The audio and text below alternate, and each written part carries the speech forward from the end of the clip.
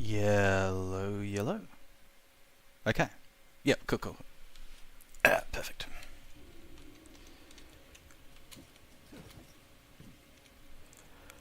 I better open my chat.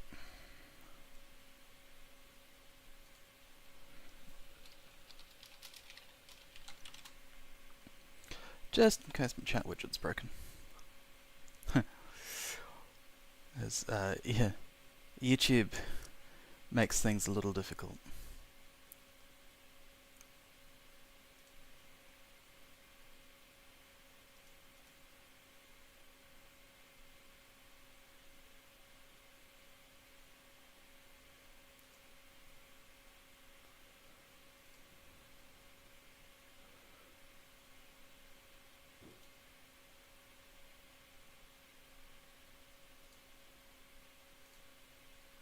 Yeah, perfect.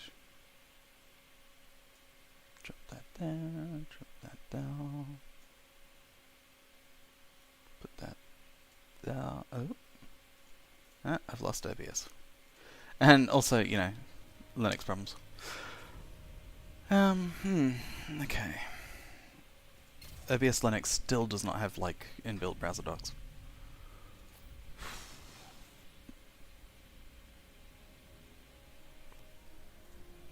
See, so Bloodworks is probably a bit over-leveled for me. Undercroft, probably a bit under-leveled.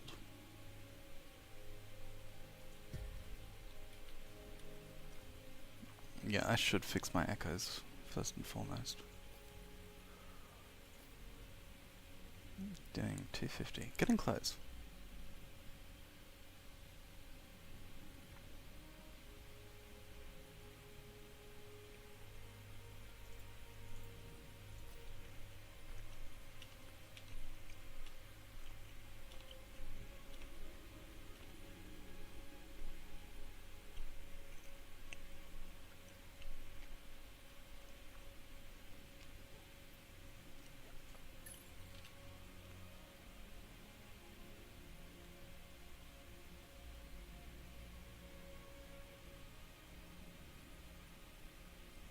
Let's play.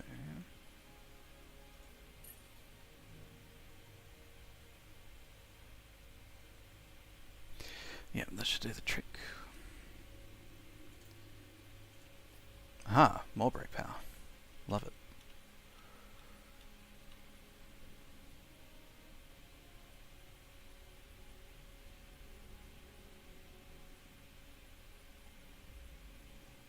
So yeah, my build strategy for Wingrave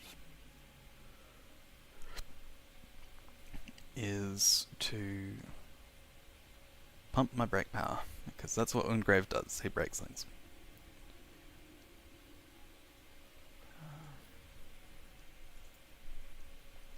And I have enough attack power, I'm pretty sure.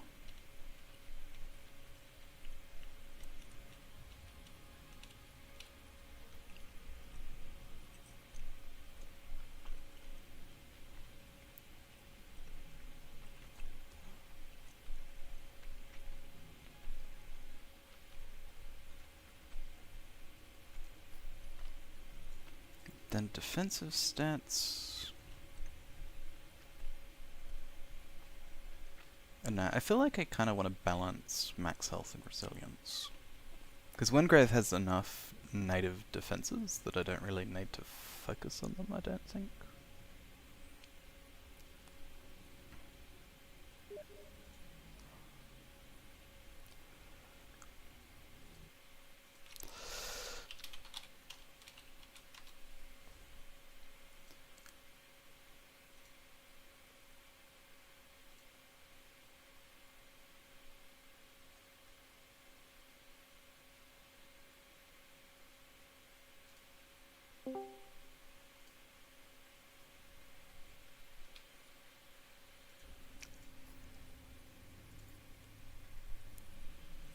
There also seems to be some sort of bonus that you get when you're playing solo.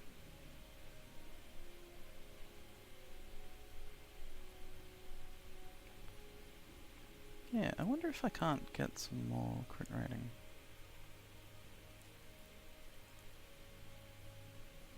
that I benefit that much from crits. Oh, there's Break Power and Herald. Cool.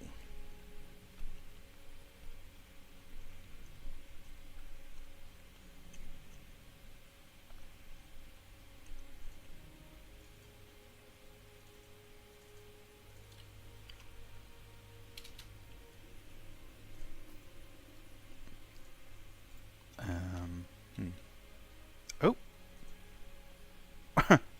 Interesting.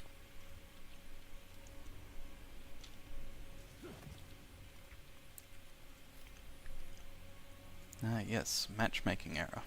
Makes perfect sense.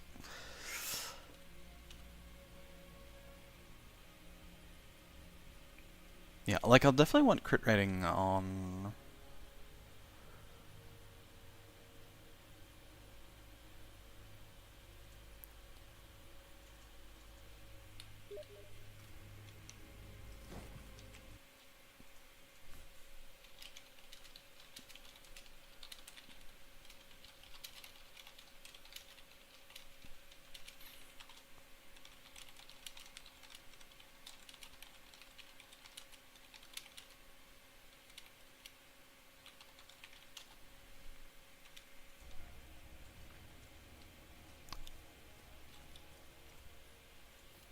Oh, this is weird. Good old Wayfinder, hey. Apparently they just put through a... Oop! Yep. DC'd. Great. Back to Wayfinder.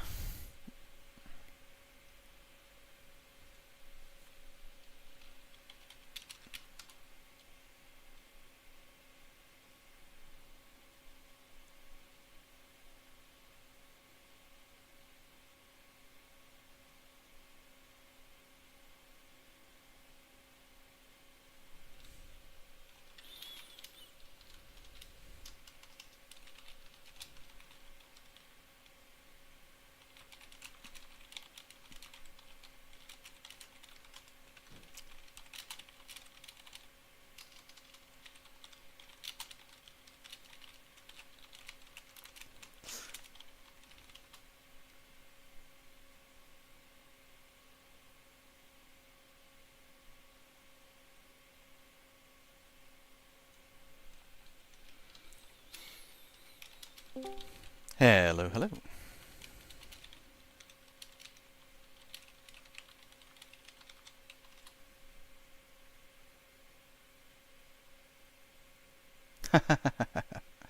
You're welcome. I have all of the knowledge. Oh, and it looks like my chat's broken. Cool. Cool, cool, cool, cool, cool.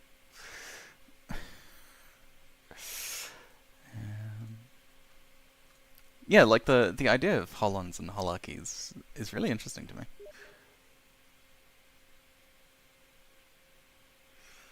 Oh, and... no. Computer's fine. We're good.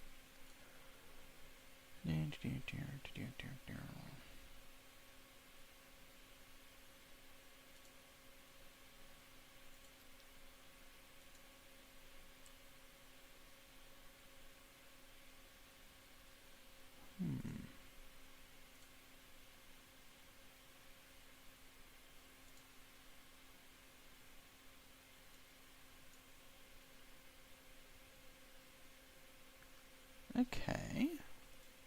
That's it. Oh no, there we go. Cool. Chat is not broken. But yeah, I'll be right back. Give me like 10-15 minutes, and then I'll probably play some Warframe in picture-in-picture mode or something. Oh yeah.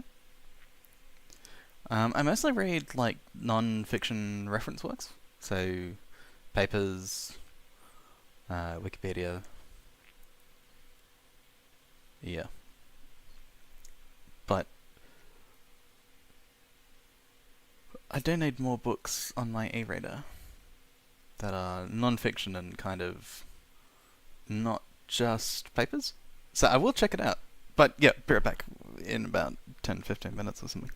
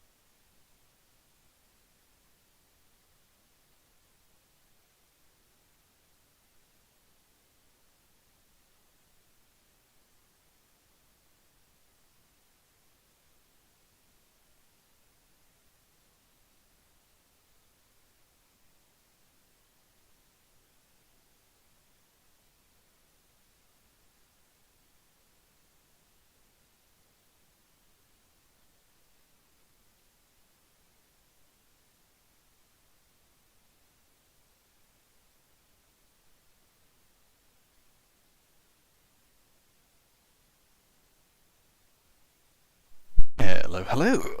Ugh. I love Wayfinder. Hello.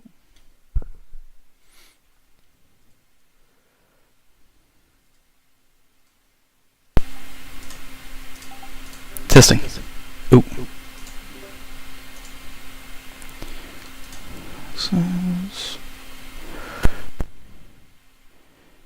Okay, that should be a bit better. Discord is still cooked though.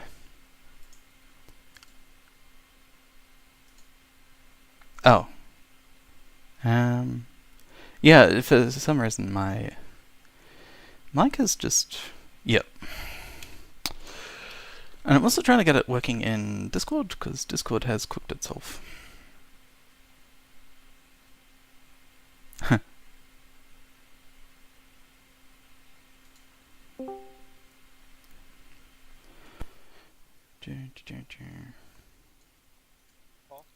Hello. Okay, now Discord's no. Bruh.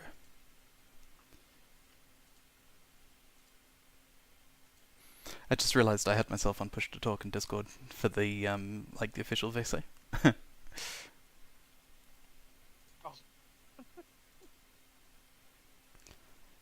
Man, 10 seconds is not low latency at all. I should have gone with like ultra low latency or something.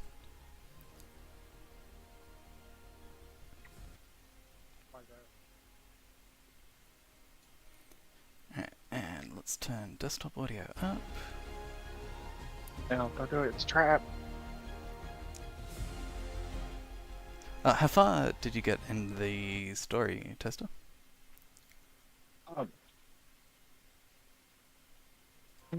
I just got to the last colony to go into the Shrouded Woods, and then I ended up getting off the game last night. Yeah, yeah. So you got to do one run through the Shrouded Woods, and then you have to go farm the Shrouded Woods a whole bunch. So I'm on the farm the Shrouded Woods a whole bunch leg of the story. So when you get caught up, we can go farm the Shrouded Woods a whole bunch.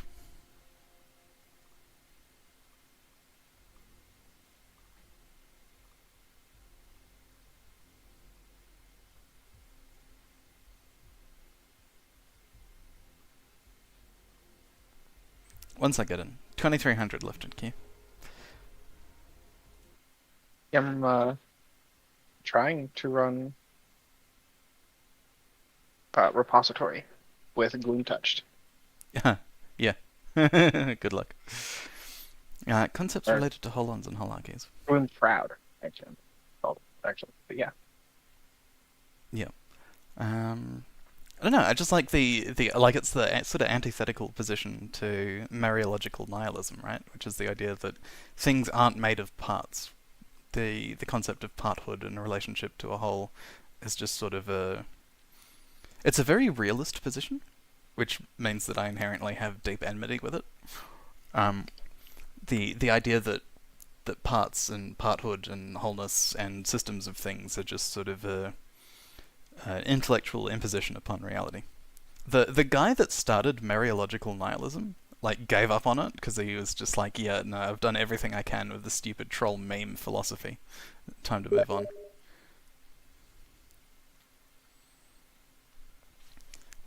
A link to Mariological nihilism. Oh, to the stream.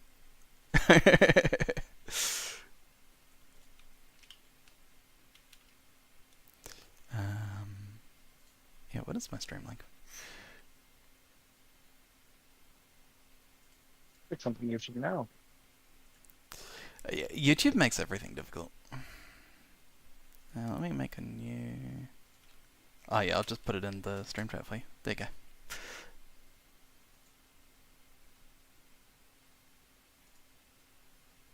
I'm just deleting these enemies real quick. Yep.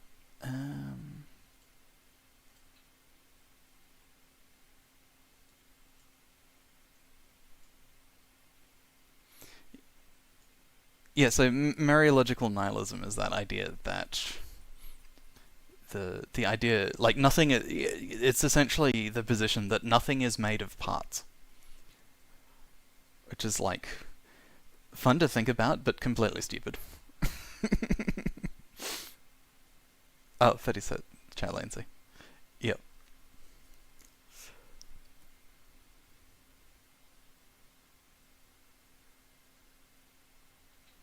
Does YouTube have a DM facility? Like, can I send you a Discord link that isn't in the stream chat?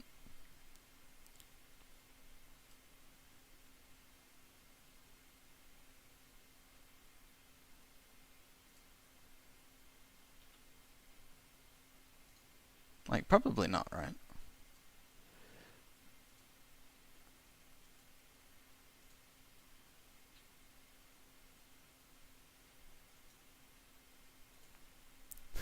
If Google Plus was still a thing. Um, Google Plus. Good old Google Plus, the Boogle Plus. Yeah, I'll just drop like a temporary link into the server.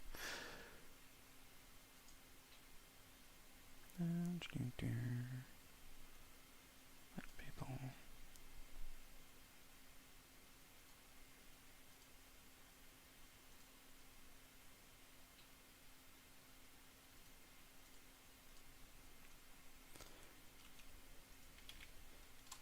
There you go.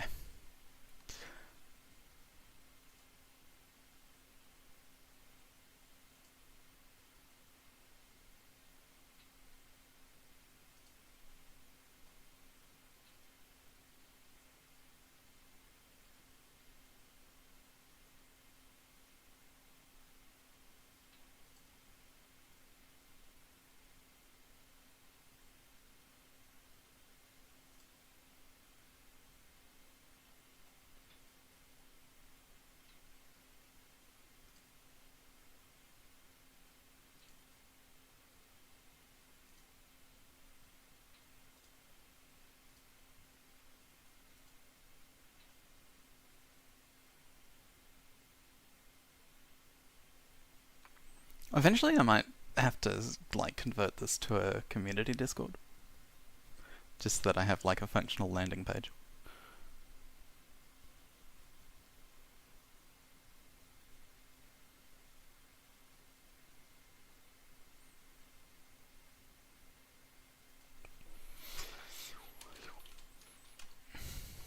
And you're very welcome to jump in the VC.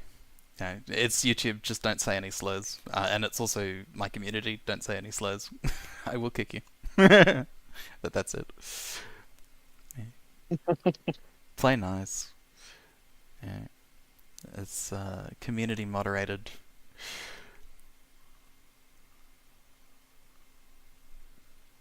I think it's more important to have, like a community spirit or ethos, and built around a fairly hard set of boundaries for like what's acceptable behavior. Well, that's my vision of moderation at any rate.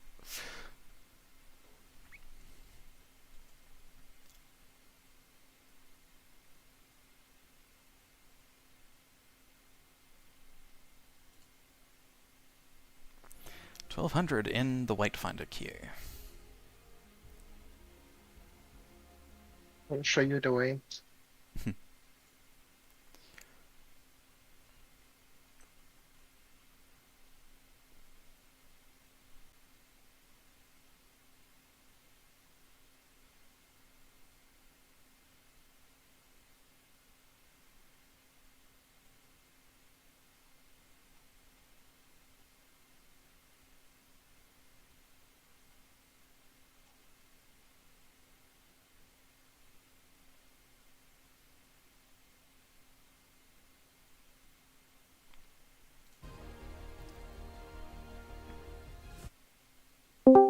Hello, hello.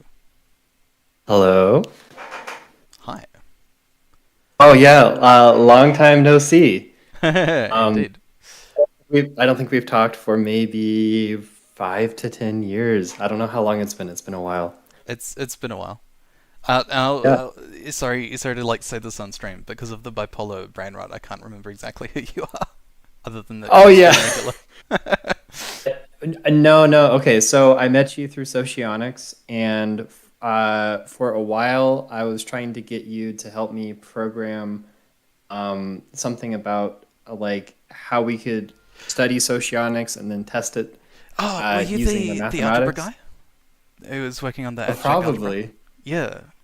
Yeah, probably. So like the group theory stuff. Yep. Yep. Um, anyway, partly because I could find no one to help me, and for some other reasons, I'm actually now a data visualization designer, and I'm still not ready yet to like make a interactive user interface, but like I'm on the path, so it's looking good. Yep. Oh, and I think I basically like figured it out, but I'm like, I have to figure out how to put it in terms that most people can understand, and then I need to figure out how to like program interactive examples. Yep. So it'll still be a while, but hopefully soon. Hmm. Yeah, nice. Data viz is one of the potential career paths that I could go down if. I Uh, recommend it. Now, okay, it's very wide. So I didn't think I would be able to get the kind of job I have now. And I was like, I'll probably have to do like data analysis, which I don't really like, but like I can do, which is like spreadsheet stuff. And then like a little bit of it is data visualization, like maybe 10%. But I currently have a job that I work for a think tank, and my entire job is just making data visualization. Like we're doing a rebranding with our color scheme now. And so I've been making like a 3D color space explorer. It's super fun. So hmm. like I don't know if there's many jobs like this. Like maybe the closest thing is if you worked for a news agency and they're like publishing articles and you're able to make things like that. But yeah, I love this job. When I was a kid, I kind of liked art, but I was like, I'm not talented enough to be uh, like an actual artist. And probably what's going to happen if I go down that path is I'm going to be like stuck in some marketing job and I'm going to be selling like Prozac to kids and Happy Meals. I won't be able to live with myself. So originally I did engineering, but then I had an existential crisis. Like, I can't do this. Like, I could do the work, I just really didn't like the people.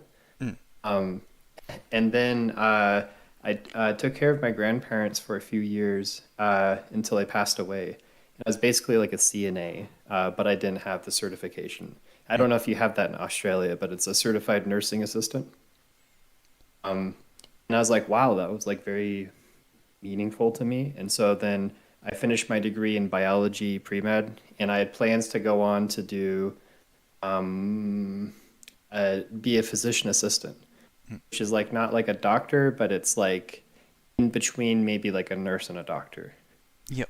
Um, but then I really wanted to finish that socionics project, and so I started teaching myself basically like data viz just to do that. In the process, I realized like there's actually a career here.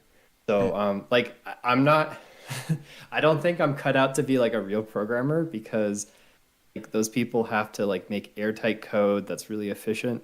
But for me, like as long as I can make it work and it's not running too slow on the web page, like it's good enough. And so it's mostly like it's almost like a web design job, just with statistics. Mm. So I don't know if that sounds interesting to you, but I highly recommend it. And like data-driven stuff is getting more and more popular, and it's it's a career that's going to be bigger later. It's not going to go away. Yeah. So job Yeah. security and like okay, I do not make this much because I just started. Um, but like data visualization designers, they make between 100,000 and 150,000 on average. So like it's also it's a good job. I work from home, so I live up in a mountain town that's super hippie, and it's really fun.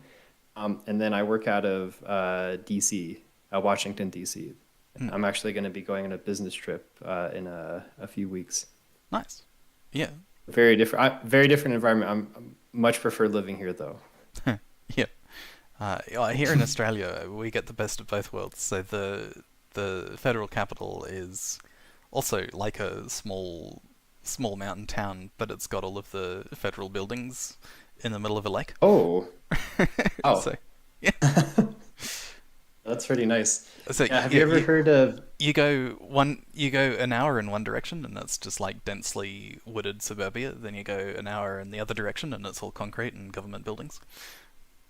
Hmm, yeah, cool. And then probably like you go 2 hours in any direction, you're in the outback. Yeah, for real. Yep. And if in my case, like if I keep going another hour past the city center, it's just a swamp. It's a really nice swamp, and all of the farms and things are out there. Hmm. And, as a kid, did you ever watch the Disney movie The Rescuers Down Under? No. Oh, okay. So whenever I think of Australia, that's what I think of. Yeah. You haven't heard of the original one? No. Oh, okay. Well, it's a Disney movie, so it's about like these two mice that go on adventures. And the first one was like in the bayou, I guess in America, and then the second one was in Australia. Mm. I'm sure a very accurate depiction of Australia. I almost kind of don't want to visit because I'm going to be like so disappointed. Yeah. Like this isn't what it's supposed to be like. I mean, even if you do wind up getting disappointed in that regard, like up and down, I've been to a few places in Australia, and there's a lot of really, really beautiful country here. Hmm. Oh, I bet, and I've seen like pictures, and I love like camping and hiking, Mm. so or like rock climbing. So I'm sure there's a lot of cool things there. Yeah, there's And don't you have like gigantic spiders? Is that Australia? no, our spiders are small and venomous. Oh, okay. He's Much lying. less Don't listen. better. That's why you avoid Australia like the plague. Yeah, he says small and venomous, but really he means the size of small dogs. Small, Oh, relatively small speaking. dogs. Oh, No, like yeah, small by Australian standards. like Some place that there's like dinner plate size. or like the last joint of your thumb, maybe. I think the general trend is like the more deadly a spider's bite, the less it needs to be big. So like the really dangerous venomous spiders are really small.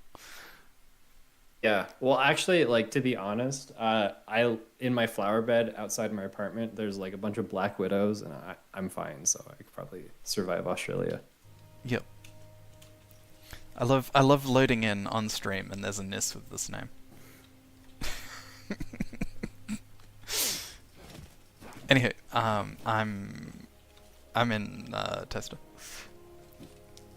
All right. Let me finish up this repository of knowledge. As opposed to the famous Australian politician, the suppository of all wisdom. Oh yeah. So speaking of that, where did Mariological nihilism even come from? Like, is it like someone did like a ton of drugs and like became one with the universe, and there's no distinction? I know the truth. Isn't that where everything comes from? The SCP page has, as far as I'm aware from like glossing over the SCP page, it was essentially the project of one specific philosopher, and I don't know what his background was, but I would suspect strongly, based on the ideas in Mariological nihilism, that he was probably a realist. And I'm an idealist hipster. You know, I don't really care about the whole anti-idealism plague that swept through the English-speaking philosophy world. Huh. Yeah. I don't know if I have a serious position, but I think panpsychism sounds fun. So I'm kind of like, might as well be that. But like, who knows? Maybe if I got into it, I'd be like, oh no, actually, I don't believe this. So, but is panpsychism idealism? Is it like the whole universe is made of consciousness? Yeah. So panpsychism, I think, would probably be. I'm sure there's like panpsychist realists out there, or like panpsychist materialists or something. Some sort of bizarre philosophy. Oh yeah. So that book that I recommended, The Romance of Reality, it's the position of poetic meta-naturalism. So I don't know. I don't know if it's materialism or idealism. Hmm. It's like kind of both. I don't know if it like actually achieves being both. Like for me, like it seems great on the surface, but like I don't really take any philosophy that seriously, so I didn't really put a lot of work into seeing like am I like really solid on all these points. But like with the socionics thing, what I've been trying to figure out is like how do you actually test it? Hmm. Like what would be the criteria for a valid theory versus like an invalid theory? If that makes sense. Yeah. Um, So there's like a lot of opinions out there, and it's like, well, if we could actually figure out like what makes one better than the other, at least we could like rank order them, get rid of, or at least like not take the really dumb ones seriously, and then the highest ones we could either improve, or we could see, is it good enough, yeah. even if it's like there's some noise and some error, like is it a solid enough pattern?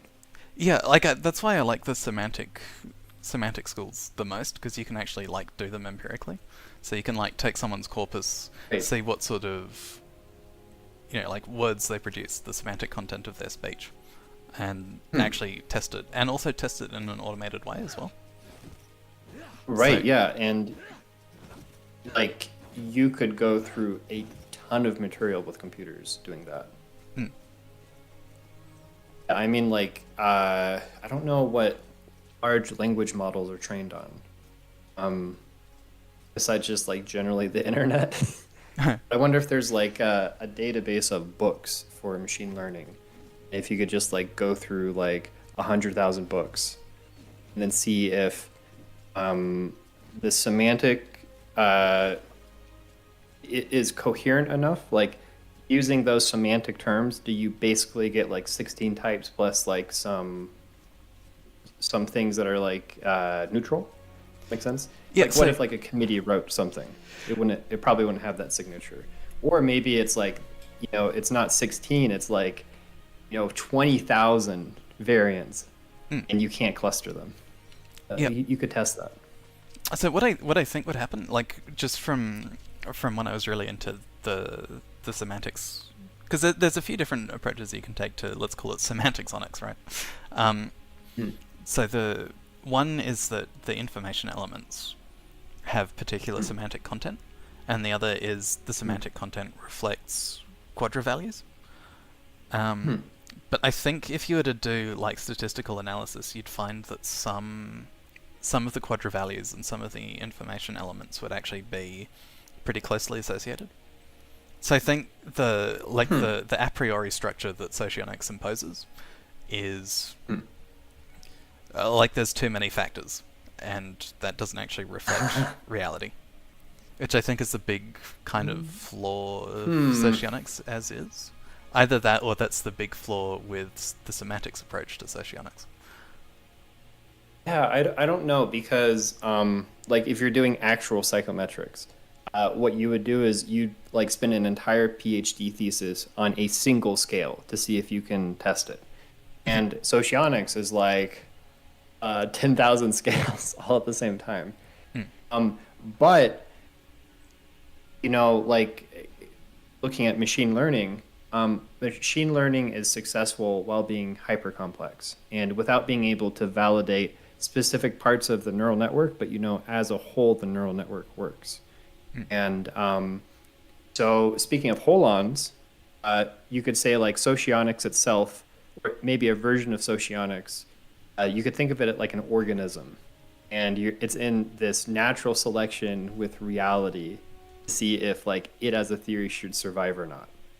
That makes sense. And there's all of these like organelles in the cell that hopefully are adding to the overall survival of the theory. And they can be distinct, like quadra or temperament or things like that, or information elements, or if you want to go all the way, you could do charged information elements. But at the end of the day, they all need to be somehow benefiting the whole. And speaking of holon, so like you could look at it like the overall theory is one holon, and then it has many parts in it that are like subholons, parts of that. And Yeah, but that's like the part. Sorry, you go. Oh, yeah, the parts inside, they have their own identity, but really there's a group identity of like, is this an effective theory? And just like you could test if the whole theory is fit enough to even exist, or if it's all bullshit. You could then apply that to the parts. So you could start like, this is impractical, but like in theory, you could take everyone's opinion, kind of just like put it in this big pot and stir it, and then use statistical correlation to see, okay, well, these parts, they all work together and make a unified whole that makes sense. And then all the other stuff is randomly correlated, or at least randomly enough that it's worthless and you should throw it out. Yep. Then like at the end of that, like, well, what kind of a theory do you get? Hmm. That's a lot of work, and you can use entropy as as an objective function for something like that. And so that book, The Romance of Reality, it actually extends it to not like I want to do it with socionics, but apparently there's like the theory of universal evolution, universal Darwinism, or universal Bayesianism, and it's like actually that's how reality works. So again, like I don't really care about the philosophy part, but I picked it up to learn how to do stuff with socionics. And have you ever heard of mutual information, for instance? Yep, so I did a course in info theory. Oh, great, yeah. Yep. So entropy, So mutual information was a little bit beyond me because I was kind of having my brain fried that entire semester. huh. Like when you apply it to socionics, if all the parts of socionics are working perfectly, then as you add like different concepts, they're just redundant. You know, like if you know, like let's say with your semantic approach, if you know certain information elements, you then are predicting exactly what quadra words they would be using. Now, of course, like it's not like that in reality. There's going to be some noise, and also like who knows how good our definitions are. But you could use like mutual information as a measurement of like how well the parts are working together to make a whole. That makes sense? Yep. You know, like if you have like 1,000 factors, but still really we're just measuring these 16 basic categories. Yep. Yeah, like my vision of like I'd take a fuzzy logic approach. So we kind of start with these 8 information elements, and rather than like specifically fishing for blocks, you've just got these 8 sort of categories, and you slowly build up a, like this 8-dimensional belief space about, which semantics occur the most frequently, and then sort of map that onto one of the 16 types. Okay, well, how do you know that there are 16 types if you do that? That's one of the things you test, right? Because Okay, I right. personally So don't believe that there would be 16 types. Oh, really? How many types do you think there are? So I think the 2 ethics elements aren't actually as distinct.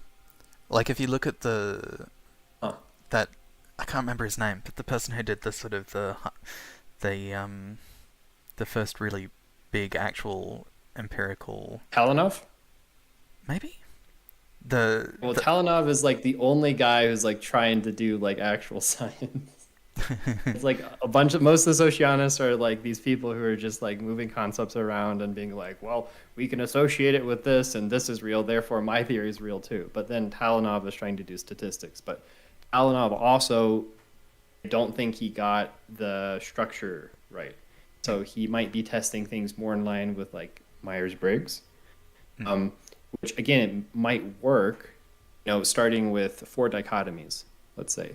But I am now convinced that is not what Jung was doing, and so like you can use group theory to prove things like that.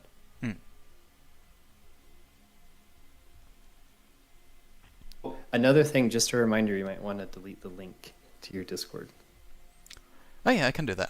It was a 1-day link, so Okay, But yeah, that works. good call. Message retracted, as opposed to redacted. Huh. Oh yeah, so it looks like two people are watching. It's me and some other person. So there might be a new person showing up It in might be your Toaster. Discord. Toaster watching the stream. Oh, okay. And yeah, like I got in and desaved, so it straight back into a 6,000 person queue again. So this is now a Socionic stream. Okay, cool. Yeah. Okay, so I don't know if you're in the mood to talk about socionics. I just came on here to hang out, but we could talk about it more if you want. Yeah, no, I have an opinion about the ethics. Yeah. So I think the two ethics elements are fairly correlated, much more so than other elements. So Is that in terms of like semantics? yeah, or specifically were... in terms of the semantic content, there's like a fair amount of overlap. Oh, okay. I could see that. Yeah, also, like, like people do talk about ethics, but I feel like ethics is an implicit thing. So it often, like, the difference might not come out exactly in words because words are more explicit. But, I don't know. I haven't really been paying attention. Yeah, in that big semantics inventory, I think one of the big things that was noted, because it was that study that worked on resonance groups. So like you kind of mix and match people over and over again and find what sort of methods of speech. He actually used syntactic structure as well. So, but anyway, he focused on. Yeah, I'm not familiar with that. Yep. So you mix and match people and see what sort of themes, communication styles, etc., tend to emerge from particular groups, and say, okay, that's an information element because that's something we can measure and it's occurring in a social context. And okay. Yeah. So I didn't know they did this kind of research, but that's kind of like the group theory approach.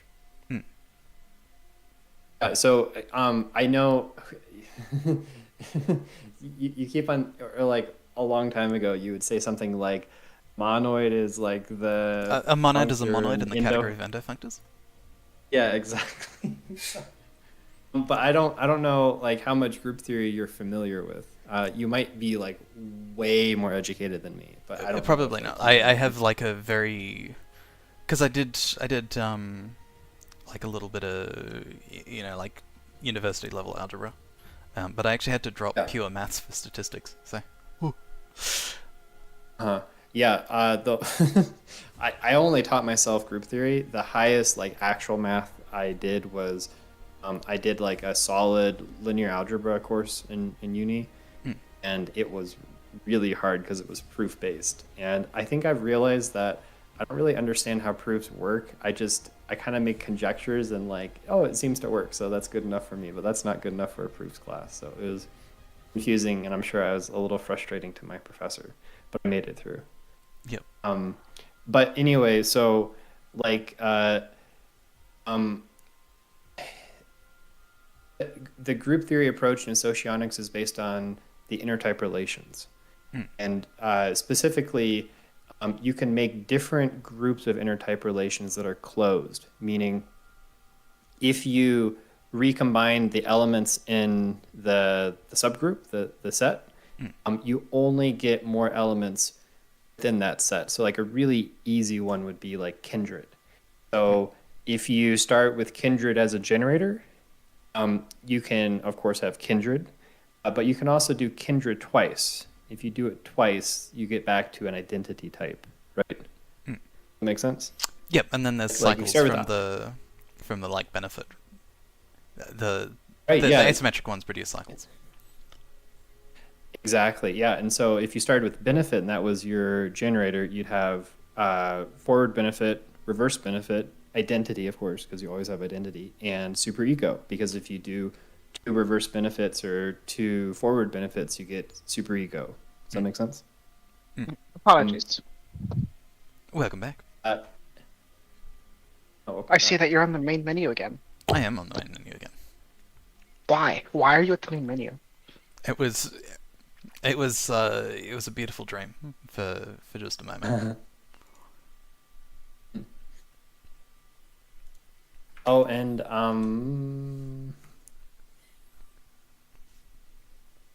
let's see. Hold on. Are you the angry Vuana? No, Angi Vuuna, yeah. Oh yeah. It's a Warframe thing. Okay. So the lewd toaster. I don't mean to hijack your stream with Socionics. I don't know if you've even heard Oh of no, no, I'm so. the one streaming. Oh, okay, cool. Well, then you make the rules. Hmm. So with the group theory stuff, so like you understand how like identity and kindred make a subgroup because if you just have those actions, you can only get to those two groups. Hmm. Um, then what you can do is you can ask yourself like, well, what do those have in common? Like what do kindred types have in common?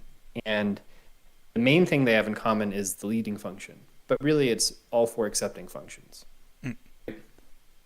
So then that makes a natural division in the theory. So you can look at just those elements and you're not breaking anything. Hmm. Whereas if you were to reduce everything into dichotomies, then you're reducing it too far and you lose some stuff. Like you can do it, but what you're left with, you can no longer put back together and make the original Model A theory. Yep. So when you're talking about like putting people in like resonance groups, it was like, oh, well, maybe they were kind of doing the group theory thing. I don't know if they were doing it with those specific combinations, or if they were just randomly putting people together and seeing what happens. Yeah, I'm not sure. I guess if you wanted to be scientific, you would just sort of, you know, shuffle the box, so to speak, rather than trying to like a. But you know, the socionics community isn't exactly good with rigorous The shining science. example of science. Yeah. Yeah, I've noticed. Yeah, but that doesn't mean that they shouldn't be. Yep. And then also, like that's kind of like an abstract version of like how you'd apply group theory. But then you could ask yourself well, what do these types have in common question, and you'll implicitly end up doing group theory. So, if I remember right, you're an IEI, right?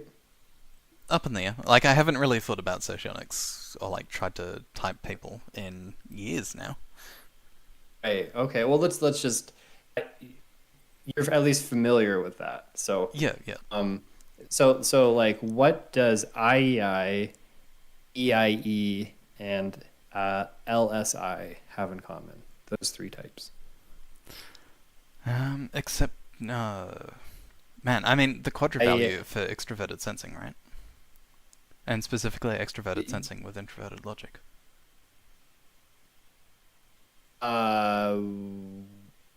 So almost. I was looking for just quadra because IEI, that's the beta. I mean, they're all quadra. betas. Yeah, EIE is. Yeah. Okay. But see, implicitly, I gave you three types, and there's four types in beta. So that would be an example of there's relationships between the original three types, and then if you use them as generators and you make the full set, you end up expanding it up to include the fourth type, which in this case would be SLE. And then it stops. And so implicitly, like even if people don't know group theory, almost always get that answer. And then you could play that game with other things. You could be like, okay, well, what do these three types have in common, or these three? And also, like, there could be different answers because you could look at it in terms of like classical socionics, which is like what Model A and what Carl Jung was doing. You could also, like, the dichotomies are a thing, and so you could also look at it that way. And you just have to be specific which one you're doing. I think I figured out how the dichotomies are related to Model A. Actually, there's a second dichotomy space. Like you're probably familiar with the Riemann dichotomies. Yes. So there's actually a second space, and this is what they do. So again, starting with IEI, if you look at, like, let's compare IEI to EIE, and specifically IEI is a leading function, so introverted intuition. How would you contrast that with EIE? Um, I can think of two ways, but I wanna hear your approach before I bias you with my answer. I mean, I'm already a bit biased because I do remember some of the random dichotomies. Um, Oh, okay, yeah, no, but we're actually not gonna. So this is like how you would start constructing the space, but it doesn't even get to dichotomy. So just like in terms of Model A, mm. would you compare IEI leading introverted intuition to EIE? Like, what are two? How would you contrast it? Like, let's say you're like, I can't really tell if this person's one or the other. You're looking at that specifically. I mean, I've been a bit brain poisoned by the semantics approach because I would say I would say that the only way to distinguish the two types, if you're going purely empirically and purely on semantics, is that so like a type for me is like a probability distribution for what sort of semantics someone produces. So the key way of differentiating an EIE and II would be an II would statistically produce the least amount, or would produce very little extroverted sensing words and phrases, Oh, whereas the EIE would produce very little introverted logic words and okay, phrases. that makes sense. Yes. Hmm. Okay, so what you're saying would be you're contrasting the two suggestive functions. So suggestive Yeah. volitional sensing SE So and suggestive structural logic yes. AI. So the what's the first, second, and demonstrative functions would be the three that I would expect someone to produce the most words for. Exactly. Right. That makes total sense. But just like with the suggestive thing, so that's one of two ways you could compare things. So what you're comparing is the suggestive function. Hmm. Makes sense? So it's like one type has this suggestive function, this other type has this other suggestive function. We can look at the suggestive function, it's like the context, and then there's two different things. Hmm. It's the contrast. Okay, but so socionics is the theory of information metabolism, so that the context in that case is the metabolism. You could also have the information, the context. And what I mean by that is, and maybe this wouldn't actually be practical for the approach, but it's something that you could do in the theory. It would be like contrasting IEI's use of introverted logic with EIE's use of introverted logic. Does that make sense? So you're, instead of holding suggestive function constant, you're holding the information TI constant. Hmm. And those are the two ways of comparing things. And it turns out that everything that you can create with the group theory, you know, like what do these types have in common, can be compared in those two ways. And one of the ways fits in one of the dichotomy spaces, and then the other way fits in the other. And so that doesn't even get to like, well, are dichotomies real? Because maybe dichotomies are just a convenient way to keep track of what's happening. At the very least, that comparison is, it's intuitive at least. But maybe, you know, we like do the science and only the suggestive function contrast is real, and we can't measure the other thing. The other way, it's not categorically wrong. We would have to test it. And it could be that let's say the semantic approach works with one way of comparing things, but then someone comes up with another way that uses the other comparison, and they're complementary because they're still basically identifying the same types, but in totally different ways. That's like the holy grail. It's like, okay, all these people who are arguing all the time can actually like settle their differences and work together. I would love that. Who knows? Like, also, if you tested it, you could have a total theory collapse and find out that like everything is bullshit, which would be fun, but it would be kind of sad. Yeah, I You mean, could also have like different. that's why I like the semantics approach, because even if it's like socionics is completely bunk, like an actual sort of semantics approach to psychometrics is completely unexplored. Because at the moment, like the big five and Texaco are like a lexical approach. So like, how do you describe people, not how are people biased to produce certain, say the world in particular ways, or produce certain contents of speech and modes of speech. Yeah. So uh, I'm completely sympathetic to the socionics approach, but why not just study speech patterns, like let's say with AI? Just like listen to like tons and tons of like natural conversations, and then try to find correlations with that without a theory. Hmm. Again, like I'm not saying that we have to do that, but that's something like you have to answer. The big five, the strength of it is like Carl Jung was like, okay, we got to start somewhere, so I'm going to kind of make these assumptions that I think are well founded, but they're assumptions, and then we can move on from there. Uh, but people don't really like that because that's kind of like biasing the process with those assumptions. People don't like that, and so the big five, the reason it's so strong is you just do a factor analysis on like all the words that people can be described with, and you look for correlations. And so a factor analysis leads to like a linear model, which is very nice and very simple. And then you're not like setting out to like make five categories or six categories in the hexaco case. You're just looking for patterns, and then it turns out in all these different cultures, you end up getting five factors. And so that's why we think those five factors are real, not a arbitrary social construction. Yeah. So, like, if you were to apply that to natural speech, why not just do it in a purely statistical sense? Hmm. And I'm not expecting you to have an answer because like this is something I've wrestled with for years. It's like, I, well, I'm, why I'm actually even biased like, towards what you're saying. So I think like socionics is fun and all, but I think the thing that really sort of sparks my imagination is what you're saying. Like, just focus on the yeah. statistically analyzing. Like, are there, you know, the whole idea of information elements might be valid, and I think it should be, but like the way it's baked into the structure of socionics and Model A, I think is a bit of a red herring.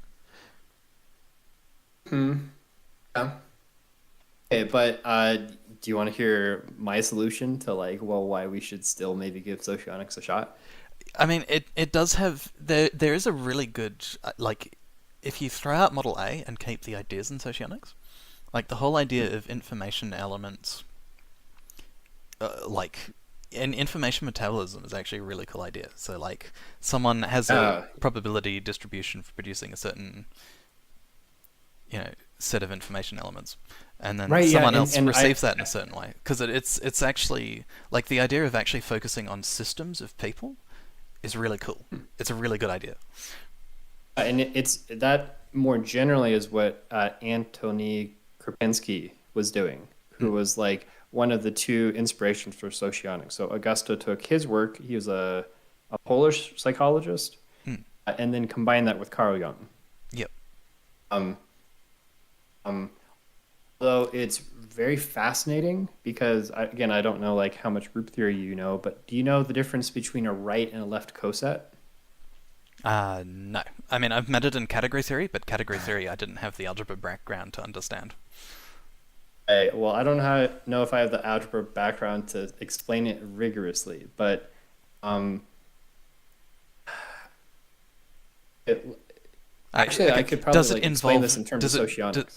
does it involve directed graphs? Because if so, I've probably got Yes. most of the idea there. Yep. Okay. Yeah. Okay. So, So couch it in directed graphs, and I'll probably get it. yeah, so like in terms of socionics, let's say we start with the group of intuitive leading types. Mm, That would include IEI, but there'd be three others. mm, Okay. Um, and we're doing the thing where we're contrasting it against the other types, either based on information or metabolism. mm, So if it's metabolism, since this is intuitive leading types, Well, what are the other things you could lead with? You could lead with logic, ethics, or sensation. So those together with intuitive leading, that makes a natural kind of partition. And the thing, again, they have in common is metabolism, all about the leading strength. Make sense? Okay. The other way you could do that is you could look at, well, how do types in a similar way interact with intuition or sensation? But you could have still the leading intuitive and sensory types or groups, but then you could also have the creative sensing and the creative intuitive. And then those are two different things. And in that case, instead of comparing the metabolism, because the leading function and the creative function, they're different. This group is partitioned based on information. So you can compare intuition and sensing across all those groups. Make sense? And basically, if you were doing that rigorously, one would be a right coset, one would be a left coset. And this is the socionics application, but you can do this purely from the abstract math. Just come up with these groups without assigning them like an empirical value. And what is fascinating to me is I think that is this psychological interpretation of like right and left cosets. So if we study this for socionics and work it out, we could then use that approach for anything. Yeah. And it could be a totally different kind of group, but then that basic pattern would be there. It might not be information metabolism, but it'd be something abstractly related to it. So, again, like even if we're wasting our time and socionics is bullshit, if we do our work correctly, maybe we would work that out and it wouldn't be all worthless at the end of the day. Yep. Another thing is, so again, like the big five, the whole argument going for it is, well, we're not making any assumptions at the beginning. We're just doing statistics. But we are making assumptions with the kind of statistics you're doing. Now, principal component analysis and factor analysis are very fundamental and eminently practical. Like it makes sense why, okay, well, let's just try something that would be the first thing you would try. Right? But that doesn't mean that that's the best way to like study things. You can only go so far with like linear things. The whole point of a neural network is it's not a linear, it's a non-linear estimator. Yeah. And like clearly you can do much more with a neural network than just a matrix. Like a linear matrix. So I don't know enough to know if this is the case, but if the group theory part is fundamental, there's some things that you can't break down into a dichotomy. It has to stay a quaternity. And with factor analysis, you're assuming that binary, not that quaternity. So it may be that if you were to approach psychology from purely a linear factor analysis approach, categorically excluding the kind of model that socionics is. So that would be a reason why, well, given that we have the big five, well, maybe it's still worth doing it because maybe the assumption of the big five is just really, really abstract, but it's not like the ultimate truth, and we have some space to try our method. It could also be that in terms of like, actually testing things, well, you end up using linear dimensions like it or not. Now, like, I've been studying color theory, for instance. And I don't know if you know much about like color spaces or like you probably heard of the color wheel before, right? Yeah. No, so I'm familiar with the color appearance models that. What are they called? Oh, okay, yeah. Yeah. CCAM. CCAM, that's it. Okay, yeah. So you know how there are two principal axes in CCAM. There's A and B, and at least for lab, C lab, it's A star, B star, and I think for CAM it's just A and B.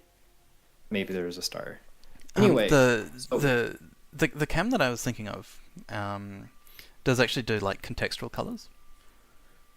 So yes. there's like three factors surrounding the actual like thing that your I think it's central vision is focused on.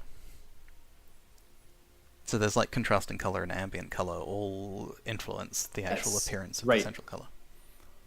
Yes, that's correct. That's part of the calculation. Whereas C-Lab, that's outside of context, whereas CCAM is within that color context. But I think there's still those three axes. The lightness axis of the CAM models is J. It's not just luminosity; it's also like vividness. So, like a really vivid yellow appears brighter because it's very saturated. Yep. That's kind of built into it. But anyway, the whole point is like there's the A and the B axis. So if you sliced the CCAM model at a certain level, a certain level of J, you have this Euclidean space, and the axes would be A and B, and that would be a isolumal cross section. So it would be all the colors that are equally bright. Yep. So you'd have like a really like medium gray in the middle, and like a medium blue and a medium yellow and all that kind of stuff. So the point is you can break down model into those two principal components, A and B. But psychologically, we don't distinguish those two. So it's not like you're walking through life and there's these like two sliders in your brain where it's like, oh yeah, this is like more A and this is like less B, and so that must be this color. It's all tangled together. Yep, because we use there's the whole opponent system in how we actually like perceive and then neurologically process color. Oh, well, there is that too, although I don't think that's reflected exactly in the CAM models. That would be like the natural color system. The CAM models were trying to do that. Then instead of, they got like the yellow blue axis, which I think of as like the sky, like the blue sky and the yellow sun, and that's great for like seeing shape and form. And then the second axis, we were hoping it would be green versus red, because that's like the red fruit on like green leaves. It's also like the red snake in the grass, that kind of a thing. Or like for humans, it might be like being embarrassed and like seeing blood and things like that. In the that's not what the A and B axis ended up. So I think it's the B axis is the yellow blue. That's pretty solid. But then the other axis, instead of red and green, it's like cyan and pink, something like that, like aqua and pink. So it wasn't what it was supposed to be. But it still works as like a Euclidean space. So anyway, just bringing this back to factor analysis, like it may be that yes, you could make things into these two axes, but that's not actually what's happening. No, it's at least more complicated than that. Maybe it's fundamentally flawed because it doesn't capture the opponent model you're talking about. Maybe it doesn't even make sense to decompose the axes because psychologically we don't distinguish. We kind of blur all the colors together. No, like we don't. What's really interesting is the language centers in the brain actually seem to influence somewhere along the visual cortices chain. So people that actually have semantics for different colors actually have better acuity for those colors. Well, yes. They're like, oh, that's actually a salient feature of the environment. Like, it happened to me in real time over a few years, right? Because I used to think blue and azure, they're the same color. But because I got obsessed, like, why the fuck does azure need to exist as a color? So I started, like, looking for azures everywhere, and now it's a separate color. Right. Yeah. Yeah, well that's an even higher level than just your phenomenological, like raw phenomenology. It's like how language can focus attention. I think it was like Nietzsche who said the purpose of language is to make the uncommon common. But I know exactly what you're talking about. So I'm not exactly sure like how blue azure is, but I see cyan and blue as distinct. Most people, they just see it as like a kind of blue. Yep. Cyan is more like the sky blue, and like the blue is more like the blue jeans blue. Yep. Or like in Warframe, there's a game mode where you have to distinguish between blue and either light blue or cyan, depending on who you're asking. So that's like a real world example of, is cyan just light blue or is cyan cyan? Uh, um, and also like maybe there are fundamental distinctions, like in terms of the history of language. Um, Almost all cultures, even very ancient cultures, have a concept of warm versus cool colors. Mm. So that seems to be primary. And actually, speaking of blue, blue is one of those colors that is like the last to notice, Mm. 'cause it's just everywhere. So it's like, actually, so you know the Tibetan prayer flags. Yep. So I like when I didn't know anything about them. I assumed because they make a mandala. So there's four elements on the outside. There's one in the center. I was always assuming white had to be the center because we as enlightened scientific materialists know that like white light has all the colors in it. It's neutral. But that's actually not the case. So they make white the element of air. Like if you're in the Tibetan mountains, guess like you're looking out over a blue sky. Yeah, white is kind of like the air element. And then they think that blue, like especially the dark blue, is space. That's the thing in the center. Red, of course, is fire. Yellow is earth. Okay, I can see that. Like the rocks here are kind of more like orange for me, but like I guess in the Himalayas in that area it's more yellow. And then green is water, which I guess makes sense if you're looking over the mountains. And if you see green, that's probably like a stream, and then plants are growing all around it. And you don't see the water, you just see the evidence of the water. So a lot of cultures also like they people were just like, yeah, blue, whatever. White is actually the color. And like that was shocking to me because like I have since a young age been exposed to color theory. So I always knew gray or white was the center.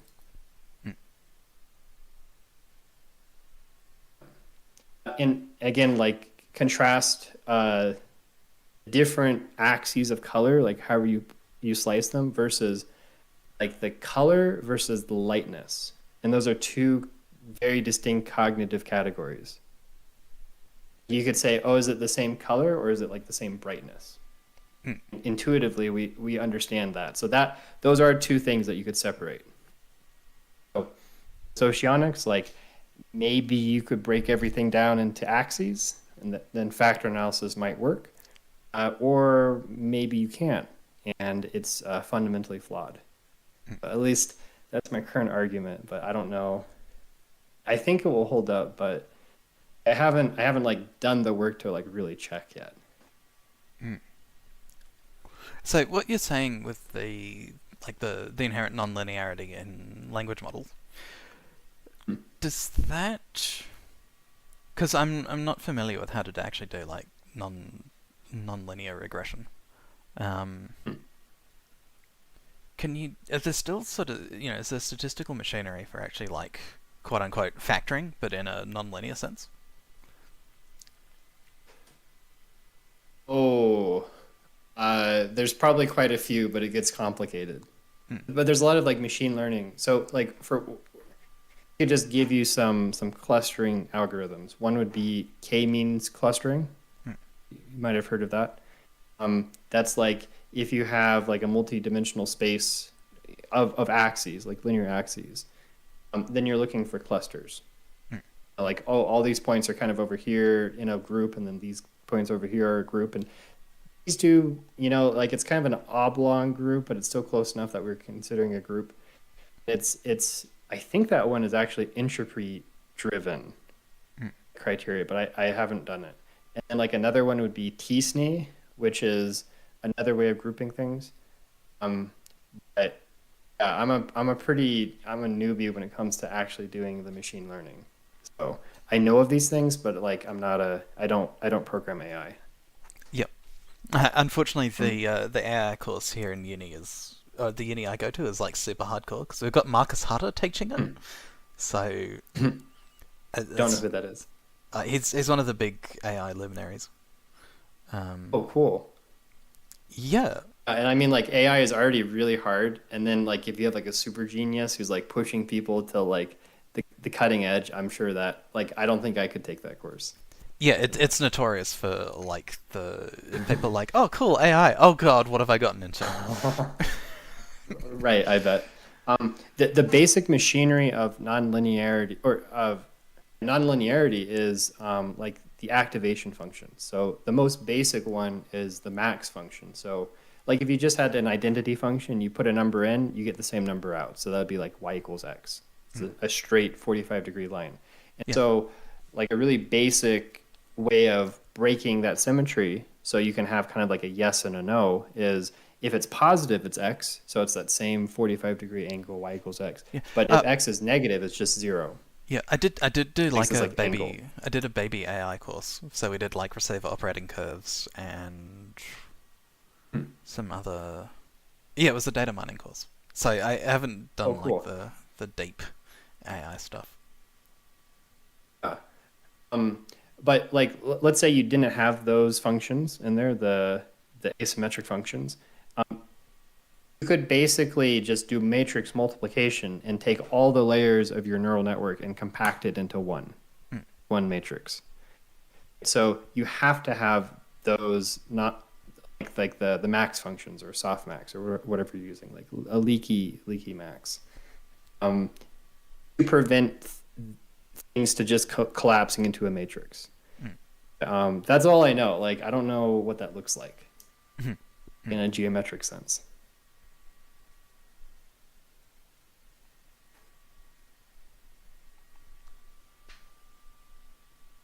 Yeah, Yeah, but think if go ahead. I was just gonna say, yeah, thinking about ideas like Bayesian confidence geometrically, when you start getting into higher dimensions, is just like I need more. I need to start taking drugs again. God, to try and visualize this shit. Yeah, Oh, I think the trick is like you get it in one dimension and then you can get it in two dimensions and you're like, okay, I now trust that like since you can add another dimension, now I can do it like 1,000 more times. And I'm like kind of comfortable with it. yeah, And if I have to, I can break down like to like bits of two so I can see it, but yeah. yeah. Um, so this new game Wayfinder, there's actually like some interesting optimization problems because you actually at the moment the big thing is trying to optimize in a three-dimensional space.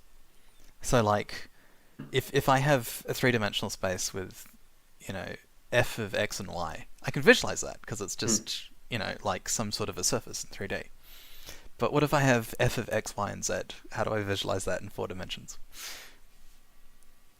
Yeah, probably it would be more like a cloud, or you could do like the electron probability orbital models where they make a shell. You're like at 10% we'll make a surface. Mm. Maybe you'll make like nested surfaces. Yeah, I'm Or you thinking, could there's visualizations of tesseracts where anything happening in the 3D space central cell does something out in one of the other cubic cells. I don't know if that's like a visualization oh sure. technique. That would be cool. I don't know if I could handle that though. I'm not evolved to understand more than three dimensions. Yeah, Um, I saw there's a really interesting VR game called Hyperbolica that I've been keeping my eye on, and it does oh like yeah, I've heard of it. yeah, yeah, yeah. Sorry, this is completely off topic, but that's really exciting to me because I was looking at like non-Euclidean and four-dimensional games, seeing Hey, what's And then hello, hello. I I should warn you, Midas. This is Stream VC. You are on stream. know. Okay, cool, cool. they also Humor. made they made like a Minecraft game, but it was in 4D. Oh yeah, But the Hyperbolica, that looks a lot more interesting to me. Although if I actually had VR goggles, that would probably make me pretty sick. So I would just play it on my computer. yeah. Hey, you're in. I am in. I don't know, like VR. Maybe because I developed an addiction to nicotine gum, but I seem to be pretty much impervious to VR motion sickness. And there are like as the tech progresses and they figure out how to mitigate VR sickness, it's been getting more and more tolerable for more people. I think. Oh, cool. Yeah, I tried like the original Oculus Rift, Mm. and I haven't tried it since then. I'm pretty excited about the new Apple thing. Mm. But, I think I'll maybe like wait a few generations and buy it. Like, this is also like a maybe a dumb reason to not buy VR, but I think it looks really stupid. Um, I don't want to be like in like a cold room by myself with a VR goggle, just like doing things in virtual space. But the Apple VR, like, kind of just like ski goggles. So like it's just got to the point because like especially with the eye thing where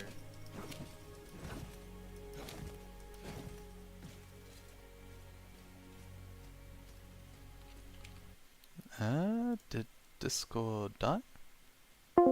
Yep. I'm back. they just passed the threshold where I'd be willing. You know, like give it 10 years and it'll be a lot smaller. Yeah. Test it. Do we want to do River Woods? Yeah. Okay. Cool.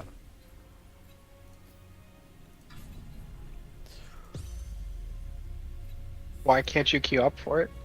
Oh no, I was just asking if you wanted to. Oh yeah, I need her into the Shrouded Woods. Mm.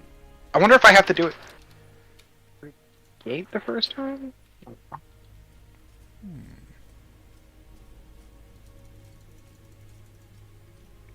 Because I also got to farm like a whole bunch of gold. Oh, actually, no, I only need 300 more gold. Because I've got this. I would have enough gold if I could sell my accessories if that wasn't bugged.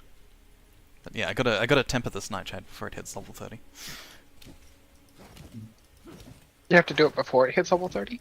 So Miniman was saying that there's a bug at the moment where if you don't temper a weapon by the time you hit the next temper milestone, it gets distempered. Like you just lose the ability to temper it forever until they fix it. But I haven't found any like. It's not registered as an issue on the bug tracker, and it's not registered as an issue in the Discord, so I don't know if that's still true.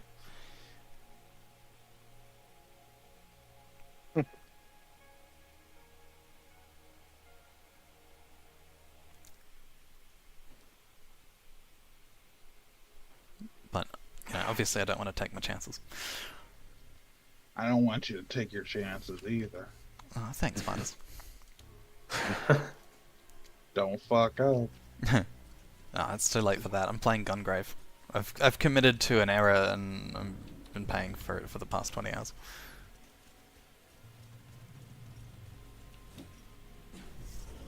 The style of this game, I haven't heard of it before. I'm putting an Imbu in. Oh. Speed buff. Speed. So we can go zoom. Speed Finder. Ah, I didn't realize that it went for the entire instance. That's really cool. Yep.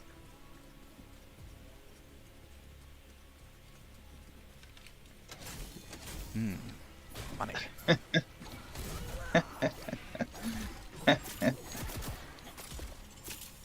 But I get motion sickness pretty easy, so maybe I should try some nicotine gum. But maybe that'd be a little Don't start. It was the worst mistake.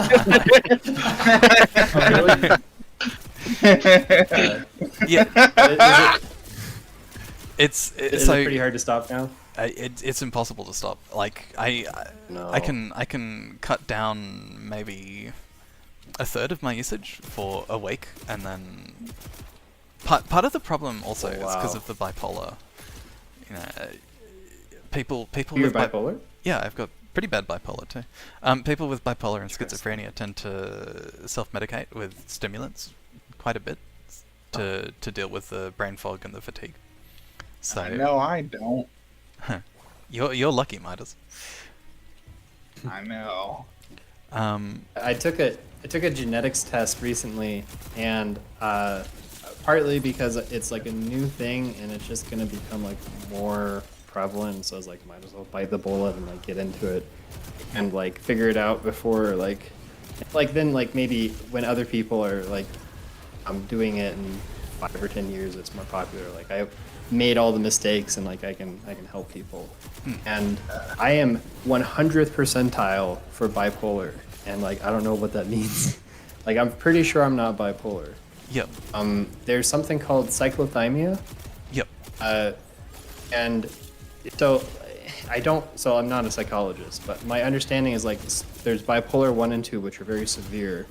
Cyclothymia is kind of like you're more moody than normal, but you're never actually manic. You're just like hypomanic, and you're not depressed, or not as often. You're Yep. like sub-depressed.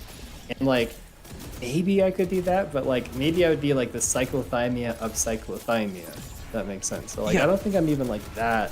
Like There's, I just thought like I was. yeah. Sorry. With bipolar, there's also an idea. It's essentially like a auto-inflammatory response to stress. Whereas some people don't get the brain damage; they just develop what's called a hypothymic temperament. So like if you manage to lock out and like not get brain damaged, you can treasure goblin here. You can wind up with just like higher energy levels, maybe some cognitive fog, high mood, things like that. I don't have any cognitive fog. Yeah. I guess a characteristic of bipolar is when you're manic, goal-directed behavior, right? That's why like people are like, I'm gonna win the lottery, and they like spend all their money, and it's like not good. But for me, I have to like go deeply into like my emotions to find out like well, first to like let go of my ego. Like if like I have to like reformat life, it's like hitting rock bottom. So I'll do that voluntarily and intentionally. And in that environment, you kind of like find out like what you really value, like what really matters. Like all the things that are superfluous, they just burn away, and you're just stuck with the things that like are really solid. And then if you can go through that, like it's not fun, but it's like it's not that big of a deal either. Now I'm very motivated, and I'm like, I'm gonna go do this, and I can stay in that state of being for a long time, like years even, until I like get to the point where either I've achieved that goal or things like didn't work out the way I wanted them to, and then I kind of have to like go back and reassess. So again, like I don't think that's bipolar, but maybe it's like on the spectrum. If there's like the bipolar spectrum, maybe that's like 10%. But also like I think a lot of people do that. Yeah. Maybe I'm just like more sensitive, so I do it more often. But like people talk about hitting rock bottom, and like you can just like learn to let go of your ego and stop ignoring the signals your unconscious is giving you, and then you grow a lot faster. Yeah, You're more and I authentic. think like that sensitivity you're talking about might be the bipolar, because it's like actually even though this test is purporting to be able to genetically test bipolar, the actual genetics of bipolar and the actual like neurology is extremely poorly understood. Right. Still. Exactly, and also like okay, so I'm 100 percentile. What that means is, if you took like 100 people in their database, even so, like I don't even know if they have a good sample. Maybe they just have like extremely not bipolar rich CEOs who are like buying this genetic test because they're rich, and then there's just me because I know about it through my degree. I'm kind of interested in biology, so like maybe I'm like not the demographic of their database, and Yep. like that's totally off. Or it could be like, okay, even if I do have in the high percentile, it could be just this one study, because like there's a few studies on there for bipolar, and just one of them is 100 percentile. Then others are like they're not low, but it's like maybe 80 or 60% percentile. And then also like you don't know like the risk factor. So even if like I'm more genetically predisposed, like did my risk go up from like 1% to 2%? Still like very unlikely just given that information. Or who knows, like maybe it would go up from like 1% of the general population to 30%. But again, like I'm pretty sure I don't have bipolar. Yep. I think I'm an extroverted feeling type, and I think some of the things that I see in myself, I'm like, that seems like extrovert feeling, like having a mood that fluctuates, being very sensitive to how I feel, managing my mood through my perception of like long-term goals and the future, and also like the observation of like how mood cycles in general, and then also like being aware of like other people. Like, oh, someone got like overly excited, but I'm like, okay, like you feel great now, but like in a day, like don't do something that you'll regret. So I would associate that with like extroverted feeling. Who knows? Like maybe it's a separate thing. It's just like There's a site called Black Dog, who are sort of... God, Poison Goop was the wrong choice for that try. There's a site called Black Dog for... that do research into depression and other affective disorders. mood disorders. Yep. So they also have like a bipolar screening test that you can do and hopefully take to your doctor, because bipolar is a progressive disease. So over the past 14 years, even though... No, what am I saying? Like... Yeah, 18 years, even though I've been medicated for 4 or 5 of them, I've just lost so much of my brain power, which is why I dropped that website project we were doing, because I just can't focus my mind anymore.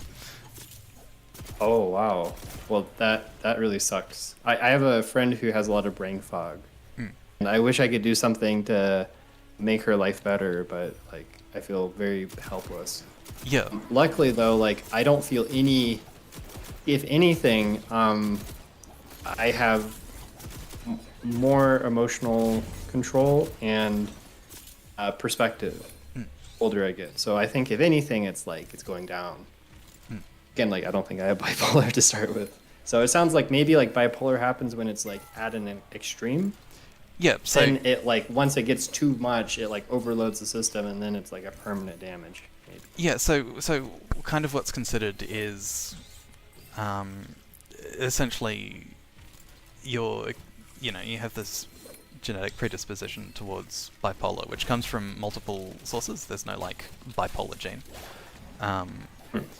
And if you're This study was like... Yeah, so if you... This study was like tracking like... Oh, sorry, I think there's like a half-second lag. Yeah, this study was like studying like 200 sites. Sorry, continue. Yeah. So if you're exposed to a stressor, it triggers an auto-inflammatory response. So the brain starts degrading various receptors on your neurons, and that's what leads to the stress sensitivity and mania and what have you. Ah. So Well, for me, like... I know like the specific bipolar pattern is, I'm exposed to a little bit too much stress, and then I have a manic episode, and then I have a dysphoric manic episode, and then I lose a little bit more of my brain power, basically. Oh wow. The So- hell happens with you is... Damn. That's crazy. It's like the anime where like there's like a superpower, but every time you use it, you like die a little bit. Yeah, it's like that. So You like can't do it too much. Yeah, manic episodes are a ton of fun, but I always dread them now because it's like, oh, I'm gonna get a little bit stupider after this is over, assuming I survive it. That's the other big risk. I could see that. Okay, so I went through some pretty difficult things when I was a kid, and I had to learn a lot of emotional regulation from that. And have you ever heard of meta emotion?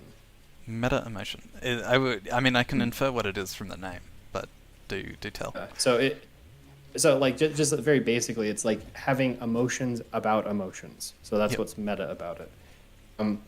And everyone has been exposed to like very simple meta emotions. So if you have like a little kid who like falls down and skins their knee, and then of course they have no emotional regulation, so they like come to mom crying, and like the parent often will do things to make the kid feel safe and like take care of their wound. But also as they get older, they start teaching them, okay, like you're a big kid now, you know, like, and all these other things. So that's really basic meta emotion, like how to calm yourself down.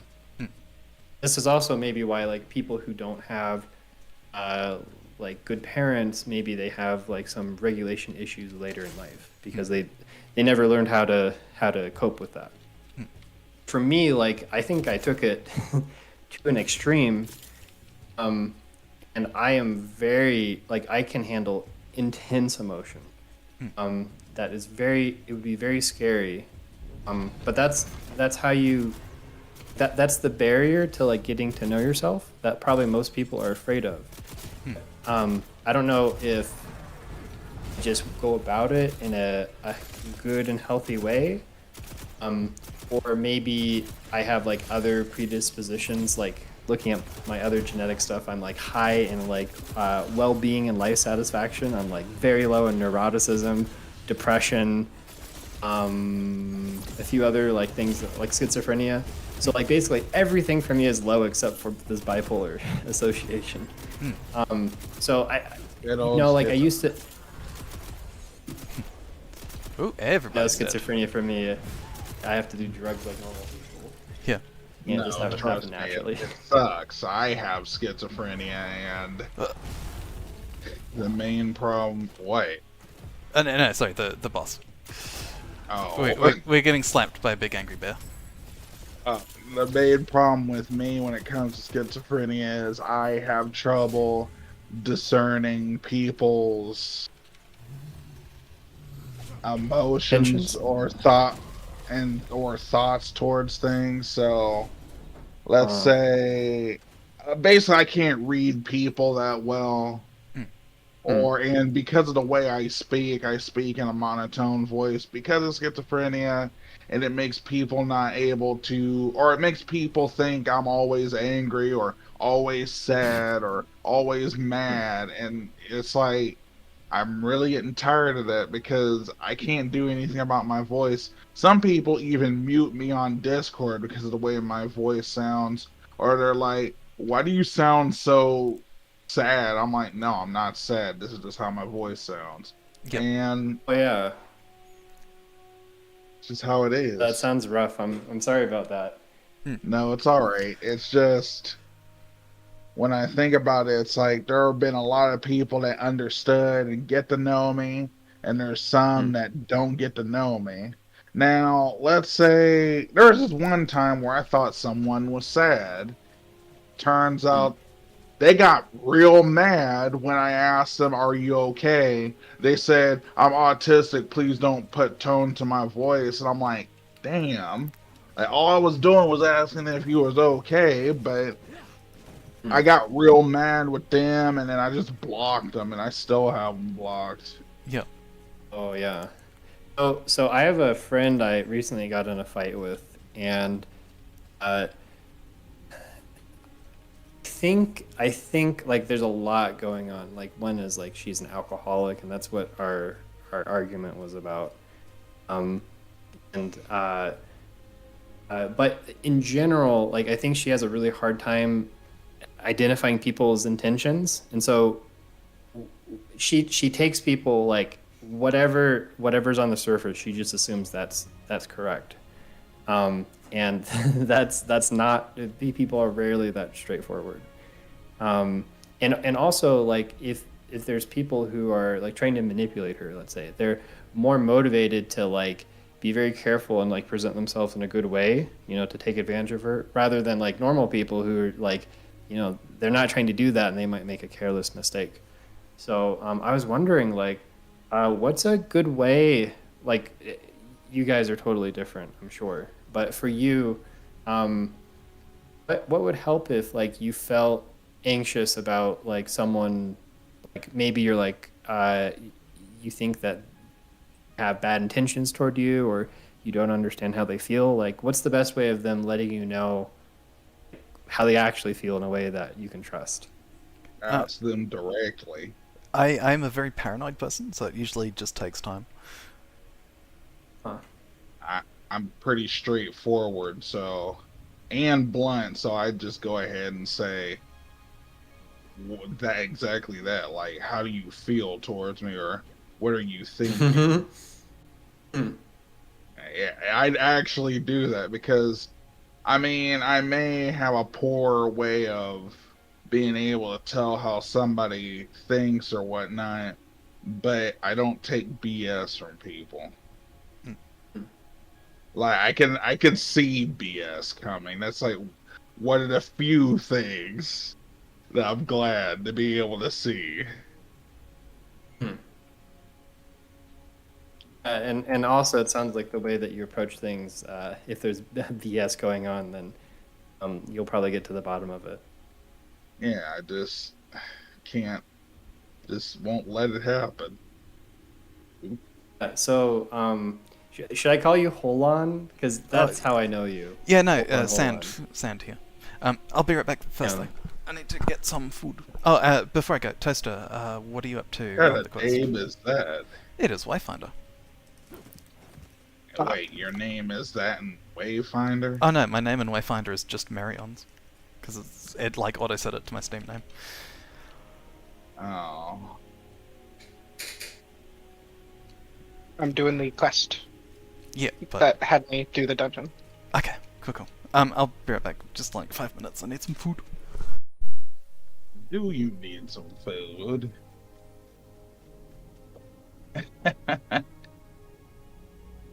So, if you don't mind, I'm just curious about schizophrenia. Um, is it something that it's pretty easy to live like every day with? Like you can be out in public. If you're well medicated, yes. Oh, okay.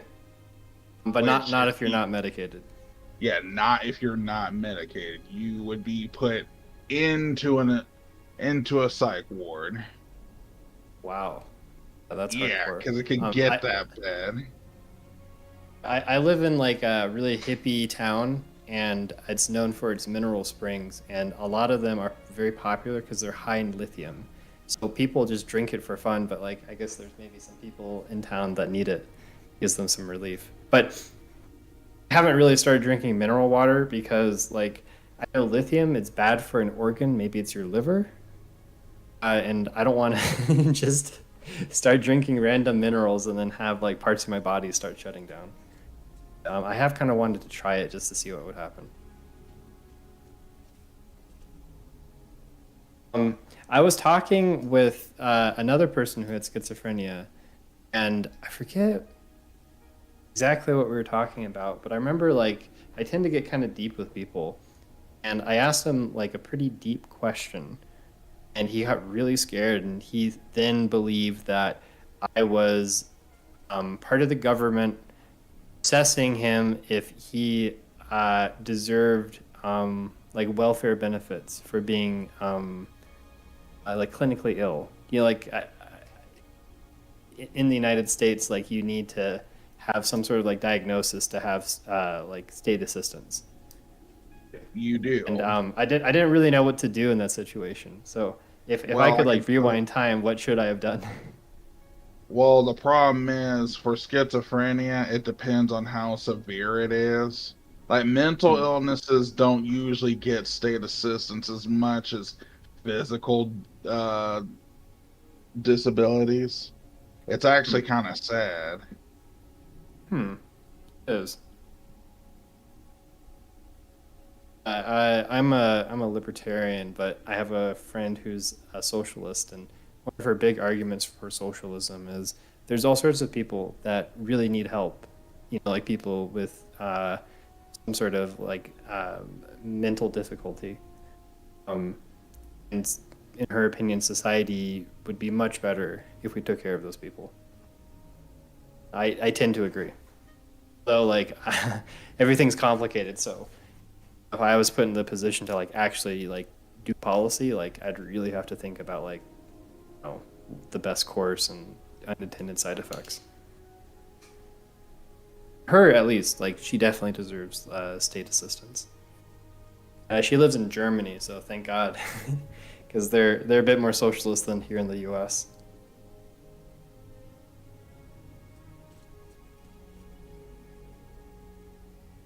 But for context, I think this person, they were independent, they could live on their own, but they still had pretty severe schizophrenia.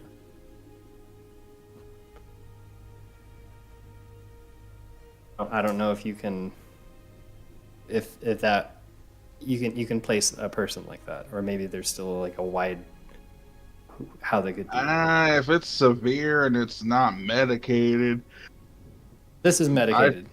okay, it's okay. The problem is I can't tell because it depends on if they fill out the forms and all of that, and then get, it just depends. I can't really say anything because my mom has tried and I have tried for years to get me onto something like that because I have schizophrenia. And seeing as how I could still work and everything, I usually didn't get it. Yeah, this person could not work. Yeah, It wasn't bad enough to be in a facility. Yeah, I think they could get it if they can't work.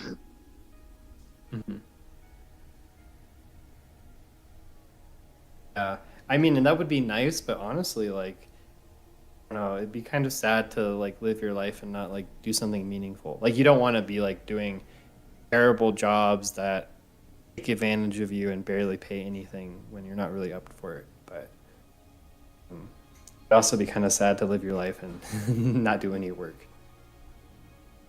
Exactly.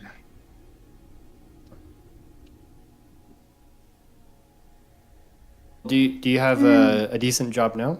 If you don't mind me asking. I don't know like how close people are here. So like when I'm on the internet, like I tend to be very like secretive and like I don't, like unless like I trust people. But this feels like more of a close knit community. Oh.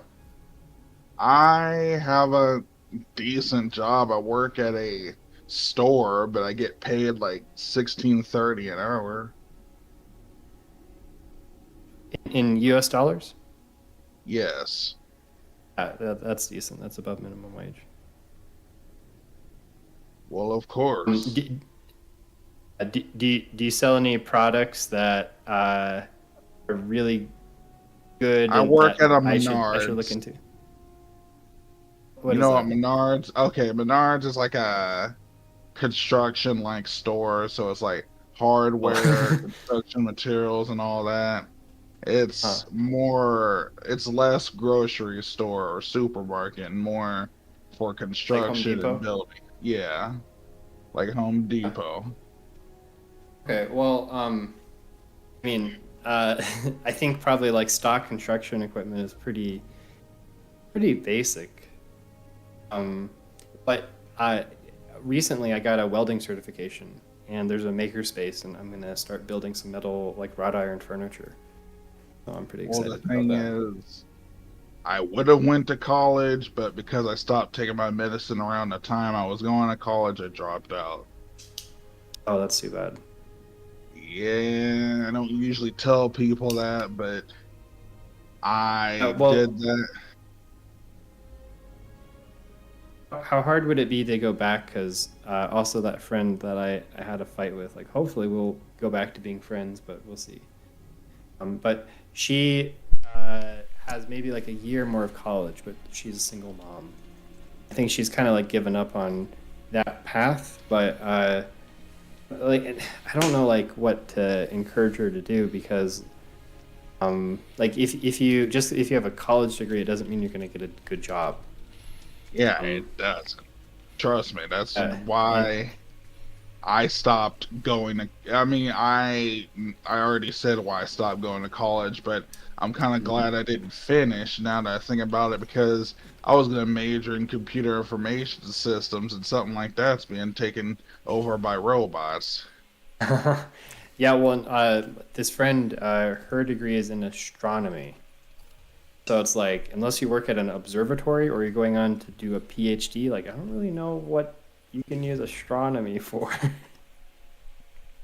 Like, I guess it's good that it's kind of a STEM field, but yeah, like, beyond observatories, I don't know, like, what you do with it.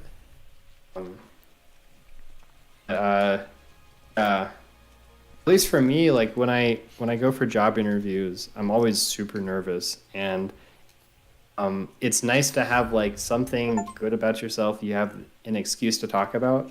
So like being able to like present yourself like I have a degree, even if it's not relevant. But I don't know, like for me, it makes me feel better. But if I was a more confident person, maybe I wouldn't need that crutch. Yeah. Maybe I should just start introducing myself like, yeah, I have an associate degree. Yeah. Like, yeah, like, yeah, sure, Put- okay, put let's not AS. focus on the fact that I've been languishing trying to get my bachelor's done for like, God, 10 years now, but I do have an associate degree. So I recently finished my bachelor's, Sam, if that makes you feel better. And I took some time off to do various things. Like I changed my degree a bunch of times, and then like I didn't know like what I was gonna do. And also I took care of my grandparents as a CNA for like 5 years. And I did that partly because I love my family, and also partly to postpone the existential dread of figuring out like something I could do that I'd be good at, that would pay money, and that wouldn't crush my soul. Which is why I'm like super super excited about this data visualization, because I'm like I finally made it. But it was like, yeah, like the way I wanted things to go is like me to like figure out like something like my life path like when I was in high school, and just be able to follow that. But that didn't. There's some more turns in that path. I went to both the guidance counselor at my community college where I did transfer credits, and my 4-year university, and talked to that psychologist about like career and degrees. And both of them, after they were done talking with me, they're like, we have nothing to tell you. You know more about career counseling than we do, and if you're looking for a career, maybe you should be a career counselor. And I was very offended with that because I don't want to be a career counselor. And it's That like, come on, sounds guys, so like this is your messed job. Like you can like come back. Like maybe I should come back like in a week after you've done your fucking research. No, they're incompetent. But I guess in a good way that validated my choice not to go into psychology, because I like psychology, but I'm like, it's not worth it. And like now I'm like very sure it's not worth it. I mean, I guess I could always just like retire and be a counselor or something. It'd be fun. Or like pose as an AI chatbot. Oh god.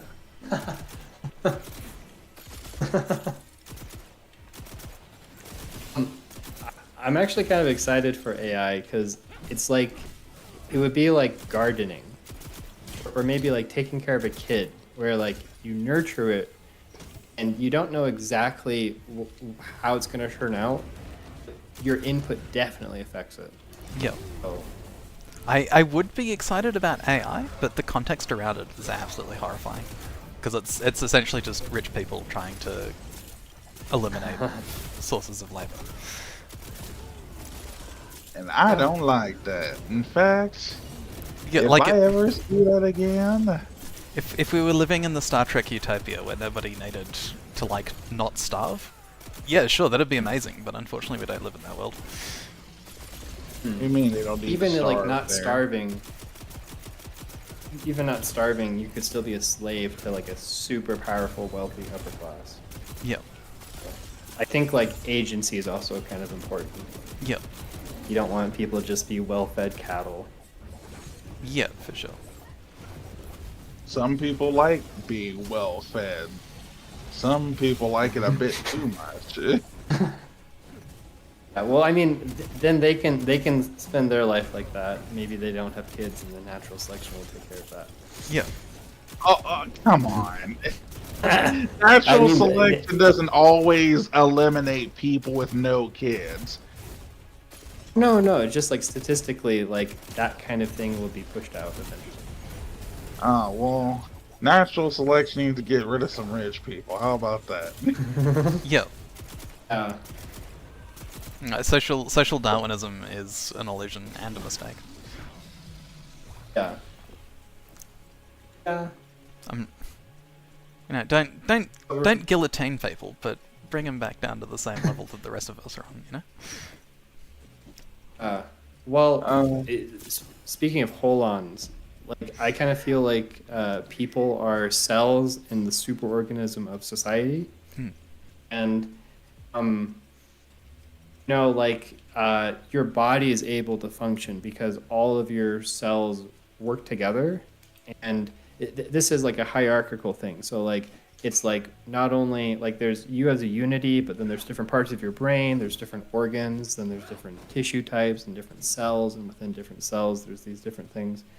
And I really believe that, like, in addition to like atoms that make up who we are, we're also like made of love. What I mean by that is like two living things that have merged their identities, and maybe they do different functions, but to benefit the whole. And like, and I had this like epiphany when I was taking anatomy in school because I'm a biology major. And it's like, wow, like, okay, I can totally understand like going down to like the microscopic level, and like if humans are like a tree, our roots go all the way down to the quantum level, and maybe even past that. We just can't measure it. Who knows what's down there? But you can also go the other way, and it's like it's so egotistical for your entire being to be only possible because you're made of love, and then you decide to be selfish at your macroscopic scale. It's like we should keep on extending that. And one thing I'm scared of is transhumanism. Like if like the super rich people, let's say, figure out how to live like to be 1,000 years old, that's gonna like really mess things up. Like I think one thing that keeps corruption at bay in society is death. As selfish as anyone can be, when you die, you can't have any control, and ideally your possessions are diffused back into the environment. Now, we have corporations, we have family dynasties, so that doesn't always happen exactly. But, give it a few generations of decadence, and then even like Bill Gates' kids are going to be like heroin addicts and have lost all their money. Yep. Or responsible. Like, there's still that correction. But, like, if like, let's say, for the first guy in North Korea, Kim Jong-il, like, what if that guy could, like, live to be 1,000? That country's fucked. Yep. And just like in your body, your healthy body, your cells are cooperating in love, but like occasionally you get cancer, and cancer, it becomes selfish.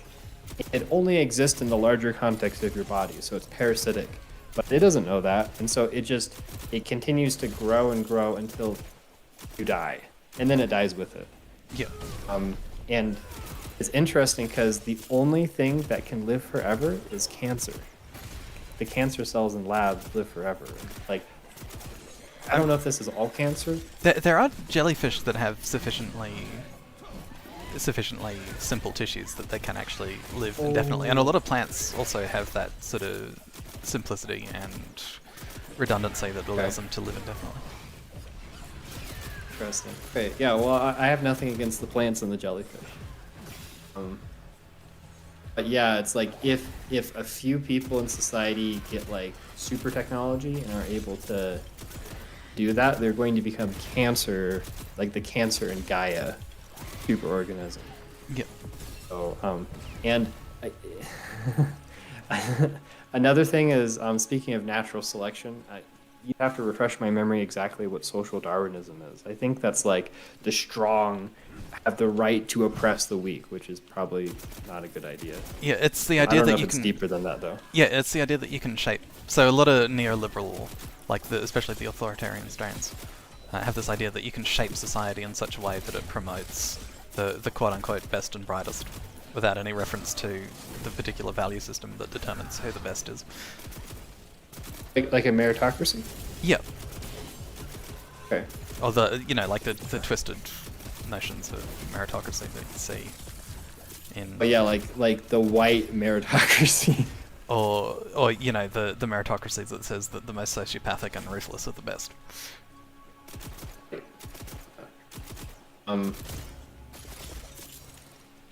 It kind of reminds me of hedonism. Like, I think short-term hedonism is a really bad idea.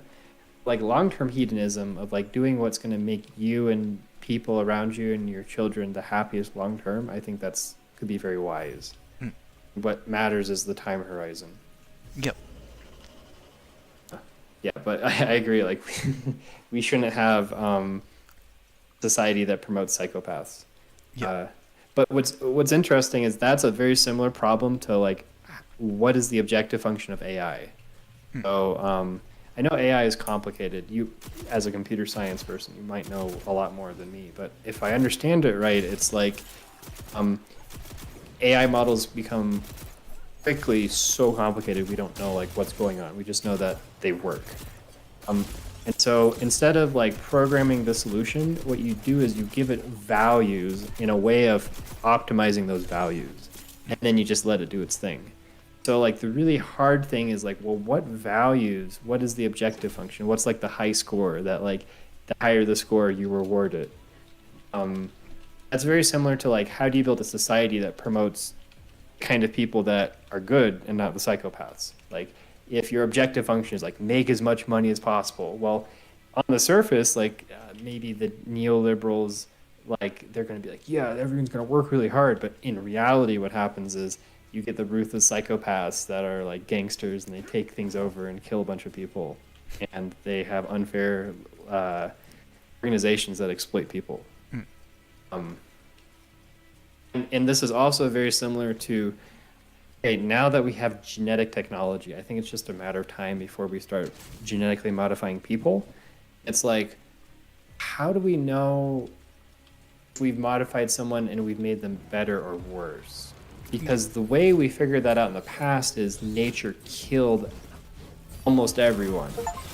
Then a few people were able to like make it, and then over time that shaped the human soul. But like, just like I don't think we're ready to have people like Bill Gates living to be 1,000 years old.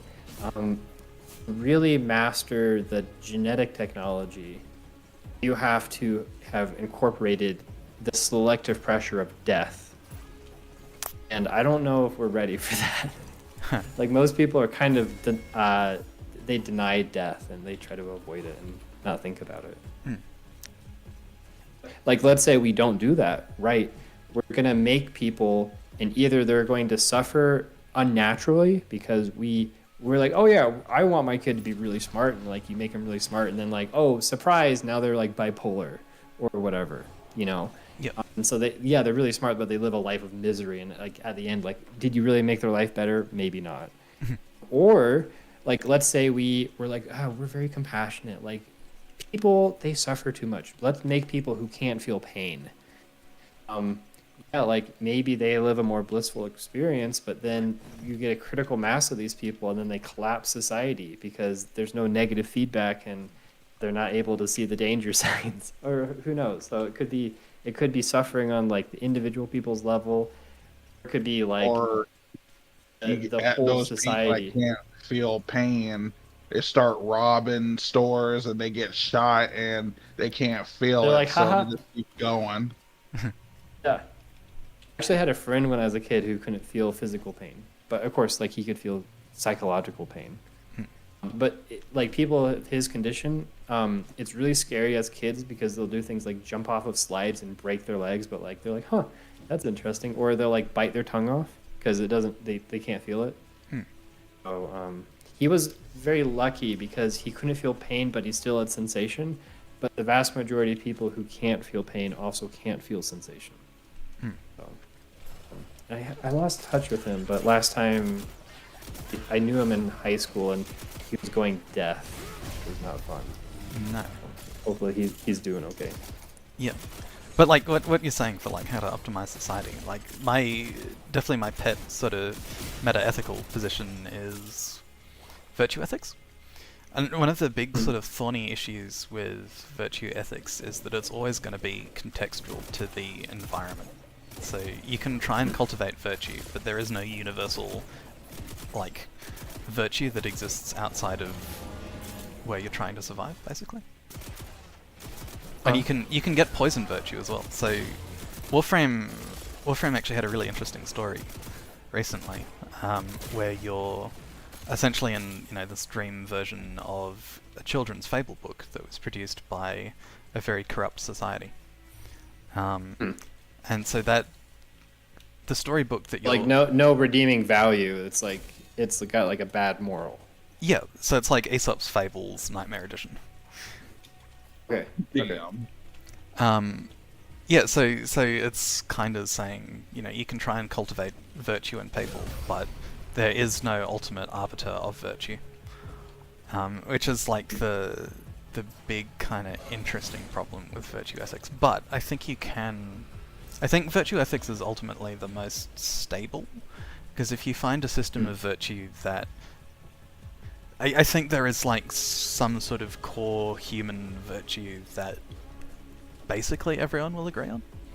Like people want Or if they material don't, it's to security. their detriment. Yeah, people want material security. They want to be around other people that care about them. They want to be around people that don't try to hurt them. Things like that. There is some sort of core virtue. I think there's also a virtue of like if there's many virtues, it's better to have more of them than just one or two of them. Yep. At the limit, it's you want all of them. And maybe even if we can't see like the highest virtue, we'll emerge from trying to do all the little virtues that we know at the same time. Oh, back to me not being bipolar. Yeah. I think one thing that I did to regulate my emotions is I tried to integrate them. So I wouldn't feel one emotion on its own.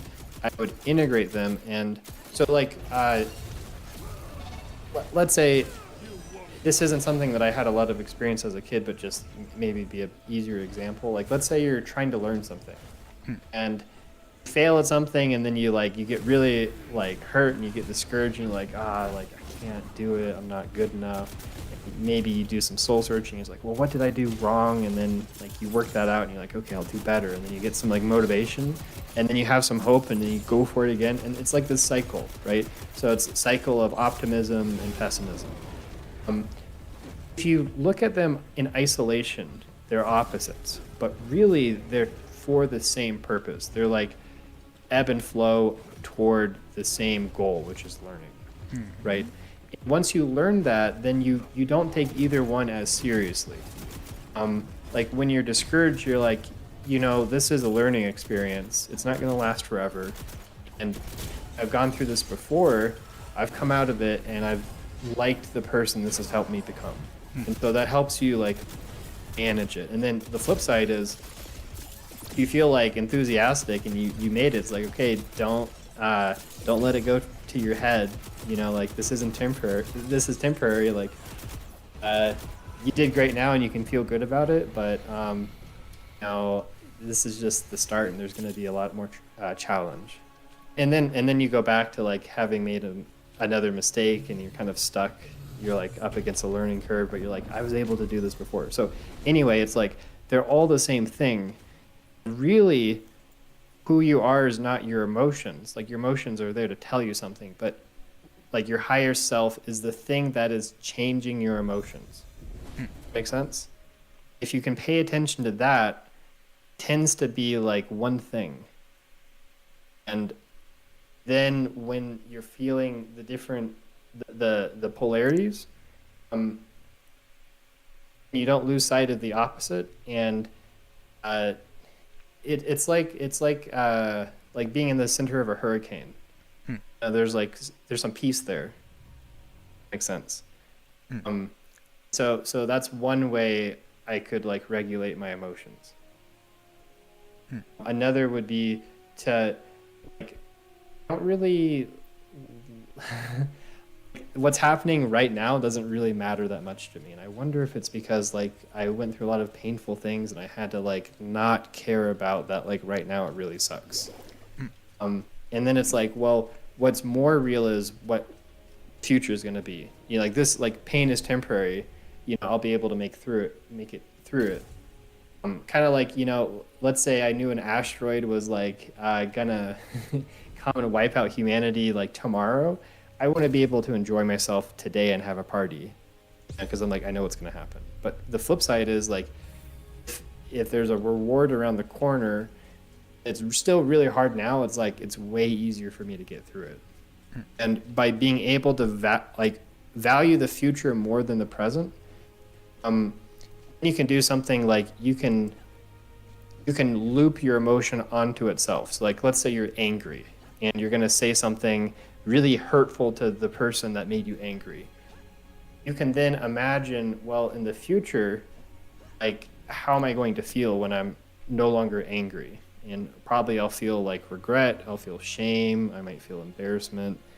And then okay, now that's your emotion. Now you can bring it back to the present, and it's like, okay, now I feel these things. It's like, okay, but like there's still a real problem here. Like your anger had a point.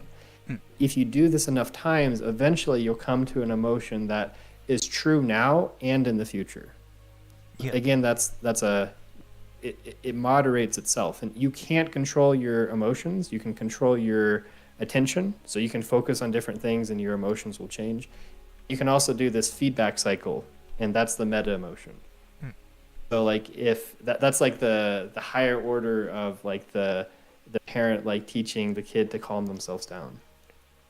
So I'm very good at that kind of stuff. And you can be in such an intense emotion, you're like, I feel like I'm going to die, and make it through it and be better for it. And you didn't have to block any of it out. Yep. Sorry, Toaster, I disconnected again. Yeah, so did I. Oh. It's really busy today. It's not busy. They've just their architecture for the database is having trouble with lots of concurrent connections. Yeah. See, if I was a programmer, I would have made a database like that. Yeah. I'm glad I'm not a programmer. So I don't think you need to worry about, whether you have the aptitude for commercial programming, because I think the secret is it's basically like a handful of turbo geniuses and then the rest of us. Probably true. So it's like, can you write code? And it's just like what I've been finding through my educational process and like going outside my education as well. It's just, I think the only thing you really need for programming is, one, being able to have the credentials to have people hire you, and two, like just being able to mentally model a problem and then implement that mental model. So I have trouble with the second bit, like actually writing the code. Like modeling a problem in my head is usually approachable, and like if nothing else, it's just a grind. It just takes time. But then I get to sit down and write the code, and I'm just like, oh yeah, my brain is really bad at producing written word. Fuck.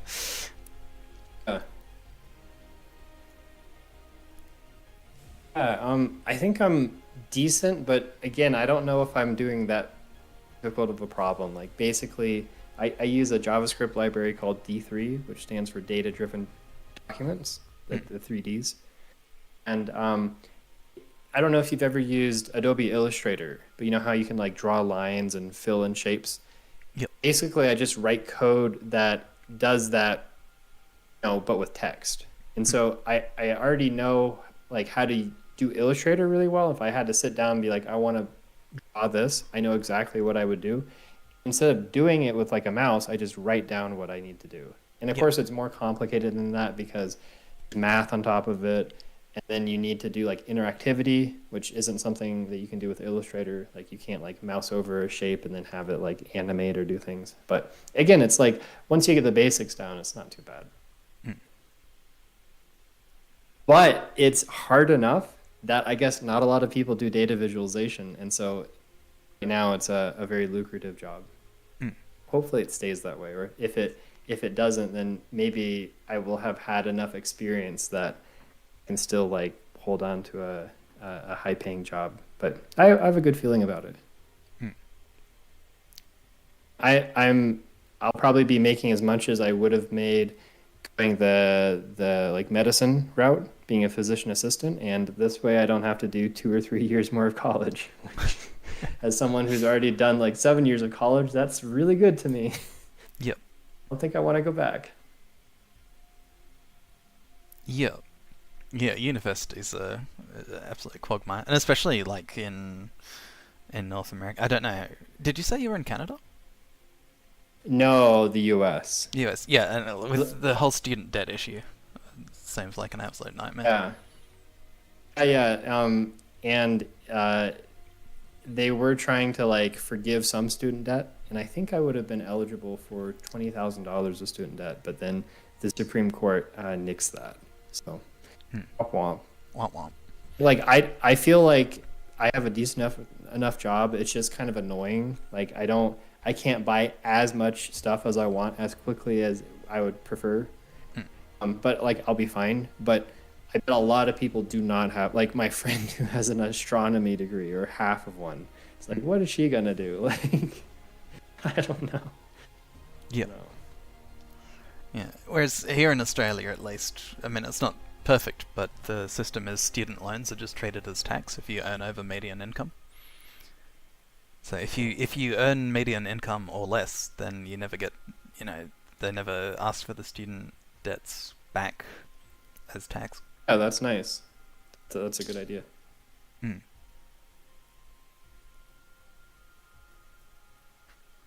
Actually, the whole reason we have student debt is because the Americans interfered with the Australian political process.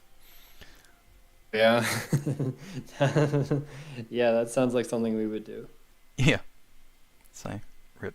But, it's better than nothing, right? Oh, yeah, okay, so speaking of politics, I don't know if you remember this conversation. Before Donald Trump got elected, I was talking to you, and you guys were like, you could not fathom why the hell Donald Trump would be elected. And I told you it was more about the Supreme Court. Okay, so the student debt is the consequence of that. So people didn't really elect Donald Trump. Well, some people elected Donald Trump because of Donald Trump.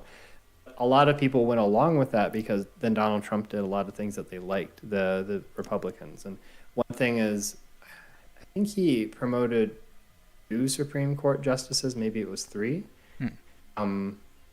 See, I should know this, but I think like on the board there's 9 or 11. But anyway, it's like it's not that many Supreme Court justices, and they serve for life.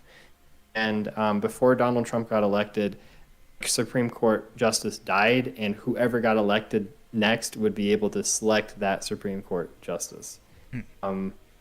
So I'm sure you haven't kept up with American politics, but I just want to circle back and say, yeah, the thing I was talking about happened, and that's why. I really, really hope Donald Trump goes to prison and cannot run this next election cycle. Like, I do not want that guy to run. Yep. But we'll see. Like, in the news, have you seen that he's like, he's being like charged with many felonies? Yep. And there's some that like he could theoretically be found guilty for, but then become president and pardon himself. But some of them are on the state level, and he cannot do that. So the state ones are actually such a bad look for America. Like, we must look like idiots to the rest of the world. I'm sorry, guys. Oh, I know. I mean, look, I live in Australia. It was essentially just a circus for about a decade. Yeah. It's But like, yeah, so this would speaking be of really- Australia, you guys. it would have been really entertaining if I wasn't living through it. Right, yeah. Like I like when other countries have problems because I can just eat popcorn and be like, oh, that's interesting. But as long as it's not like scary, like, okay, a government maybe is going to go fascist and we're going to have Hitler 2.0, like, I'd be concerned about that. Yeah. I have if it's bad just, news like, about Australia then. dysfunctional. No! At least the PM himself isn't a fascist, but he keeps appointing fascists to cabinet, and it's like, okay, great, Australia. And the opposition leader is I don't think he has any like explicit ties to any fascist organizations, like material ties, the way that some of the current Labour ministers do. But the leader of the Liberal Party is like, if I told you that he was an ex-cop from an extremely authoritarian state, like basically the Australian Florida, you can probably imagine what his policies are. Oh Maybe. my!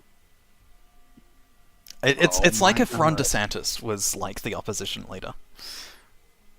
I just realized something. It's like 12:19 in the morning, and I got work in about Yeah. 6 hours. Well, Yeah, well, take it easy. Thanks for telling me about your experience. You're welcome. I'm still I gonna always be want to ask up. those questions.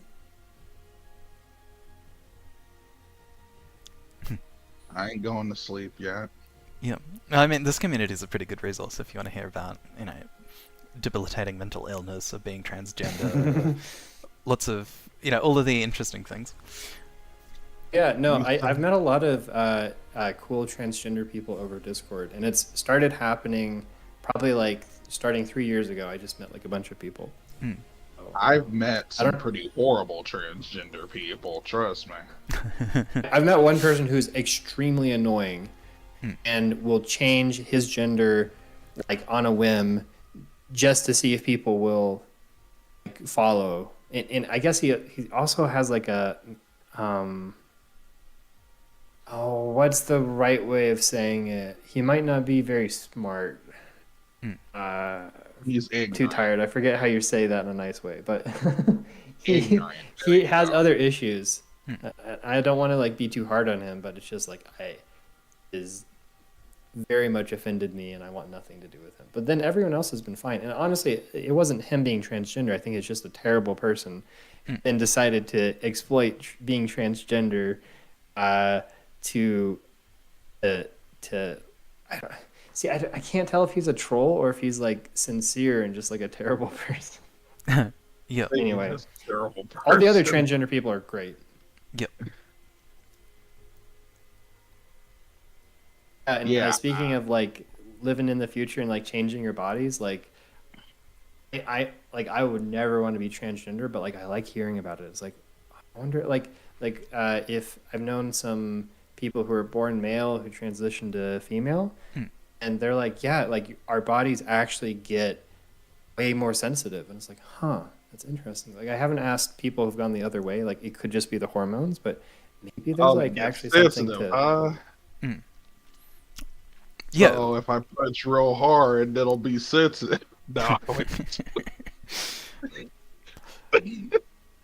Yeah, like the fact that your entire, or aside from, well, yeah, no, your entire like nervous system is actually responsive to hormonal changes is really fascinating. Or like Yeah, it is. specifically sex hormones, because I mean I'm bipolar, so in a sense my nervous system is very sensitive to hormones, but unfortunately they're stress hormones. So Sometimes you got hormones and you got hormones. yeah, my hormones are more like hormones. No, hormones. Yep. And that's progesterone you're thinking of. You know, do you get the joke? I know you get the joke. I get the joke. Oh, Yeah, I no, get there it. was someone on Mastodon posted something really funny. Spironolactone makes you thirsty, and progesterone makes you thirsty. Yeah. What? What?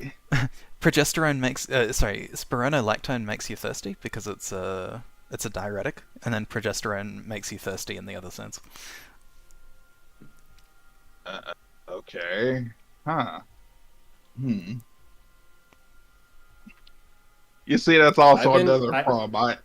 I have issues getting jokes sometimes. I think that's more the fact that I may be a little bit out of touch. Yep. No, so thirsty, like you thirst after sexy people. Yeah, I know that. It's just I didn't find it. Oh wait, I did. Yeah, it's just late. It took the neural pathways a few seconds to catch up. Yeah. Damn it, I hate that. I hate that. Speaking of thirsty, I've been trying to be healthy, and I'm like in the phase I'm trying a bunch of health trends. And one thing is I've been trying like mushroom supplements, like not the fun magic kind, but like the lion's mane, reishi, chaga, that kind of stuff. I can tell you, like I don't know, I'm taking a blend with like 10 mushrooms, shiitake, some others, turkey tail. Mm. But like whatever it is, like it makes me a little thirsty. And You've been dealing with shit talking mushrooms? No. so, and as someone who has like a pretty low libido, it's been like kind of nice. It's like, huh, I wonder if this is what normal people feel like. Yep. I get to be Look. included in society. Look, Yeah. I would like to increase my libido because it feels like I ain't got much left anymore. Mm. Well, I don't know if it would mess with your medication, but the mushroom supplements, they're mild and they're like, I mean, it's less than drinking coffee, so I think it's probably safe. But like, I was I don't know told by your a situation. friend if I want to increase the amount of seed that I gotta drink water. Apparently soy milk helps with that too. And I'm like, cause How ironic. I feel like, I mean, I don't really like have sex with anyone. I kind of just, beat off, but it's enough. I don't usually masturbate that much. Damn it, this is weird. It's just like an ego thing. You want like a high sperm count. No, not high. On principle. I just want to feel good with beating off. Every time I beat off now, it's just. Yeah, you got to stop for a week. No, it's just boring because it's like it ain't enjoyable anymore. I literally have to work at it. Yeah. For Well, no What payoff. what schizophrenia medicine do you take? Me? Hmm. Are you saying yes? Yeah, you might. Oh, haloperidol. Yep. It's an injection. Yep. That's a harsh one. Damn. That sucks. It's not that bad. I literally am fine. It's just the problem is when it gets close to me needing my injection, it wears off in the effectiveness sometimes or every time, and I have to like control myself slightly, but not that much. Yeah. I mean, yeah, part of your problem, I think, is just like because most antipsychotics like reduce your dopamine signals Libido. in your brain through some way, through different mechanisms.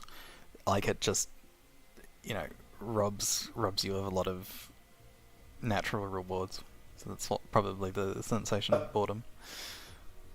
I wonder. They can also. So, I don't think. Oh, sorry. Just quickly. I don't think I'm not sure if I'm not sure if haloperidol does it as well. But some antipsychotics also cause hormonal changes. So there was one I was taking for my bipolar called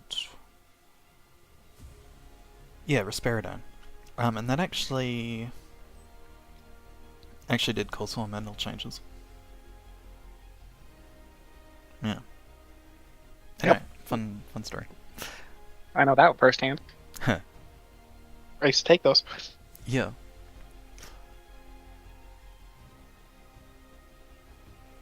And actually, that was before I was diagnosed with bipolar. So they were just like, this kid needs some sedatives. And Sam, I'm just now noticing you have they them on your username. That is correct. Yes. So you're no longer male? Yeah, I sort of like. I've never really been able to puzzle through it, but non-binary is the nice sort of catch-all term. Okay. I'll put it this way. I've been looking with intent at the Tongan third gender people and like the variety of expression they have, because the term is ladies, right? So they'll some ladies are like really femme and they'll use like breast prosthetics or whatever to become more feminine looking, and some ladies will just be really androgynous. And I think the general kind of place where I am, and I mean Midas knows this from how my PSO2 character looks. The It general destroyed my eyes. the general kind of place where I feel happy is like fairly genderless, but leaning a little bit feminine. Hmm. And trying to Well, trying to actually find healthcare for how I want to be in Australia is a bit difficult because it's like uh, in Australia it's like you have to take estrogen and you have to be feminine, and it's like, but I don't want boobs. Damn it. But you gotta get them. No, just kidding. Yeah, basically. But I've if you always ju- I've always very much been secure with my masculinity. Like I've always felt Same male. here. I've never questioned it. Like as men go, I think I'm more on the feminine side. Hmm. And I've been like trying to, because I'm getting to an age where I, now that I have a decent job, I have most of the things in my life worked out, I'd love to be married. And like this is time that like I can work on like who I want to be in that context before I'm like super busy, you know, like with a family. So I've been trying to figure out like, okay, like what is masculinity? What is it stereotypically? And if I'm not stereotypically masculine, but I'm also like deeply masculine, like what does that mean? It's hard because like I think our there's a lot of things in the works in our culture, and it will probably lead to something great. But right now, it's a little confusing. Hmm. But I've been like, I've been trying to figure out like what men are and what women are, Hmm. if that makes sense. Yep. There was there was a really good post. Unfortunately, I didn't bookmark it. But this trans woman was kind of breaking down how academia and medicine look at gender, and there's the Hmm. social element. So like looking at the ladies again, the Tongan ladies, it's interesting. So because it's an actual like socially codified third gender, the the origin of many ladies is they're actually raised as women, regardless of what their internal identity is. And I think that identity, the interaction between the social role that they were raised in and their internal identity is what leads to these kind of, let's call them subgenders. So that's why you get some ladies that are, really happy with being really feminine, and you get other ladies that are much more androgynous and all along that spectrum. And I think the same thing happens in cultures with a binary gender, like the English speaking world. So America, UK, US. So like for me, like I'm very male, but like I'm more on the feminine side. So there would be sort of like I'm not like as male as like some people. As for me, I know I'm male and I know I'm masculine as fuck. Yep. Oh, on the genetic test I took, in addition to being 100 percentile bipolar, I'm also 100 percentile with testosterone levels. Hmm. So I'm gonna go to a doctor soon, have like a general checkup, and I'm gonna see if I can get blood work done, and I want to see if I actually have super high testosterone levels or not. Yep. It's a pretty easy one to check. Yep. Maybe I the. remember, Sorry, you go. I remember somebody saying, "Oh, the reason why you might be angry is because you have a lot of testosterone. Maybe you should try lowering it." I'm like, nah, because first of all are teenagers telling an adult how to do things that I should hear from a doctor. Or these are young adults that are younger than me telling me to do things that a doctor should be telling me to do, not hearing it online. That's what I've always hated when somebody was like, "You need to go get therapy." I'm like, "You ain't perfect either." Yep. And like therapy So can only do so much. Like it can. I've talked to psychologists from a variety of backgrounds with a variety of their own personal interpretations of their training, and it can be really hit or miss. And the reality is a lot of my psychological problems don't come from within. They come from the fact that my life is deeply unstable in ways that I can't really fix. Yeah, and I mean, like if something terrible happens to you and you're sad, you're not depressed. You're having a normal emotional response to your circumstances. Yeah, and I'm anxious because I don't know if I'm going to be homeless in 3 to 5 years.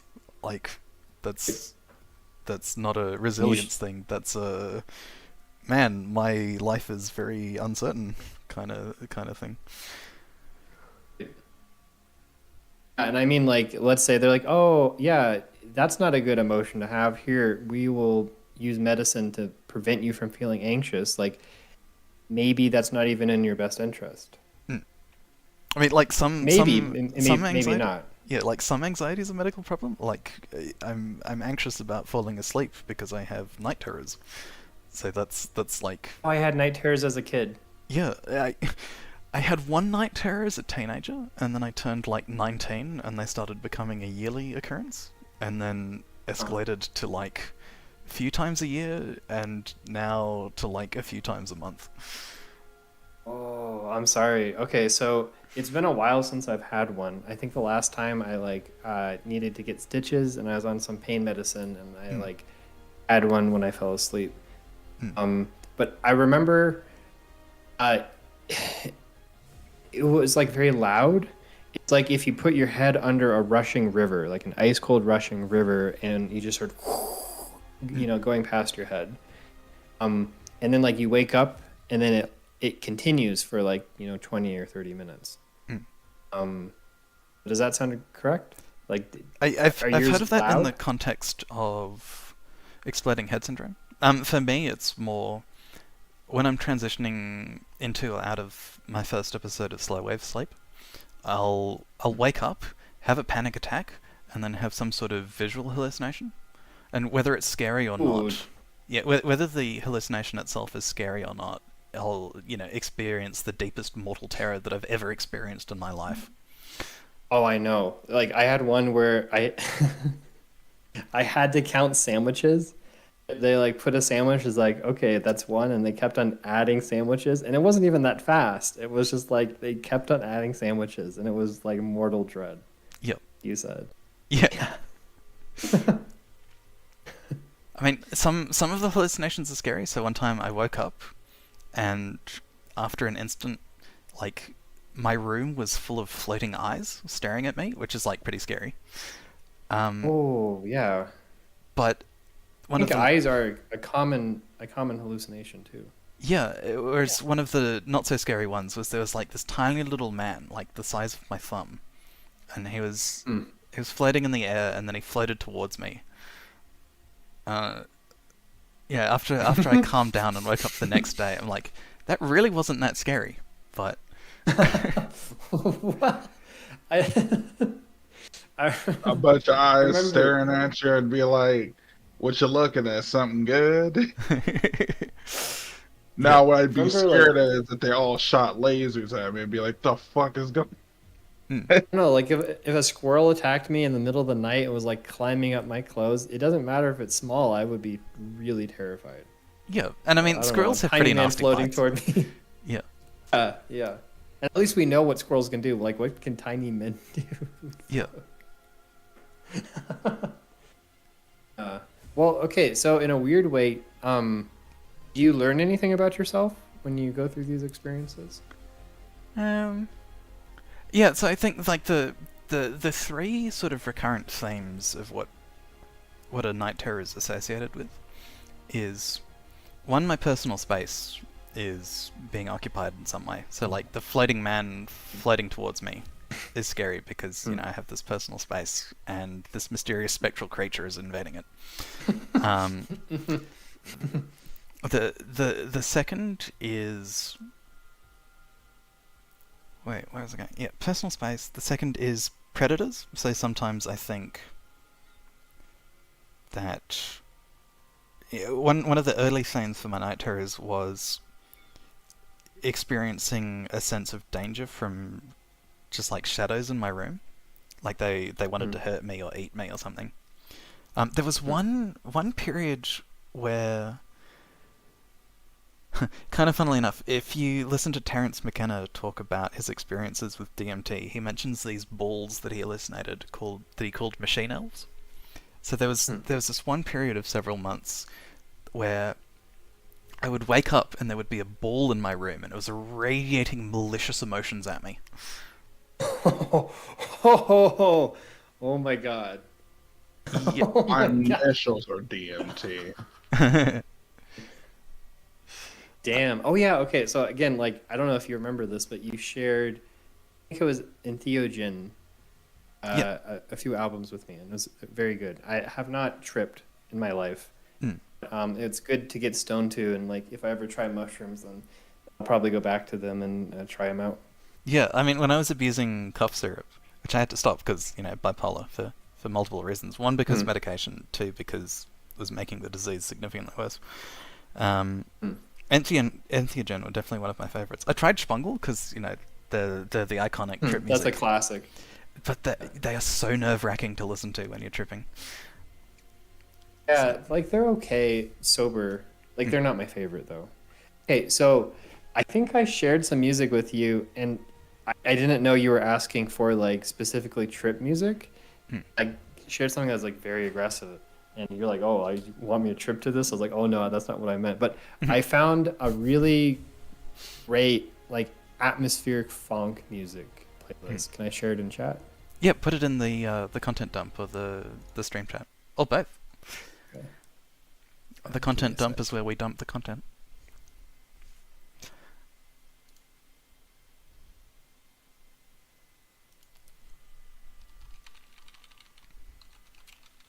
Actually, you might have heard of this because you have a lot of good culture. But have you heard of Skeller? Skella, no. Okay. I will. Okay, so stream chat.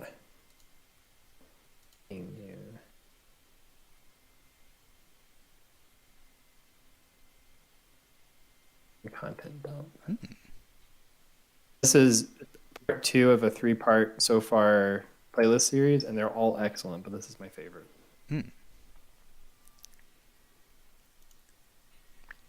Again, like this isn't necessarily trip music, but it's more in that direction.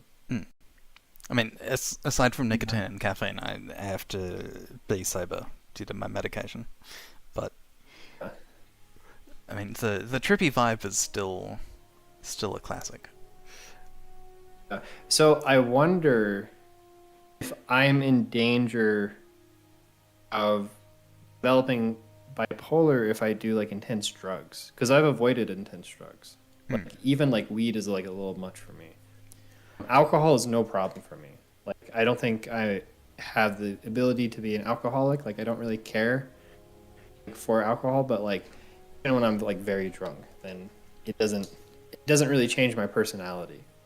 Makes sense. Like some people, they act like, oh, like yeah, drunk me did that, but sober me would never do that. But for me, it's like drunk me would basically do what sober me would do. Yeah. More or less. I mean, back when I drank more than like half a standard drink, drunk me was sober me, but without inhibitions.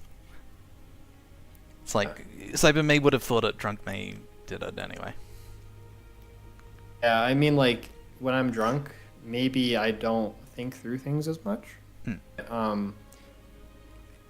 Like I don't do things that I regret. I do basically like, I mean, like if I was sober, normally I would wait for something that would like push me to do something, whereas like drunk, maybe I wouldn't eat as much pushing. In the end, I'd basically be doing the same thing. It just might happen a little faster. Alright.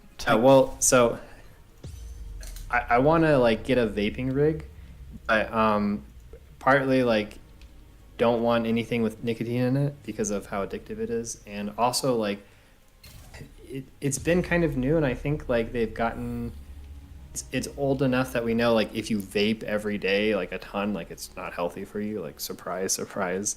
But like I don't know how bad like occasional vaping is. Probably not good because like the quality of the construction on a lot of vape rigs is not good. So you wind up with a lot of, like plastic production byproducts in whatever you're vaporizing. Okay. Yeah, and aside Yeah, from I mean, like, aside from polyethylene glycol, which is very harsh and unpleasant, like glycerin, the temperatures to which you heat glycerin to produces a lot of acrolein. So that's not good. yeah. So I would suggest like And not getting into vaping. okay. I mean, it looks so cool. Yep. Oh, that's part of the psychological trap, right? I guess so. Well, I mean, like, maybe like once a year I'll like smoke hookah with friends. It'd be like I just much rather like vape with friends once or twice a year. Because like after you like smoke hookah, I feel like I have a cold for like a week. Because I'm not a smoker. Yeah. Whereas like vaping, like it's not bad at all. But I'm sure if you vape enough, then you like start building up that stuff in your lungs, which is not good. I mean, at least it's not unpleasant. So that's really what matters, right? Not our health. Yeah. I mean, if you want the experience of vaping something based on glycerin, just like do barbecues that are too hot. Like same thing, right? Barbecues? Yeah. So acrolein is anytime you have glycerin, including in triglycerides, which are the body's fat storage system. If that's overheated, then you wind up with this oxidized derivative of glycerin called acrolein. So like if you're cooking in Australia, do you guys call it the Barbie? Yeah. So like if your barbecue, so if your barbecue is too hot or your oven's too hot, and you cook meat and it's got kind of a sour smell that stings, that is acrolein. I wonder if I could still smell that because I had COVID half a year ago and now my nose is broken. I can't smell things much anymore. I wonder because acrolein one of the chemicals that humans are pretty sensitive to. Well, we'll see. I don't remember like cooking steaks and like smelling something like that, especially. I cannot get I you wasn't to. paying attention. How is everybody dead? How am I the? No, I'm dead too. You're so close. What is Reaver Woods? Why is it so deadly to people? Well, I mean, I'm like 300 points shy of the. Oh, yeah, okay, that'd do it. And your Nis too, so you're a bit squishy. But the Senja has no excuse. She's an absolute meat mountain of a character. Disappointed. Just disappointed. Literally and physically. Yeah.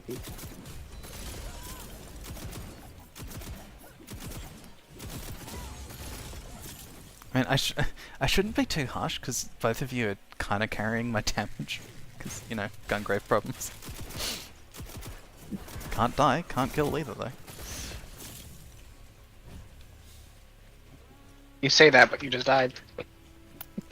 Yeah, because I was trying to res you two. I took one for the So tank. you can. That means you can die. I can die under very specific and unusual circumstances.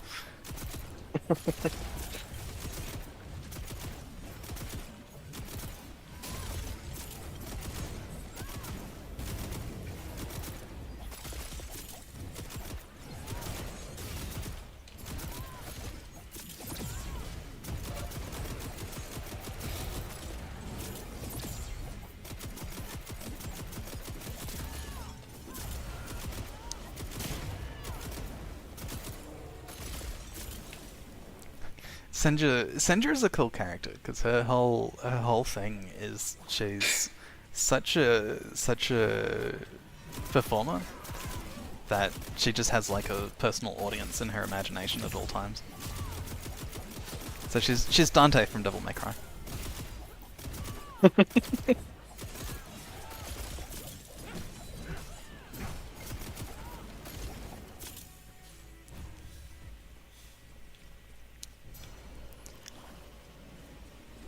feel like there's some other characters that I wanted to work on.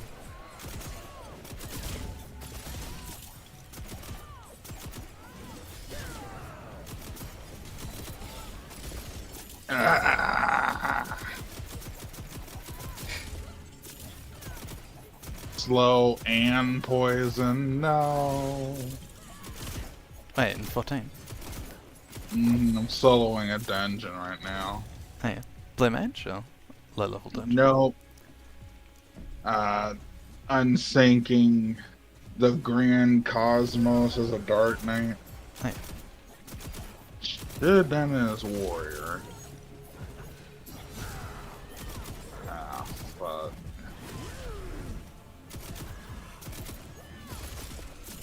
I can't get all those. I can't get all the. Oh. You actually knocked me. If you'll dodge, you'll do damage.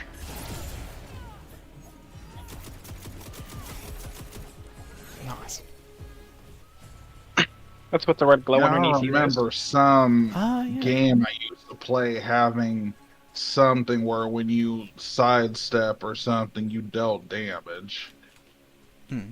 I just can't remember. Like every what roguelite game. ever? No, I don't play roguelikes. Or rogue lights or whatever the hell it is. Yeah, Midas has a strong rogue dislike for roguelikes. No, it's not a dislike, I just never played them. You can't just say I have a dislike for something if I didn't say it. Yeah, true. You don't talk for me. I don't. I was trying to be funny, I'm sorry. Be sorry. I'm actually completely unrepentant.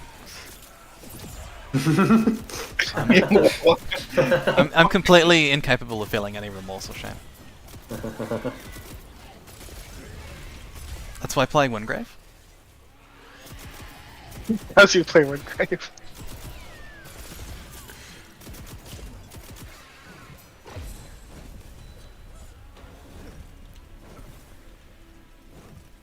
God, what is this, an Alfred Hitchcock film? Fucking murder birds.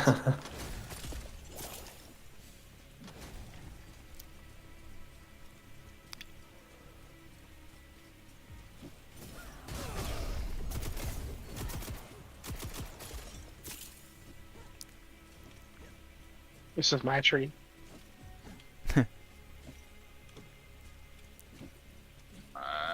A bitch. I may actually need my friend for this. Alright, just do it as Blue Mage. Don't need friends when I they're don't Blue Mage. have blue. I don't have blue mage at that high of level. Yeah. It's not an What are 80. It's at those? 1. And we're done. I don't even have That's blue right. mage We're unlocked. done.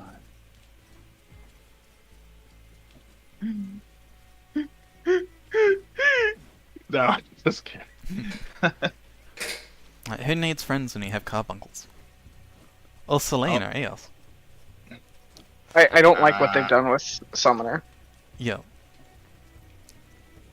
I don't know why you say that. It's not like those summons are that strong. Oh, I mean, Not anymore. I mean, you can turn I your... mean- There's the carbuncle glamours for your eggies. So I don't mean Yes, like... but you have to be like level 50, don't you? Or 60? Oh. To even do that one? No, it's like you have to do a quest to unlock Yes, it. and it unlocks at like 50 or 60. Oh, I didn't know. I don't play summoner. But I the don't- the scholar can get the fairy glam at like 30. Like right when they hit 30, they finish their first class quest to unlock summoner, and they can just immediately grab the quest. Yeah, and also you're able to apply carbuncle to scholar summons too. Yep, Why would was you want to? like- Because, I mean... fairy's so much better. Yeah. The fairies are better, yeah, but it would be kind of cute to see that heal you instead. Yeah. I miss the days when you could actually have Selene and Eos tank for you. That was like, I miss when they used to do different stuff, but oh yeah, well. those are like 3 lifetimes ago. If you count an entire life cycle as being like a major expansion. Oh, I could. When did they take Fairy Aggro out? Was that 4.0 or 5.0? They took out the ability for summons to even get hurt in Shadowbringers. Yep. Yeah, that's right, because Stormblood was the last Final Fantasy expansion that I actually really loved. Wow, you didn't like Shadowbringers? It was okay, but it was all downhill after Stormblood for me. Why do you persist? Why will you not leave me be? The only problem is, will I be able to beat what's coming next?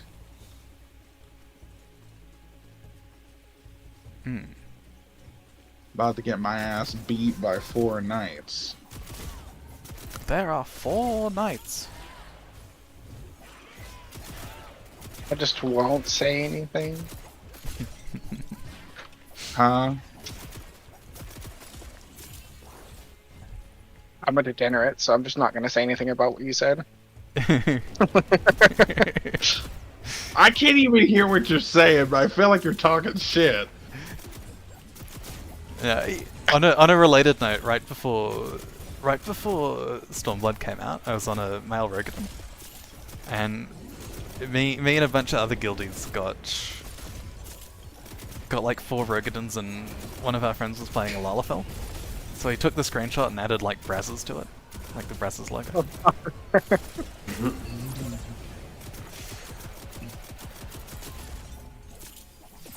Is this guy's name really Mothbird? The hell kind of name is that? Well, it's a name. Mothbird. What was the name of the moth from The Tick?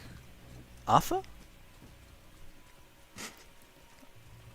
Yeah, I think it was Arthur, and he was like a accountant that dressed up as a moth superhero.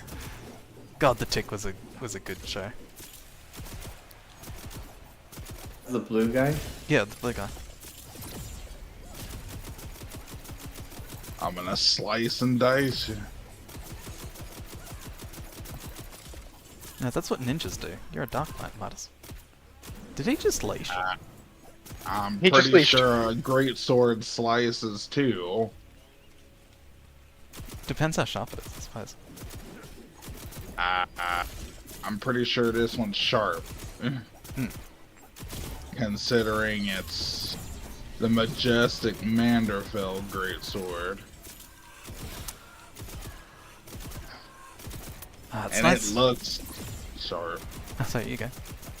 No, that's it. That looks sharp. Toaster, it's nice having a Nis in the party. Like, things actually die once they're broken. I did a solo run earlier of the Bloodworks, and it took me, I think, 25 minutes to get through. Holy jeeves. Yeah. It's a long time. TP is up at last encounter, okay. But, I got like 3,000 gold from it, so... That's fine.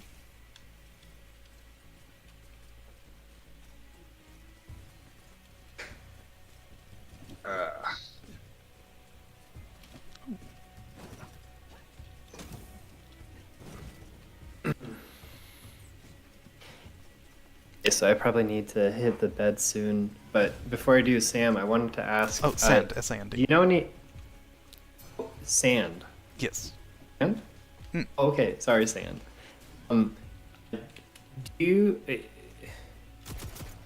Are there any like health technologies that you know about that are like worth keeping an eye on?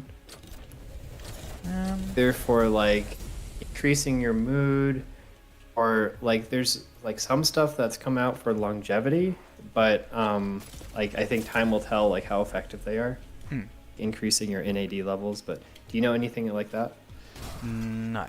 Nicotine was the big thing that was circulating. Just don't do nicotine. Yeah, just don't do nicotine. One, it doesn't work, and two, like it's all side effects and no effect. basically. And like obviously, like nicotine gum is better than smoking, but is it still like hard for your heart? I think so. There's- I've there's noticed I've started having a lot of circulatory problems. So like my feet get a lot colder than they used to, and a lot more chest pains as well. Oh well, my feet already get cold, so yeah. If I do nicotine, I'm gonna have like frostbite, maybe. Yep. Maybe shouldn't. Well, it's great talking with you, and I'm glad I like stayed subscribed to your YouTube channel for all these years. Yeah, even though it's like And- just Warframe and shit posts. No, like I don't really have time to RPGs, but if I ever do, I'm gonna like go back through your channel and pick a good one because it seems like you have good taste. Don't do NGS. Yeah, the I really messed up the recordings on the 11 Let's Plays, but 11 is such a good experience. So it's 14. What the?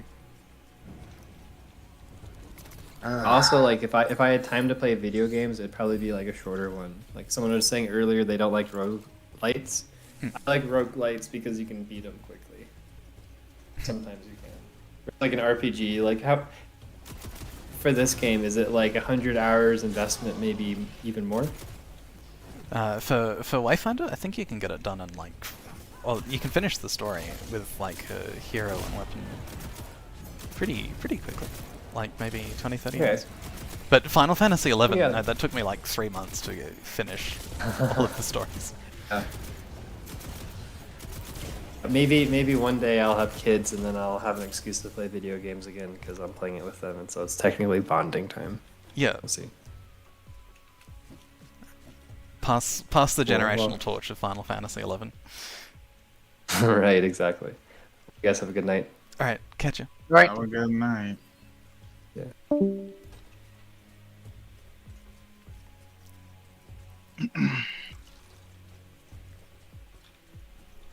Right. The Raver Woods tile set gets absolutely massive.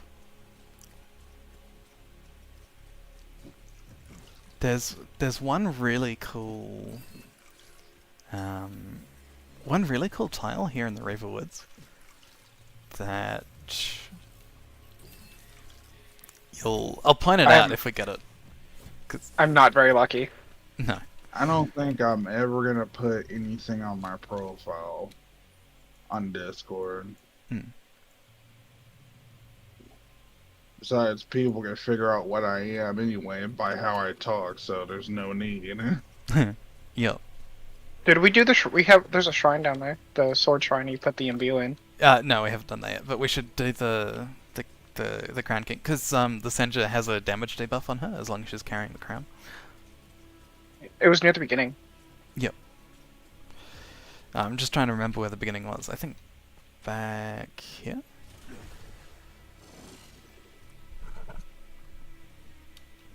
At least enemies don't respawn. Yeah, no, this looks right.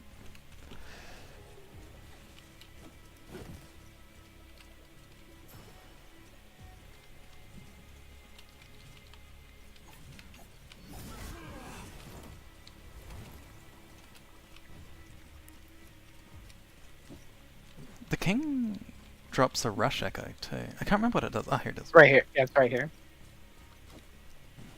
I was right. It was near the beginning.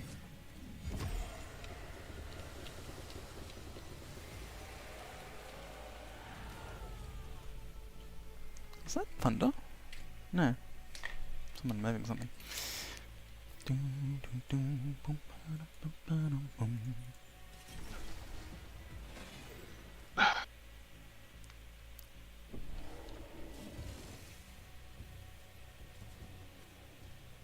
Oh, it gave me a buff. Weapon power up. Neat.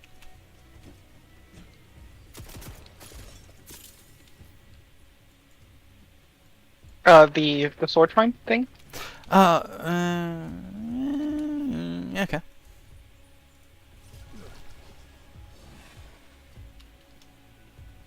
Shrine time.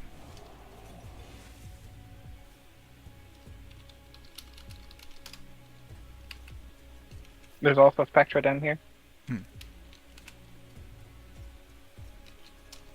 Oh, my chat's cooked. Why do people talk about what? There's a Technology progress with such a defeatist attitude? What? there's a event over on them. Oh. And then show something that looks more. I don't know where they are, though. inconvenient. They're down this way.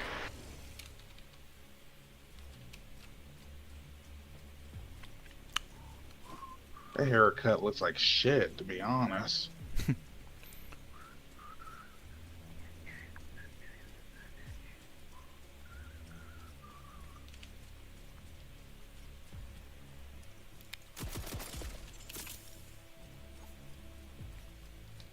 Were there no totems here? Oh yeah. Yeah, if you activate the quest, it'll mark them for you.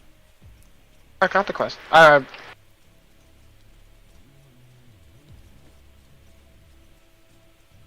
a soul chest thingy on me. Oh, good luck.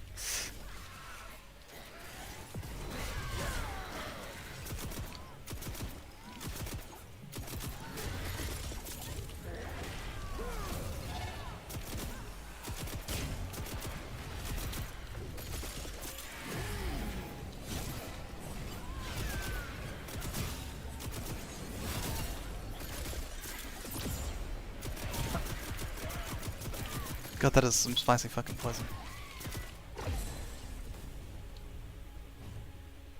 Just like taking a bunch of damage out of nowhere. Sencho! Okay, got it.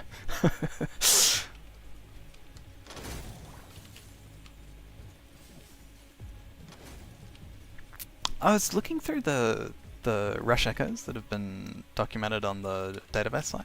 Apparently there's one that makes it so that your healing potions splash healing around you. Oh. That actually sounds nice. Yeah. Nice.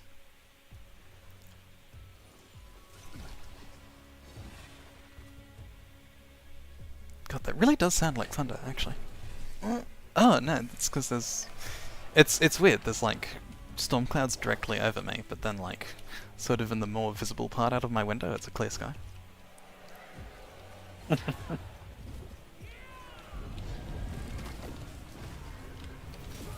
It's Marrow again. I never understood that. It's like, I like people that say, I like seeing those kiosks or those things that replace human workers because I am introvert as fuck. I'm like, yeah, and then when everything is replaced by machines, I'd like you to say that again.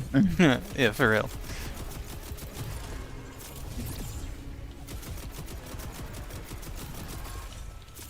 This one's kind of strong. Remember, don't stand on the goop. Thankfully, we have two people with taunts. I like the goop. Okay, if you like the goop, I'm not here to yuck your yum.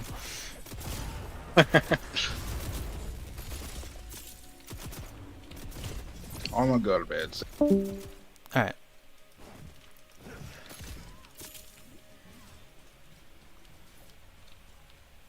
Didn't even finish the sentence. Oh. Okay, I guess that was it. That was it. Yeah, that was the entire dungeon. The bear just didn't like even- gave up. I was like, yeah, see it. I'm thinking it's probably like it's either based on breaks or it's just like a timed boss fight that you need to survive. Maybe. But the dialogue said I killed the bear. Mm. Like when I was talking to the what's her face? The witch. She said I killed the bear, but I didn't kill the bear. We damaged him like maybe 2%, and then he just like got pulled into a chain lightning, and then that was it. Yep. I think it's because the animations are bugged. So like the script triggers, but the animation doesn't play. Maybe. I still need to destroy two totems because there was no totems in that run apparently. Yep.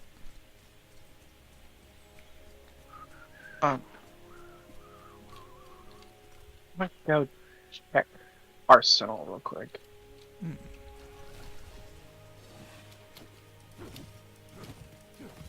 Probably would have been faster to run, but it saved me like 2 seconds. I mean, you're ahead of me, so I think you had the right idea. It was faster. I saved like 2 seconds. 2 seconds. All right, But let's. Still 2 seconds saved. I mean, that's fair. All right. I want to make myself the Harvest Moon, which means I need 3 Devourer's Talons and 6 Radiant Octocrons. Huh. Okay, so we're actually farming the exact same mats. Oh, that what you need for yours too? Yeah, the only difference is I need 3 Trickster's coins. Yeah. Yeah, so six of the things from the first, and 3 of the things from Riven. So, do we want to go get either Riven quest? I actually have Riven unlocked. Oh, cool. Okay, so I'm gonna do that, because I still need to do Whispers on the Wind to actually unlock Riven. Wait, do what? So you get a worthy opponent for your first encounter with the Riven. Then you do that. Oh yeah, I did that while you were I actually did that while you were in queue. Ah, nice. Okay.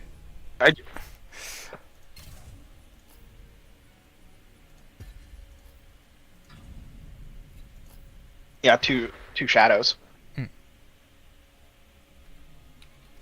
We're gonna do it on tier 3. Whew. Yeah, we'll be fine. Repository, Glow Shroud. Yep. Just so you know, if we do this on, I'm only 1100. Ah, okay. Yeah, let's not do that then. So you put it back on Sphere 3. Alright, I'm still 500 behind that, but that's better than being like 700 behind, I guess. Okay, we'll do it on Sphere 1. That's fine.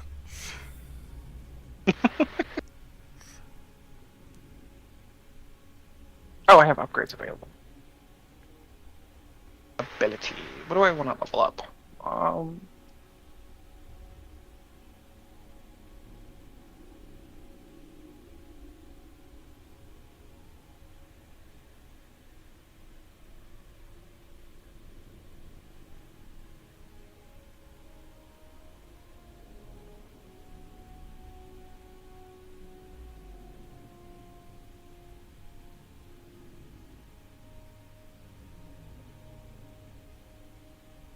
I'm gonna upgrade. I'm gonna put 1 point in Vengeful Shade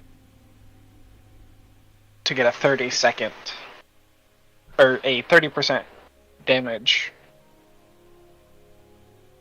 reduction for 8 seconds. Yeah, I think Nis would really benefit from the DR.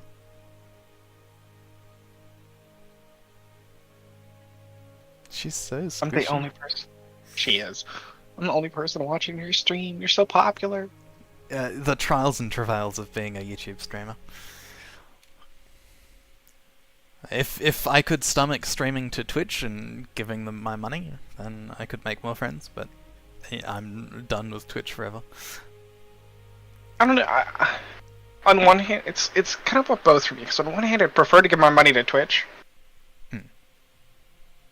over YouTube because of how YouTube has been treating people. Yeah. Oh, there's a come back. There's an MBU. Or I was gonna put one in.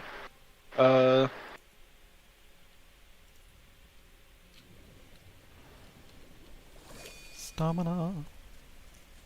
I already did that. I like stamina. Stamina. I looked over at. Stamina. I looked over at this. I looked over at the stream and saw you were putting a chaos one in. The only reason I do chaos is because I beat up a treasure goblin that gave me like 7 chaos. So I'm like, might as well spend it. Like, why couldn't it give me some great imbuements that I actually need?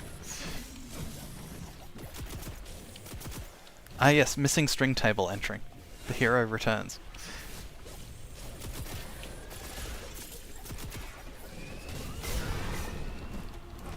Oh, that's gonna hurt.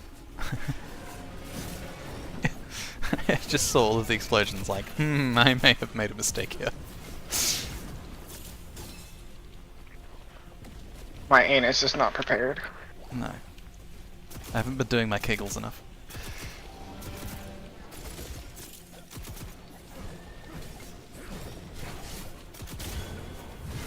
I also don't have any, not prepared.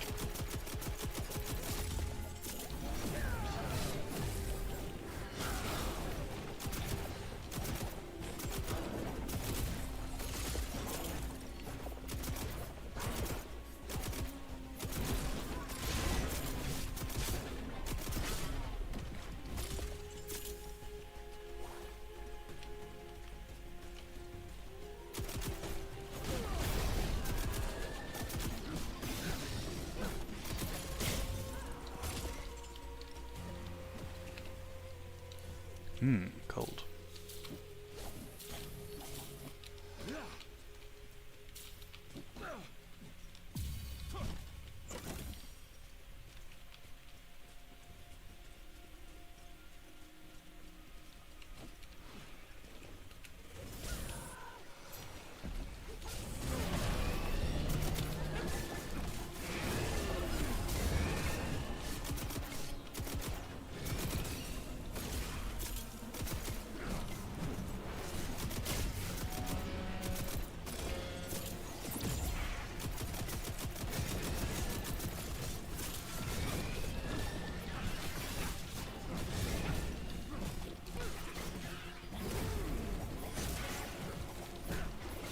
Oh, so I learned something interesting. The melee combo counter actually applies to guns. So if I like do this butt slap, it actually like empowers my bullets somehow because video game logic, I guess. It's just a damage increase, that's all it is. Yeah. Best not to think too deeply about it. Exactly, it's just damage increase, that's it. Yep. Not looking that Cobra Don in the mouth. I just kind of wish you could. I just kind of wish you could equip 2 weapons. Yep. Maybe one day they'll give us that ability. Yep. Because I would love to have like a proper executioner weapon for like clearing trash, and then be able to go back to my guns if I need to play it more safely. Ooh. I don't think, if you're not the one that chose it, I don't think you get anything. Oh. Let's see. Oh yeah, I can't look up my items. Rip. Because nothing popped up on my screen. I didn't say I got any loot. Yeah. I wasn't paying attention, so I don't know if I got anything.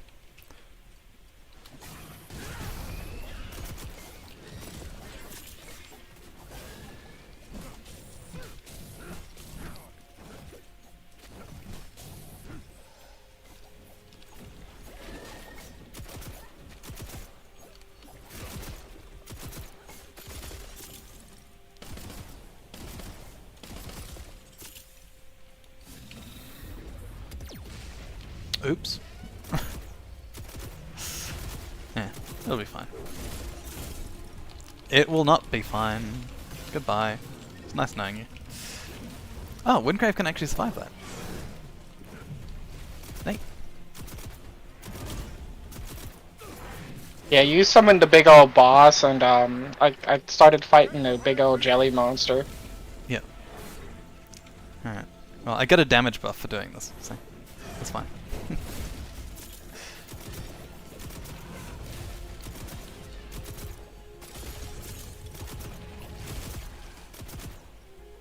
Wow, you just Big old.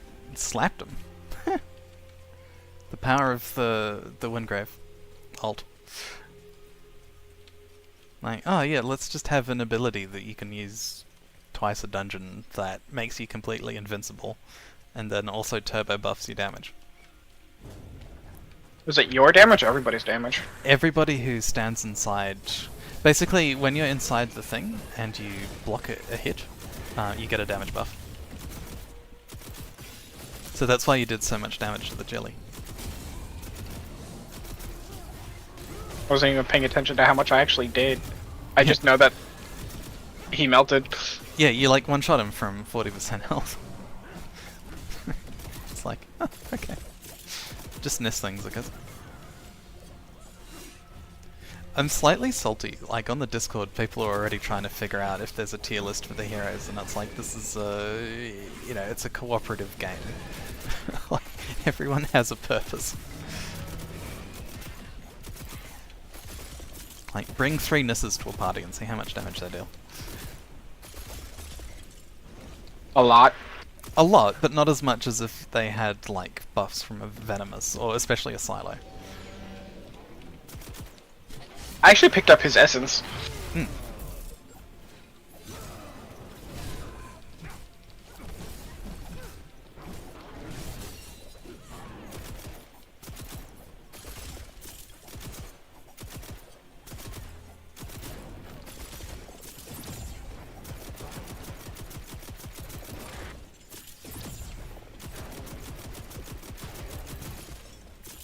Get wrecked. Absolute ruination. The Devastation Nation.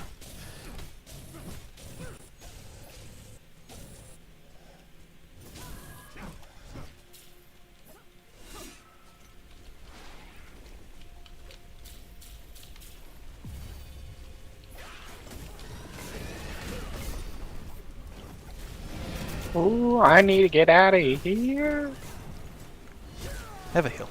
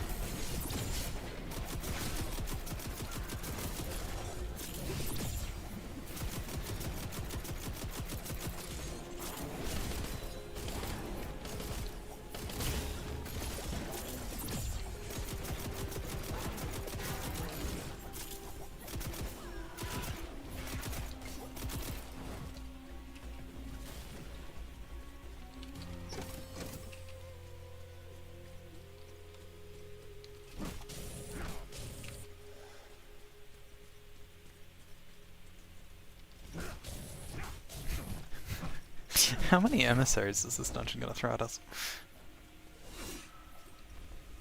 One for everything we cleanse. Yeah, but just the amount of lanterns that we're getting is really funny.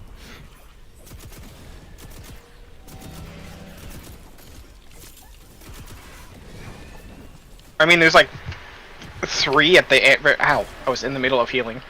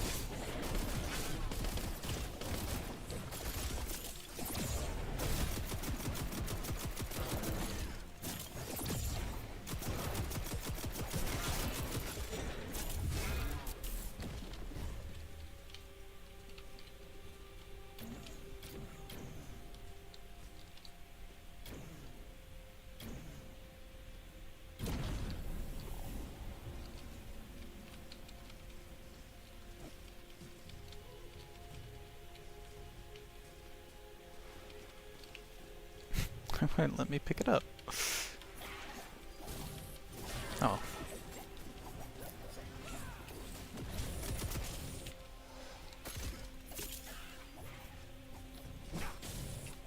Any issues like that will be fixed after they fix the servers. Yep.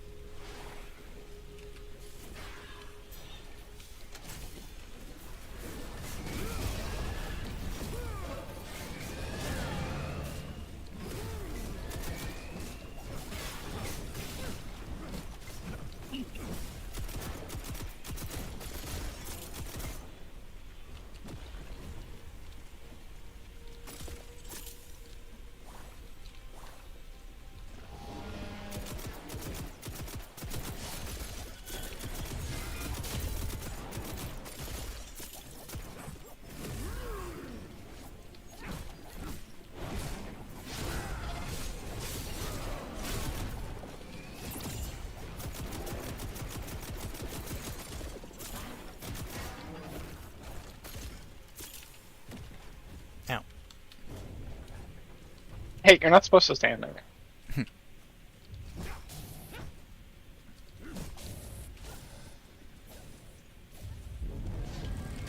I don't think I have any more emissaries in me. Just skip the lanterns. This is too much.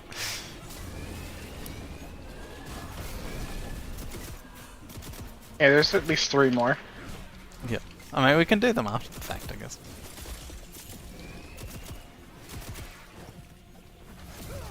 And one guy want to do all 3 of them at the same time. I mean, you can. I mean, it's pretty easy for me on Gungrave, because, like, the AI just breaks, you can just kite them. And they just walk towards you menacingly without actually ever approaching.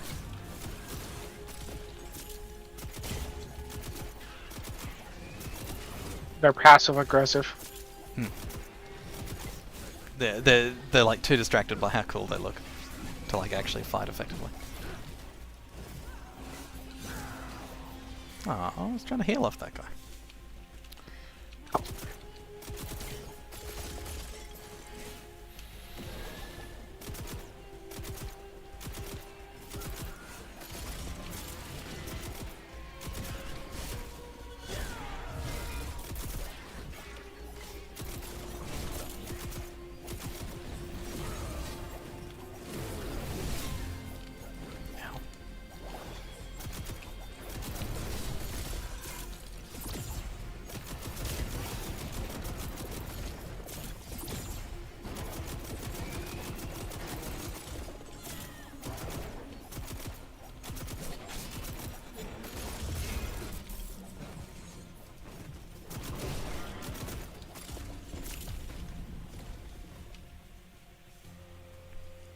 I just did 2,500 damage on a crit.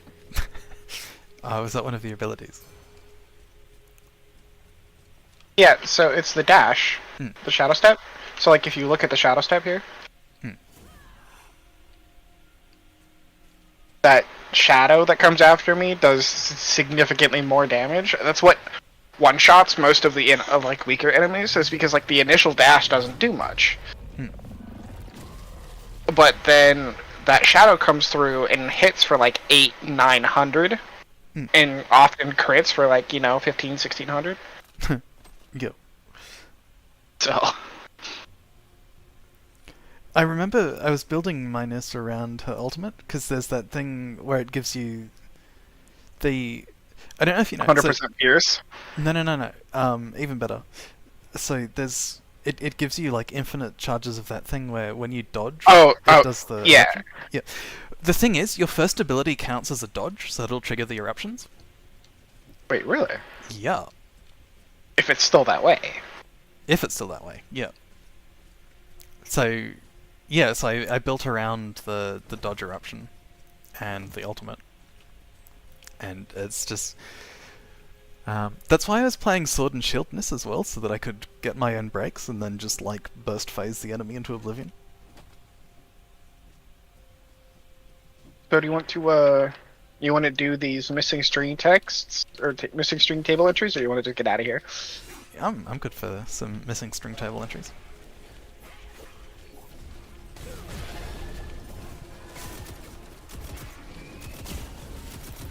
That dash is amazing, I love it. Yeah. But Nissa's low tier. Yeah, the game's only been out for 4 days, but it's already community census by the build sages that Nis sucks. But you can already put out so much damage. Especially if you build her right. Yeah. Asking people on Discord to understand a video game is probably a bit much of an ask, though. If anything, she's probably like warriors used to be in World of Warcraft.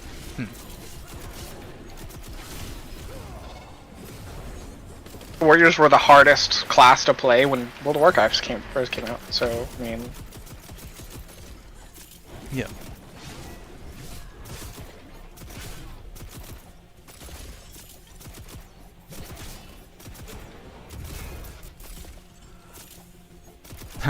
Yeah, I felt that. Like in vanilla, or like when classic servers came out, I was like, I'm gonna be a cute Tauren warrior, and it's like, yeah, this is painful. Yeah, warriors were the hardest class to play. It was followed by shamans, I think. Depends. At least when it came. Yeah. I think it depends on the kind of shaman, because like, yeah, there we go. Like, Elemental Shaman had really severe sustain issues, and there were certain leveling zones that Elemental Shaman just could not do because it sent you up against enemies with nature resistance. Like, you'd get to 1000 Needle specifically, and just not be able to continue.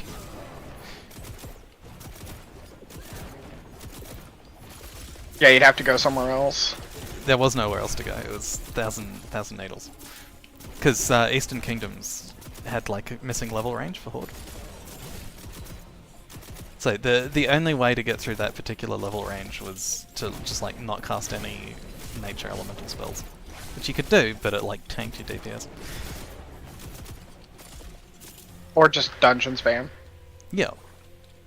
Significantly less XP, but... And you had to find a group for it, which was the hardest part, but... Yeah.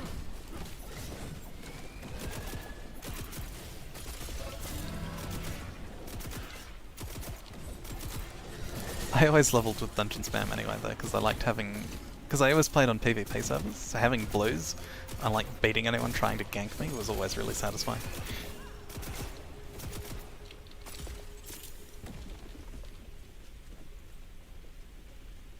Yeah, if you could get them to drop. Oh, I mean, I had time on my side because all I was doing was dungeons. That's fair.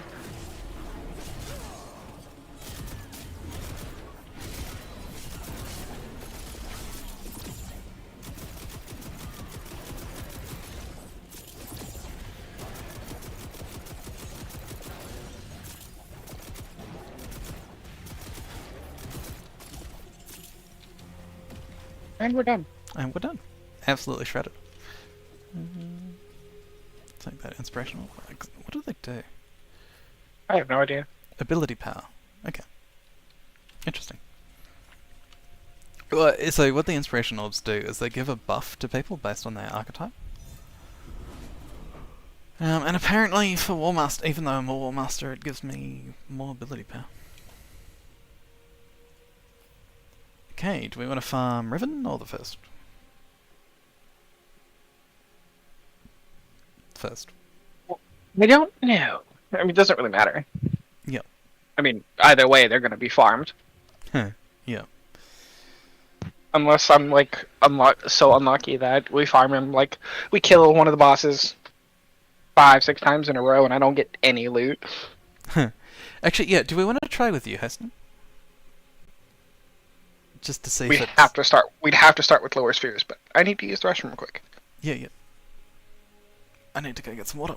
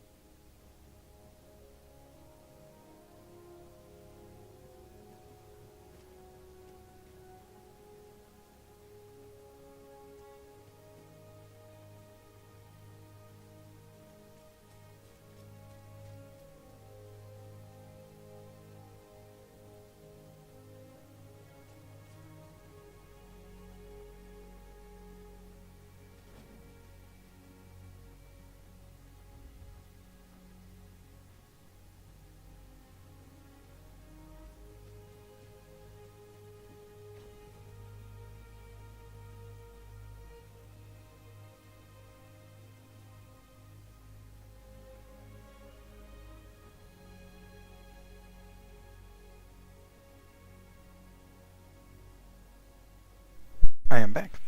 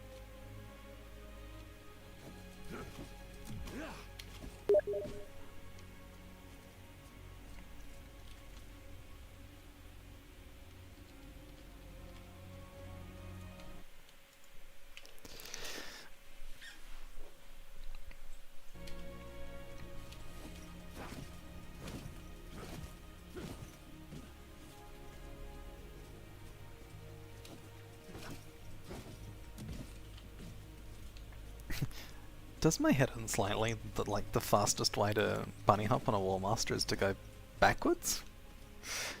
Because the forward roll doesn't give you enough momentum unless you time it really tightly.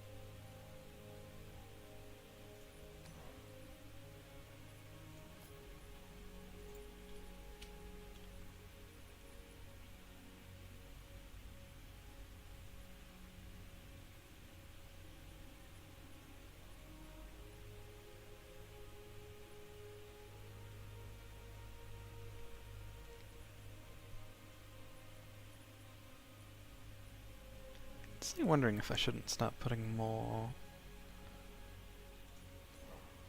crit rating on.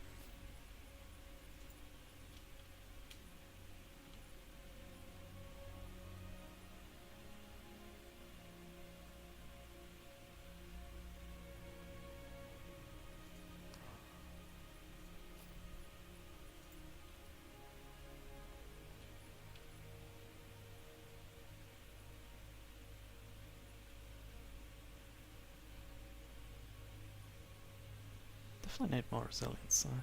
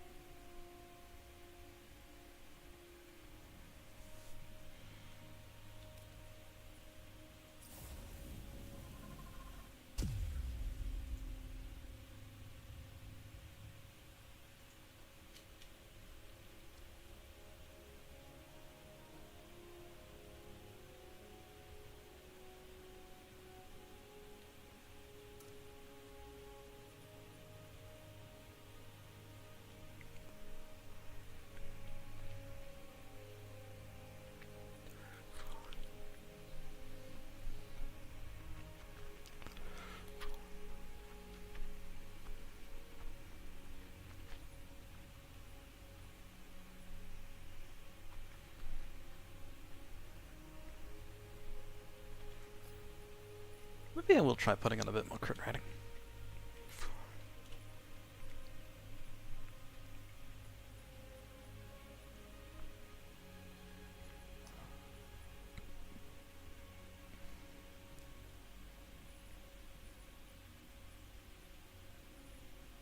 Which break power have I put on?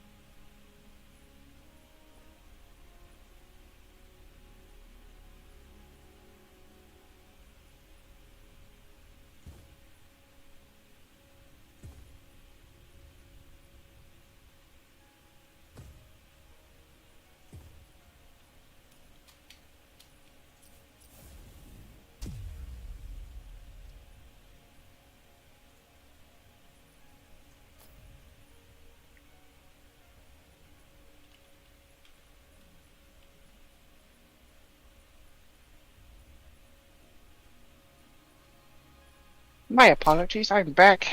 Welcome back. Sorry, I just had a heart attack on stream there. Oh god, what? Yeah, just because it was very loud. So I was like, Oh. 349, 402. That should do it. I'm just I should fusing. take a look at mine. Oh, great. What? The UI bugged out. Thought I did something. I was like, No, you're fine. Road Hunter. for now. For now.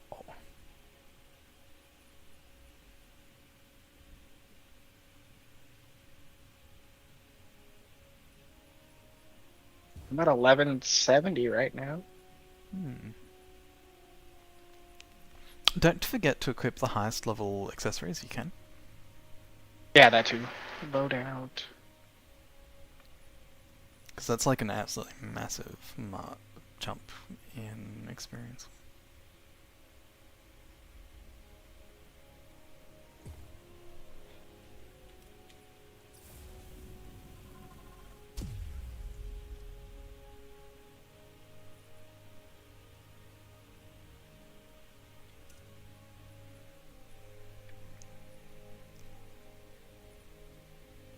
I want to put this on, but I would lose 690. I would lose 700 ability power.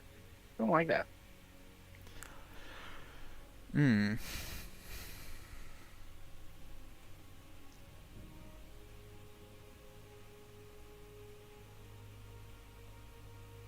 Not much I can. I have some. Man, looking through what I actually have, stuff I can't use because it requires higher levels. Nothing actually gives me more ability power than I'm currently wearing. Don't forget the stat screens will actually also show the effect of your echoes that you have equipped onto the accessory as well.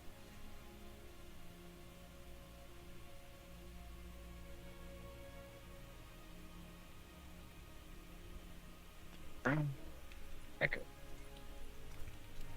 My neck. Okay, that's okay. Yeah, that's fair.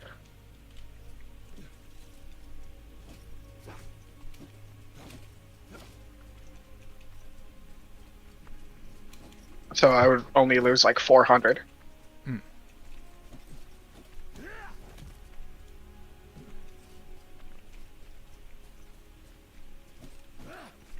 Ring would give me a lot of physical and magic defense.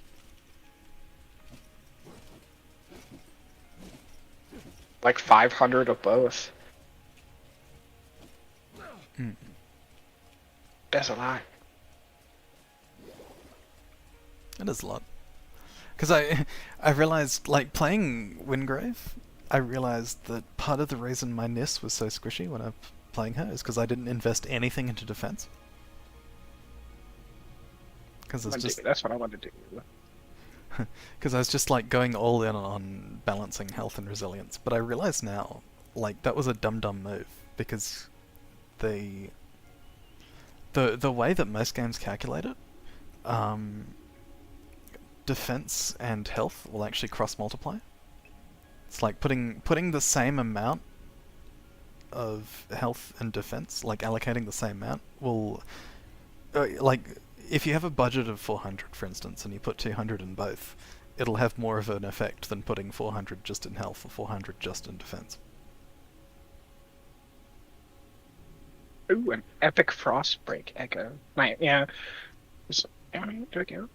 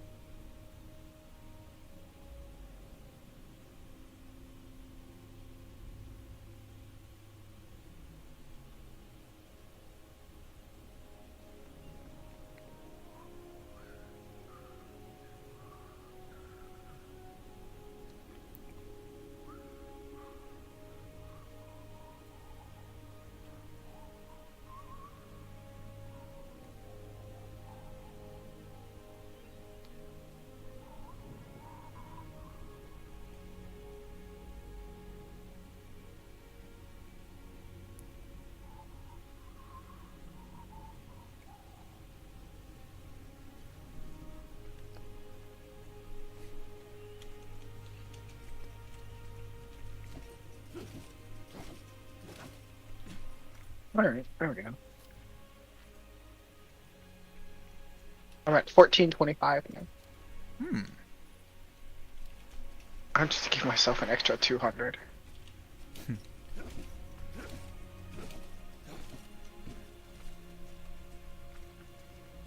Alright, I'm ready. We can, what are we doing? Are we doing, I'm ready for Riven. So, do we want to try with your Alright. hosting to see if that gives you better loot? I mean, let's go like this, and we'll see what... We'll do it a couple times, and we'll see if I actually get loot out of it. Huh. Yep. Riven, Sphere 1.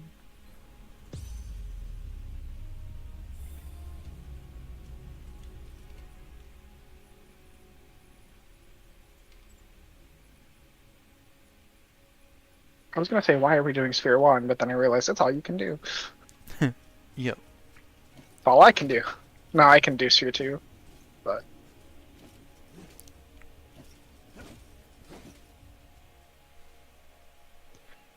To the crate.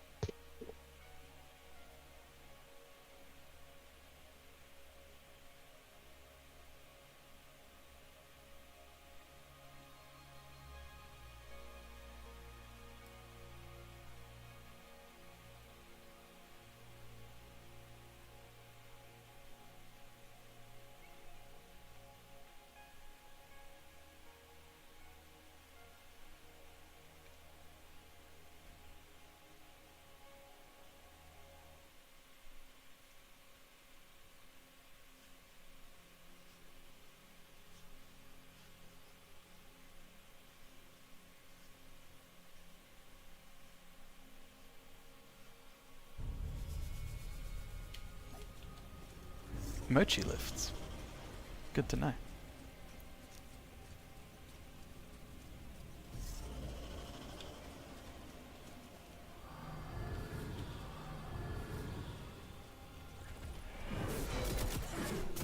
That's a station player. I had to. I always... Okay, they're probably not gonna respond then. Mochi lifts your mood.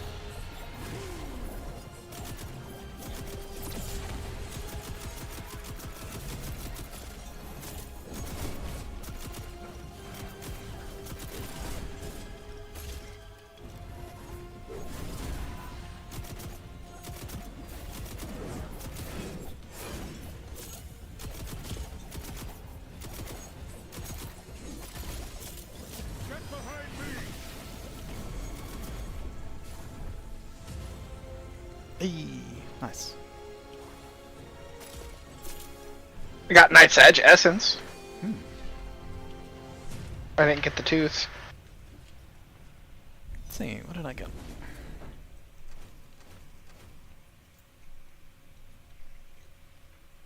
Cool. Yeah, I got the Riven Echo, and that's it.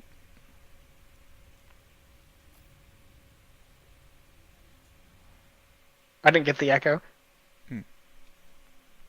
You'll have to tell me what that does. Let's find out.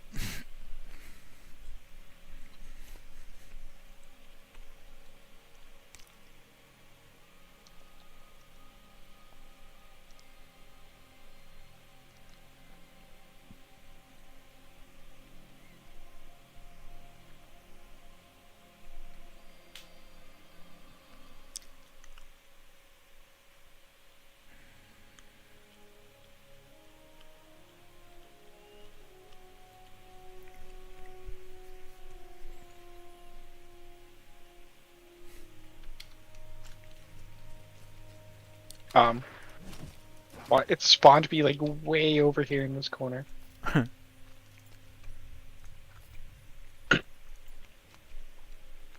Rune Echo. Causing... Oh yeah, that's right. Causing damage with an ability after 5 gloom enemy kills. So it feels like that's gonna be like super situational. Deals 250% of your ability damage over an AoE as magical damage on a 20-second cooldown.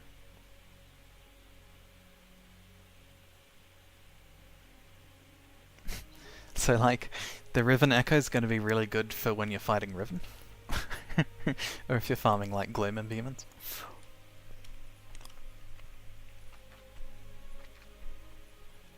I still like my flat 30 stamina.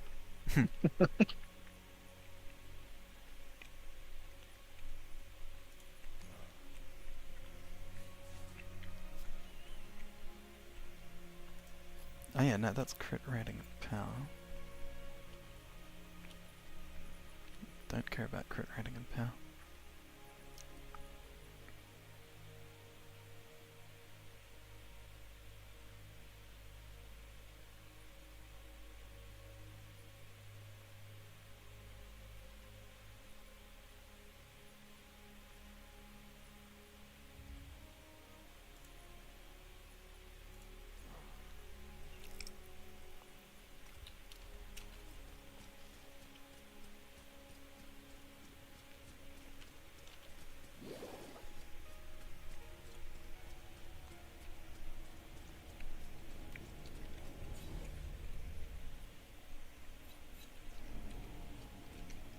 Oh, return to the Huntmaster. Sorry, I'll just finish the quest, and then we can start doing higher spheres.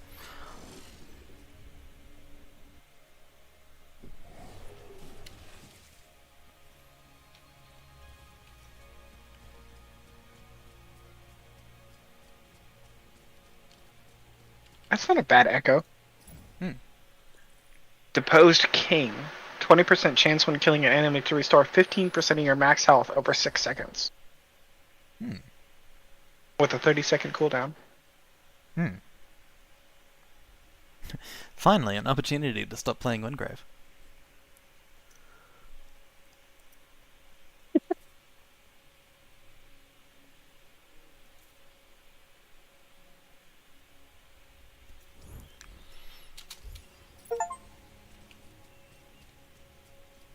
Yay, I got a Steam achievement. Alright, Riven time. Ah, I see you, like, in the weirdest place on my map, yeah. That's funny. Wait, what? You're like off... Oh! Yeah, you're off in the distance on my minimap, like over past the trees.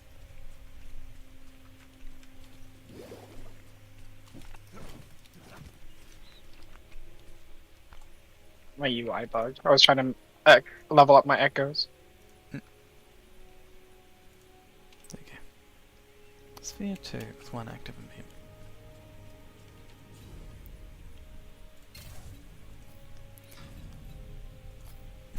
1600, okay. Oh hey, I just got a whole bunch of great imbuements. Neat.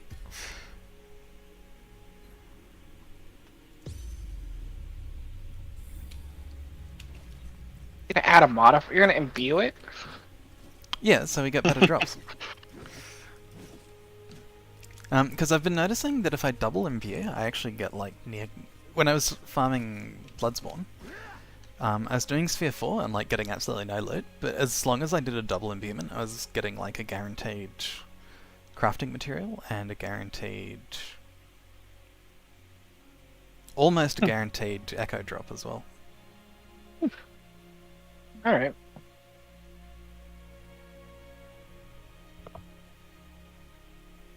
So I think like the play while you're farming is find like the highest level dungeon that you can do, and then just run double imbuements on it.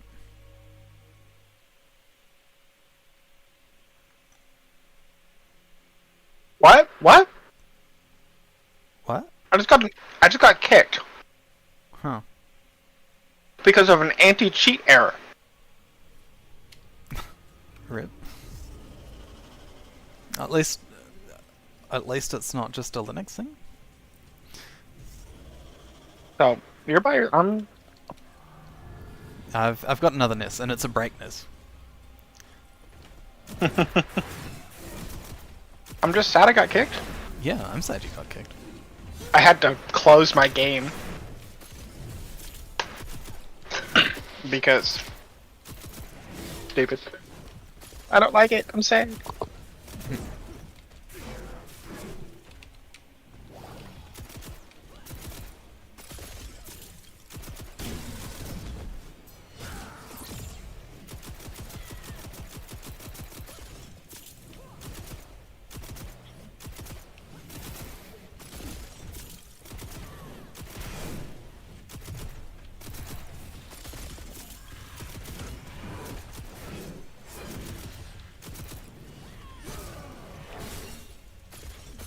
Huh.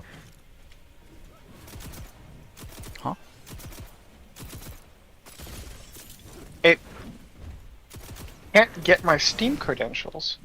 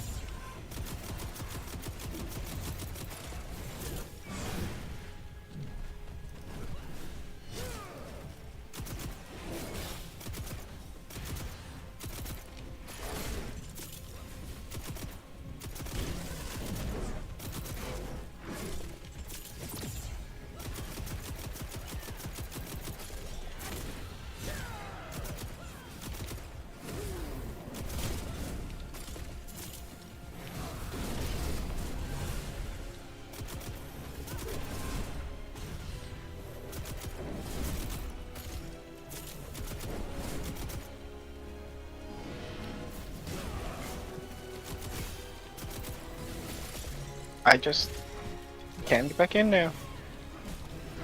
That's it. Try resetting Steam, maybe? It's likely. Yeah, so I'm gonna try one more time. See if I can start the game up, get the credentials, and stuff. That doesn't work well.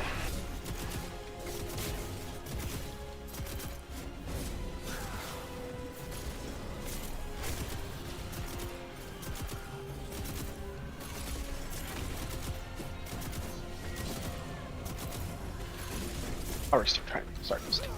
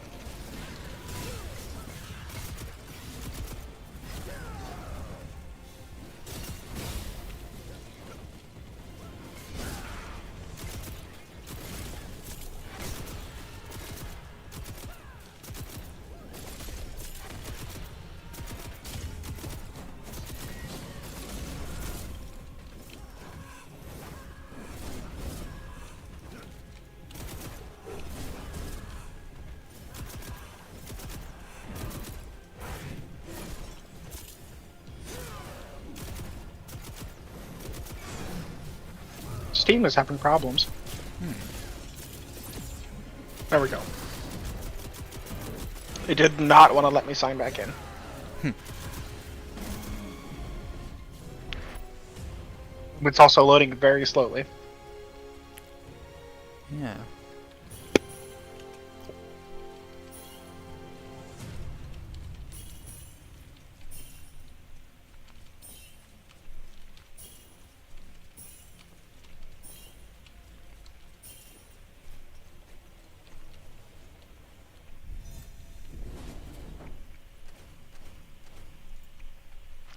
Huh. 2 Devourer's talents from a single run. Well, gee. Oh, and Vestige of Silo's Precision. Well, lucky you. The game told me to fuck off. Or if it makes you feel better, I got exactly 0 experience for that, though. Who cares about the experience? You got the weapon. You got part of the weapon. You just need one more, and you can make your weapon, or at least part of your weapon. Yeah, that specific part of my weapon. Yeah. Okay, Steam, come on. Even Nvidia's like saying it's freaking out. Alaskan internet I might- problems? Well, no, it's not even. It's not that it's like freaking out, dude. It's just like, you know how I don't know if you have Nvidia or not. No. Like, I don't know which graphics card you use. But I have an Nvidia graphics card. And so to update my drivers, I need a GeForce Experience. Which I do like it, because it also helps optimize games to run better anyways. Well, when you...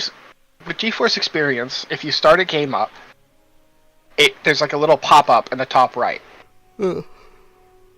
Saying that you're, giving you some sort of notification. Well, I just have like a blank notification, and it just will not go away. And Steam won't come back up. Might even necessitate a reboot. Yeah, that's what I was thinking. Yeah, I'm gonna do that real quick. I'll be right back. Okay.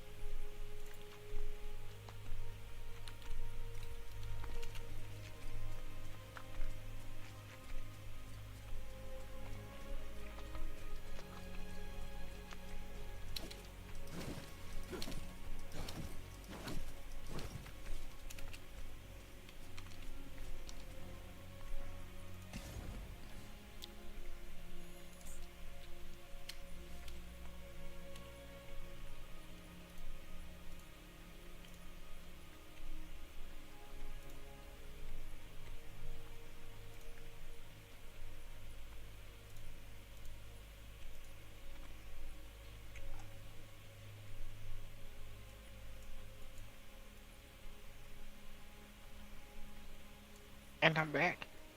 That was a fast reboot. Welcome back.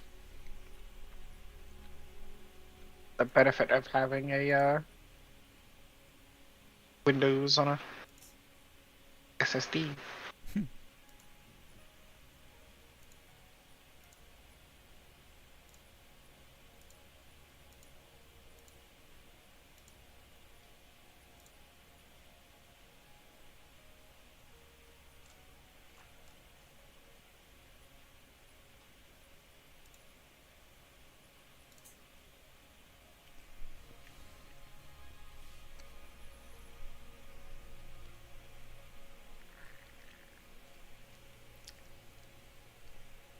This weird bug with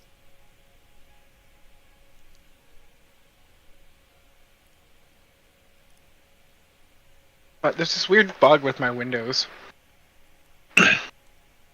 Like my background will just go black. Like I don't have a background set. And it will, if I hover over like a desktop icon, how like it highlights around it. Yeah. That square that it highlights will just go black. And then if I click and drag, wherever the box goes will go black, and then at a certain point it'll just do the opposite, so like I can just cause my my background to like chunk in like one little piece at a time. It's weird. Yeah, that is very strange. It has no effect on performance that I'm aware of. But it just okay, Steam. Just a bit ominous. While you're doing that, I'm gonna go get some tea. Something like 8 minutes or something, maybe. I mean, oh.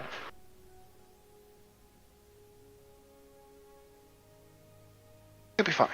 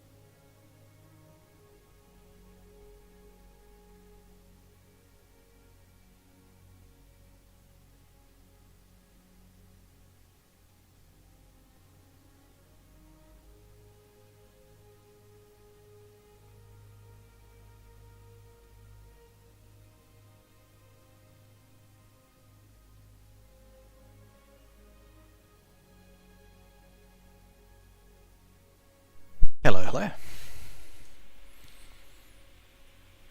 Right.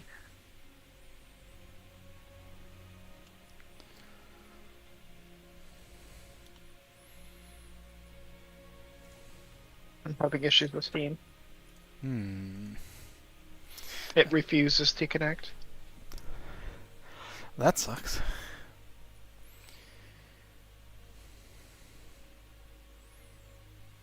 And not even restarting helps.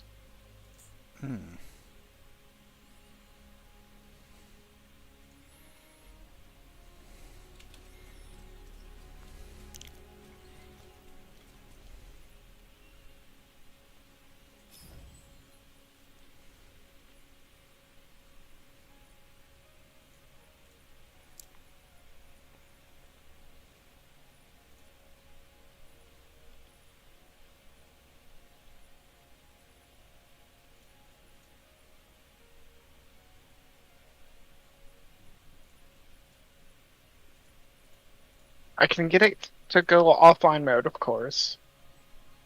But then I can't actually connect. Like, I can... In offline mode, I wouldn't actually be able to play online. Yeah. And when nothing happens when I hit go online.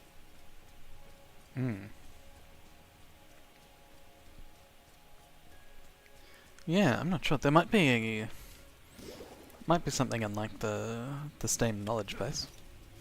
That's all I can think of about like connection issues. Because I have like, you know, the troubleshooting website.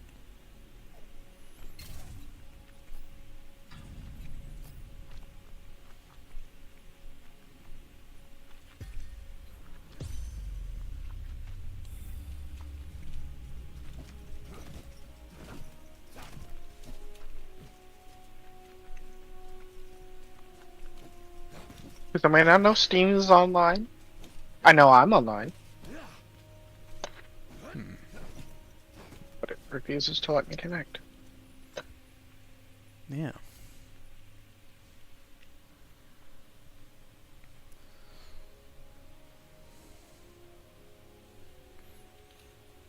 Absolutely bizarre.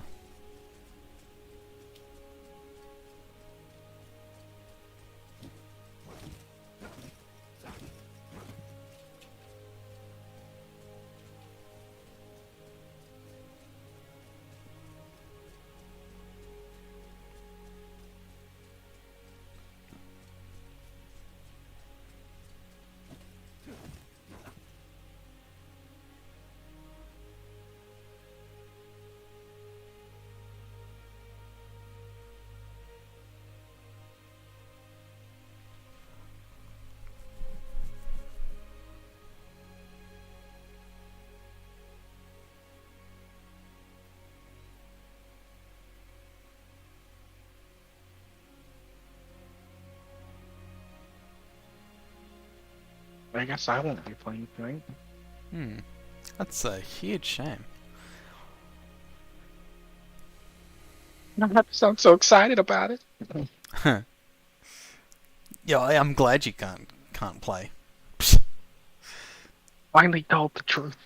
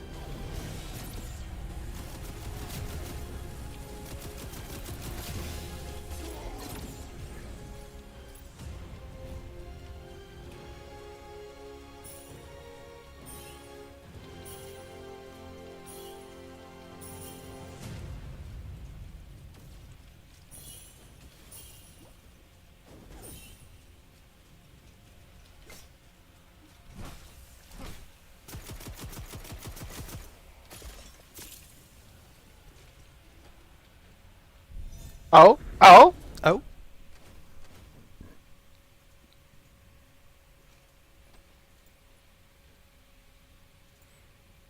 Oh, maybe? It didn't say error, try again. huh. That's progress.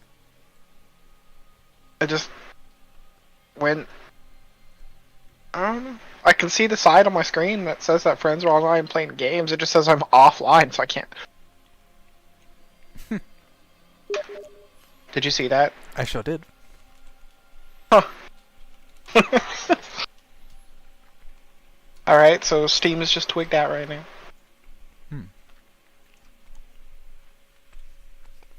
Steam's having a Steam moment. I was on my main screen. Scroll up. This guy. All I see.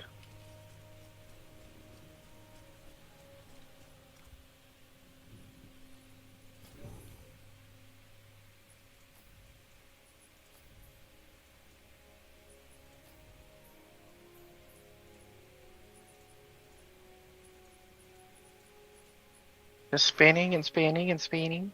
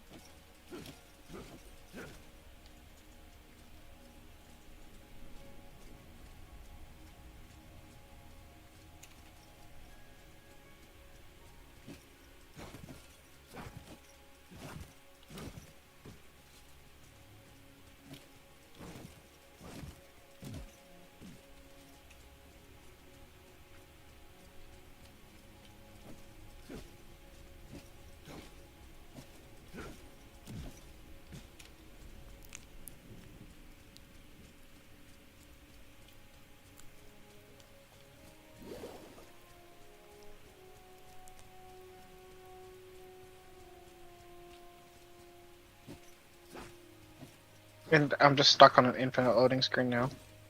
For Steam. Terrible. Wonder what's wrong with Steam.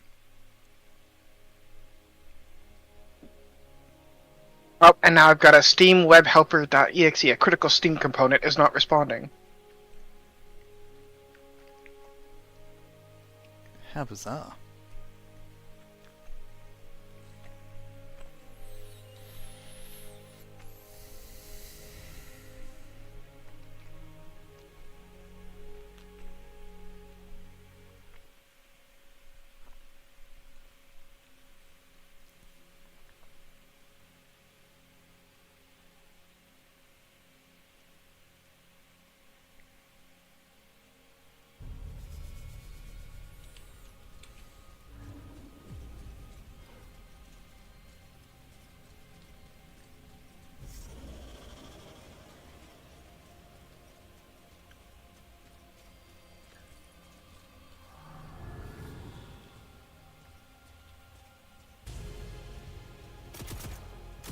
I've been told, I've been reading, and they'll say, everybody's saying reinstall Steam, and I'm like, no.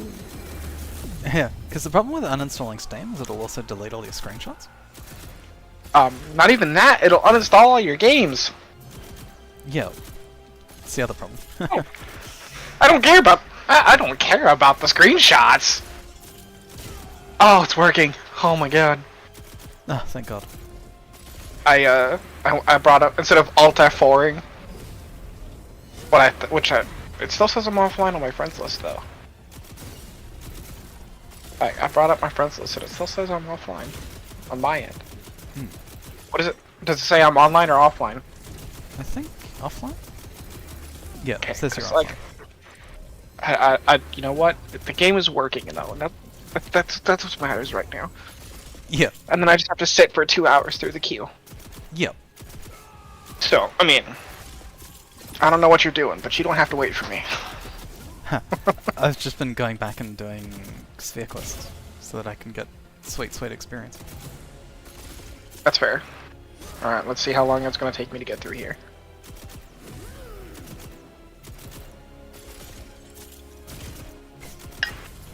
Alright, let's see. Log in.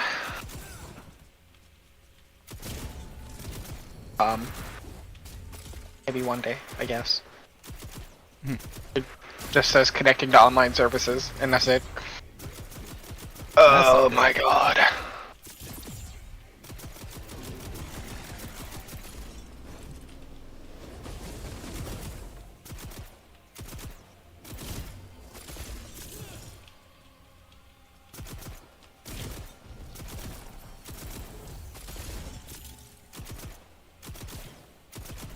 Maybe one day I'll get back in. Yeah, maybe someday.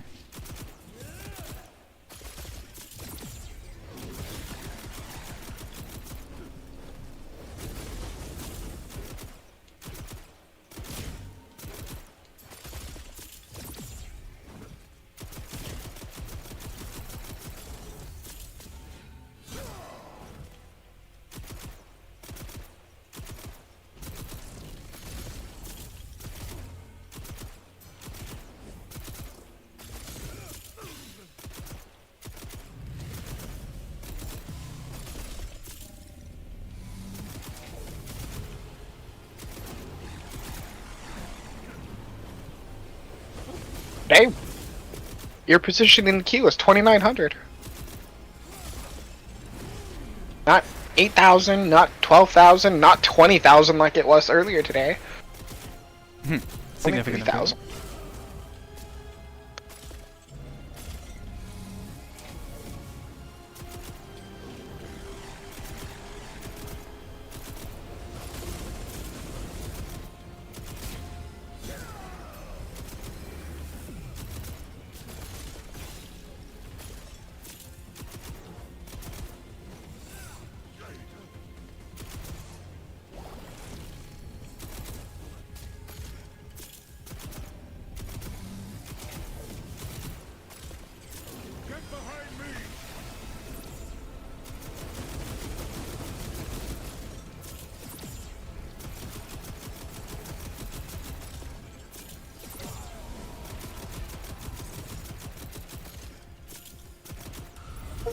Yeah, that definitely feels like cheating.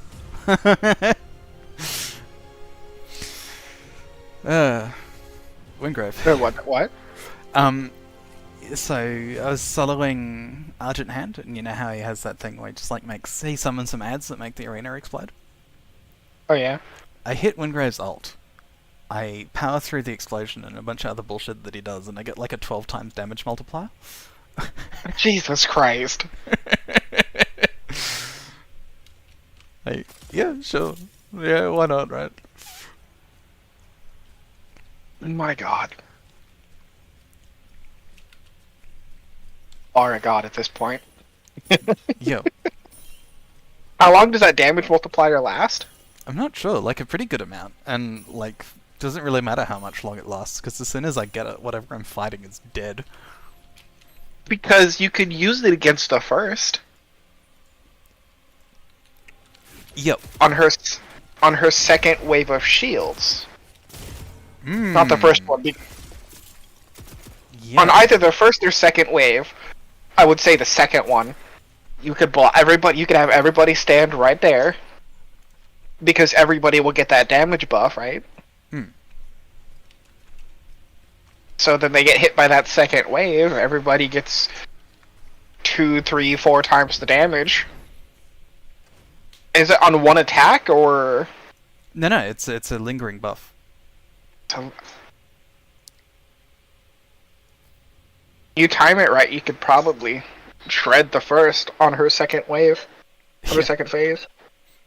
Yeah. I mean, you could do it on the first too, but you'd have to have 2 Windgraves doing the same build. Hmm. Because you wouldn't get it back fast enough to use it again on the second wave. Yeah.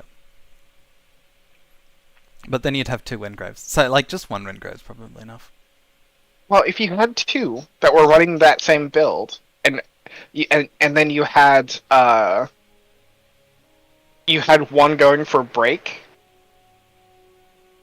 or both really, I guess, and then you had a high damage character like Nis running daggers and just pure damage, you get that damage buff from 2 separate waves. You do it on her first phase, and if you time it right, you could get everybody hit by a lot of abilities really quickly, stacking up that damage. Yep. And then the Nis attacks. And if you get enough stacks, I mean, on a crit, I'm already doing 2,500 damage. Now imagine if you times that by 12. You times that by 12, you times that by 15. You know, that's going to be a lot of damage. Yeah, just immediately one-shotter, yeah. And then on the second phase, you do the same thing. You do it on the second wave of shields if you don't kill her by then. And then again, just gotta finish her off right then and there. Oh, I'm thinking... And if you... Sorry, you go. Go ahead. I'm thinking... Because once you get past the second wave of shields, she has that really bullshit phase where she just, like, fills the arena with shit. It's like you get... You do the chase strat where you jump out of the arena so that you're not getting... Don't even have to deal with the shield phase. And then go back in, and during her third phase where she's just, like, spamming the arena with AoEs, just drop the ult, and... then That would- immediately yeah. gun her. That would work too. I mean, you might even be able to kill her in her first phase. Yeah. Unless she has a hard like she has like a hard shield when she hits a certain health, she just stops taking damage, and so you can't even get her down that low.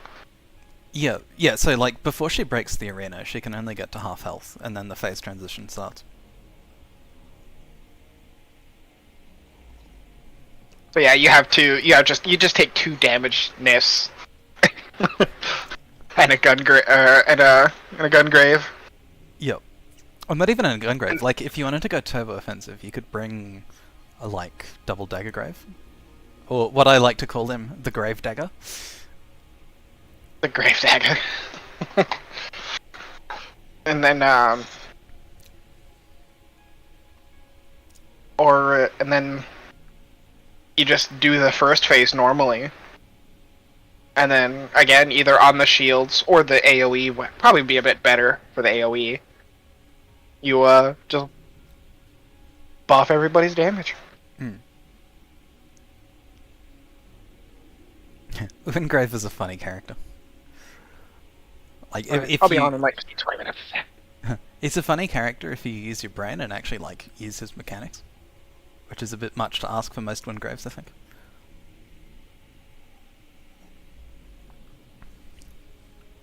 So this is a Wingrave negativity chat. He's a very bimodal character, you know. There's like really good Wingraves, better than me, and then there's most Wingraves that are just like, haha, funny armor, man, and then don't use their abilities.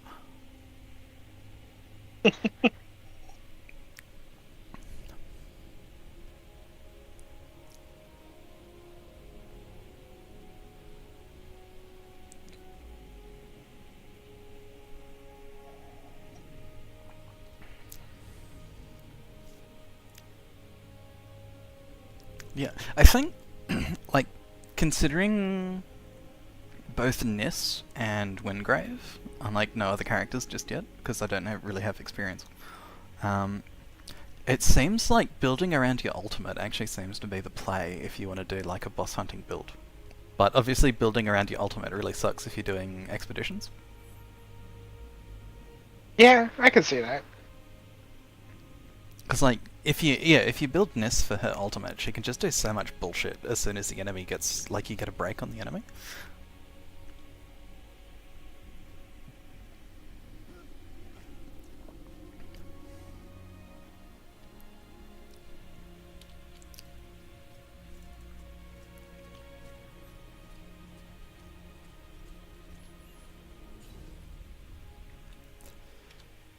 Okay.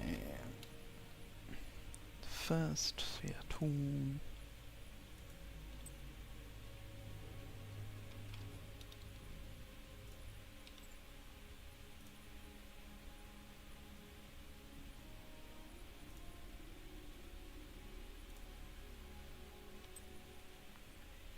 Chaos Flora in Undercroft.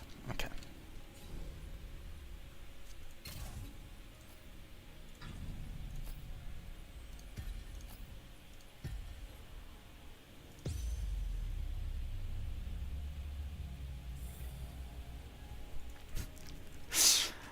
I wouldn't recommend Gungrave for anyone. The only reason he's so fucking weak, but like it's so safe to play Gungrave. So that's like the only reason I'm playing Gungrave, because it's like very, very, very forgiving. What gun are you using? I'm using Venomess's signature, the Nightshade. Ah, okay. I tried Tempest, but it doesn't. Its break isn't good enough because it has a really low rate of proccing Eagle Eye.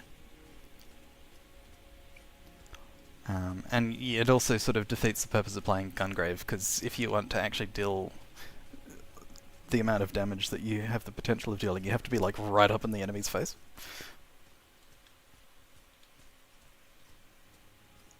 Unlike War Masters are really bad with guns because their dodges are terrible. So like your dodge actually doesn't give you any iframes until right at the end.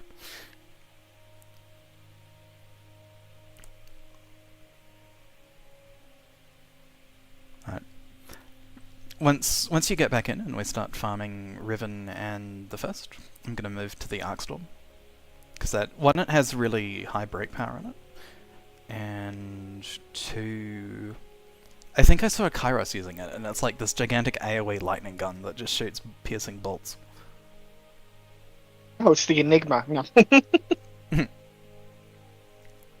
It's the Amprex.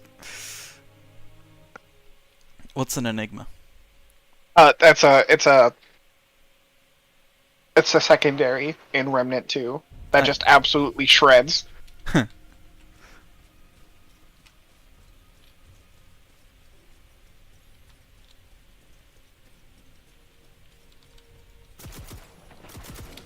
I'm at 1019.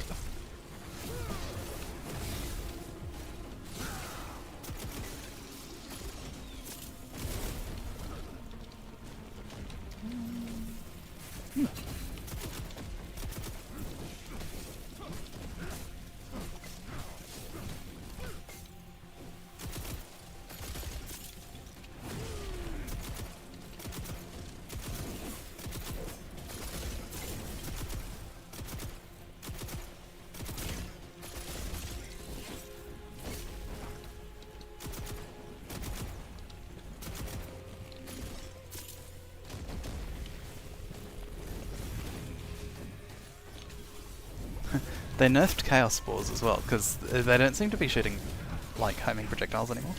Which is like incredible.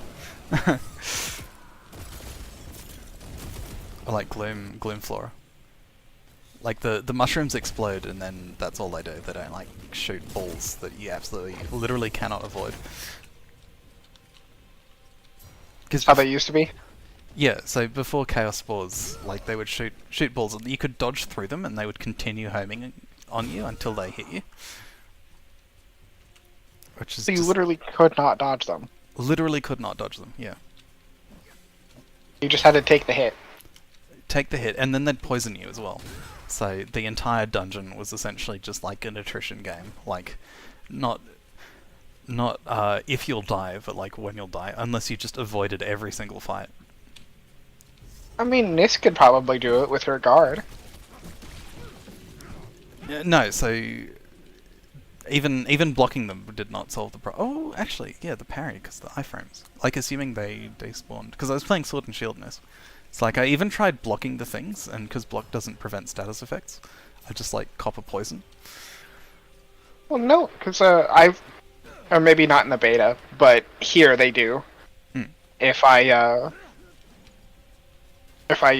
I right click, it gives me. I'm completely immune to damage from any attack it blocks.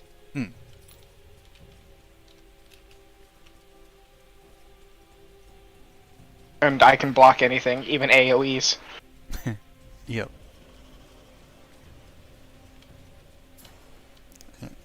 I mean, Nis is technically God mode if you can time the parries. I was getting pretty good at it, if you noticed. Yeah, yeah. I was noticing you going for some really like gutsy parries. And I mean, if you've got a Wingrave in the party, why not go for it, right? And I mean, most of the time I got them. Yep. Most of the time. Most of the time. Sometimes, there was a few times my timing was slightly off. Like, Yeah. I was either like half a second too late or early.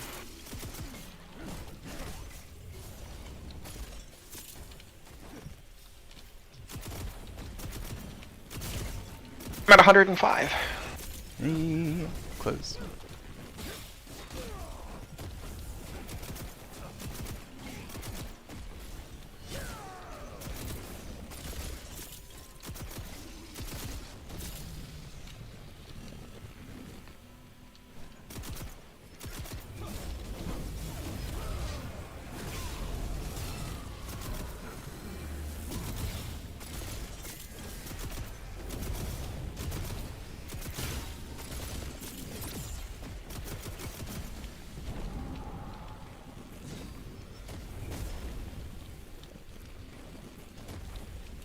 I see how they've changed it now. Okay, so when an enemy dies, they spawn spores that spawn the bombs underneath you. So that is Are you significant. doing? Yeah, Is that Chaos Flora? Chaos Flora. Yeah. Whereas before, what would happen is the enemy would die and then like spawn the mushroom would appear and then cause like a little poison projectile to follow you. Oh, I'm loading in. Eee. Alright, I'm just gonna finish this run of Undercroft, and then I'm good for farming first Riven whatever.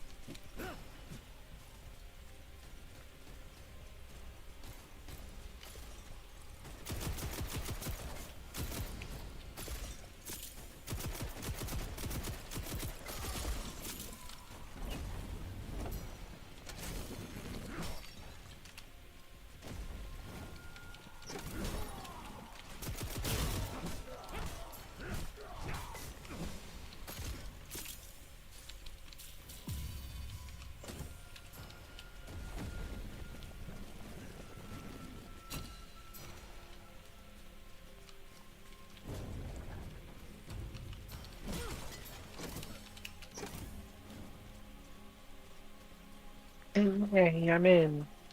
Ayy.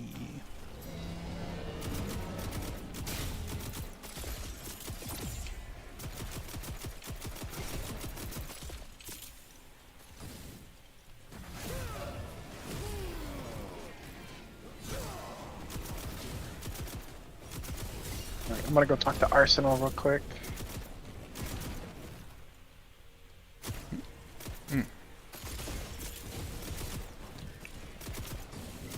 Been crafting. Harvest Moon. I'm gonna have to run solar imbued stuff to get glimmering molten spectra, and then yeah, then it's I need to get 3 talons and 6 radiant octochrome.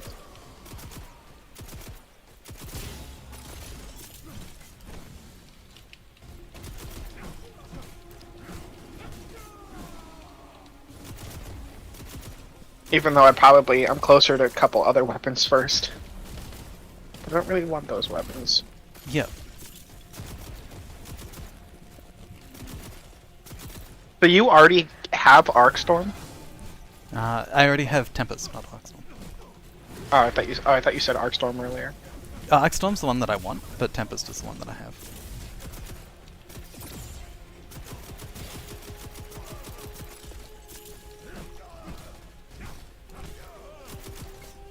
Yeah, I just need some Remnant Nexus and Ichor up and some Halcyon Orbs. But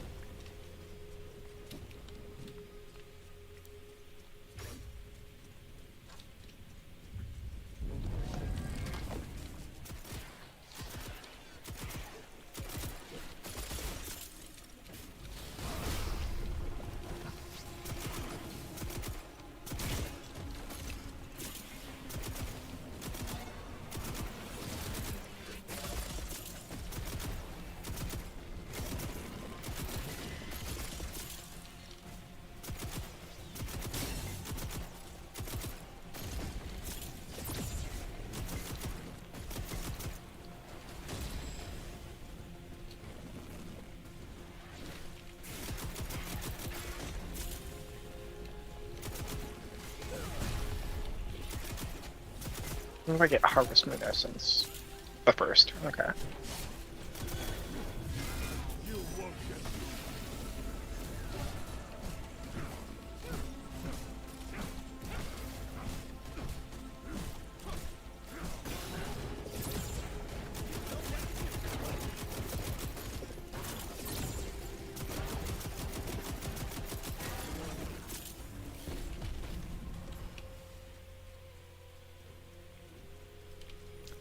Yes. I love getting massive amounts of scrolls that I am now capped on and cannot use in any way.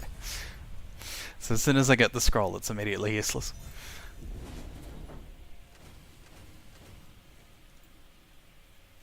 Oh, because you can't even get any more. Yep. So they're sitting in my inventory completely capped. Dum bum.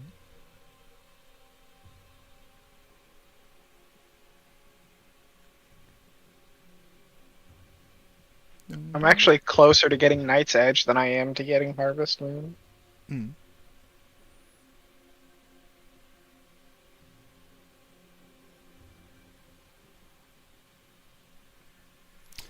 I'll let you host, because you know which spheres you need for Riven, and also just so in case it gives you better better loot rolls. Alright.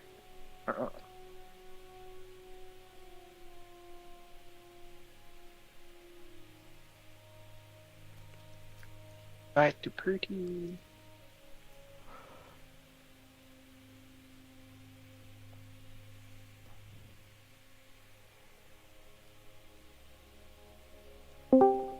Hello, hello.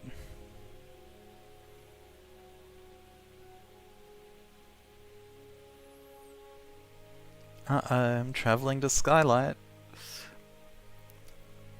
Oh no.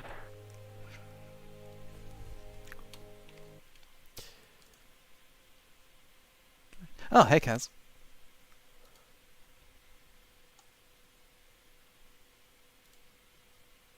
Oh, there we go.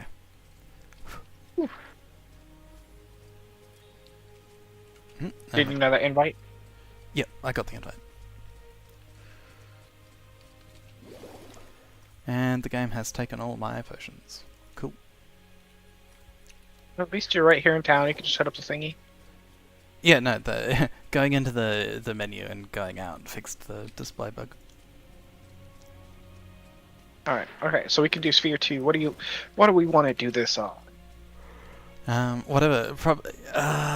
With Riven, I probably wouldn't do like Flora or Hate, but any of the other ones should be okay. Flora or Solar. Floral Solar. No, don't do either of those.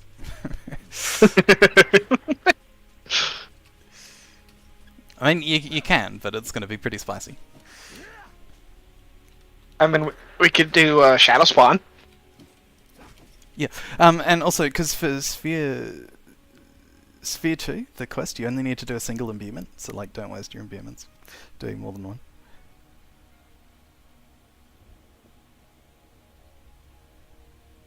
Are you guys playing Wayfinder? We are playing Wayfinder. I'm streaming. I put the link in the stream chat if you want to see the gameplay.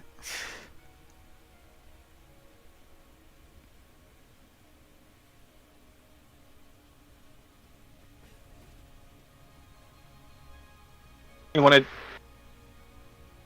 just do Gloom Touched? Yeah. Alright, that'll be fine. Gloom Touched. I'm not sure if it gives her an enrage. Hopefully not. Well, if it does, well, I blame the hunter. Yep.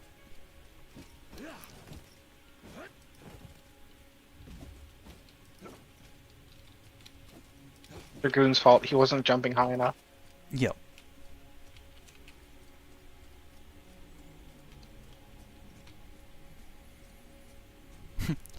Dragoon in Final Fantasy XI, totally off topic, is really funny because it's like one of the few classes that can actually like the aggro cap in 11 is actually a significant hamper to DPS, but Dragoon is one of the few classes in the game that can actually shed aggro. So they can just like send out a torrent of damage, pull aggro, wipe it all, send out another torrent of damage. It's really funny. I almost thought about buying 14 or 11. It was on sale a while back for like it was like $10. Yeah, and the other thing is once you have an account, like once you've bought it once, even if you don't maintain your subscription, they do fortnight, like twice a year, they'll do 2-week Welcome Home to Vanadil campaigns. So, I mean, if you can cope with that pace of play, you get a free month every year.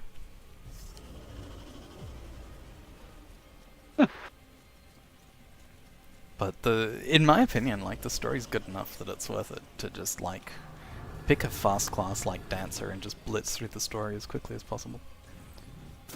Is it anything like 14th story? My god.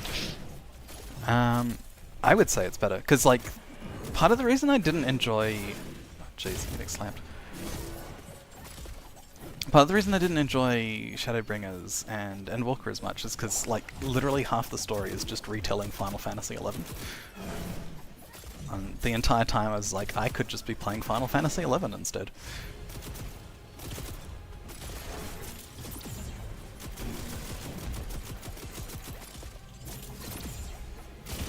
Let's go. So, yeah. That?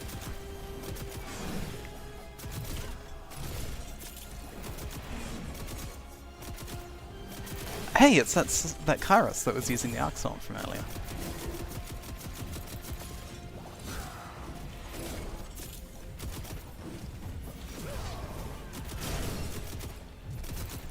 It's not letting me block because I can't get my resilience back.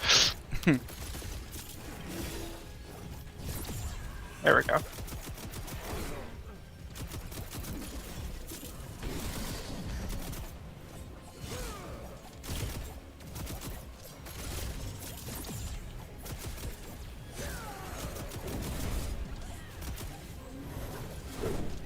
It's your stream is just now saying you're traveling here. Huh.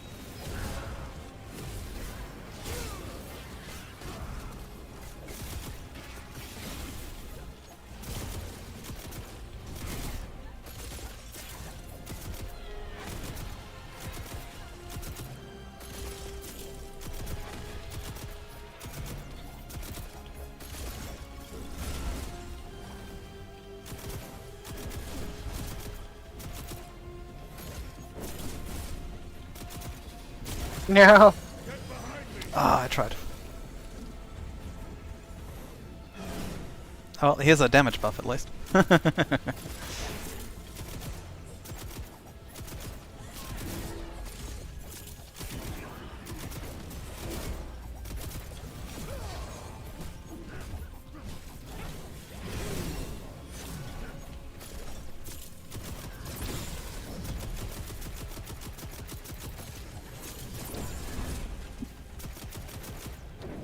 Of course she Damn it. jumps.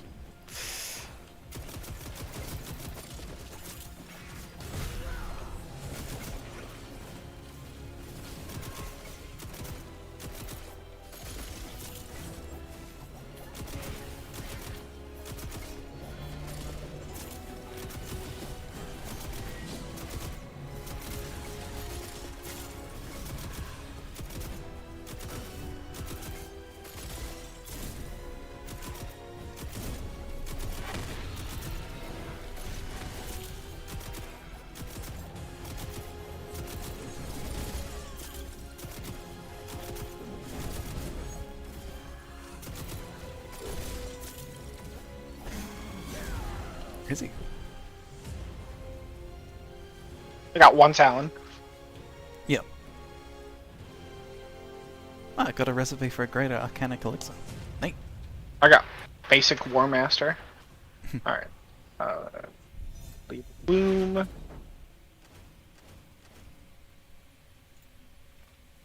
What did I get? Some Echoes.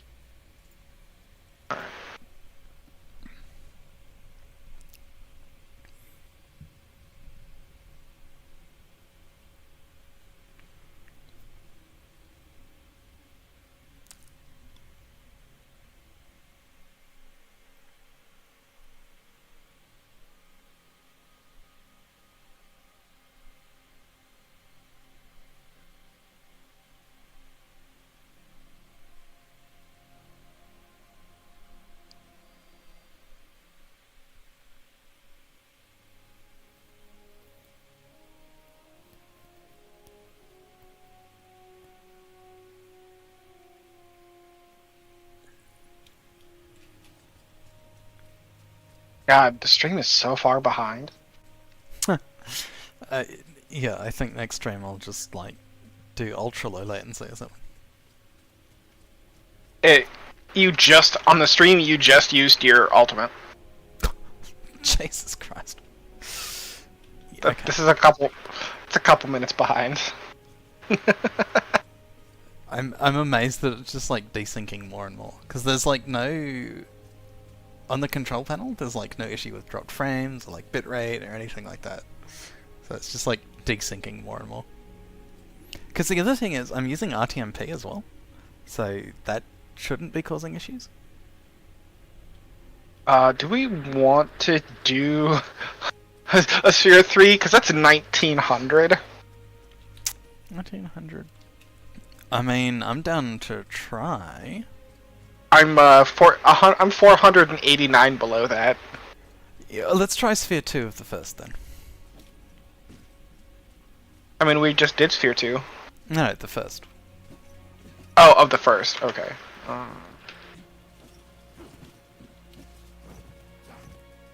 1761. Eh. Not as bad. Not as bad. Alright. Because I want to try those Wingrave chase strats that we were thinking of too. Alright, so we're doing Gloom Touched. Uh, It's gonna be the only. It's gonna be the only. Because she doesn't summon ads. Yep. So doing Gloom Touched on her has no effect because no ads for it to affect. Mm. All right, we'll do Gloom Touched. On the first. Gloomy first. Yeah. Well, she is kind of edgy. Yeah. I'll turn the sound up so I can hear a little bit of the music. I actually held onto the beta files for several months because I was like trying to look up how to fish music out of Unreal Engine archives. Because I loved the music in the first so much. It's like, I need this. Did you and you managed it or no? No, I didn't. It's on YouTube. You can probably find it. Yeah.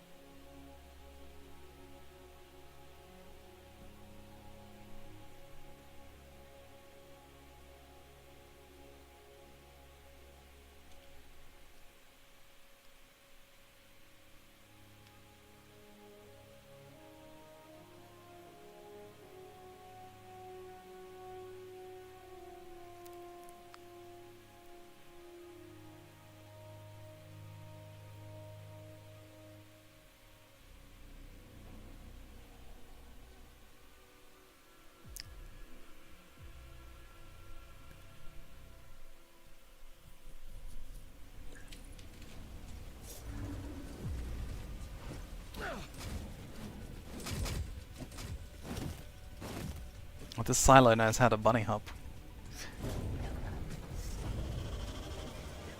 We're in good hands.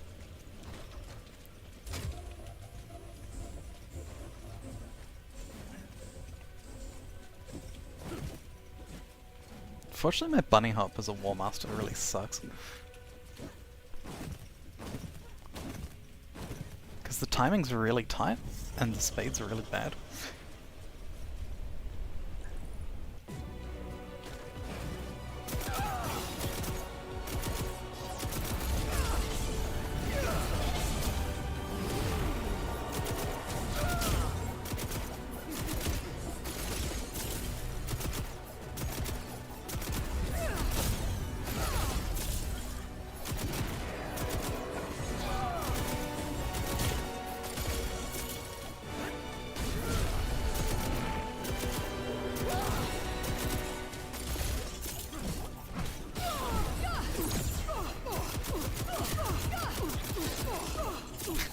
It's really funny, the sound. Just a little.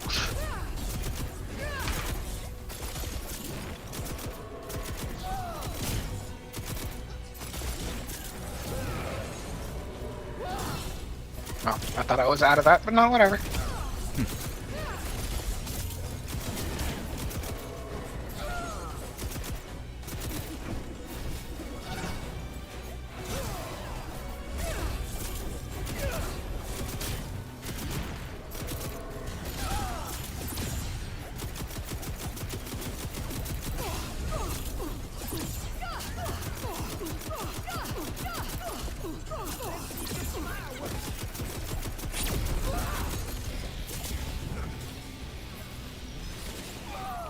Snaps.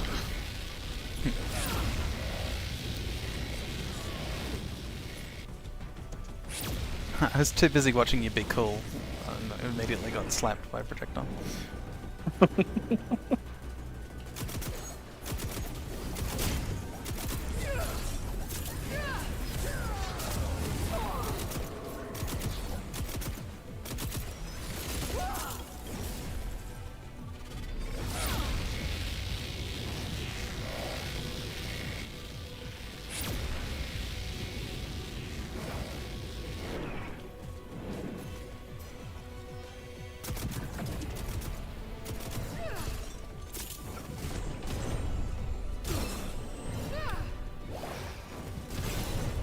Getting hit by a meteor hurts.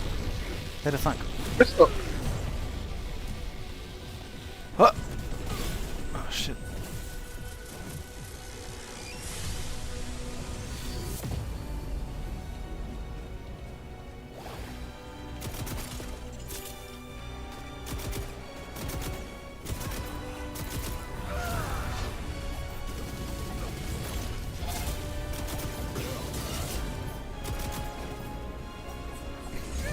Silo's experiencing deep pain.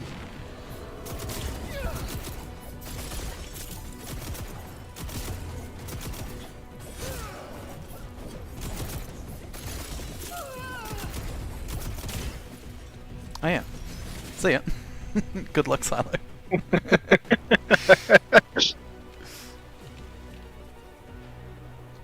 I hope he's having fun down there.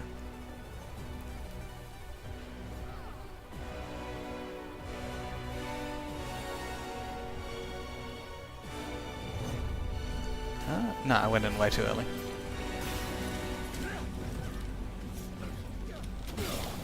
Oh, and they're invisible now. Okay, cool. Get behind me!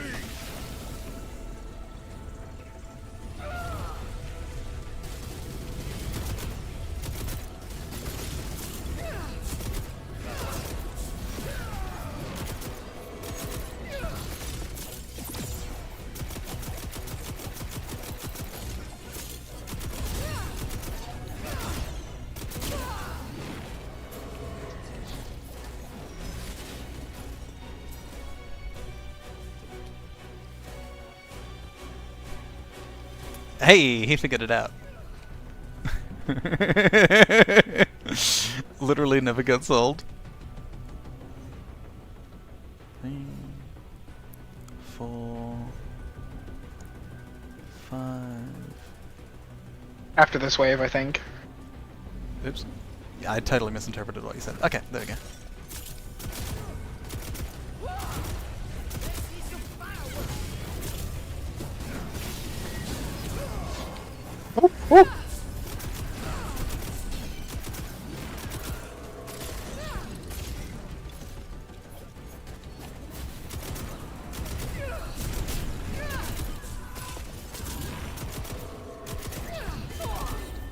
Easy cheesy. Oh, I got a Radiant Octocron. Octocron.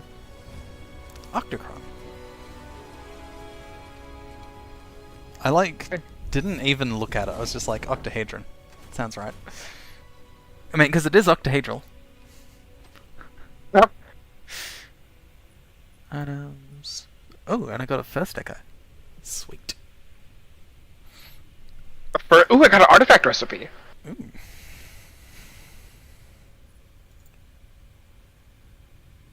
Alright, I gotta go check what that is.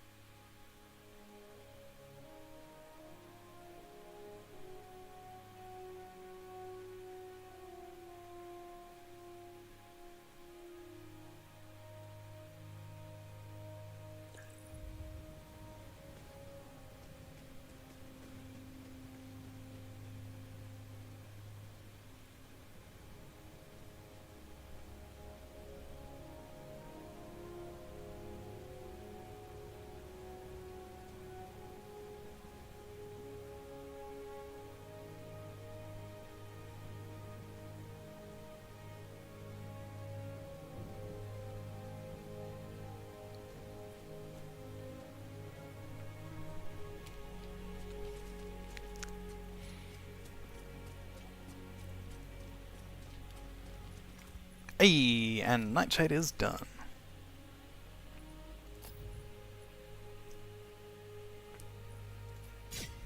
Okay, back to working Tempest then.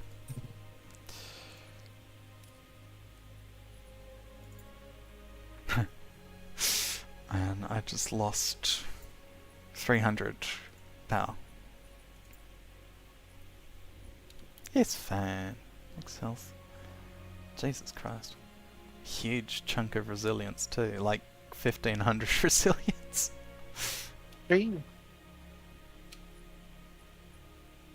Alright, Ruby. Where you are. Craft housing items. The first I need 28 glimmering unstable spectra. I'm at 25. And 21 glimmering molten spectra. So it's gonna be a while before I make that, but I will make that. Activating the English. Activating this artifact increases the ability power of yourself and nearby allies by 5% while at full health. Hmm. Oh yeah, I was looking. Oh, pardon me. I was looking at the artifacts, and a lot of those look quite good. I assume you can have as many as you want, but only one active? When I go to the menu, it says that there's like a capacity consideration. Ah.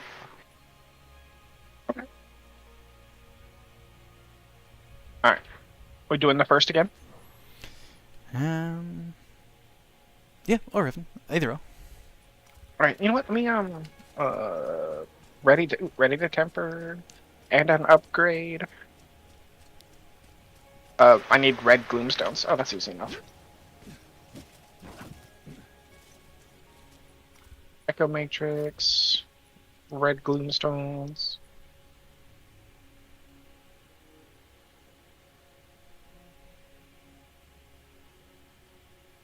Apparently, I never made the Riven Gloom Trace. Or, oh no, it's bugged because I can't actually craft it. Already owned. Alright. Character, temper the weapon. Fully temper a weapon.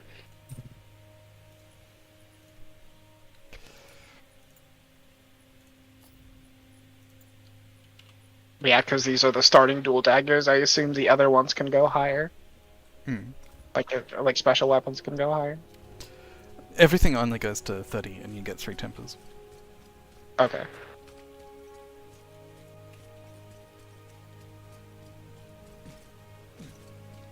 I think the way they've designed, like the nibby daggers that you get, they're not bad. They just don't do anything special. Yeah. Let's see what do we got here. Want break this one.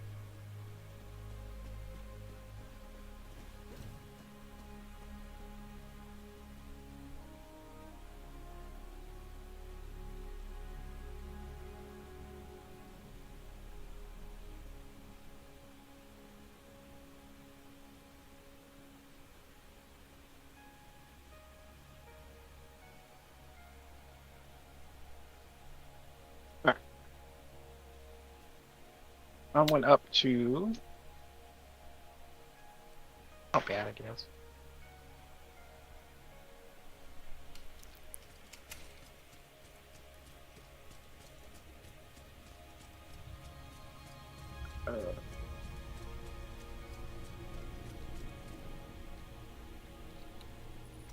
Alright, so you said we're gonna do Sphere 3 Solar Flora, Ribbon, right? It's your imbuements, if you want to.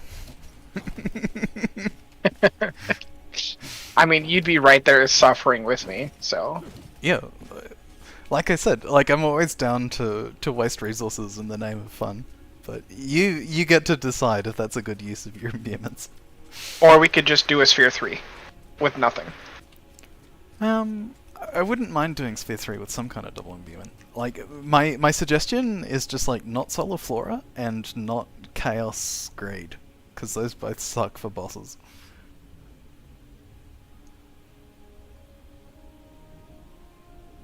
I mean, we could hurt ourselves even more by doing an overgrowth. Double Flora. I don't know whether to laugh or cry. That sounds horrible. Especially on this boss. If we do Ribbon. Just permanently being healed. Yeah. And more importantly, just the goop taking over the entire arena. We could do chaos, uh, gloom, whatever, shadow. Yeah, that's a fun one. Yeah, let's do that. Do shadow spawn. Yeah, because Oh, I- we are doing this on 3, so he's gonna be 1900. yeah, I've re-equipped my Nightshade, so.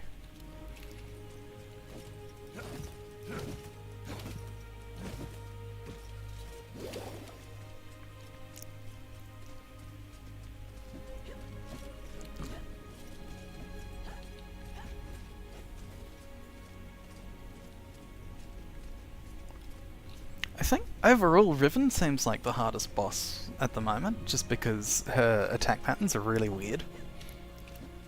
Like, they're not obviously telegraphed like they are with the other bosses.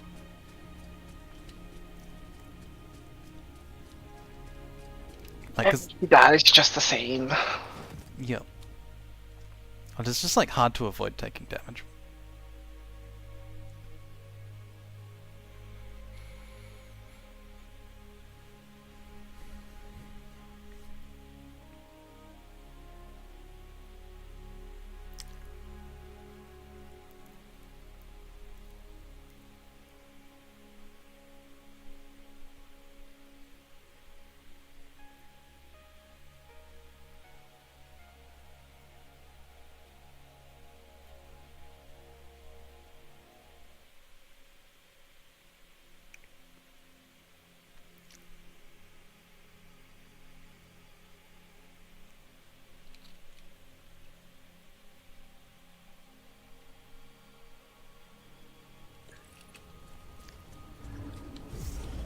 And we're lucky that we're so lucky that it's just us. Yeah.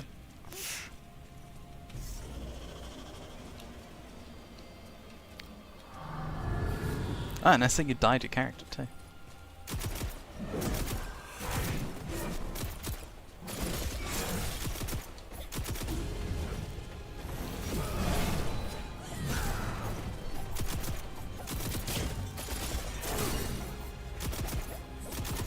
I forgot to change it back to purple. Damn. That hurts when you hit people. People die when they're killed.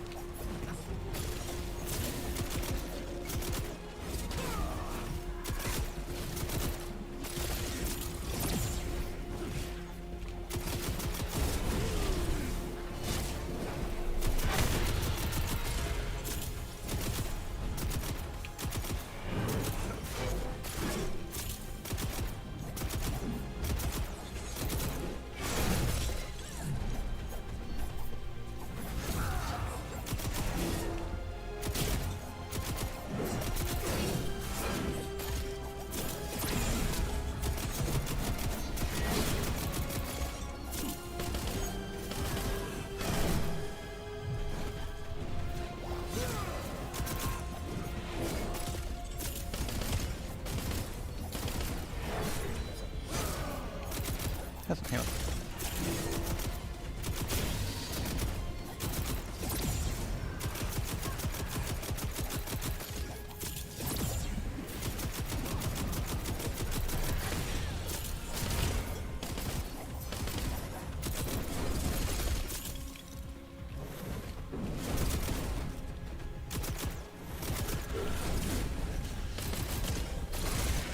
Yeah, I thought I dodged that. You won't get through me. That was a waste of an ult. Jeez, sorry. Oh, enjoy the free damage buff, I guess. If I get attacked, I didn't even get attacked. There was an AoE on the ground. I don't know if you stood in it.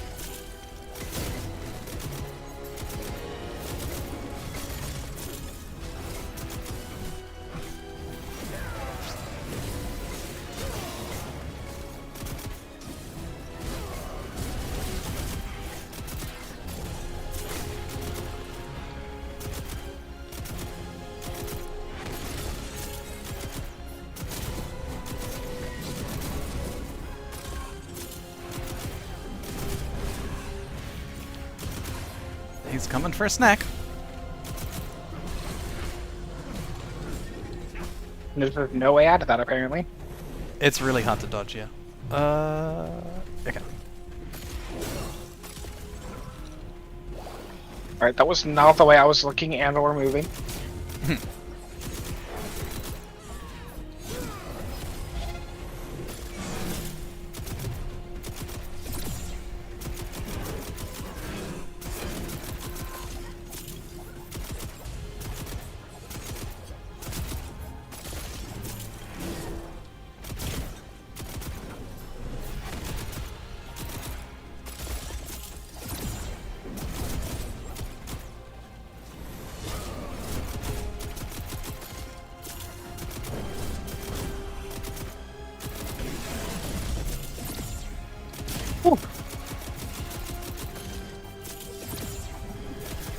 Oh, the good news is my ult's nearly back.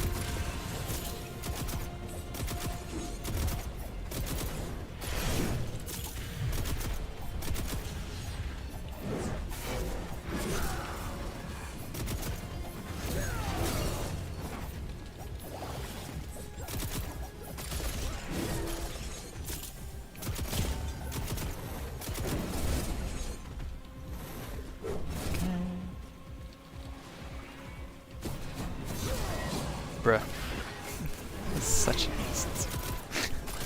Like, yes, enemies are directly in front of me. Let me just turn around.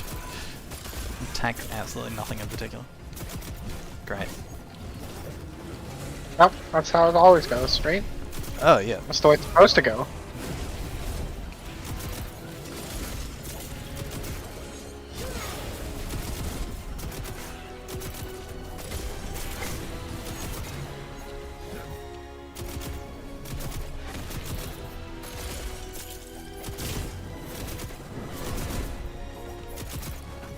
Oh, stack marker.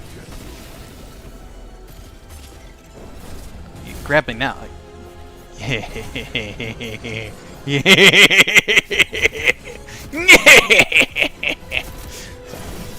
Oh, wait, just the last second. Oh. I thought I dodged, but okay. Can I survive this? Yep. Whew. Woo-hoo-hoo. Let's go.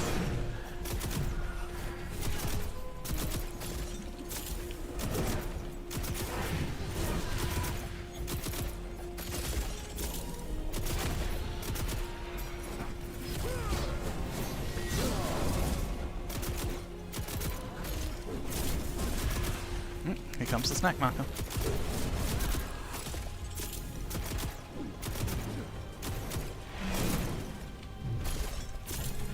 Ah, you dodged the snack. Neat.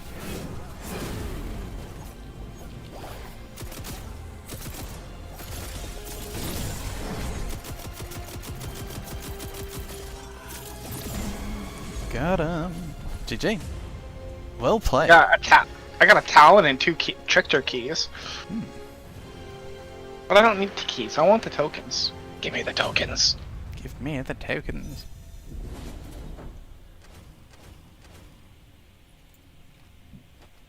I got the Riven Echo too. Nice. That would actually be good for fighting Riven Yep. to clear those ads. I gotta devour his town. I only need one more, and then it's on to the first. Mm. Because you should already have all yours by now, right? Yep. But obviously I'll need more because I plan to craft every hero and every weapon. But yeah, so but for now. Yep. For now, you have all that you need. I just need one more.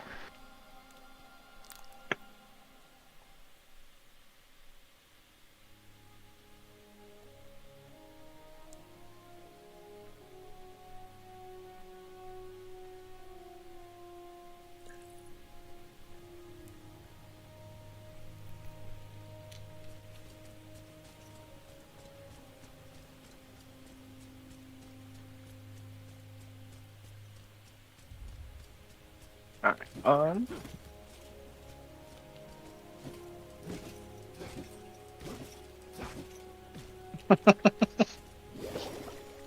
Let me refill because it doesn't auto refill when I come back to town. Yeah. I'm just gonna wave my hand over the top of the flask fountain. Alright, we're gonna do a Sphere 4 eruption. Here we go. Alright. Or we could just like queue into Sphere 4 and see if anyone joins us. Just Sphere 4 base. Yeah, I highly doubt anyone will, but... I mean, it's 2100. It's almost 2200. Dear God. I'm just gonna drop us back down to Sphere 3. Yeah. We were already kind of struggling with that a little bit. Yep. Well, me more than you, of course, but No, I was struggling a bit too. I don't really have too many imbues left, so we make the party with you as a host since you have a bajillion of them. I only have a bajillion Chaos and Greed, and I don't really want to do Chaos Greed for a boss, because the problem with Chaos Greed is the Trickster bombs will coat an enemy in, like it'll coat them in gold, which refreshes the entirety of their break meter and gives them like 90% damage reduction. Oh. So No, I'm good. yeah, so for obvious reasons, I really don't like running that for bosses. And I'm otherwise out of imbues, so we can also just run. Like, we can also just run Sphere 2 over and over again without any imbues and see if we get match made. Like, the drop rates will be shit, but... Well, we can do at least... I want to do it on Sphere 3.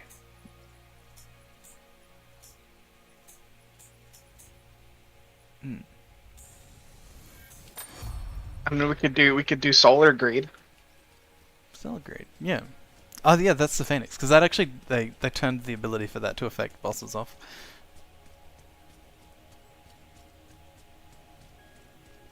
Which is, yeah, fair enough, because that was a little bit dumb that you could just, like, fight a boss twice. Right. Well, we're doing Solar Greed on. Mhm.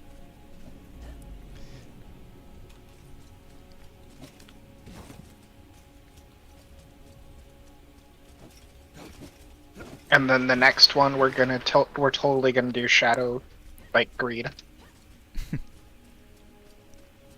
No. I don't know what Shadow Greed is, and I don't want to find out. I can't remember either. I think it's like...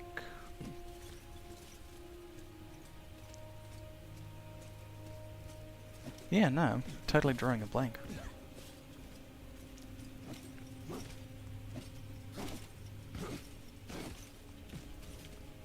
But yeah, the best way to farm imbuement seems to be, like, pick a dungeon you can do on Sphere 4, and just run that over and over again, because the loot goblins will drop like a bajillion imbuments if they spawn.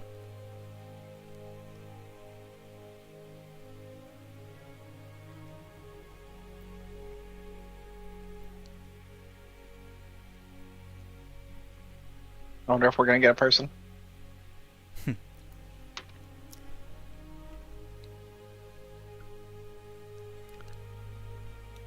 If they could.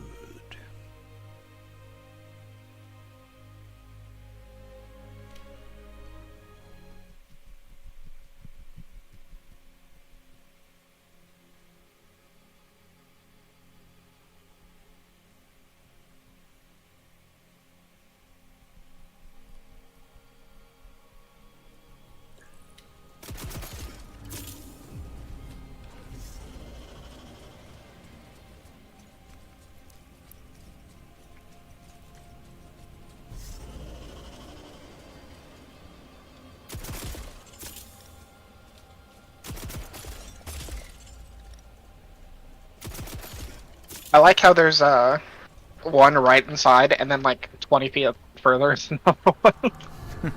Yeah.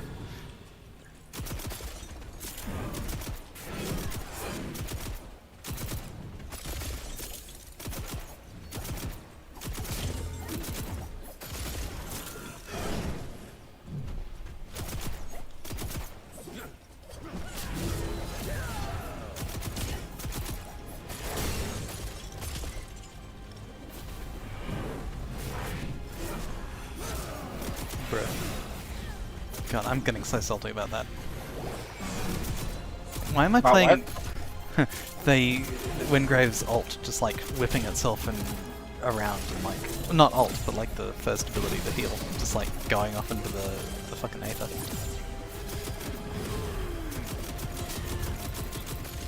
Yeah, I know how that goes.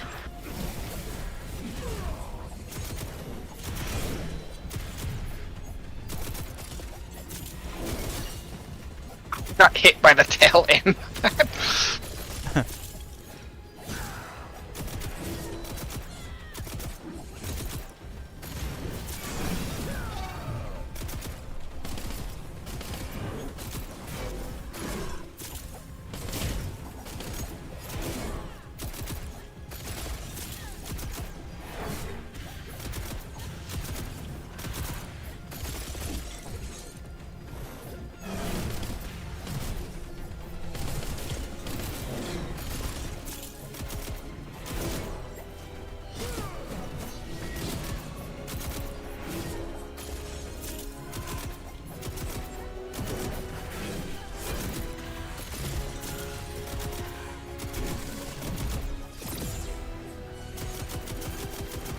So funny when he breaks up against the wall. Yeah.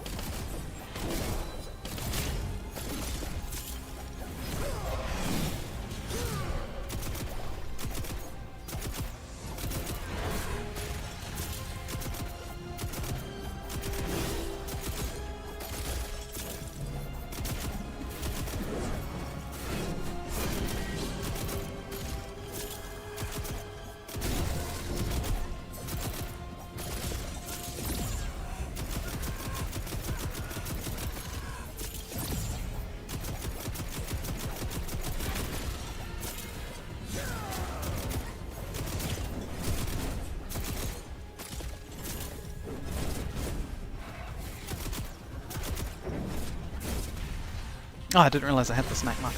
See ya. It's like... I saw him go into like the snack phase. I was like, where's the marker?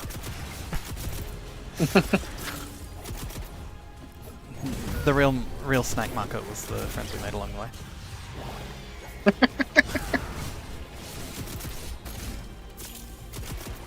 I don't think I'd call these guys my friends.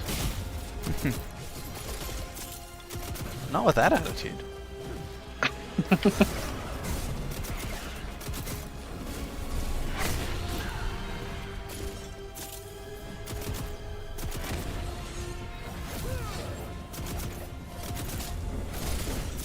Well, I've got the snack edge marker. Get behind me! No, I dodged. Oh, no, because that would have turbocharged your damage too. Because every single damage tick charges the damage buff from the ult.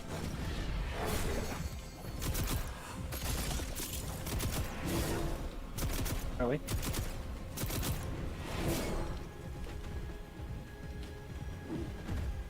Probably 8 a hit. Yeah, easy.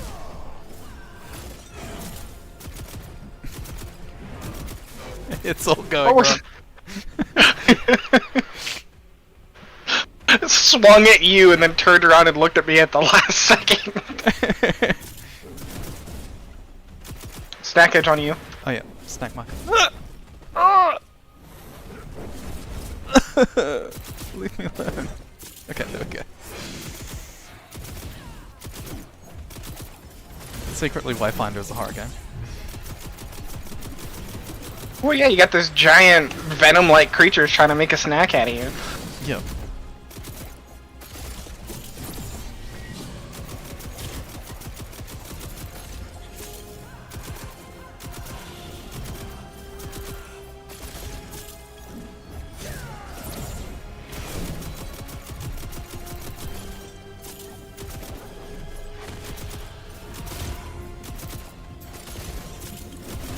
Oh, and you've got the snack marker.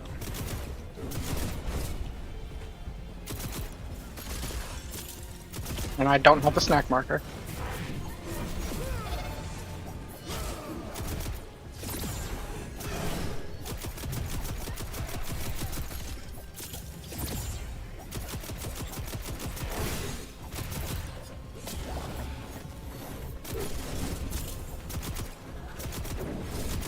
Bad phase.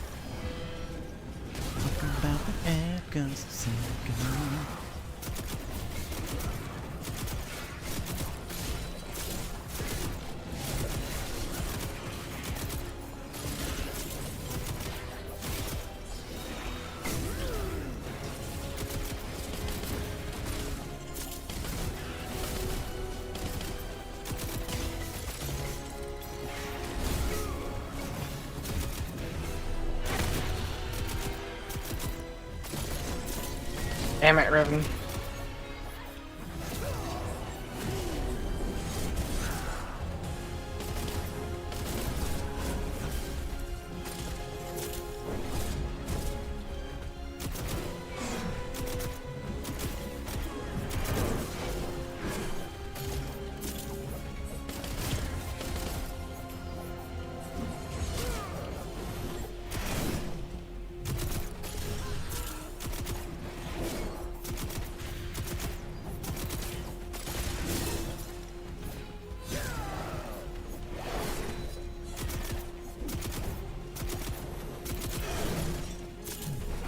Good ult.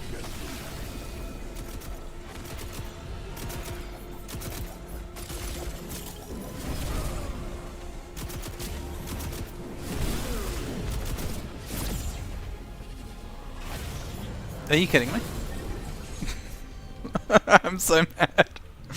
And right during the break phase too.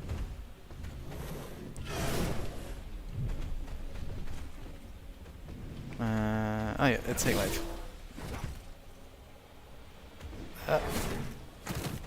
Yeah, I got one shot because she was on fire. You're also half health. Yep. That started going very bad very fast.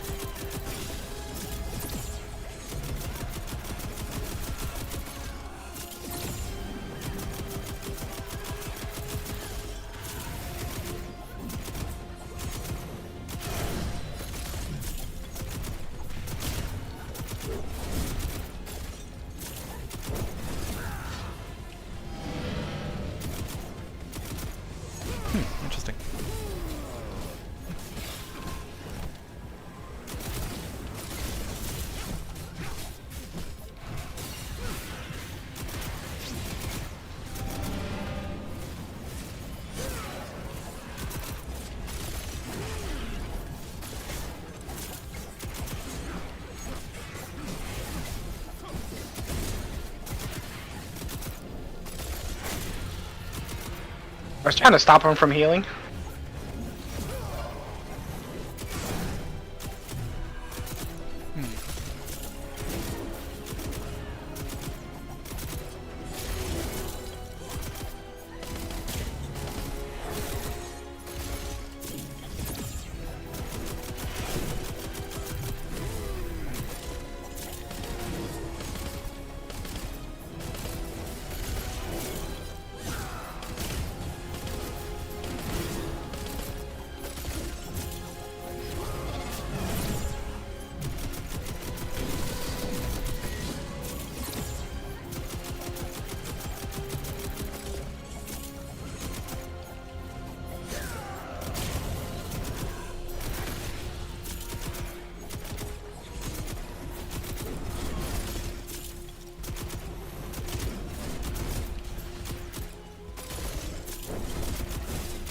No!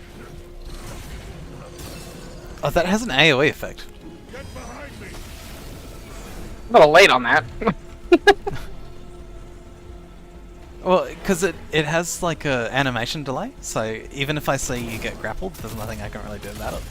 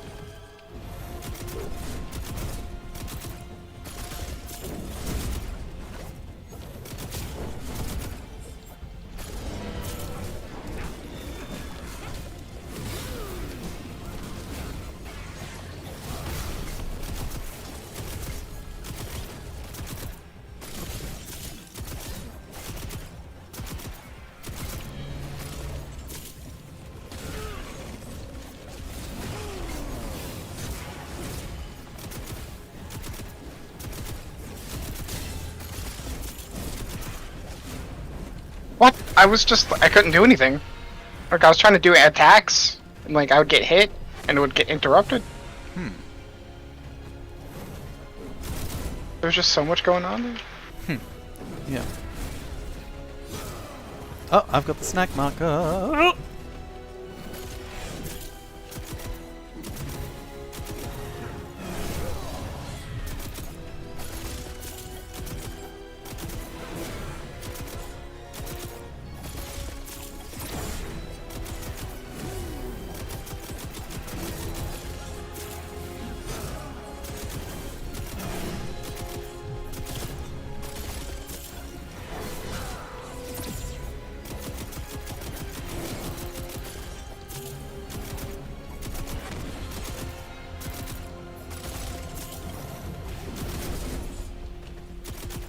You won't Okay, get get through me. hit.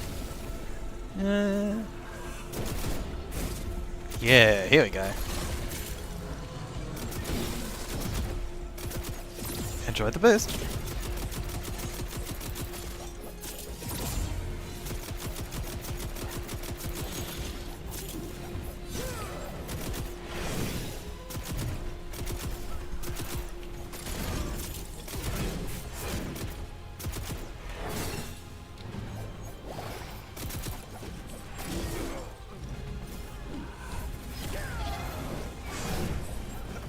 Ooh! My potion's not working. There we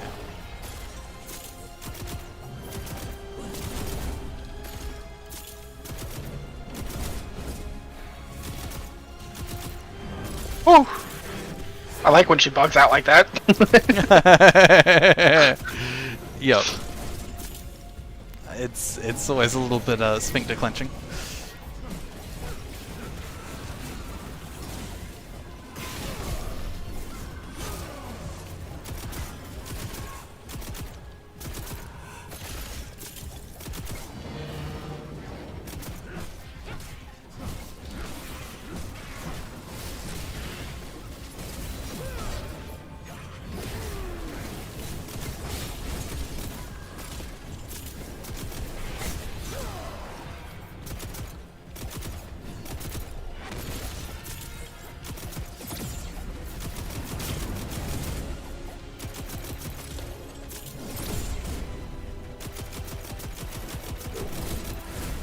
No!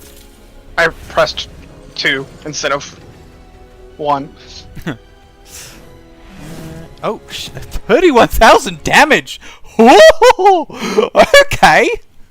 Was that 3100 and you misread it, or was that 31? That was 31,500 damage. Oh my god. There's no way you're gonna survive that! No, that was like... What, like 15 times my health?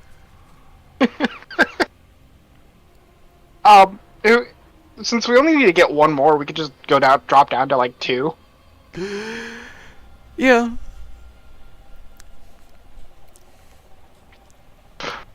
Because when the heat wave comes, that's just...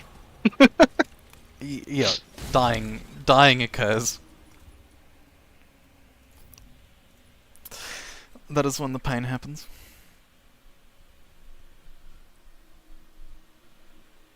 Poppy has been... Oh, you already left? Okay. Abandoned. I didn't realize that was going to kick me from the group.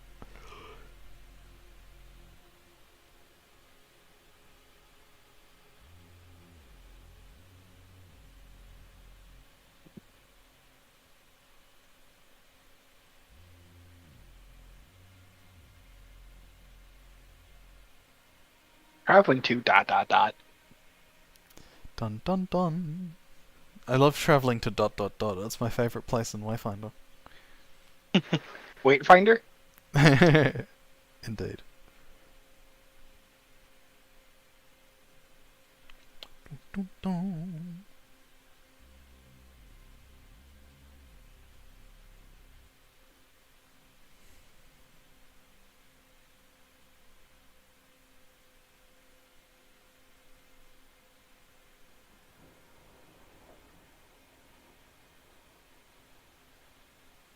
Oh, at least I'm travelling to Skylight now.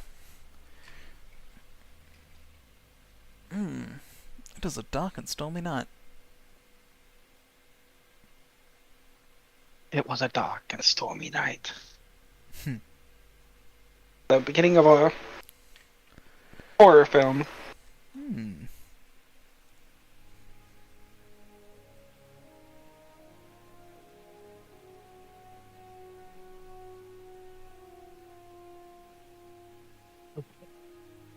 Oh, jeez, that lightning's really close, actually.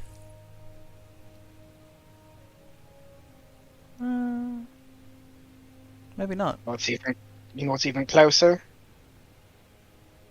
What? Death. No. Okay, because the problem is, you know, I'm streaming, so I've got headphones on. So I don't want, like, a power spike to, like, fry my brain. I mean... guess that's fair. Like, if I lose the computer, fair enough. But... my brain? I can't really replace my brain. Like, it's ravaged by bipolar, but... I'd still like to have a brain.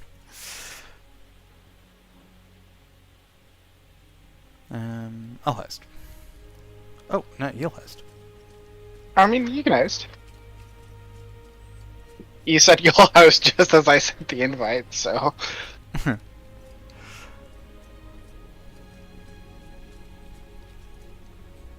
Oh, the other thing you can do, if you want to level up, there's a quest line that starts in the Undercroft, where you have to go get the pages.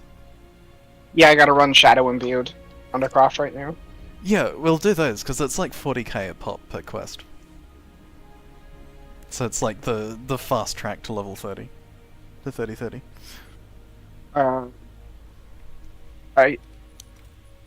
Who's hosting? Up to you. I'm running out of... I've got some... Yeah, no, you better. How many Chaos Flora do you have? I have 1 Chaos and 9 Flora. Okay. Yeah, because I have 1 Chaos and 1 Flora.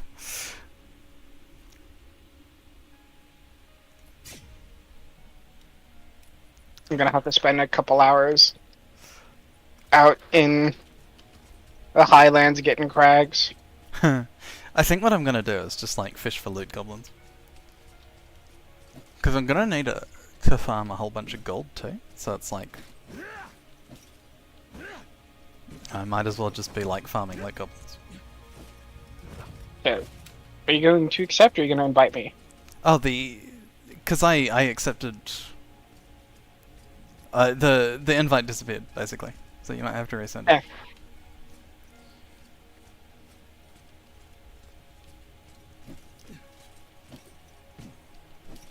The party has been disbanded. What? You didn't say. I'm so confuzzled. What's going on?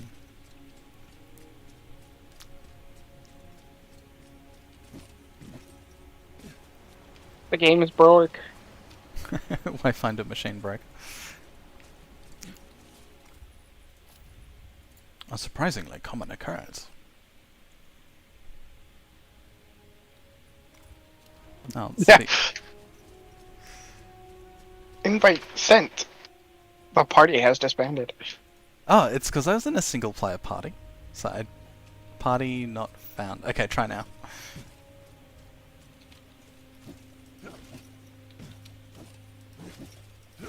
Digital Party has disbanded. digital extremes moment. Are you sending me one? Hmm.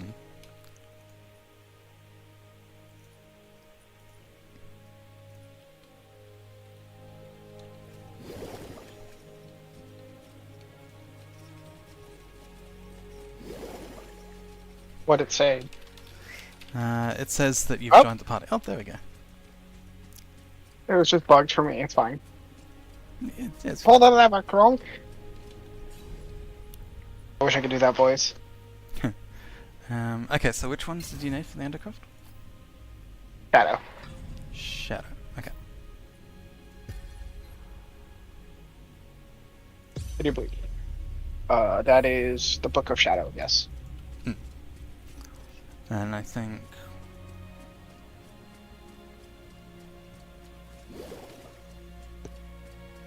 Yeah, so you need 3 books and 2 spawn per run. And unfortunately that is my last Gloom. We don't have to do it right now. No, it's worth doing it, because it power levels you to 30 really quickly. 30 the max. Yeah.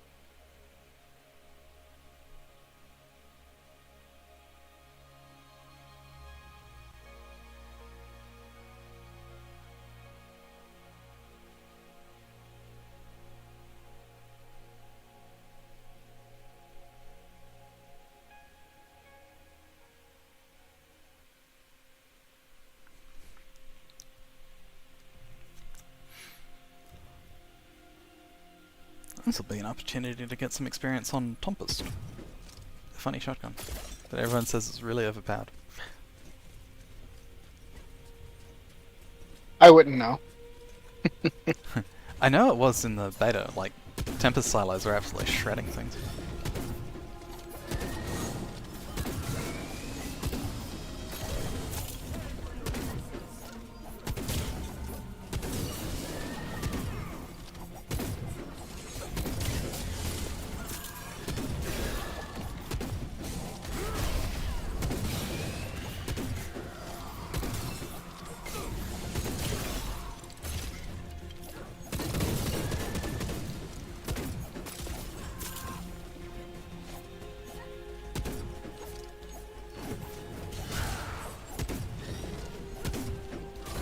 I'm even more mad that that actually like hit and then did nothing, like my heal.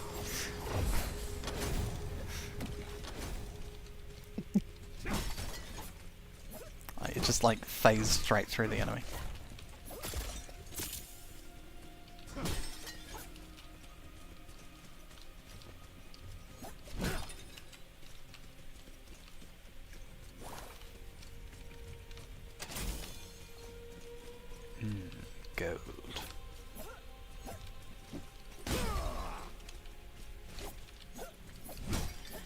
Back the direction I want you to, jeez.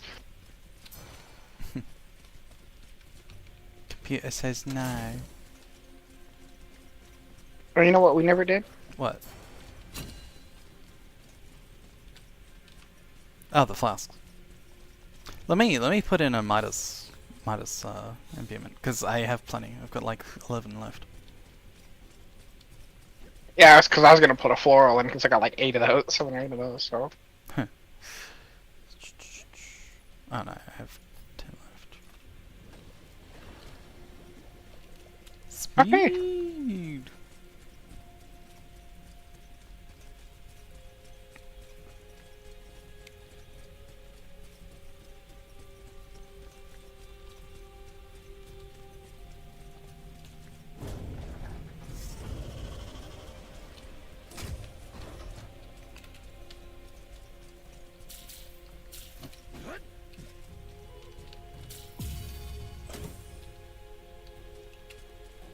oh, there's a chest down here. Nice. Oh. In the hallway, if you jump down, there's a chest. On this side. Oh yeah. Handy. Delicious gold. Oh, and I think there's a book to your left. Yeah. It's just a spawn for one of the books. Okay.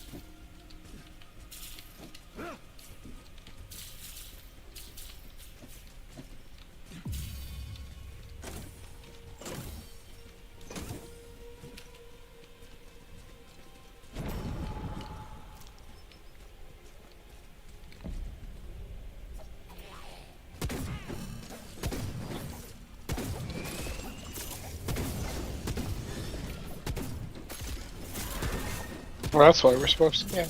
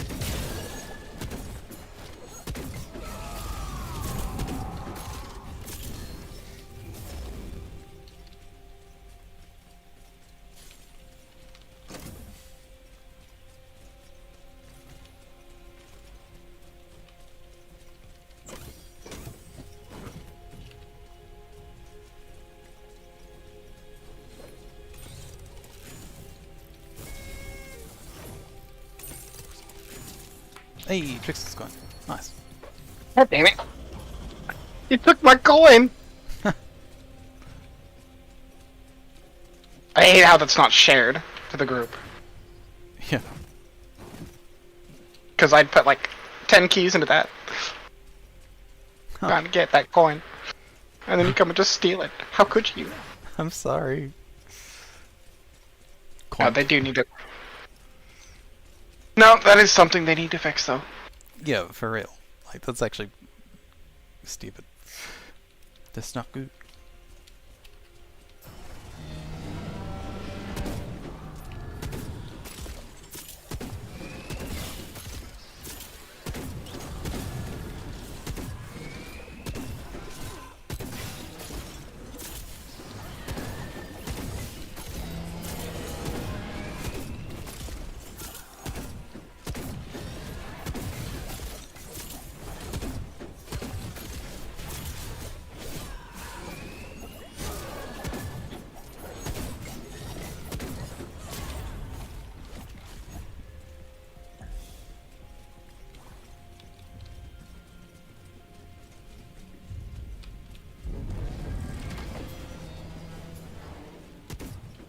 There wasn't a single shadow page. Bruh.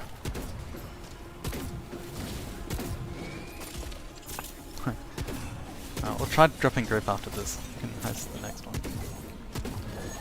Don't have any shadows. Oh boy.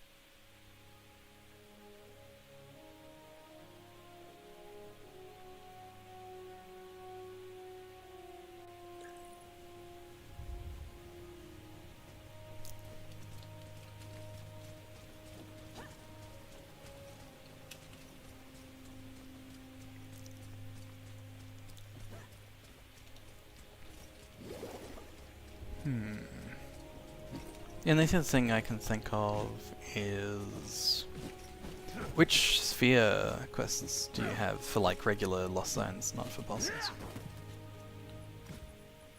Let's see. Not bosses. Pit 2, Codex Halls 3, Bloodworks 2, and Repository of Knowledge 2, and Shrouded Woods 2. Yep, I've got Shrouded Woods 2 too. But let's start with the easy ones, so like Pitch. Yeah. Reach max Arclight with Arclight in the Pit. Sphere 2 with 1 active imbuement. 1 active imbuement. Okay. So, I might as well just run through the entire sequence of pit stuff. It's the pits. What a pit. E. The pit. I was gonna say this isn't Fallout, and then I was like, oh wait, no, that's the dugout.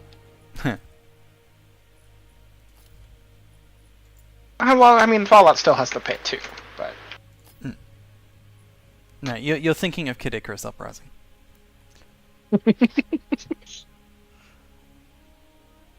Oh man, I'm clearly talking about Minecraft. Yep. Oh yes, Hatsune Miku, the creator of Minecraft.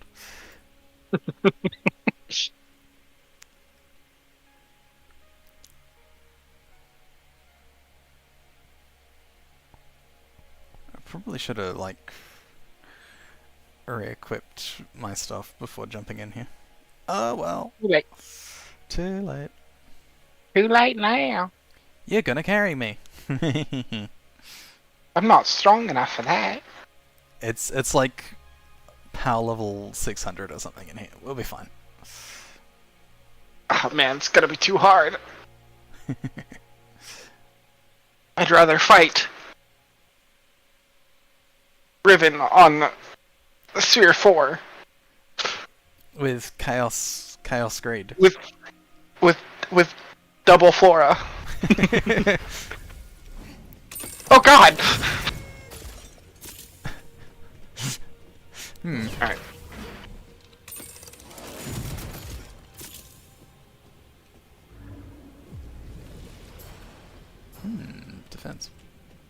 Yep, I need it.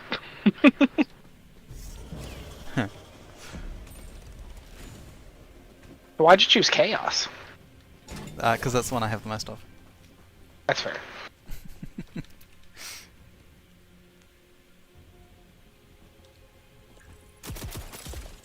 Wait, why am I back on Nightshade? Yeah. Rip.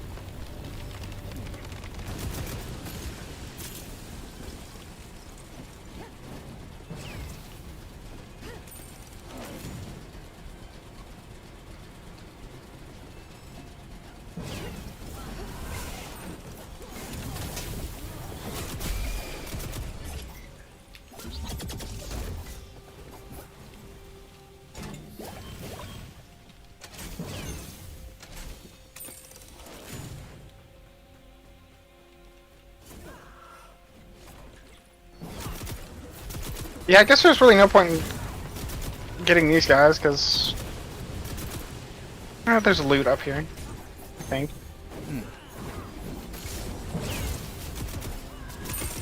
Yeah.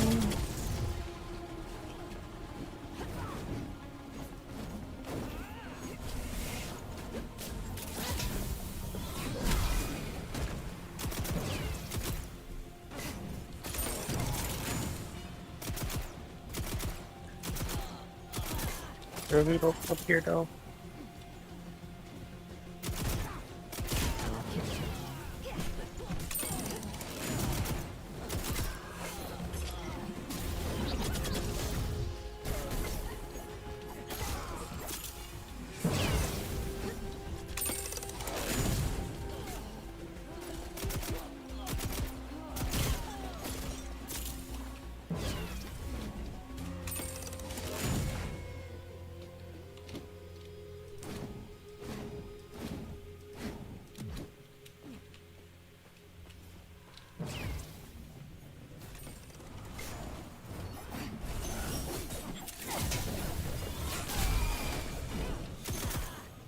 It gets down here, because sometimes it can't. Oh, it's right there.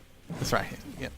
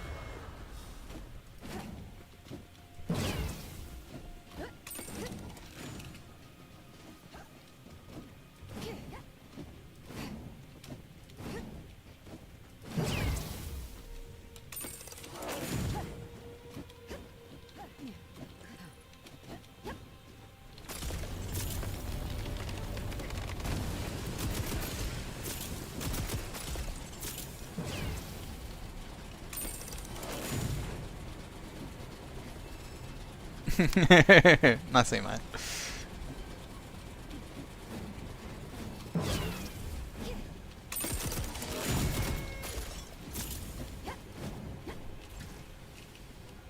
There's a chest over here and God's blood.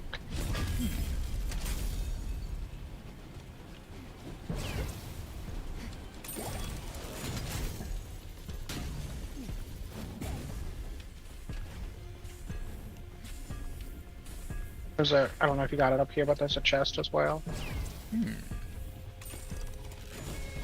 Oh yeah, no, I got that one.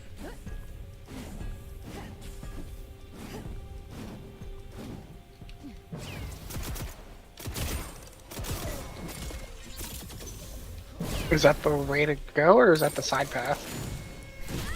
I have no idea. Boom, boom, boom.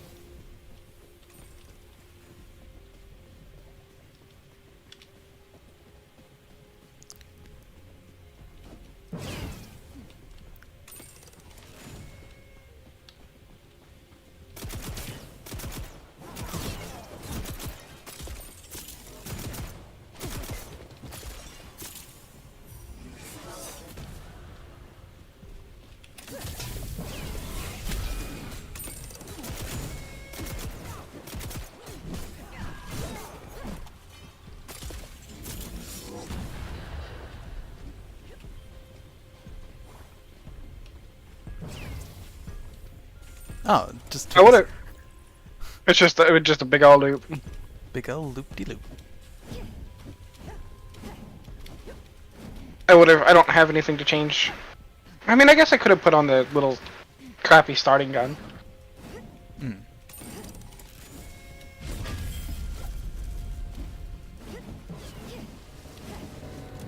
Don't I have a quest for him? The mad. Oh, hey! Sweet. Where I needed to do chaos, and we're doing chaos right now.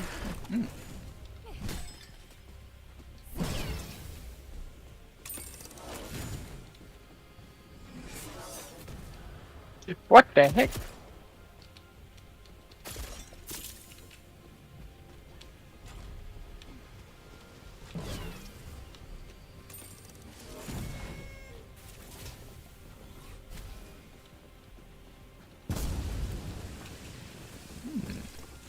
Oh boy, memory fragments.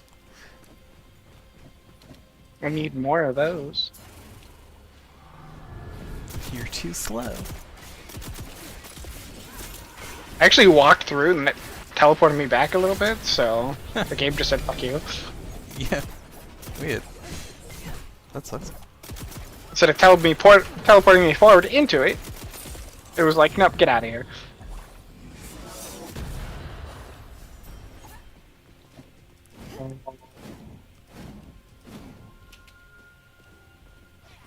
Oh, look. All of Venom is his fault.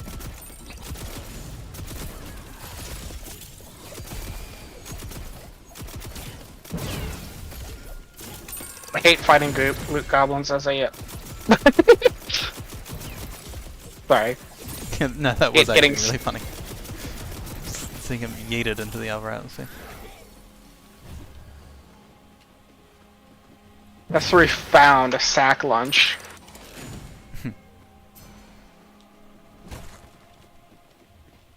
Don't eat it. Why not? It's lunch. In a manner of speaking. Oh, what's up here?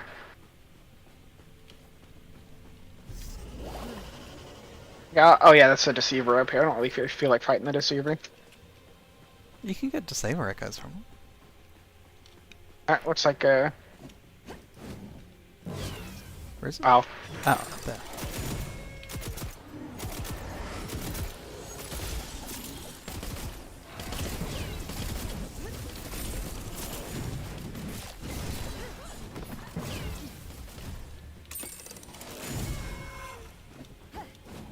There's nothing up there. Not really, anyways. No. Yeah, but I want to say. Not that I see. Ah, no, you were quite right. There was nothing up there.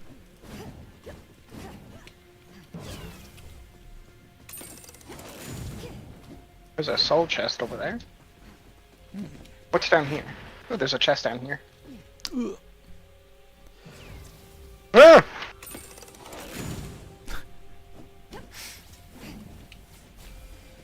Oh! Got gated. Let me get the chest. It was just bombs. Oh no, it was gold, but it does also spawn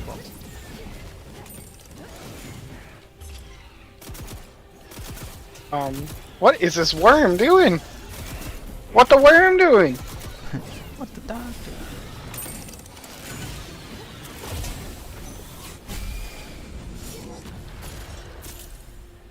That tickled. And I don't want to tickle. I got a solar remedy. Just wanna ride my motorcycle. And I don't wanna die. Just wanna ride my motorcycle. Okay, I'm done. Nice pause.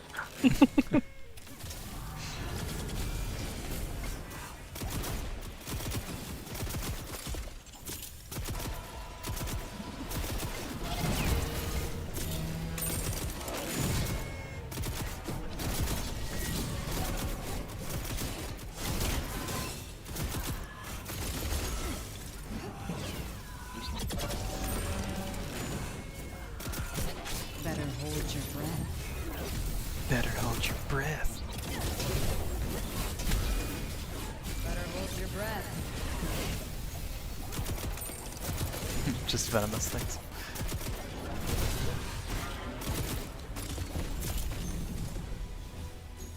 Hey, and I got a couple chaos imbuements for my trouble. Opposed to any of the ones that I need.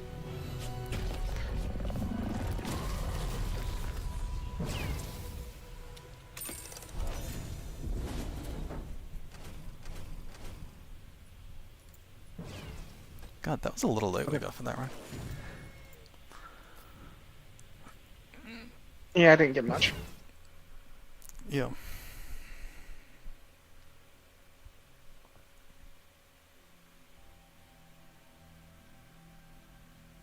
I got a lot of experience for my person though. Yeah, the... I went from Sorry. I went from 19 to 20 and like halfway through it. Yeah, the sphere quests are an absolutely ridiculous experience. Oh, the ones for the dungeons. The ones for the hunts don't seem to give that much.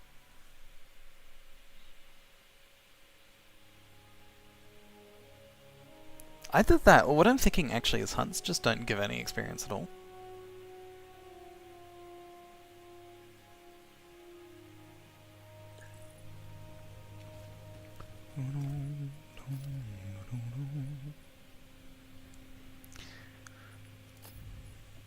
I just want a new weapon. Oh, I mean, if you want to just focus on farming the weapons, we can just farm the hunts. It's totally up to you. It's like, do you want the new weapon? Do you want to level up? Well, I mean, it would make it easier to level up. True. Okay, yeah, let's do that then. I mean, we could just do something on like one or two, and just knock them out back to back. A lot easier. Sure, doing it on 3 would give us better rewards, but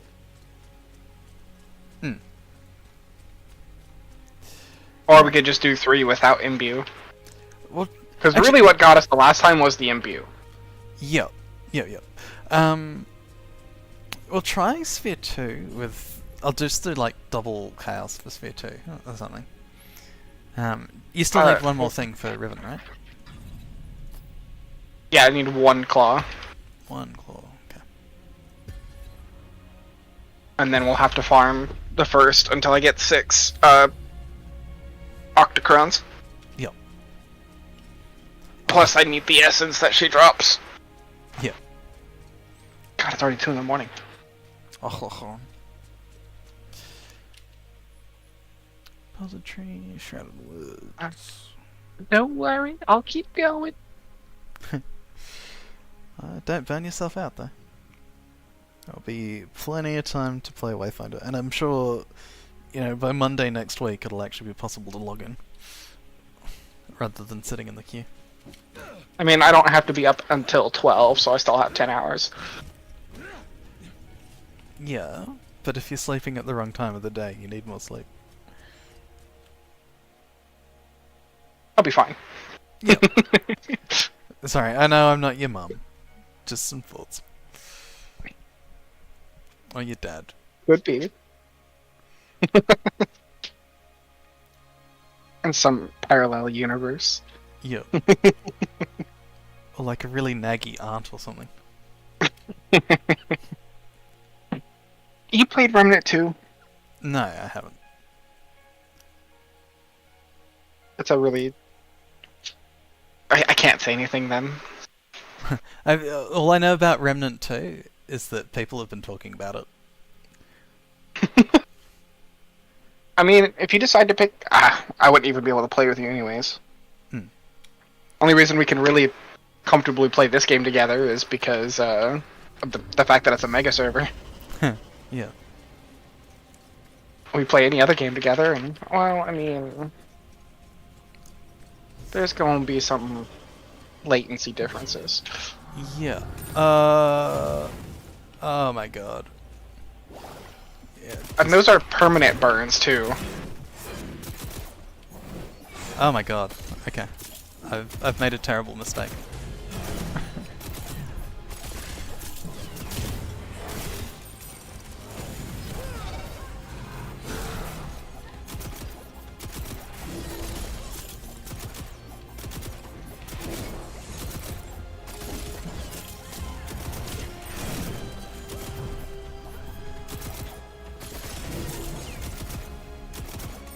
Oh, it'll be fine, probably.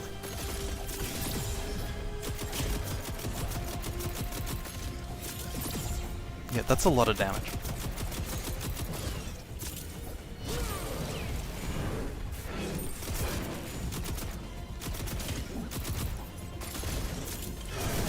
Why are there two of them?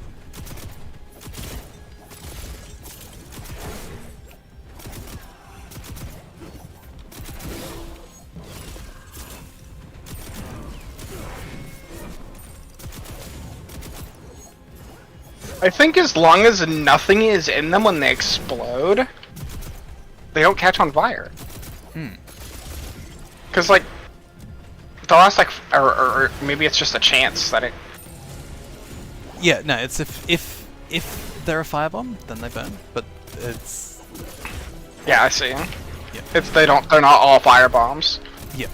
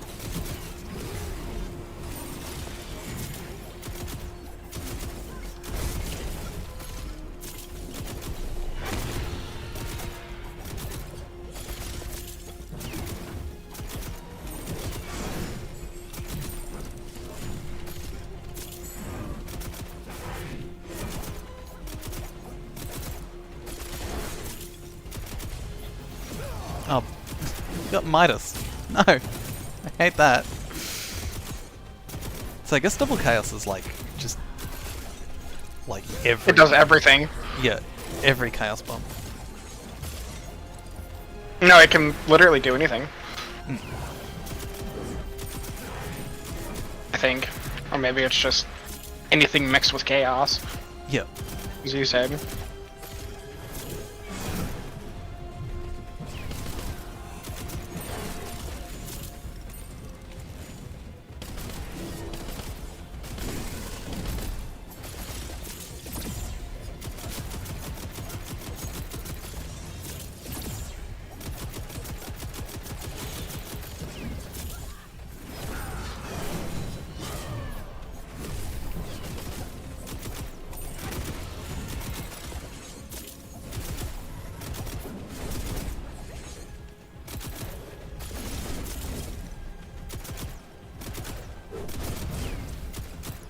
Huh, that was a cool maneuver.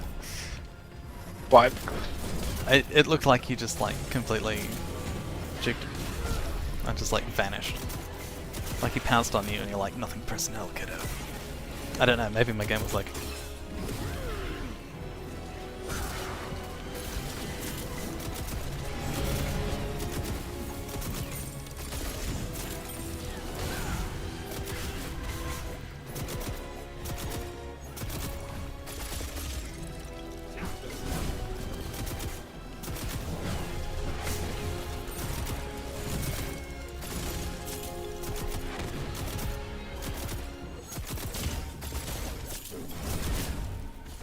You won't get through me.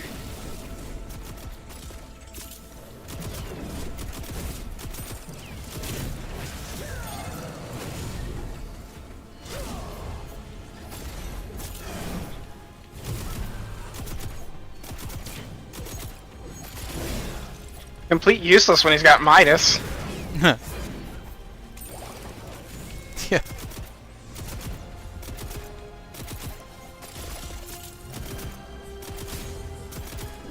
I'm working on it.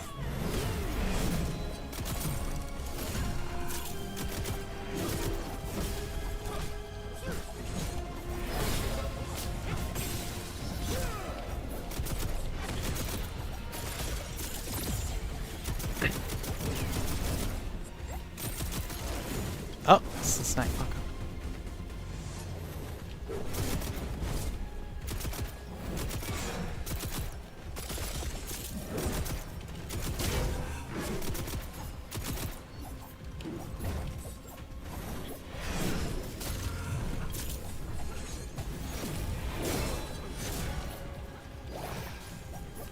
was gonna say you need to heal. I was trying, but for some reason my my ability went on cooldown. And my potion is on cooldown. There we go.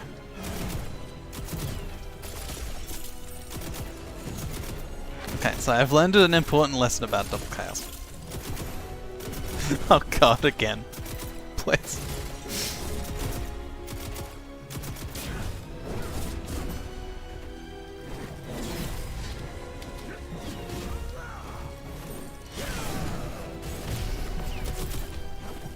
Yeah, I'm out of potions, so...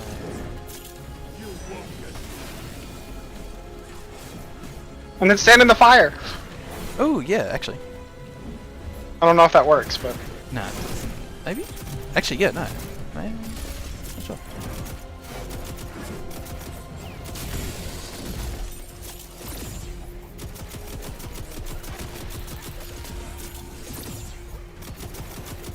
Oh, jump. Don't do he's it. on you. Yep. Ah! Bug. Nice. All right, we gotta try to kill as many as possible. Just Yep. doesn't heal. And of course, one immediately gets Midas.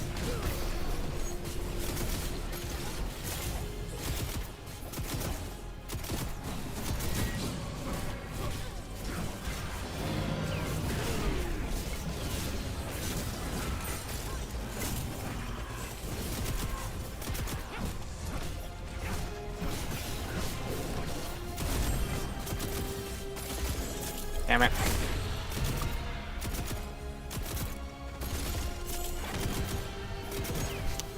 Never doing double chaos on the boss again. At least not on this boss. Ow. Ah! Watch out! Yeah, I think we've lost this one because I have no way of getting you up, and I'm about to die. Yep. Oh! Because He had, yeah. he had Midas, so I don't think you were going to be able to finish him solo. Oh, and all of the stuff is still in the arena. Great. 10 out of 10. Alright, let's get out of here. Yeah, it was a fun run. That is, it should have reset completely, but no, no. No, no fun allowed.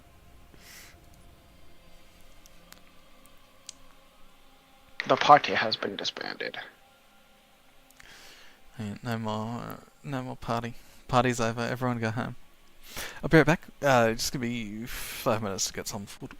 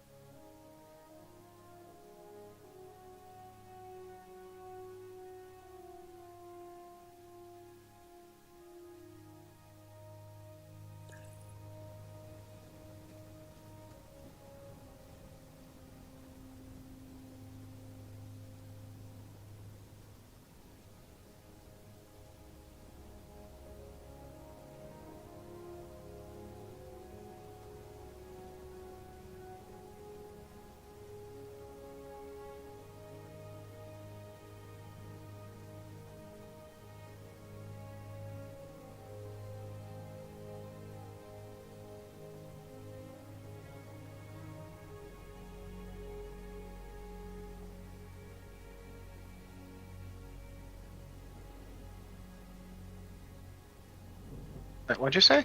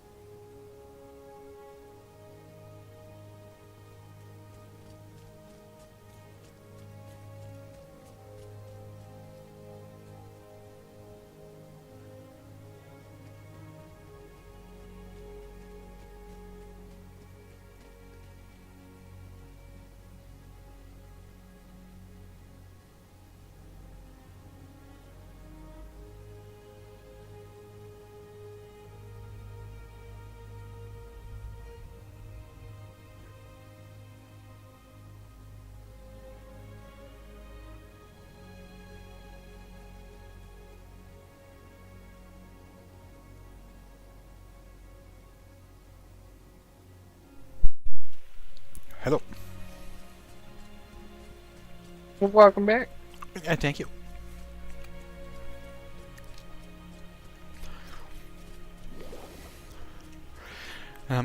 If we're going imbulous, I'll let you haste. Just to make sure that you're actually getting your jobs.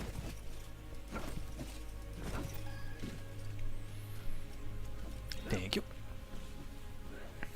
Because it seems when you're the host, you're more likely to get your drops. Potentially, yeah. Either They're that more likely. They're guaranteed. Alright. But travel to the beyond, Riven the Devourer. Should we just do it on like Sphere 2 or try Sphere 3 again, but Imbulus? I'd say Sphere 2 and Beerless. Alright, Sphere 1 and Imbulus? Okay. Or we could try Alright, Sphere let's 1 see. double imbuse. Yeah, probably. I don't even know what I got. I'll put a solar green on there and we'll call it good. No, I'm good. I am good.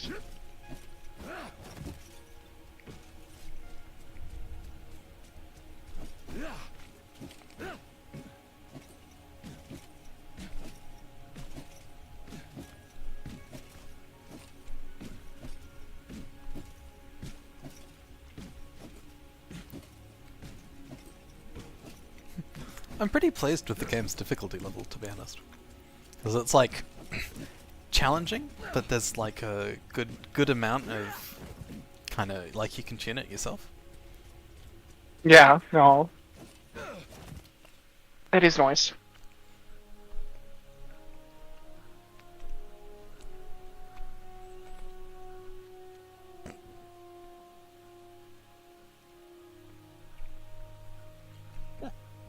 Oh, sorry, pardon me. Got ate a bit too quickly. Not okay, man. It's not okay.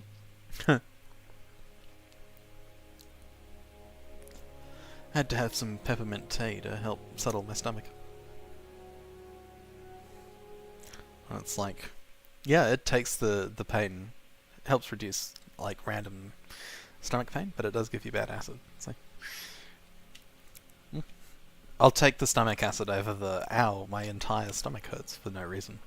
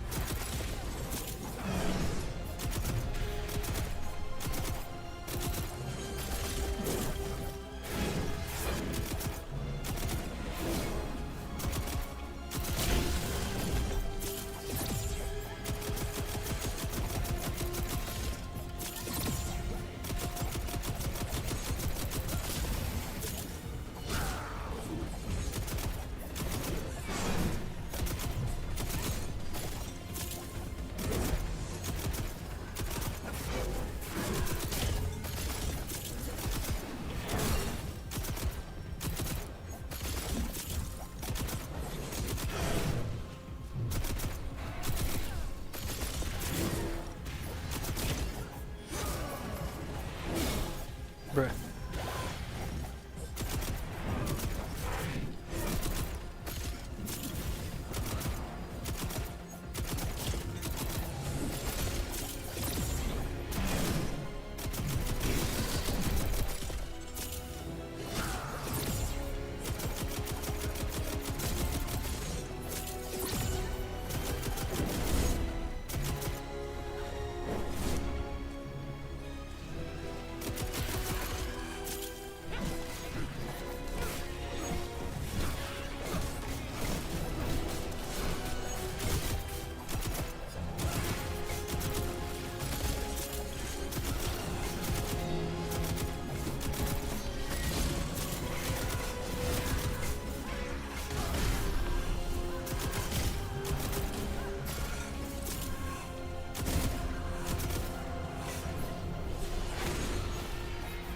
Damn it.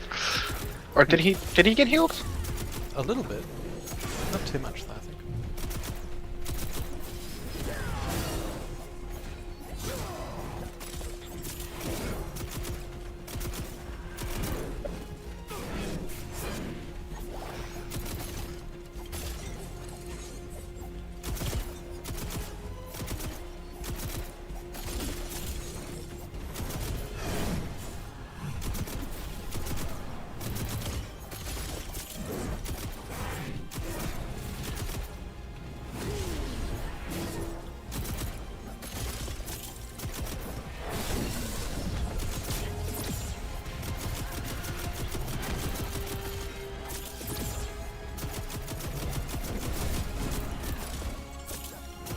Oh, it's snack attack. What? He's on you. Yep. Oh god, he's duplicating. Hey, I dodged that. Goodbye.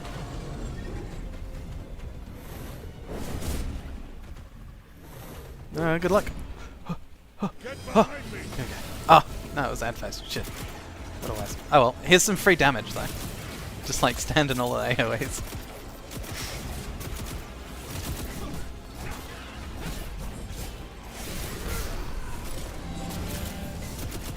Don't stand in those AoEs.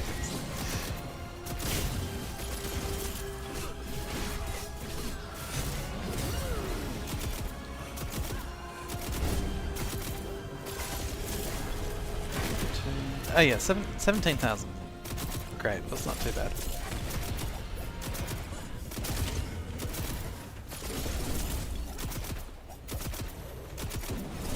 Oh, snack time.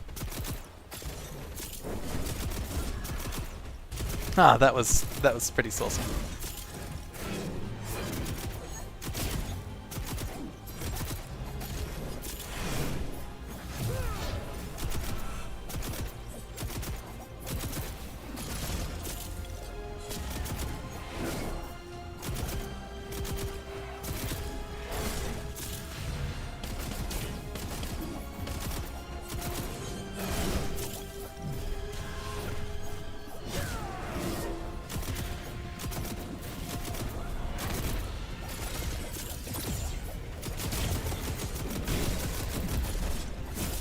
Oh, you bastard. Alright, I was so focused on trying. Oh, I'm alive. Shit!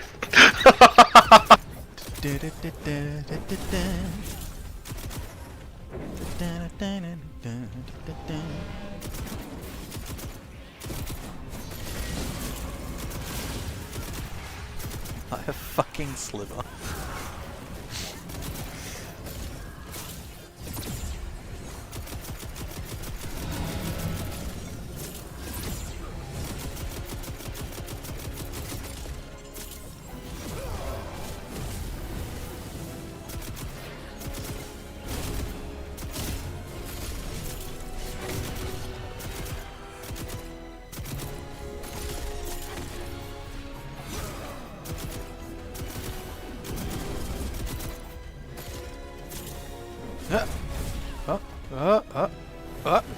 What?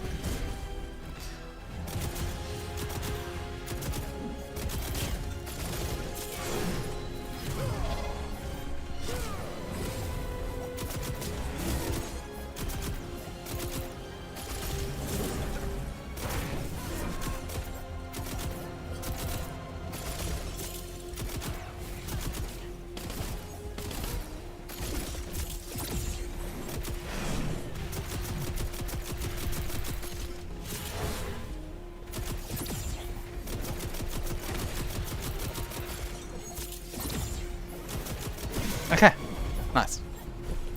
I didn't get it. Damn it. Oh, yeah, I did. Sweet. Whew. Huh. Nice. Well, time to farm the first. Oh, I got EXP that time. I don't know. Impossible to tell.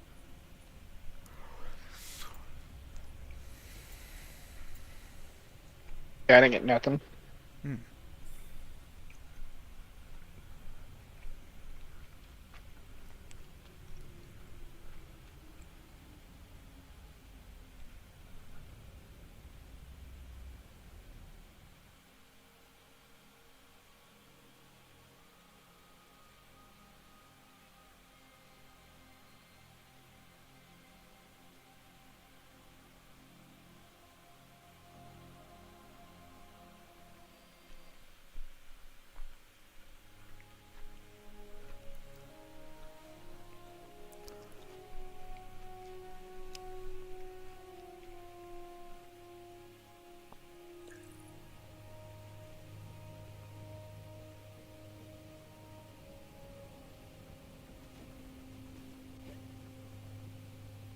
Alright, time for the fist.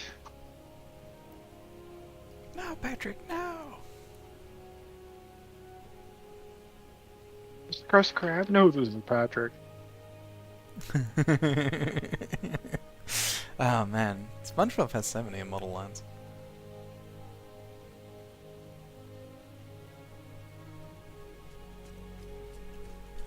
Alright, are you ready for the first on, we'll do it on Sphere 3, which is 2052.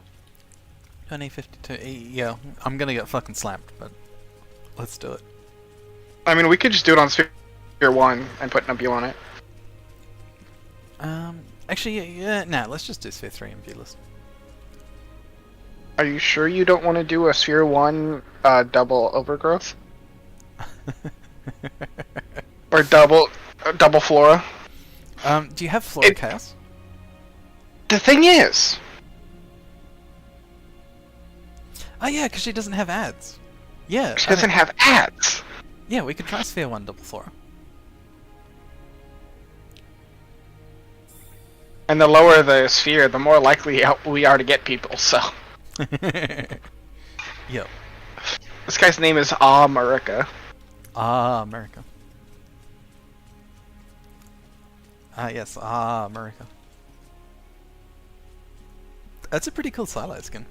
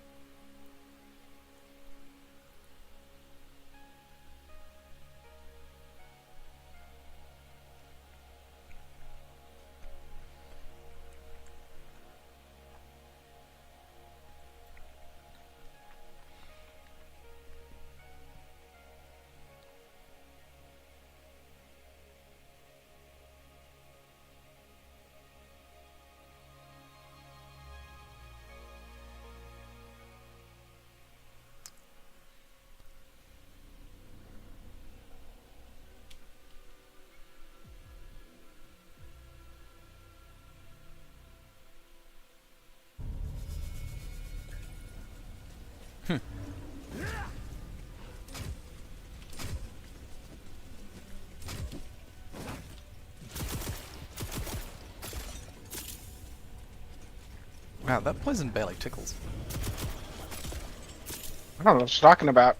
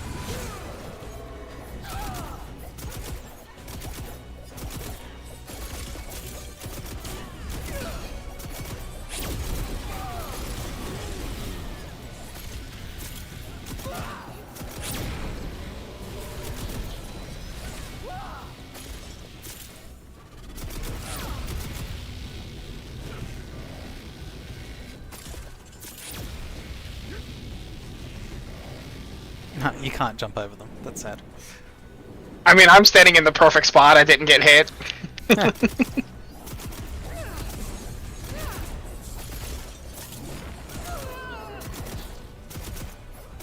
Oh, okay. She's already starting her second phase. Yeah. Oh no, she's not. Just stand like right behind me.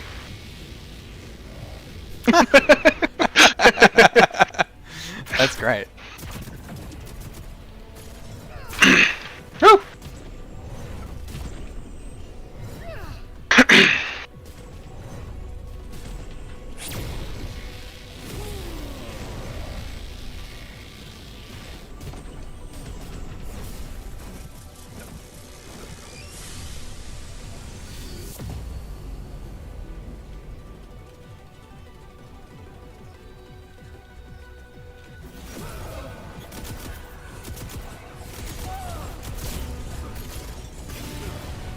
Ah, sorry, my game like lagged out for a second. So I got hit by literally everything. Ah!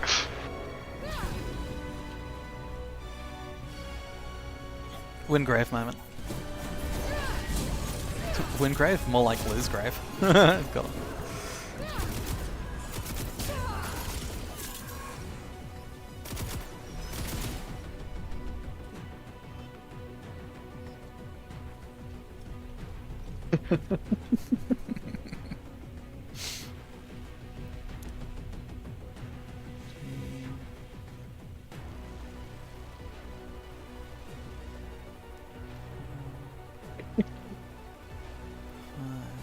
Oh, she went down. Oh hey!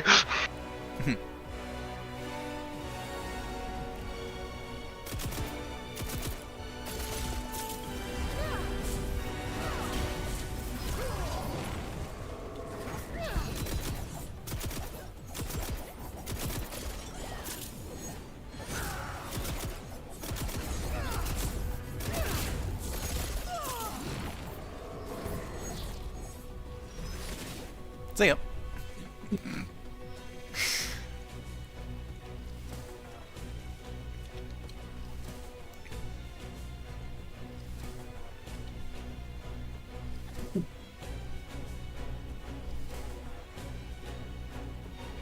I love the strat.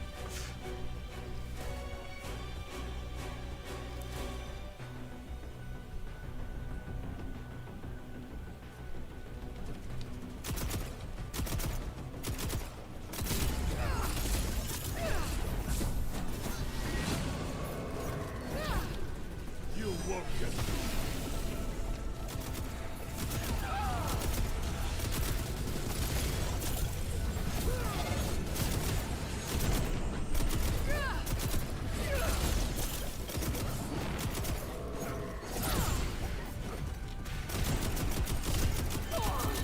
Easy. Let me just.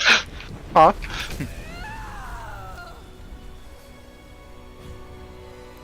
Ah, Oh, look at the arc storm essence. neat.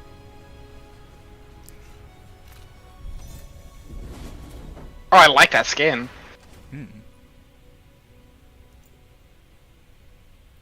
Yeah, I think it was with their founders pack. One of them. Nice. I got my radiant octocron. Got the Octocron. arc storm. Got the arc storm essence. And I made 1,110 XP. That's such a massive amount of XP. Yeah. Like, I don't know what to do with it. It's so much. It's so much, yeah.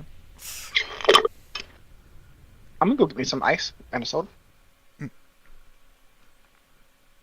gonna go get enough soda to replace my blood with sugar.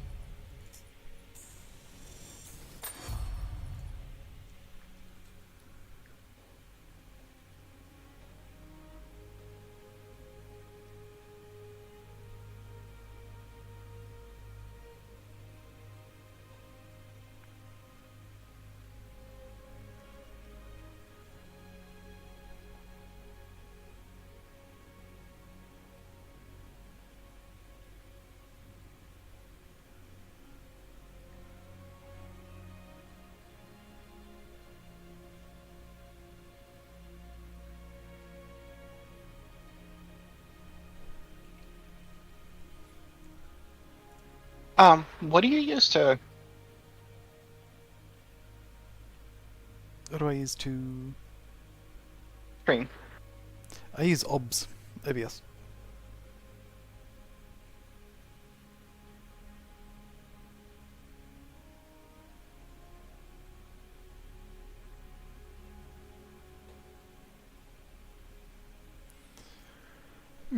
Okay, once we have our last three...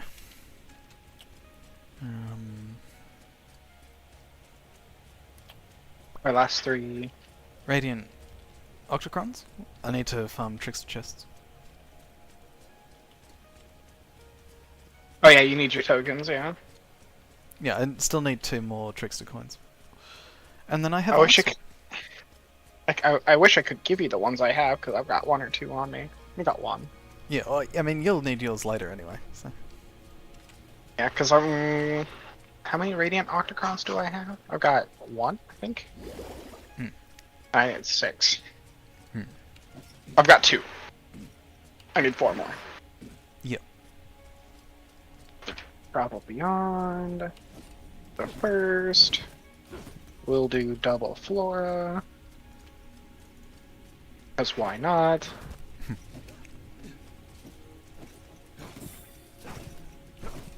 A floralist plan. I didn't even realize there's global chat. Huh. Yeah, I have mine turned off, because nothing of value is ever said in global chat. Mine's set to zone by default. Yep.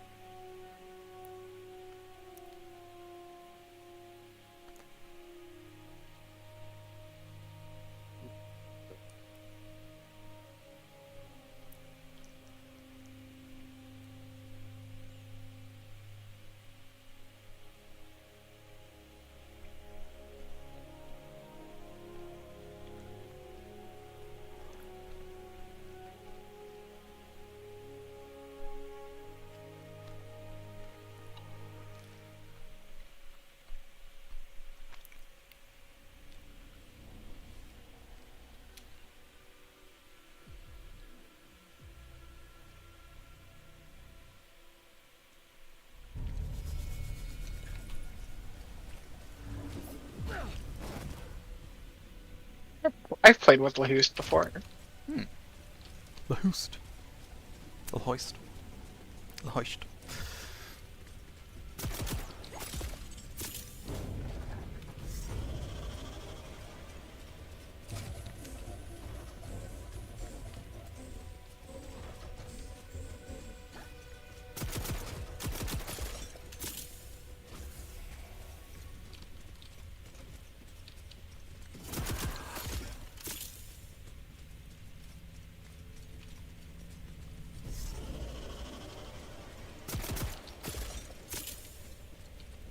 I was gonna wait for.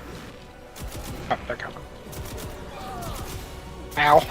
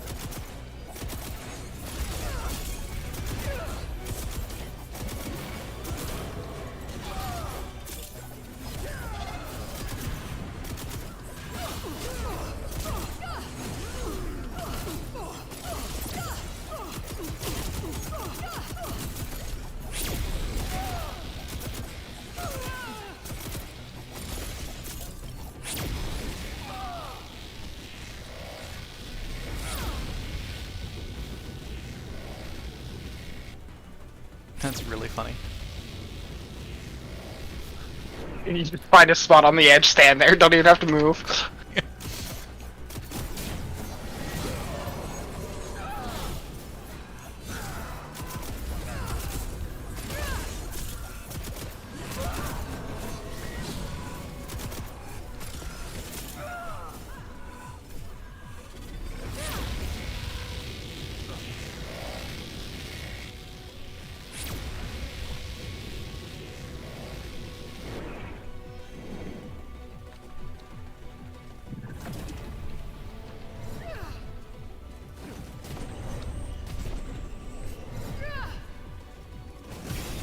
Oh, bruh. I staggered back because I got guard broken. And then I just got hit by like every single meteor. Oh no. Oh no!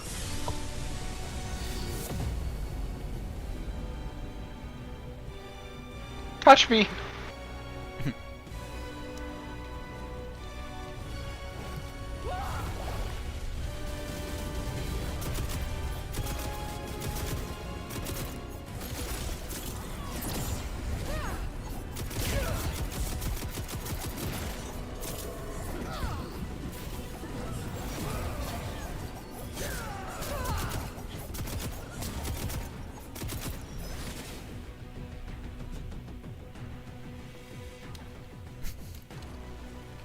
Ah, she knows the strat.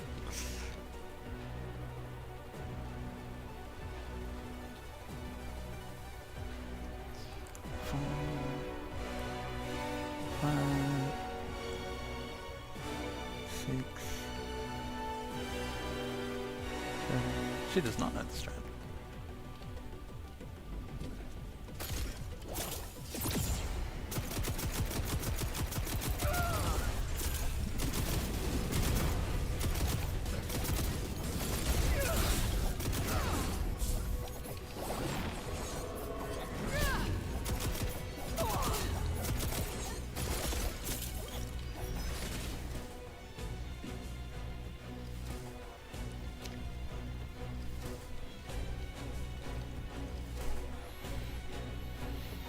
Join us, Lahost.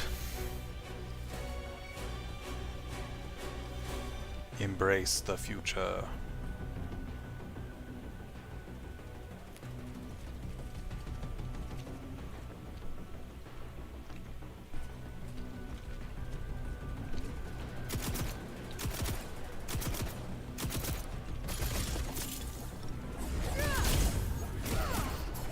Get behind me!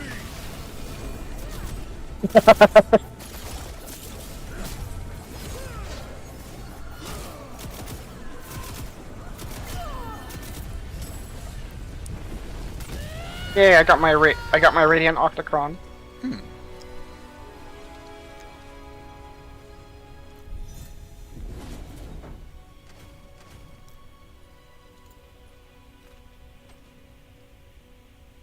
What else did I get? Got me some alloyed spectra. I'm walking out with 35 alloyed spectra. Ooh, the first echo. The first echo. During double jumping in combat, 10% to resilience, weapon power, and ability power for 10 seconds for you and all nearby wayfinders. 45-second cooldown. Yeah, 10% boost to everything isn't too bad. Weapon power and ability power. Yeah. Yeah, it's resilience, ability, and weapon power for 10 seconds. Not bad. Not bad at all. No, it's Patrick.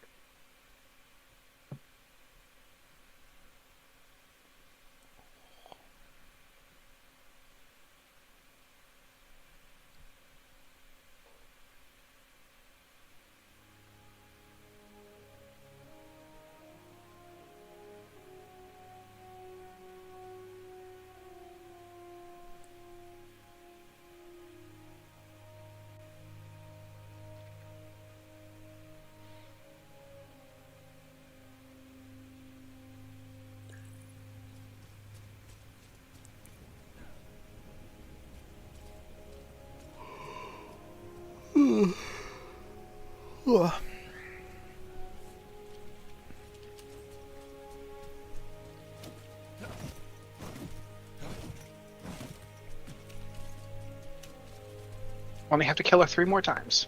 The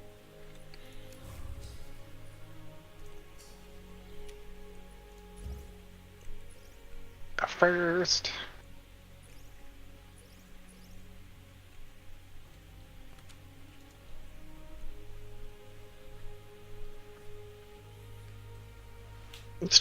Let's do Phoenix eggs. I'm gonna keep using my floral because I have a bunch of those. So Yep.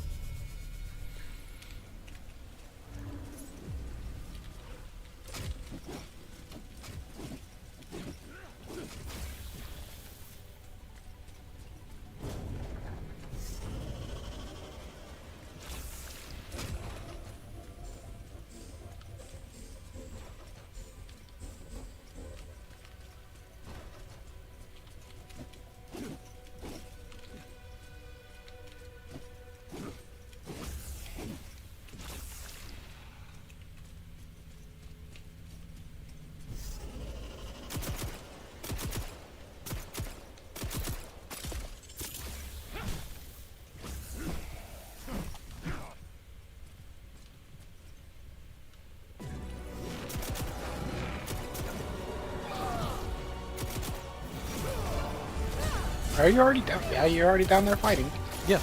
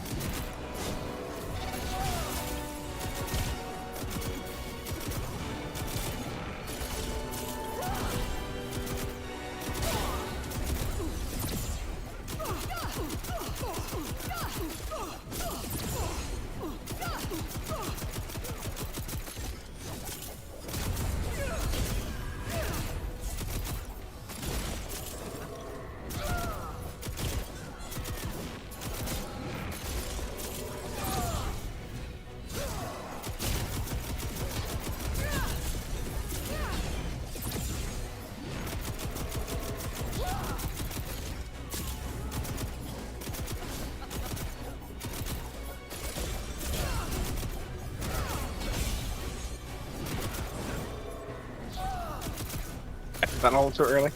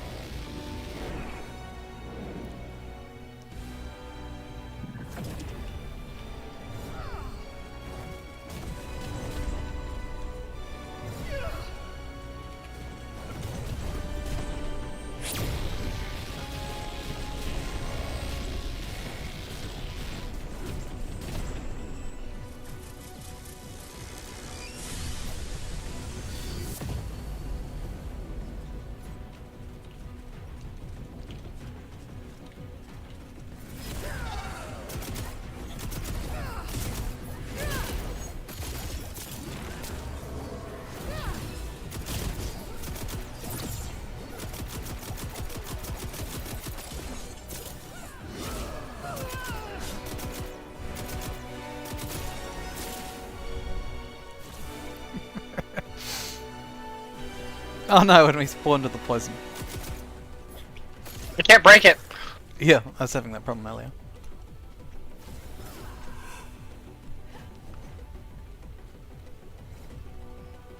Three, 4, 5. Can't properly.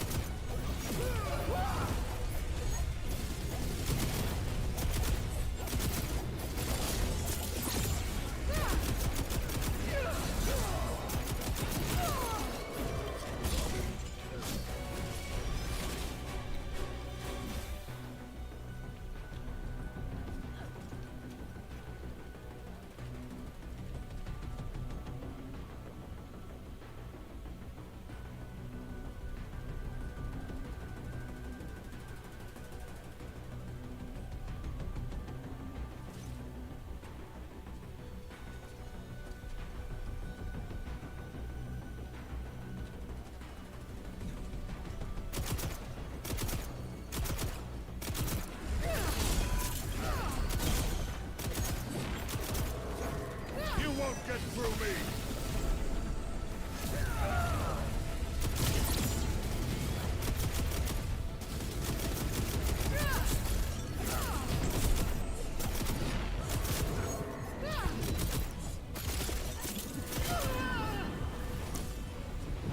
Huh, I got 2 Octocrons.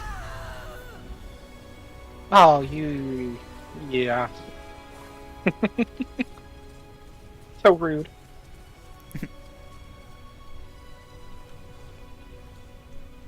I still need 2 more.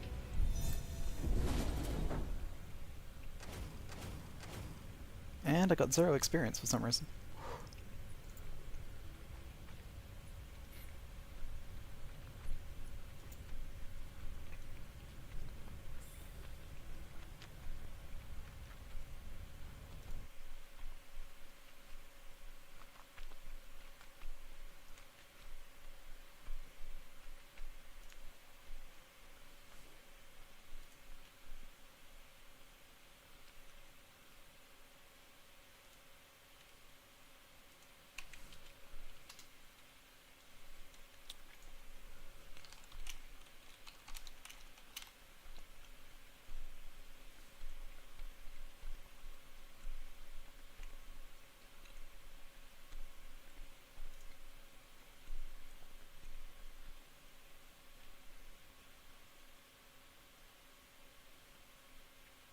Alright now.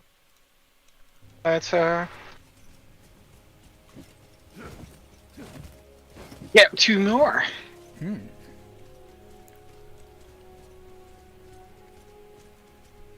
If I can get 2 from killing her just one more time.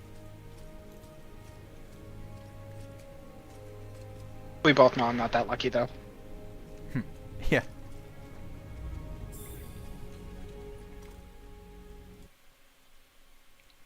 Even though I really want to be.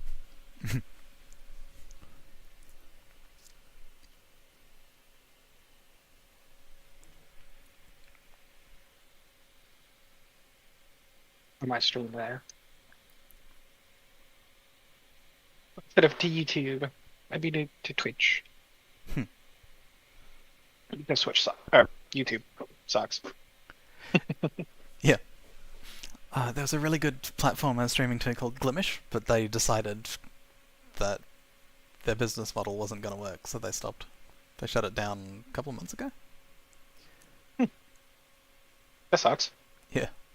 I liked Glimish. The people there I met were really nice. I liked using Mixer, but you know, Yeah. mainly, huh? Yeah, poor old Mixer. They deserved better than the fate they got. Yeah, they did.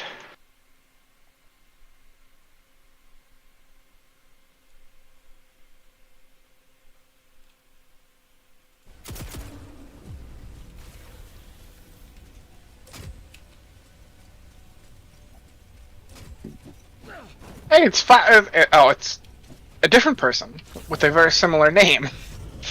Yeah. Fast.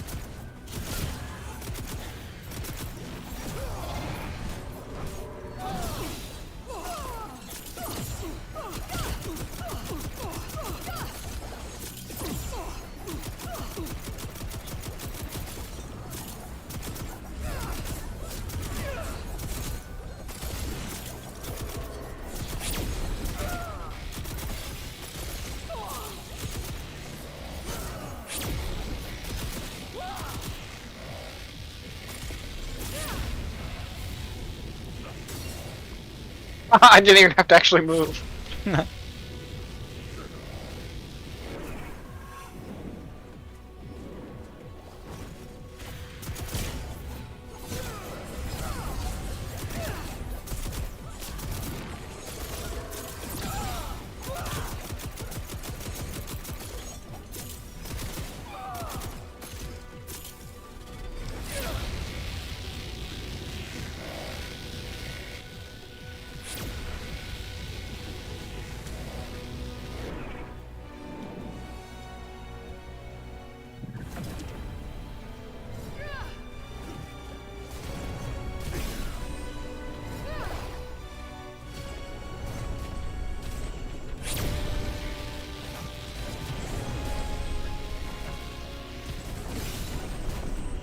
Get behind me! Get them first. I'm trying.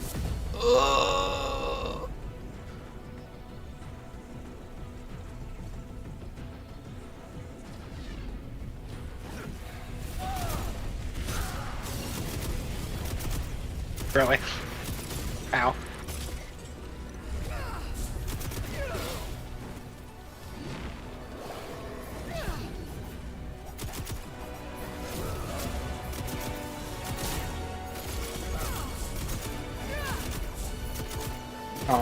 Oh.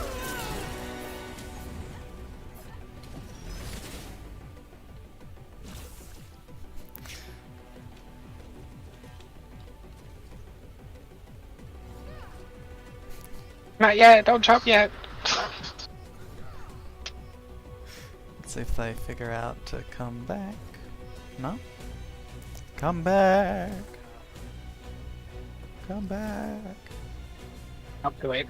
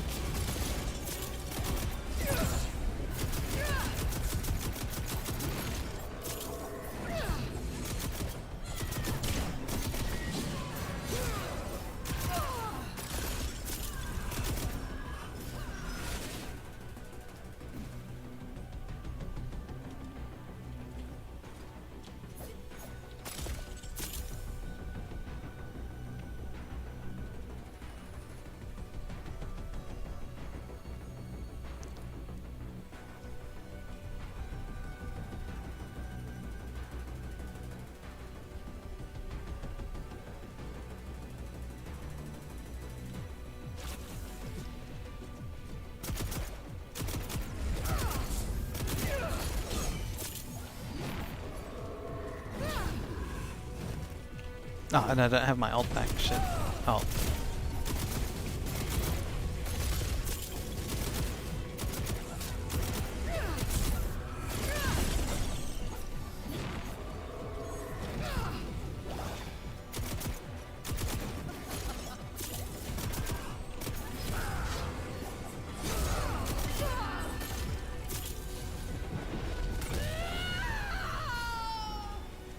Hey! And another Octocron. Thank you for the carry.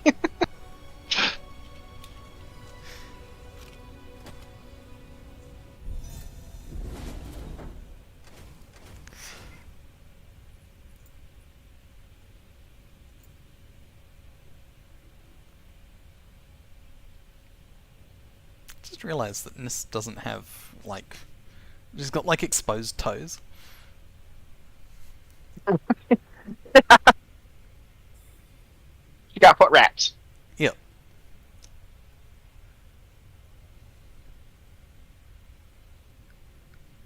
I mean, she's also a demon of sort, Yeah, she's an elf. not human. Hmm. Looks more like a demon than an elf. She's Evernor's version A dark of an elf. Yep. She's a dark elf. We'll go with that.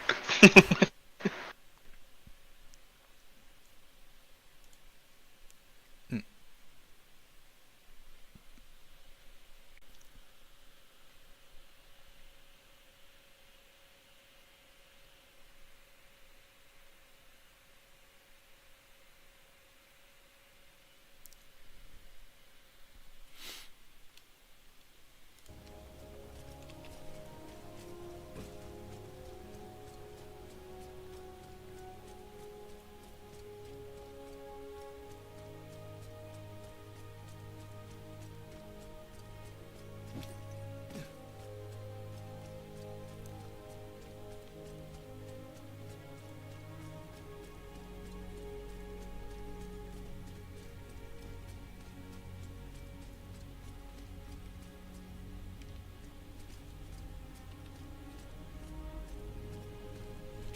I can give us double solar. That's a fun one. Before we do that, let me just swap to Tempest. Because if we're just doing like Sphere 1, Sphere 2, or like Sphere 1, then Tempest is quite strong enough.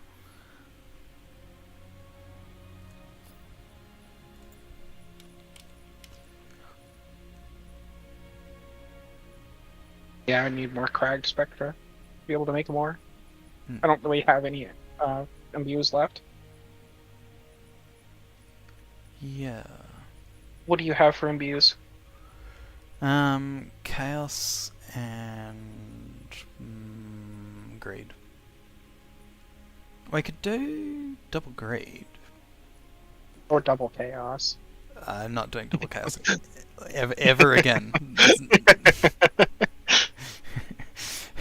We've been there. No. What you talking about? Oh god. It was nothing but fun. Yeah, it was a good times I had by all.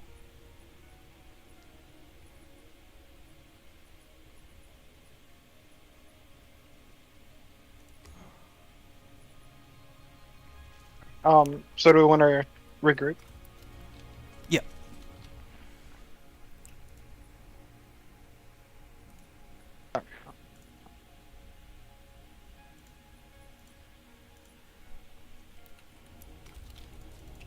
Accept invite.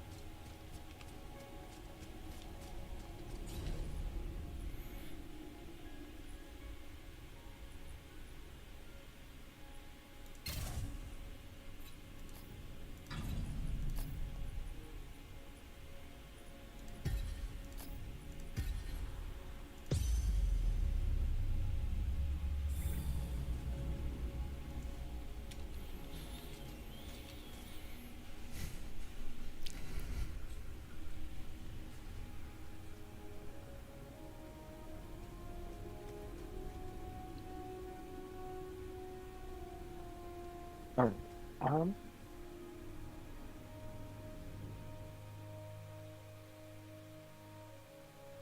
Do the symptom of night.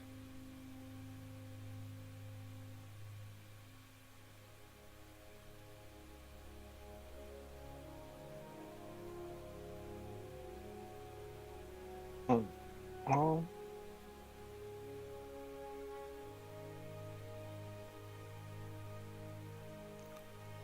All the same. I gotta figure out why OBS Hmm. is not capturing my mic audio. Sometimes you need to reset the audio and go to settings and then audio and then actually set a device. Because sometimes it'll disconnect and say, oh, there's no device connected. Like, it's capturing it, but it's very quiet.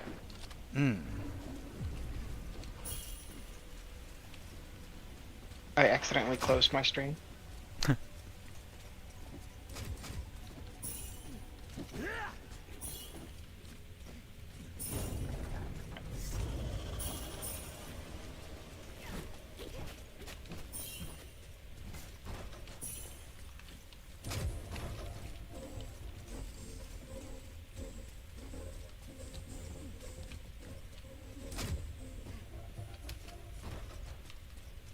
Alright.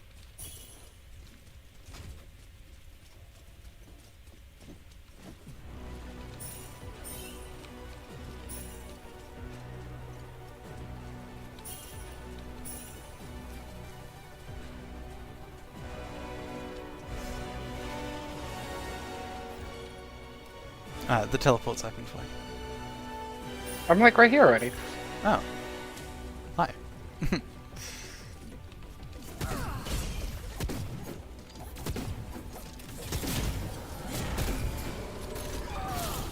God damn it.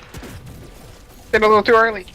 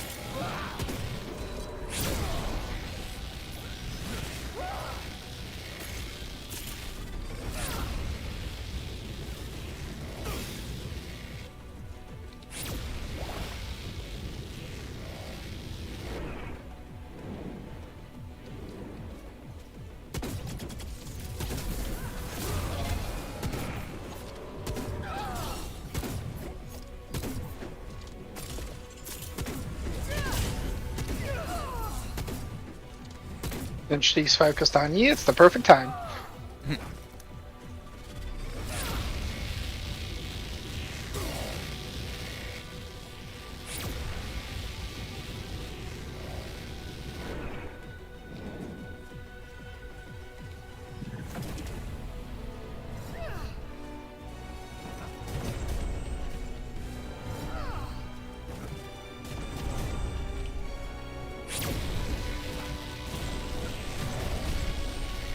All my potions are gone. God damn it.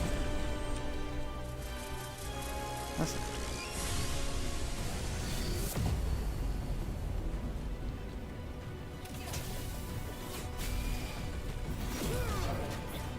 it. Man, your ability power sucks. That wasn't mine. That was that guy's. I know. That was her. That was the. Why I said it. Ah, yeah, yeah.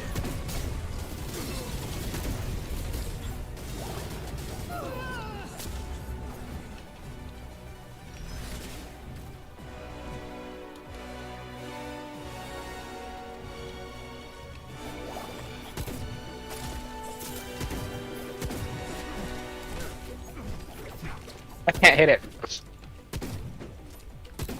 Yeah. But there's like an invisible wall. But it can still attack us. Okay, that's great.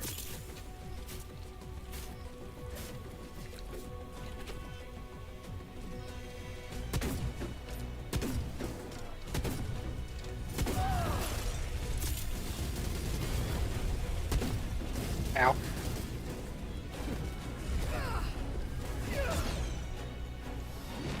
Watch out!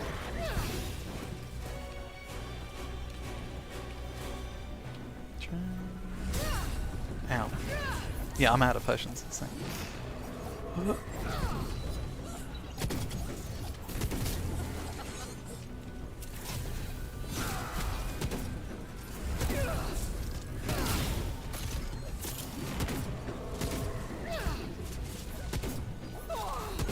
Oh, she's using Arcstorm.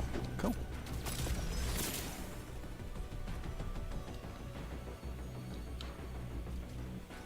Draw the thing back.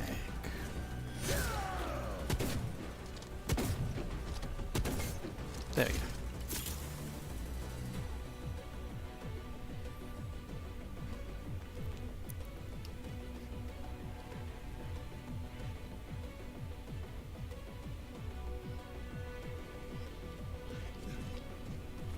I'll mess with that later. I'm getting like quadruple audio from OBS right now. Huh. Get behind me!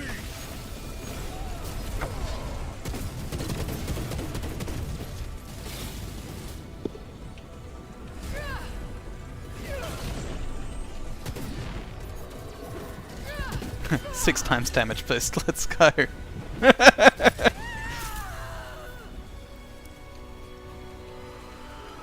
I didn't get. Oh, I did.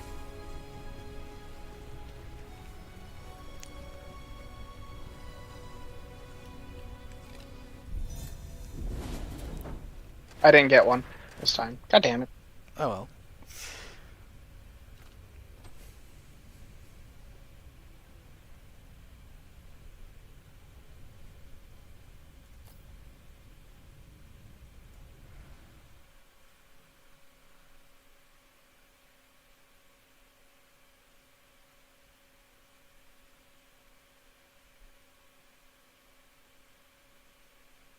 Waiting for party leader. There we go. It just takes a second on my end for some reason. Mm.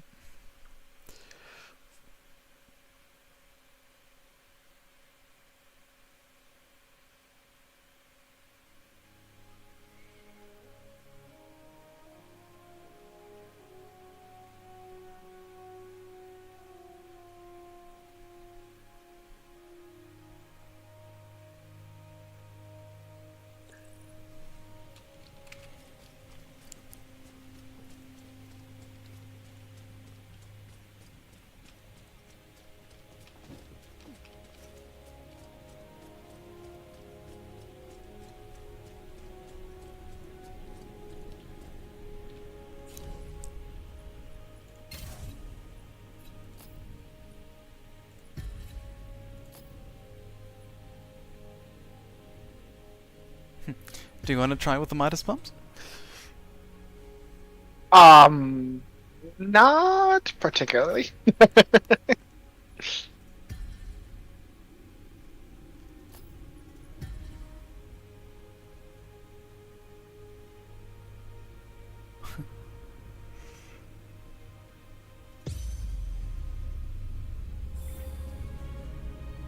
Oh, we'll be doing Kyle's floor.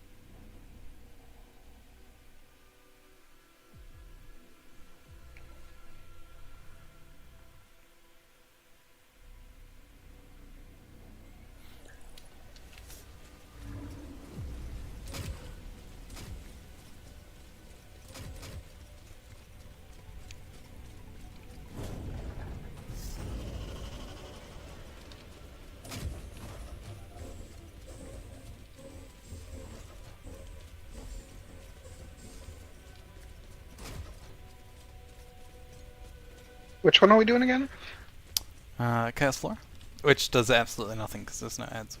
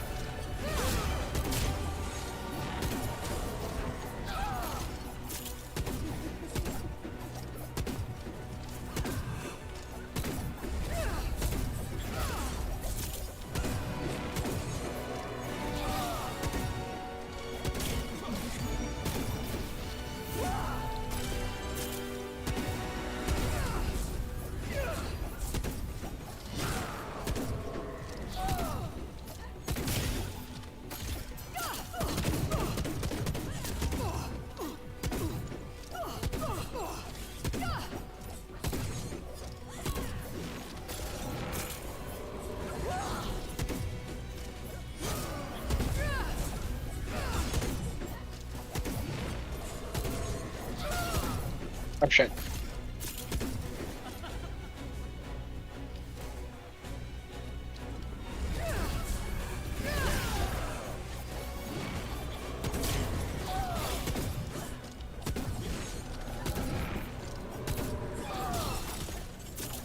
I dodged.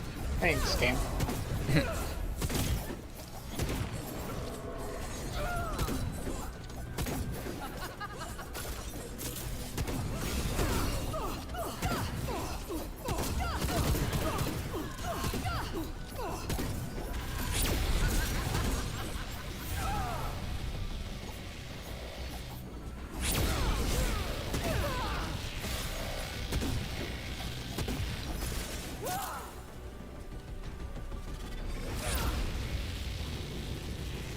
I don't even have to move at all. Ha, nice.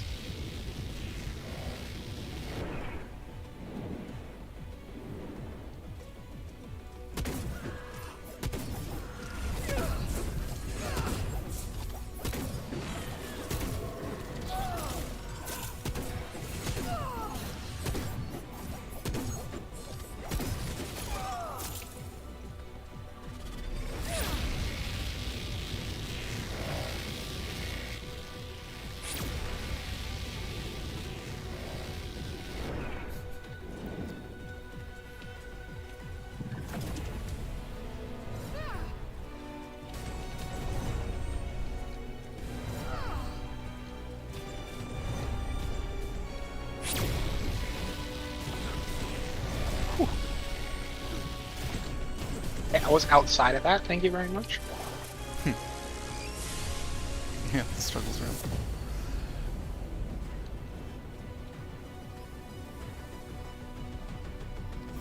Ah, she's wearing high heels. Guess it's important to show up to a battle well dressed.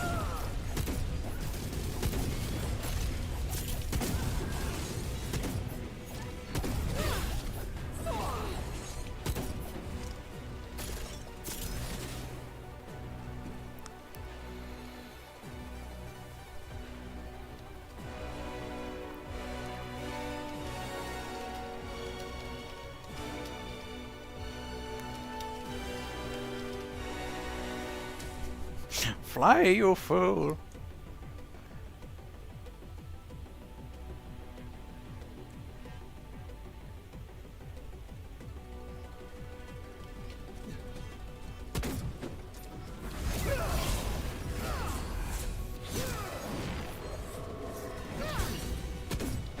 Ow.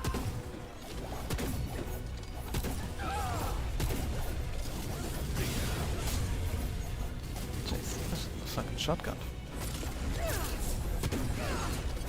You need to heal, friend. Yeah, I don't have any potions left. Actually, this 4 might kill me. Yep. Where's me? Okay.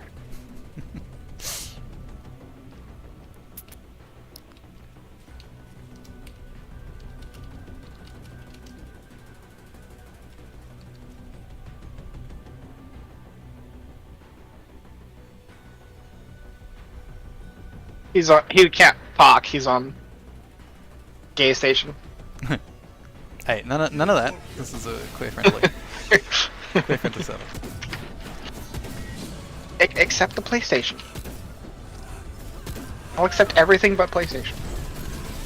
No, you're kidding. I grew up with it. Yeah, I was well and truly a Nintendo kid.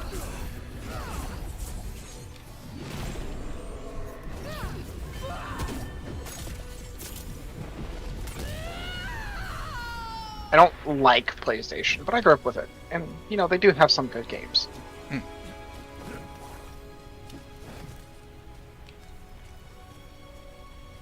Did you get your Alright. Octochron? I got the Octocron. The Octochron. I got the... The Octochron. And that gives me 6 of them, so I can... I think all I'm missing is running a couple of solar expeditions to get the glimmering molten spectras. And I think that's it.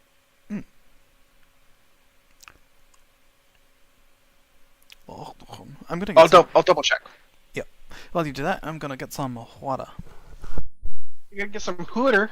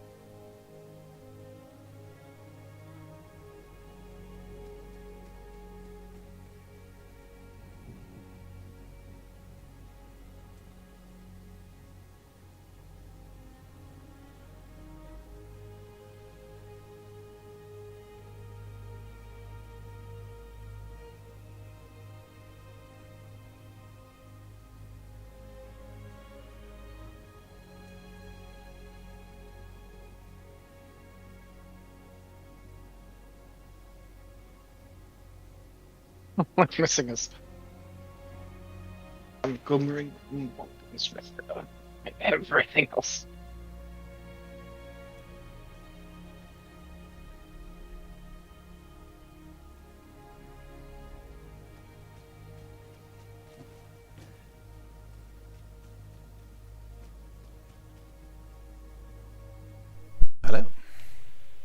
Why, hello. Hello there. Hello. And hey, Puffy. Welcome. How's it going?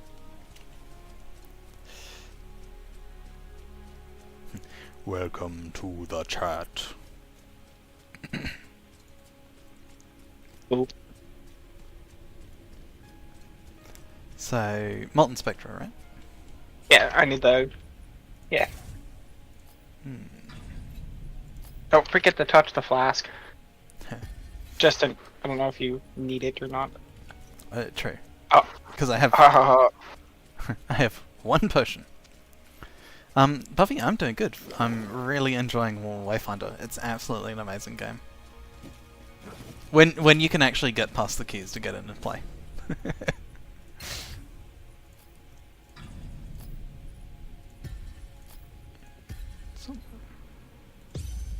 oh, we're gonna do Chaos Solar, huh? We are gonna do Chaos Solar.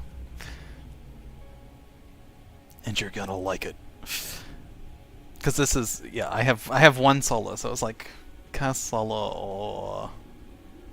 Actually... If the Phoenix Eggs works on the Loot Goblin, that might be a really good way of farming impediments. Yeah, maybe. The other reason I did Chaos Solar is because I need the Chaos Pages as well.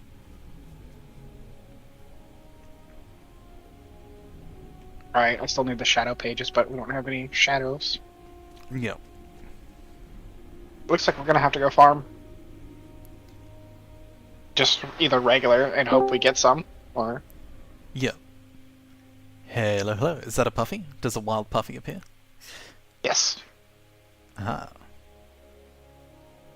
Welcome.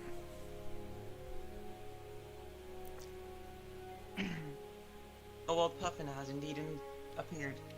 Hey. Hello there. Hello. Hello.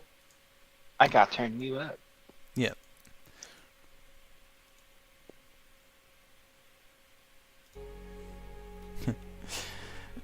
Do you think you'll be joining us in the Wayfinders? No clue. Probably not. Yeah. I don't have the game. Yeah. Yeah.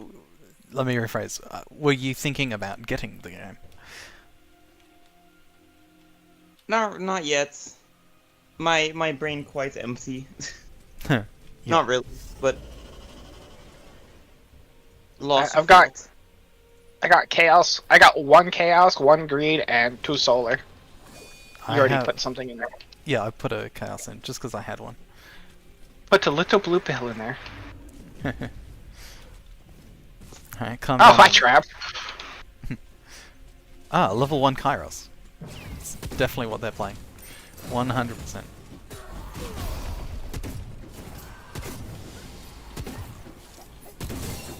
Nope. That is definitely what they're playing. Oh, level 30 Silo. NATO.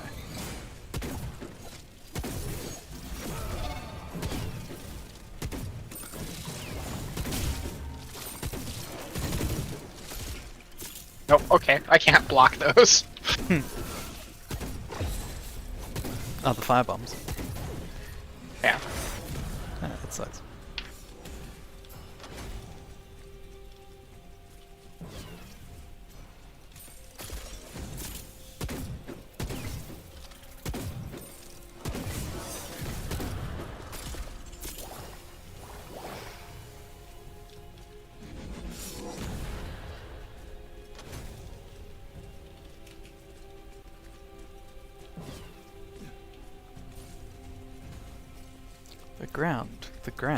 The ground is on fire. The roof.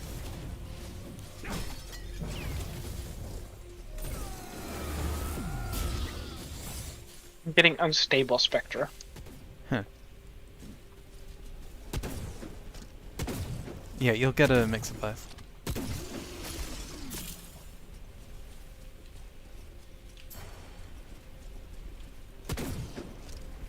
Ooh, it's a Guardian. It's a spicy Guardian. Jeez.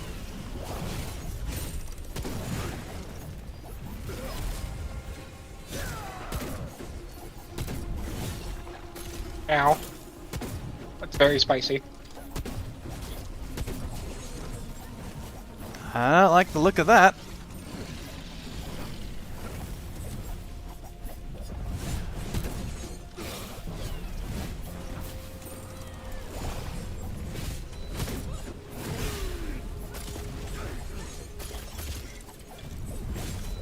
God, having no resilience sucks.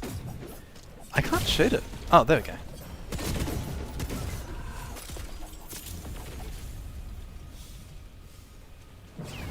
Glimmering Molten Spectrum. Neat.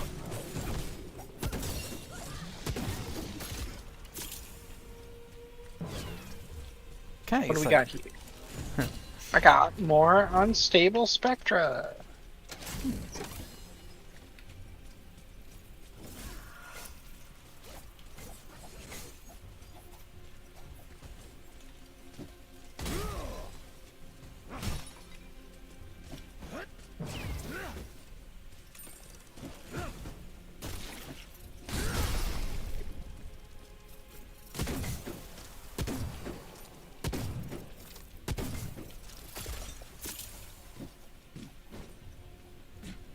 Oh, there's some.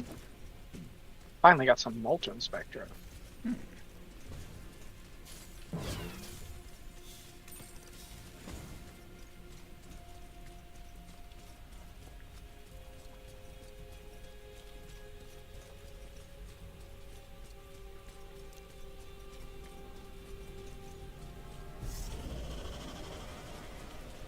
oh, it's the trickster. Hey, I got my coin.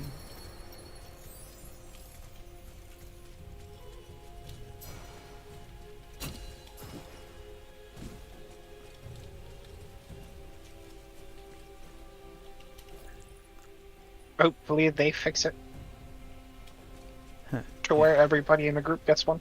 Yeah. Or if at least if they were nearby. Yeah.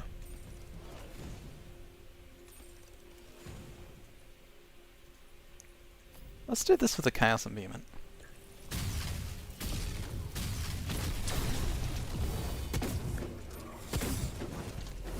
Get behind me!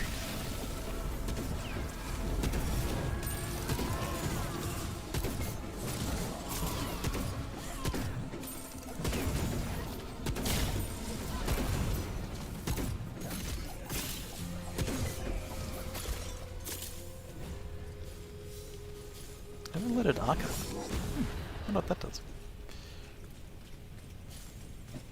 That's a thing. Yeah.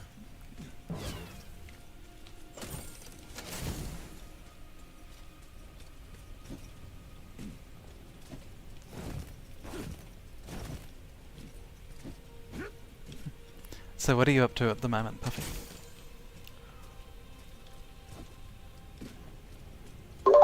Not much right now, just chilling and looking some shit up. Nice. Might play some games in a bit or something. Hmm.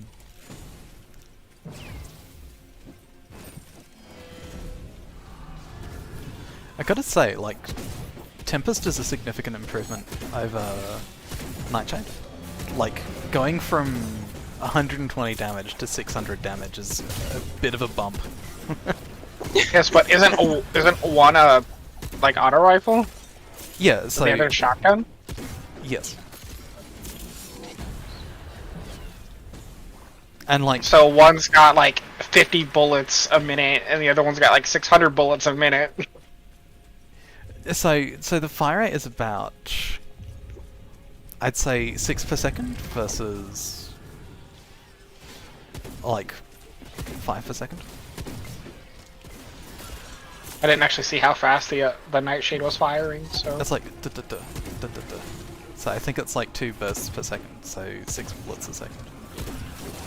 But Nightshade is like really, I think, kind of designed to be heavily tied to Venomous, because it lets her create poison clouds really easily. Just because you get the 6 shots per two bursts.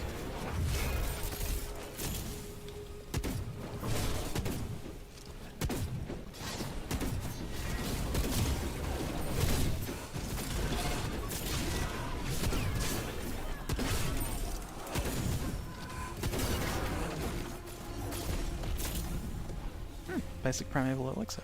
Neat.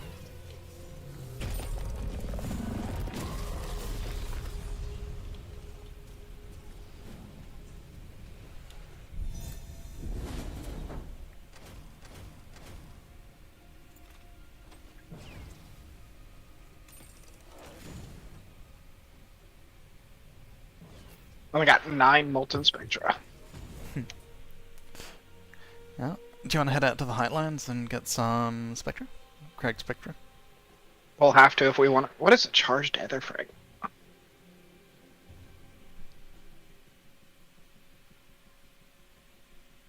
Yeah, we'll have to. Yeah. So, I wish there was an easier way of getting it, but Yeah, I think the best way is to just like have a good stock and then run the mines over and over and hope you get a loot goblin. Or Ravenwood's works as well. well, I'm gonna grab something, use the bathroom, and then grab something to eat.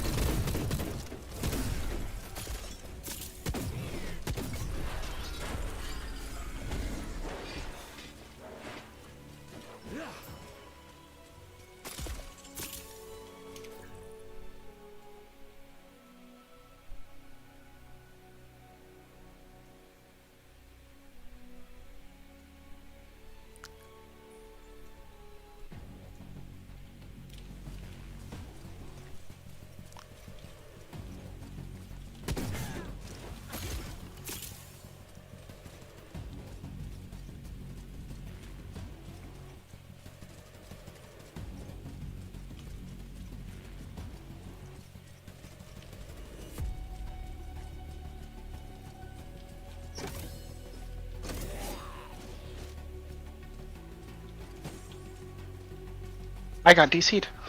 Oh, welcome back. And not due to being AFK, it was just...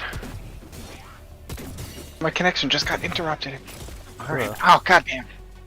I'm 7,400 in queue. Ugh. So, go ahead and go without me, friend. Oh, you already are? Okay. Yeah. No, because you're AFK, I was just like running around getting some Craig Spectra. Well, Or now I'm a trying bit to. more than being... I'm a bit more than AFK now. Unfortunately, the cragged spectra that I was getting were glimmering cragged spectra, so I can't use them for crafting. Oh.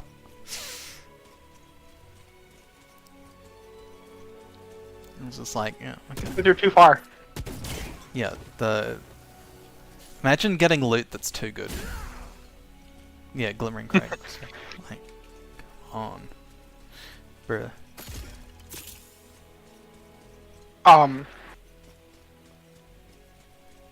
Go closer to Skylight. Yeah, that's what I'm thinking. Like it's just because I'm in too high level zone. But it's been fun just one-shotting things with my shotgun. Not that guy. But earlier I did like one of those, you know, those like Lancer golems? Like, I got the shield break on him and then did the weapon skill and he just immediately died. It's really funny.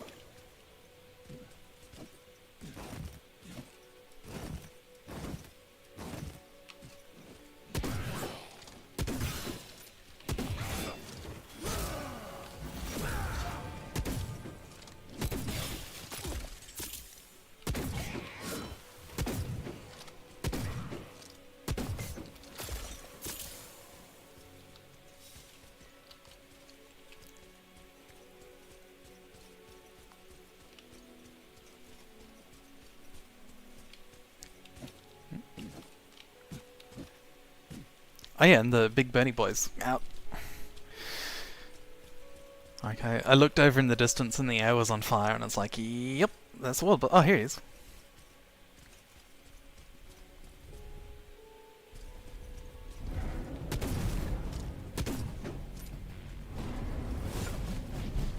Did somebody fight again? No. And I'm sure as hell not going to be fighting this guy. No, I asked because he's already lost, 20k health, 10k health almost. Yeah. Probably someone like started the fight and then was like, you know what, no, this is fucked. Like me. Like what I'm doing.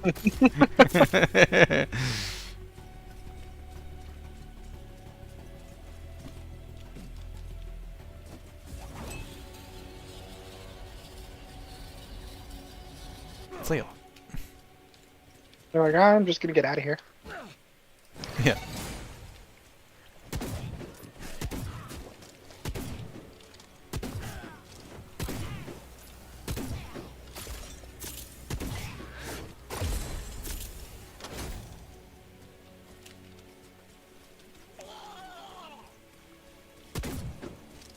Ah, legally distinct non-murlocs.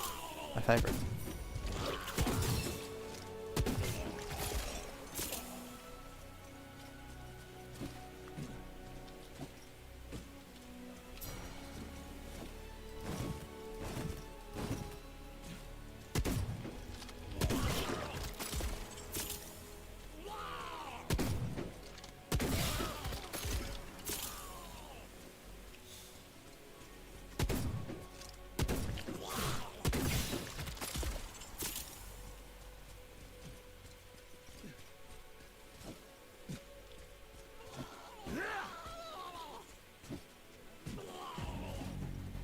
Making definitely not Murloc noises.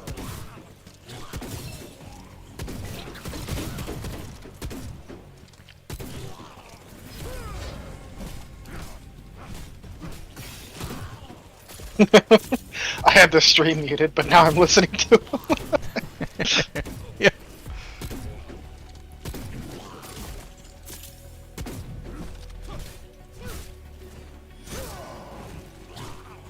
Like, wow, yeah, definitely the Murloc.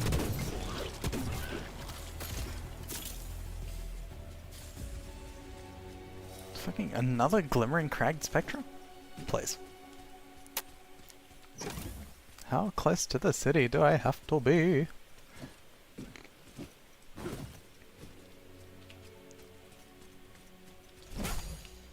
Okay, here we go.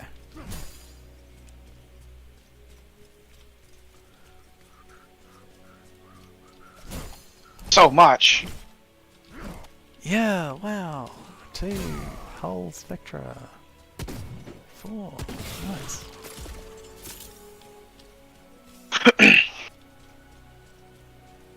Ah, a maze emblem.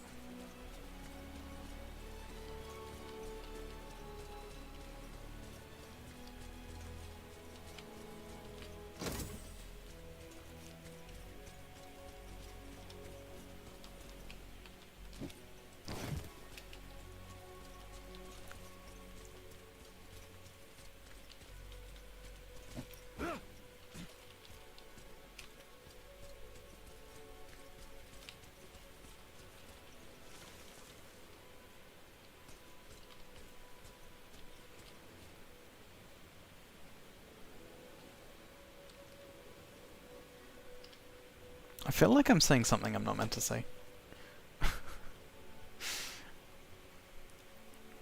Like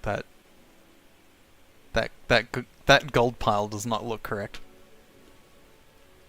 No, not really.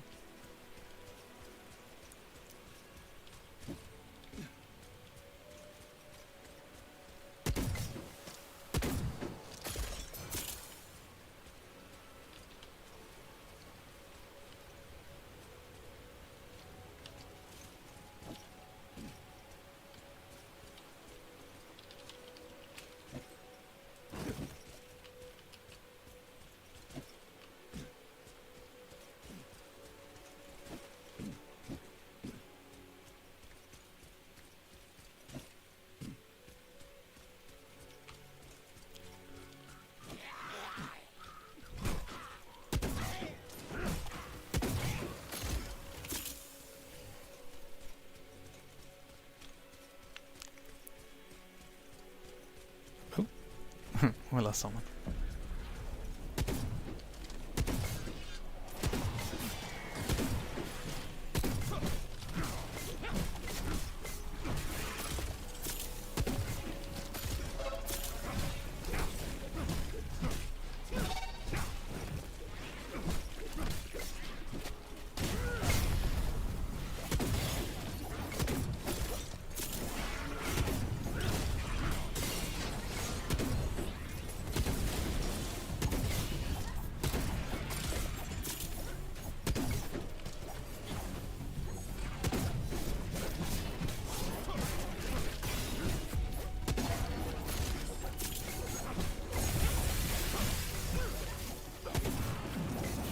Get behind me!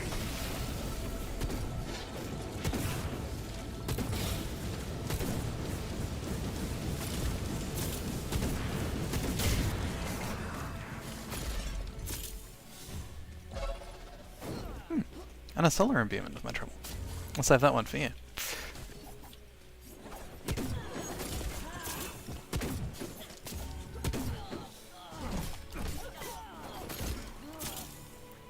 I wonder if just running around farming meteors is the play for, like, stocking up on imbuements.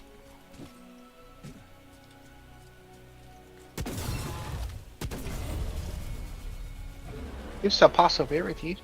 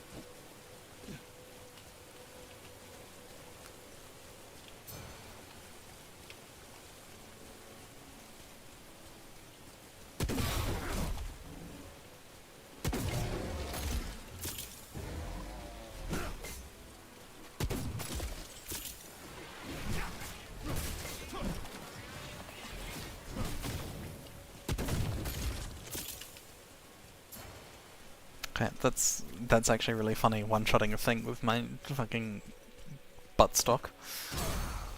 Butt slam. Might be a bit over-leveled for this area. Maybe just a little bit. Just a smidge.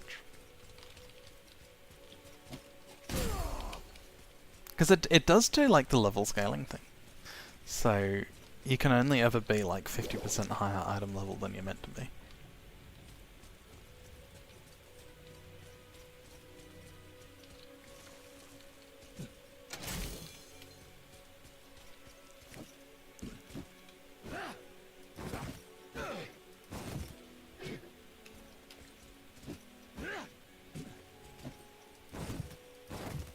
I wish it was easier to spot where the meteors were. It's like I wonder if I can get all the way up there.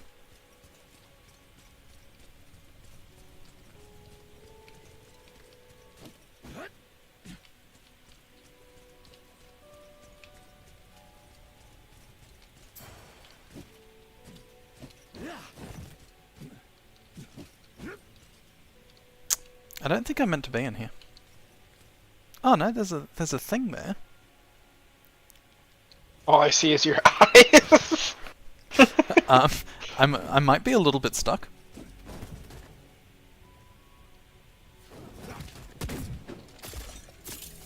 Yeah, okay. And that's what you get for trying to go places you're not supposed to. Hey, look, goats are my favorite animal. It's in my blood. One of my favorite animals. I don't have a specific favorite. Ooh. Well, at least I found a meteor.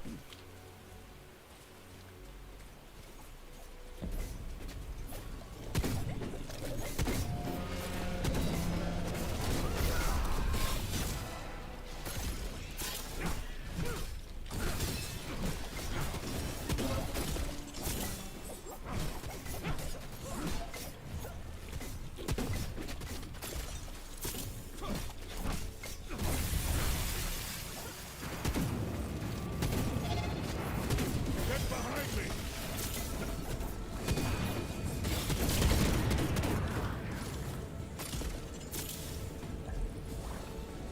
And a shadow imbuement. Yeah, okay, this does look like the play.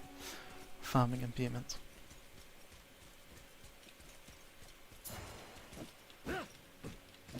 It's actually gonna go insane if I had to like run around looking for rocks.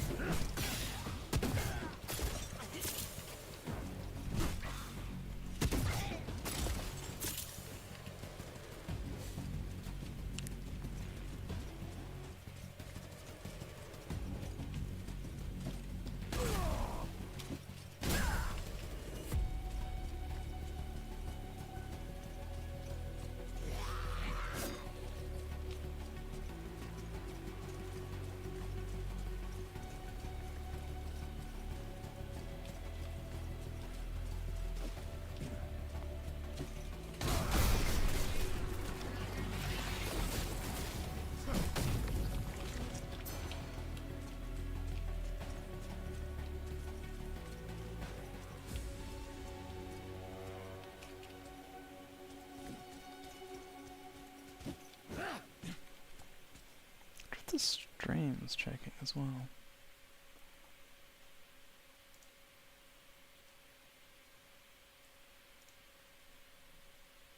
Nope, not yet. Say what? No, I was just looking to see if there's any sign that the stream is checking, because the game's definitely checking. Like the open world segments, my GP is a bit too weak. Oh. And by a bit too weak, I mean it's like 2 years out of date for the requirements.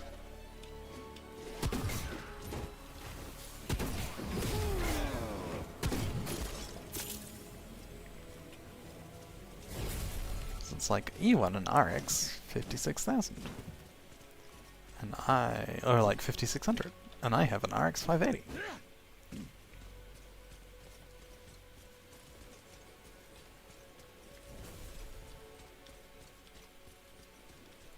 So I might buy myself a new GPU for Christmas.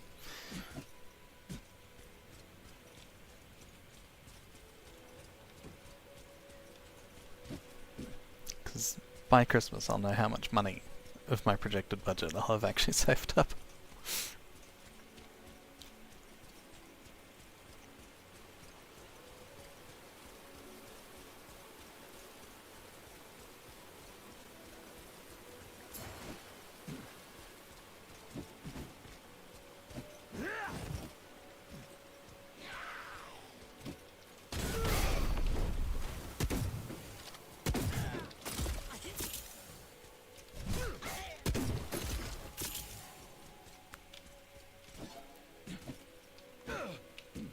How's your key going?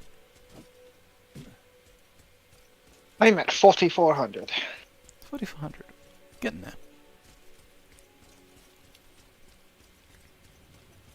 there. What's it like? 8,000?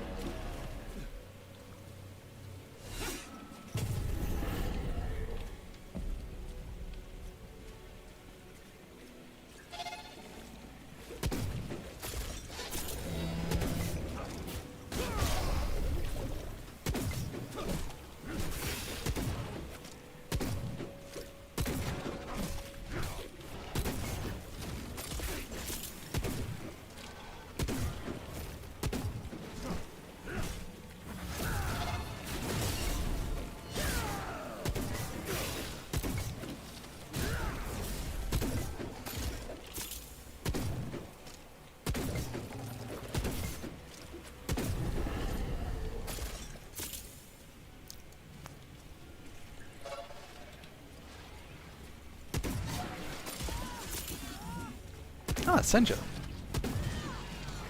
Neat.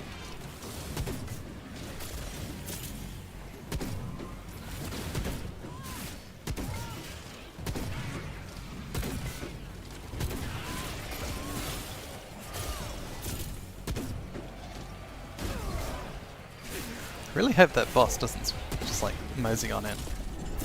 The moss That's mosey exactly on. what it's doing. That's exactly what it's doing. You go die quickly though. Yeah. I mean, he's got to deal with a Senja and someone with a Tempest, so he was not long for this world.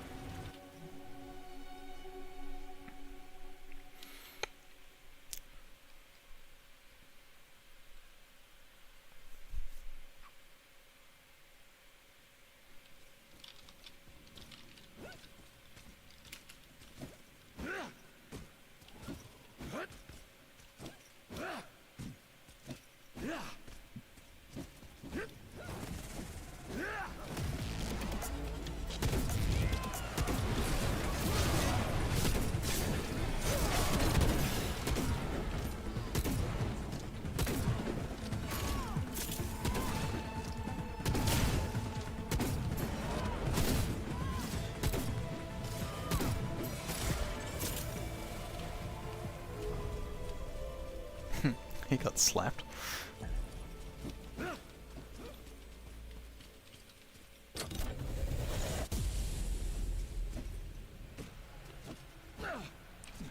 Shame I didn't get an echo from him though.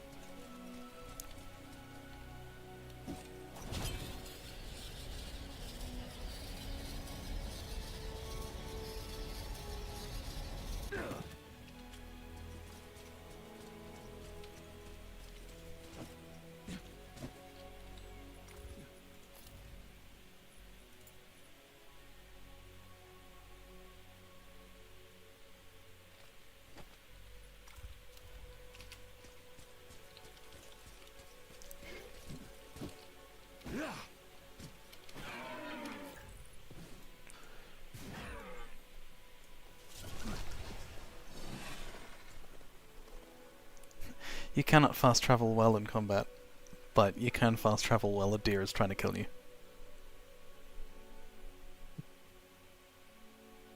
Yep, makes sense. Yep, completely. But I mean, the logic is crystal clear. Yep, clear as mud.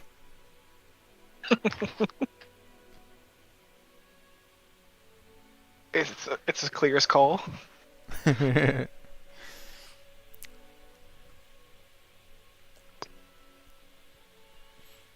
Claro que sí.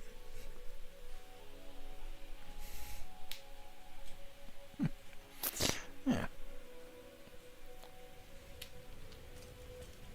All right. Since I have to wait in the queue for a little bit longer, because I'm sitting at 3,400, 3,500.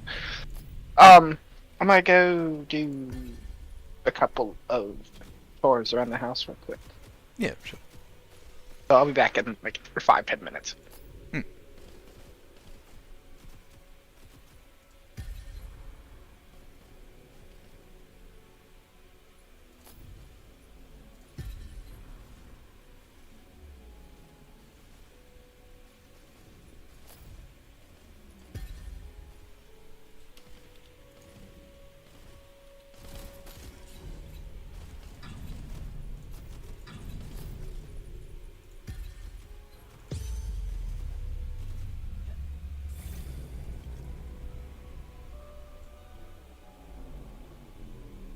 That is a good hat. I'm glad I bought that.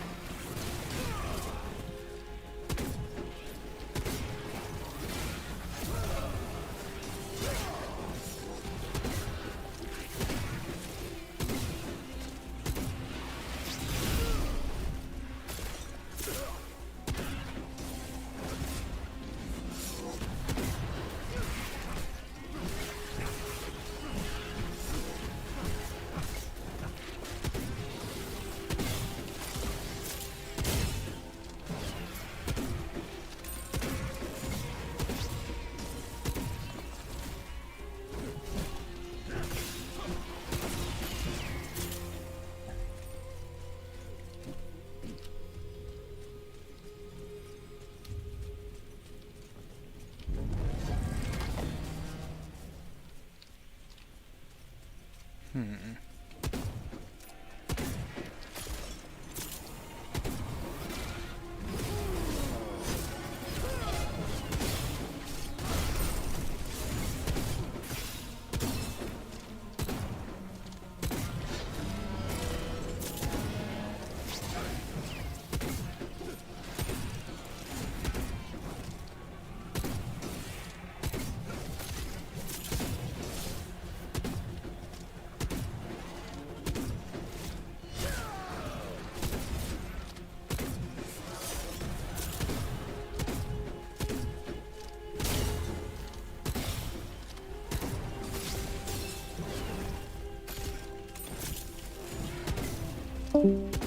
Boom. Oh, well, that's Puffy.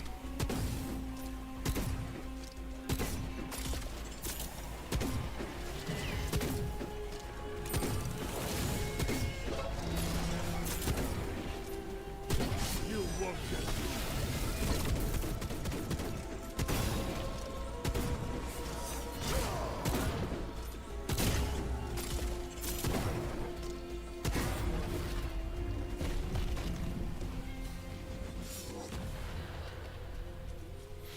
Level 20 Tempest. Neat.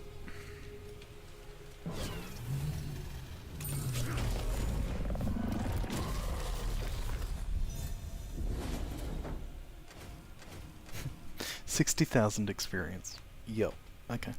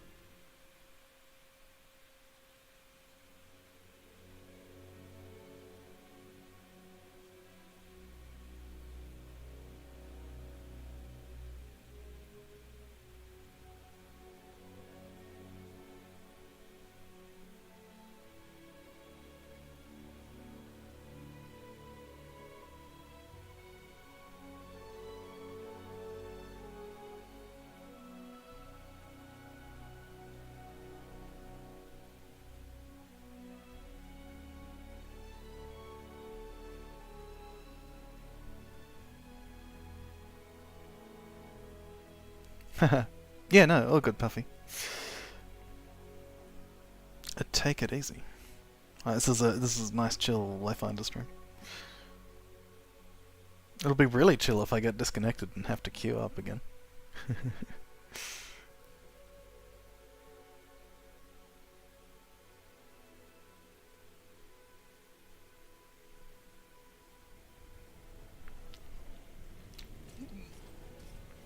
What was I trying to do?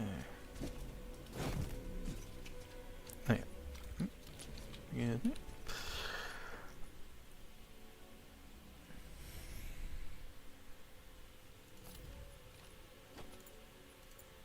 Open the doors.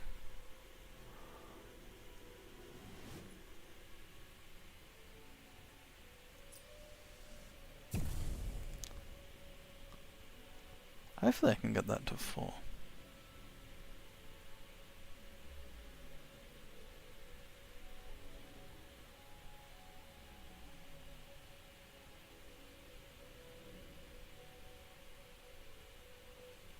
It's going to be a tough call because the resilience restoration is like actually huge. But having a bit more healing would also be nice.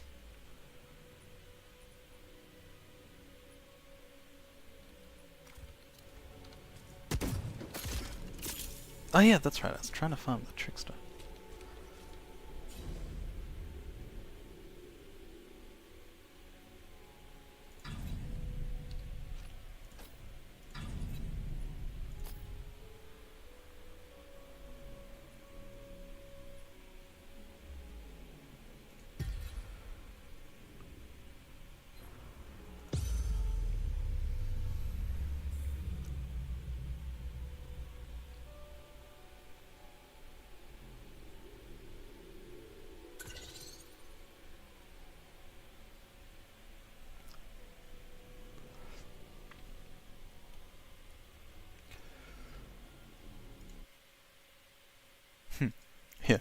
Indeed. Let's hope not. But I don't really expect the game to be fully playable for like the first week or two. Or like consistently playable. I don't know if the reviews have improved, but in the first 2 days, the game's like overall Steam sentiment dropped to about 31%. Because people were not happy about the fact that they couldn't sign in. I'll be fine. And I can fix it pretty soon after I help out, right?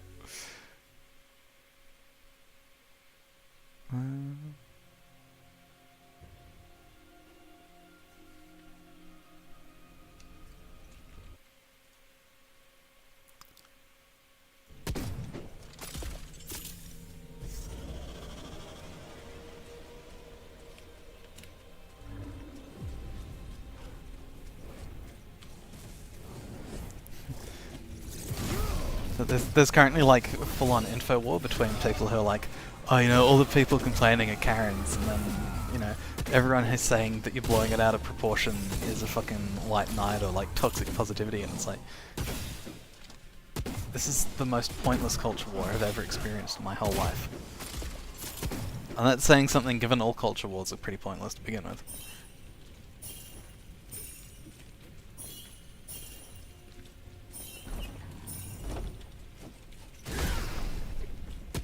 Oh, what's going on? Oh, the factional warfare in the Wayfinder community, like Karens on one side and quote-unquote toxic positivity on the other side.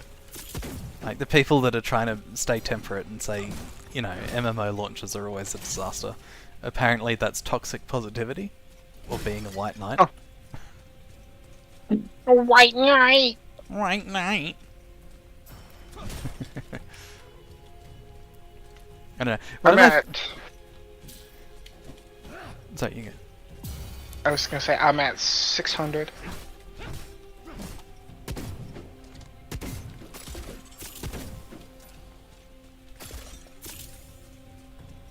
And you were gonna say?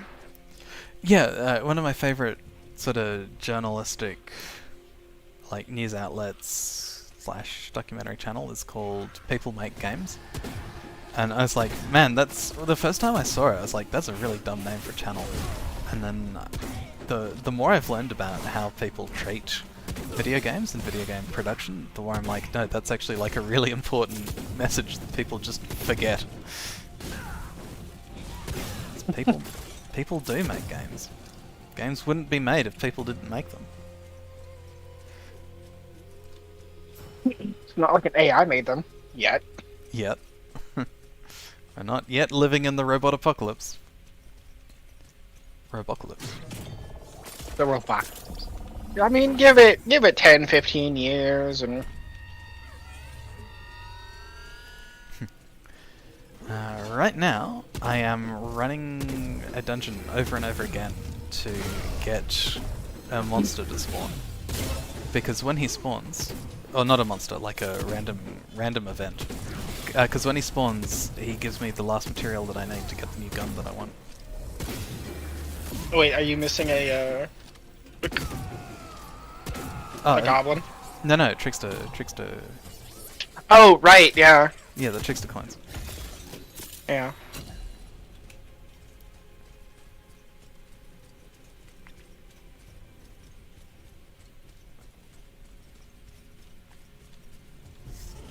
So I'm just spamming the shit out of this one specific dungeon, because it's like...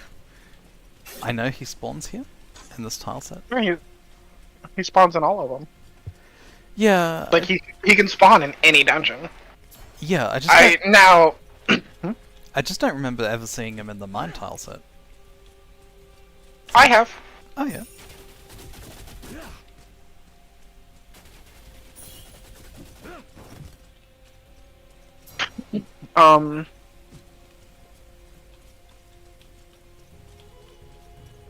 I see him in some more than others, though, but...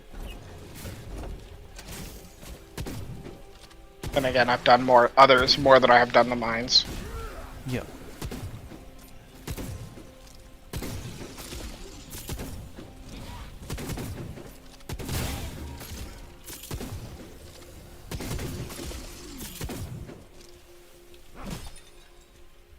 I'm at 75. Oh, getting close. I should be going to bed, but you know what? I don't give a shit. I work from home, so. Yeah. No bed, only Wayfinder. Only Wayfinder. Only Wayfinder, yes. How fix wit in? Hi, third person who's watching the stream. That might be Puffy. Well, no, it says there's 3 people. Me, Puppy, and whoever else. Ah, and a mysterious third viewer.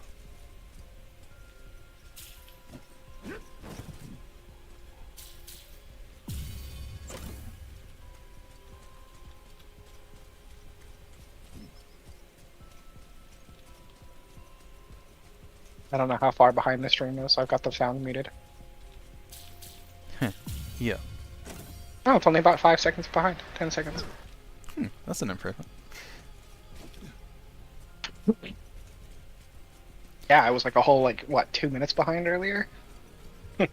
Yeah, or longer. Hey, here's the trickster. Yeah, he's always there. I've like always seen him there. It's either that or the lore keeper, or whatever her name is. Yeah. You didn't get it, did you? You got an echo. Yeah, I got the echo instead of the coin. I'm in! Hey.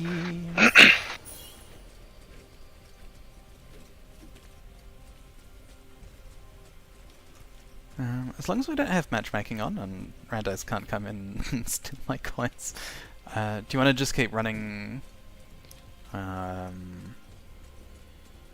Repository? Not repository, the one before this one. Or is that Undercroft. Codex? Yeah, Or Undercroft. Undercroft. Yeah, do you want to just keep running Undercroft over and over to get your page quest done? I need Shadow. Yeah, I've got. I have Shadow for you. Okay, yeah. Well, I mean, I need both Shadow. If I want to make my weapon, I need Fire, but Solar. Yeah.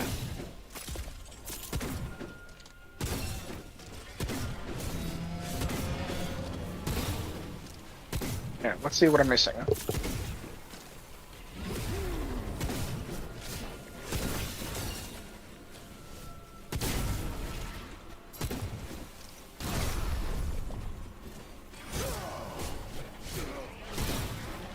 Nothing crafty. Alright, let's see. Harvest tomato. I can make 1 piece right now.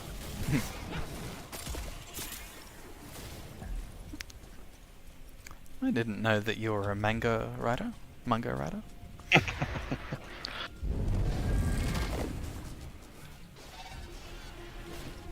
Harvest moon shell has been made. All I need now is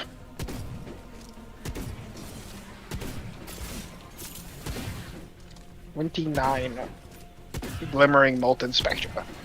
At least that'll be nice and easy. Ooh, that was a lot of damage.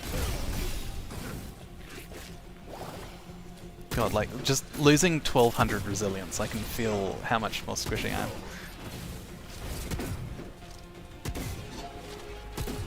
Well, yes, that's a lot of resilience. Yeah.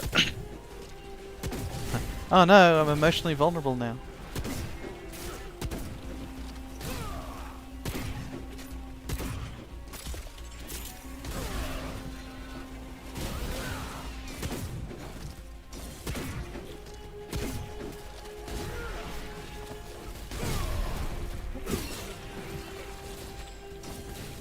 I still need to spam. I still need to spam the first. Oh yeah. For the Octocrons?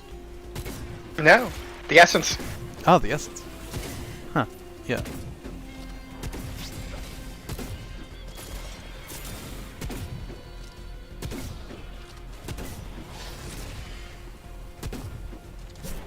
You won't get through me.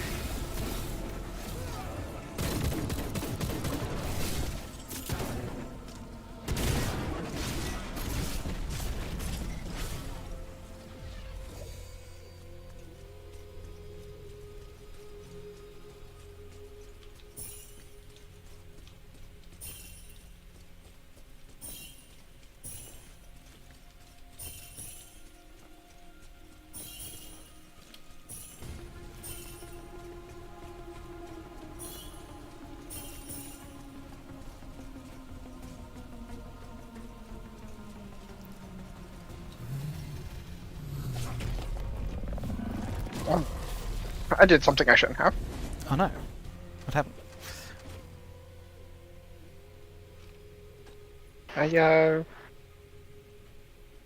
My dumbass upgraded. Um, yeah, the brain work. Come on, abilities, affinity. Yeah, that's what I did. I Yeah. spent my gold, Goodbye, gold. and I need like 15,000, like just over 16,000 to make the weapon. Yup. Because you said selling is broken right now. Selling is broken right now, but you can make pretty. So the amount of gold you get from chests and things is determined by the level of the dungeon you're in. So like just going to the highest level dungeon that you can, and doing a comb through for like every single piece of loot will get you a pretty good chunk, like a few thousand. Yeah. Oh. Time to eat my ice cream real quick.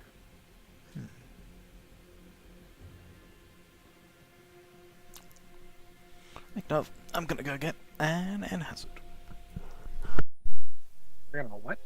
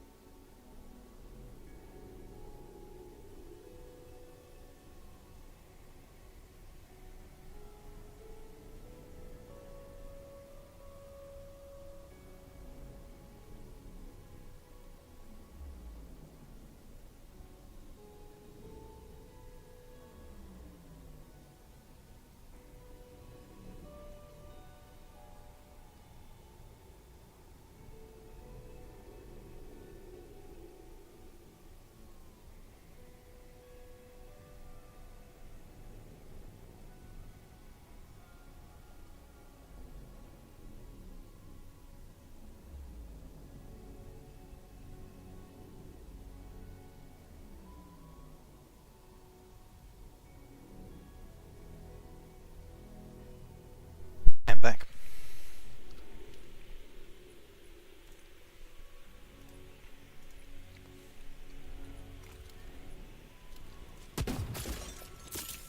Welcome back.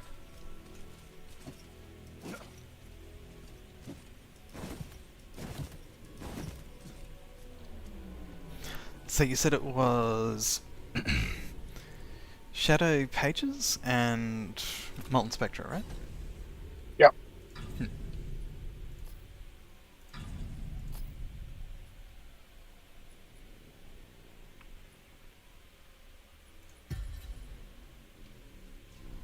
I'd say one or the other.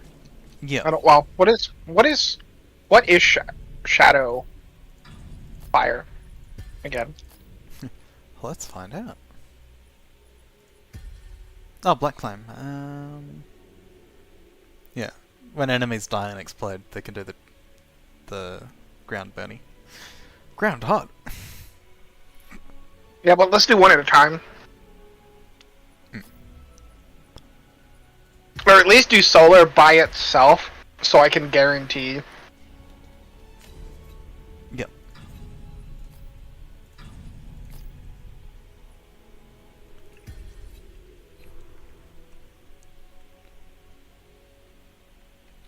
Actually, in that case, it'll take us to the repository.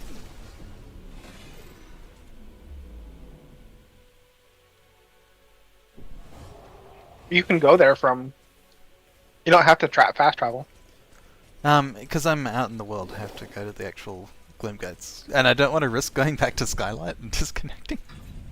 Oh, yeah. Ah, that's a little bit high level, isn't it? 1800? Yeah. Not Want to go bad. for it? Yeah, we can do it, I think. I mean, we were doing Sphere 3. Not both of them. I just want to guarantee the fact you can hit X to remove. Nope. Well, no, because I wanted to guarantee the glimmer, the glimmering molten. Mm.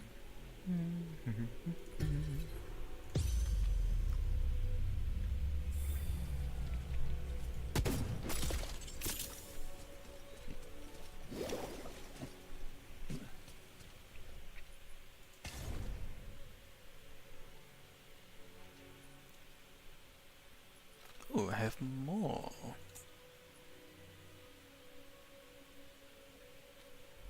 Oh, okay. Well, you can make 3 more. Yeah. Yeah, we might do double solar for the next one, just so that I can unlock the next sphere.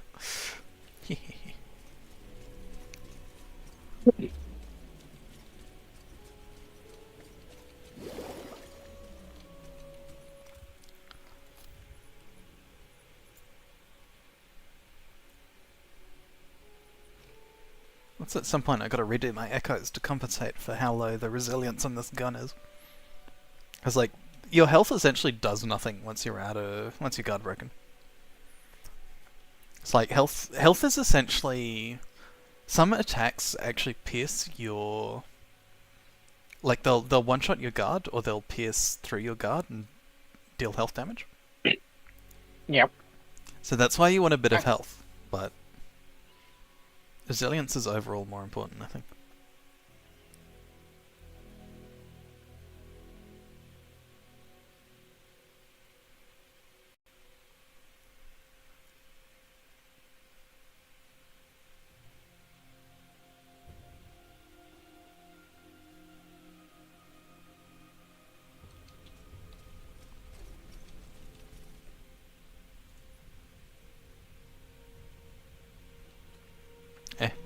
I'll just skip the chalice, I guess.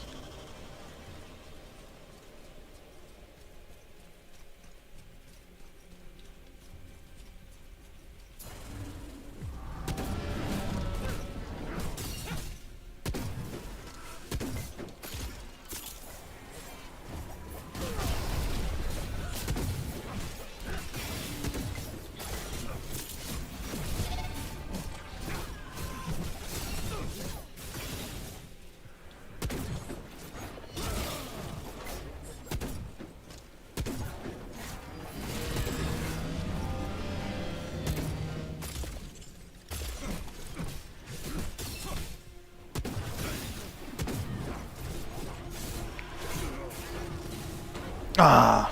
Hate tick got me.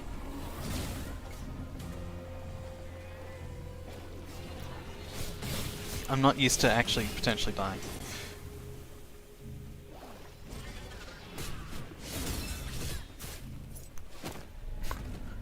Fucking heat tech. Yeah.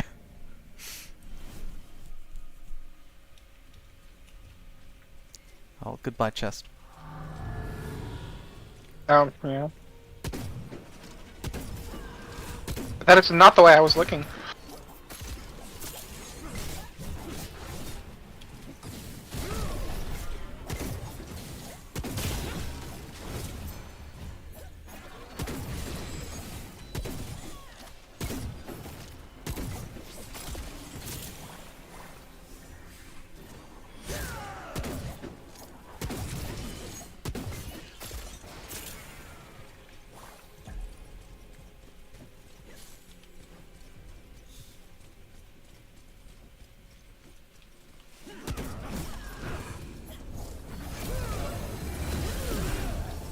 Ow! Yeah, I just got slapped too. I am extremely on fire. Whew. Okay. Got him. Like, didn't get got. More importantly.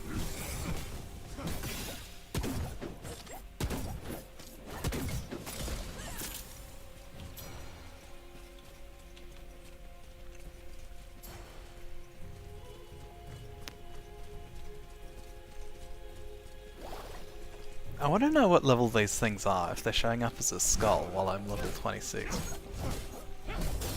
It's based on your power. Yeah, okay. And you're 1229, and I think it's like 1800. 1900. Yeah, something like that.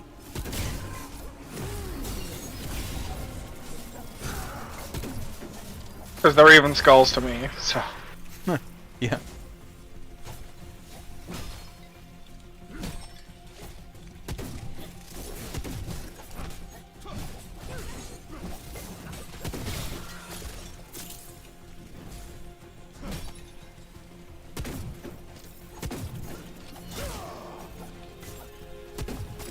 Let me just push him out of your attack.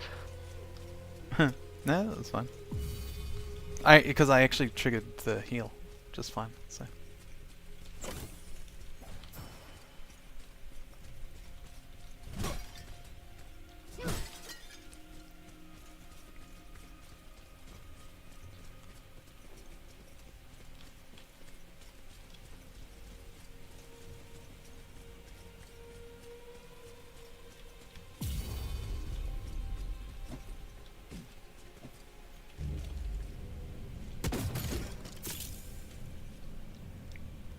Goodbye. I just saw that after we got on. Huh.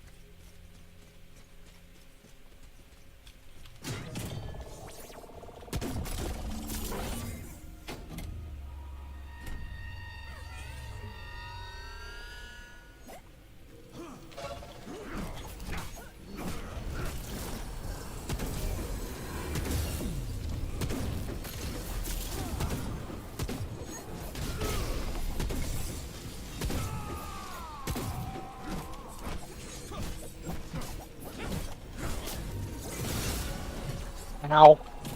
Wow, shotgun. Oh, because the heat wave showed up right as he did a shotgun spell.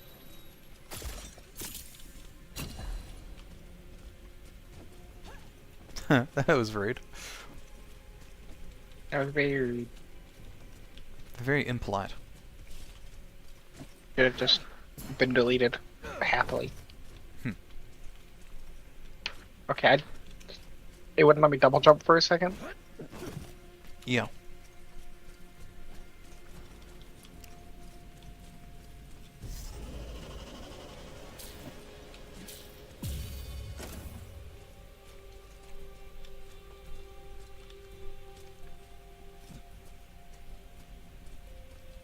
Well, I guess it means you can come back up top wherever you are. Did you know? There's a chest over here. 2 of them. Oh.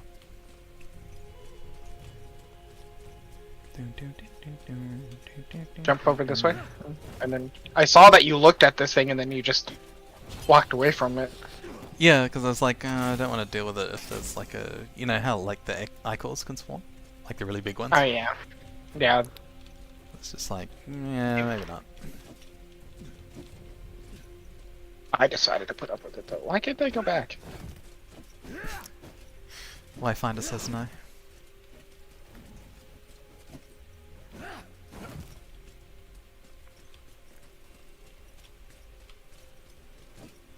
Denied.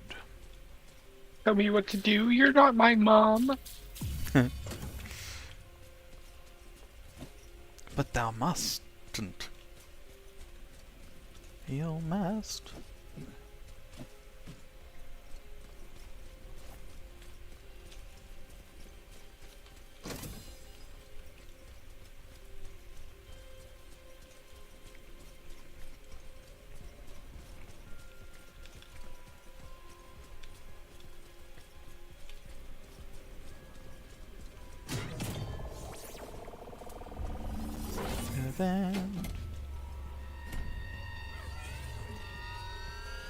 Oh, and of course, as soon as I start the event, the hate wave starts.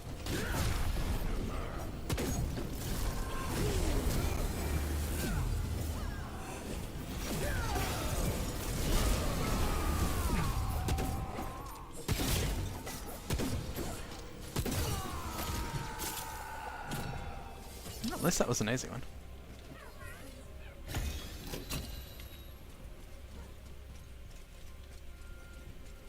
Oh, and you got the Spectra. Oh. I hate this game. I quit.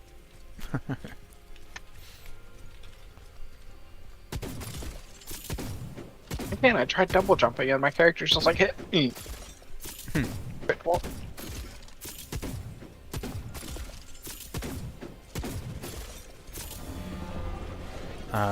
Apparently the event just started itself.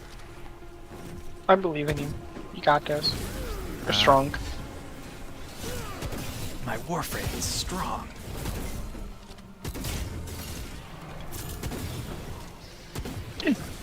Almost.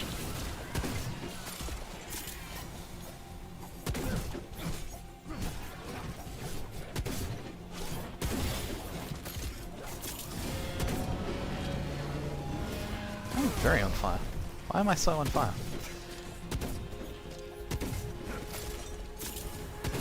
It's more fire than I want to be on.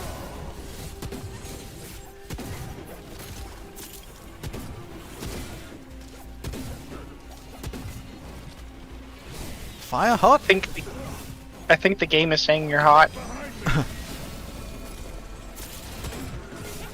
Oh. I don't have that for the boss now.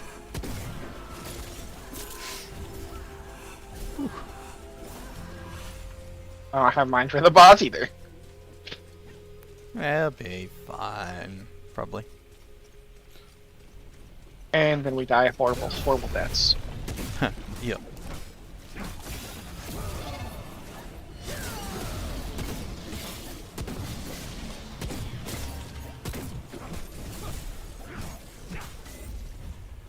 Hey, one grade level.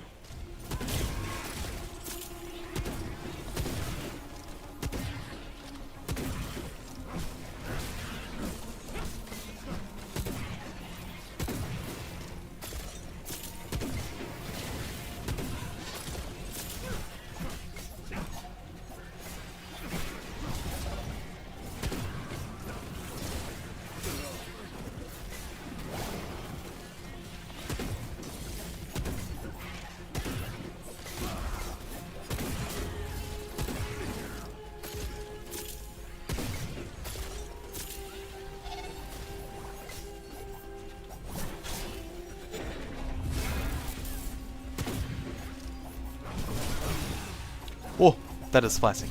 It's a lot of damage.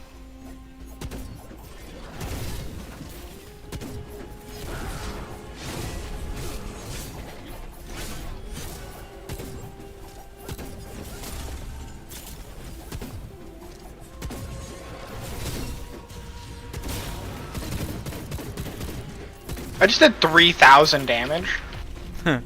Nice. Hmm.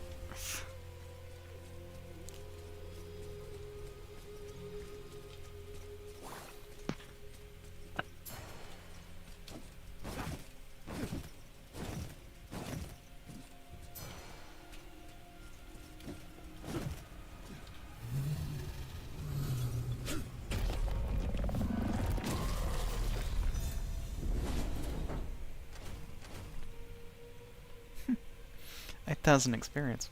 Okay, that's pretty good. 14 molten spectra.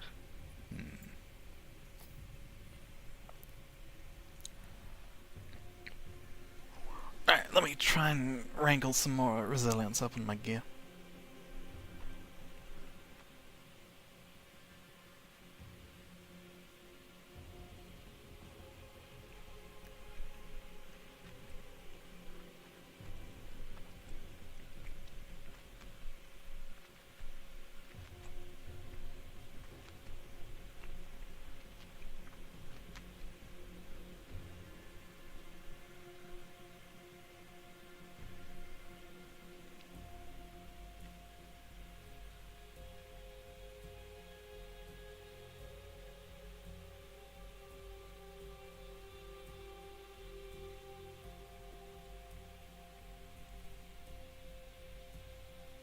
Ah yes, travelling to ... Oh yeah, it's my favorite location. Location, It's my location. it's my favorite location in the Citadel. Oh wait, wrong game. I hope they introduce like Wayfinder endorsement as a side quest.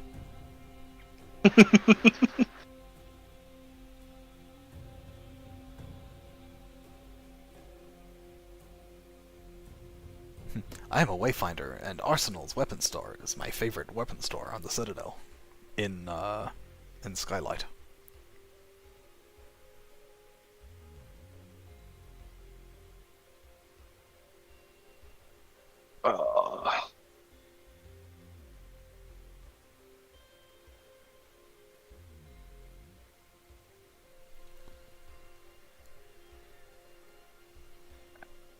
Weapon crafting.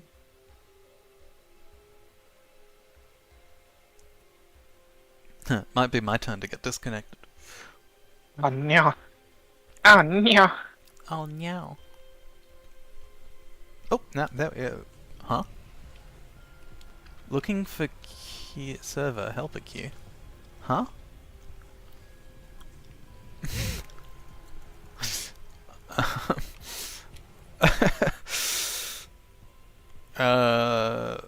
Hmm.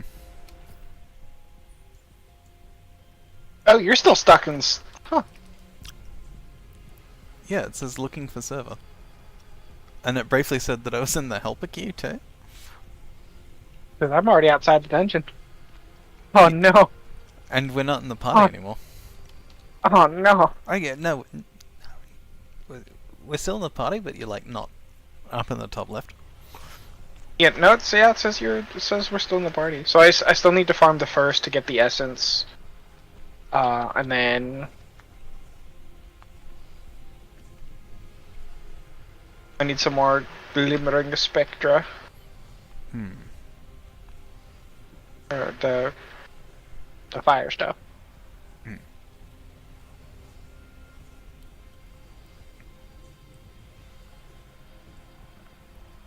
And like another 10,000 gold.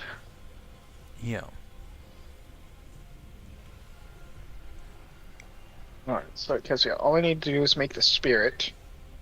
So I need 15 more glimmering molten spectra and another like 1,000 gold, 1,023 gold. And then get the essence and more gold.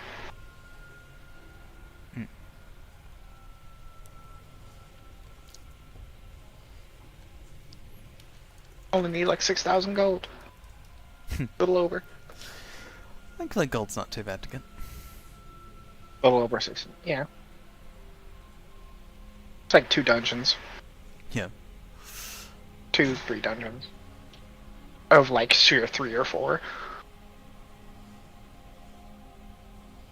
And then I'll have my daggers. Daggers. Getting close. Yeah, because it's just trickster coins that are blocking me from getting my Arkstorm.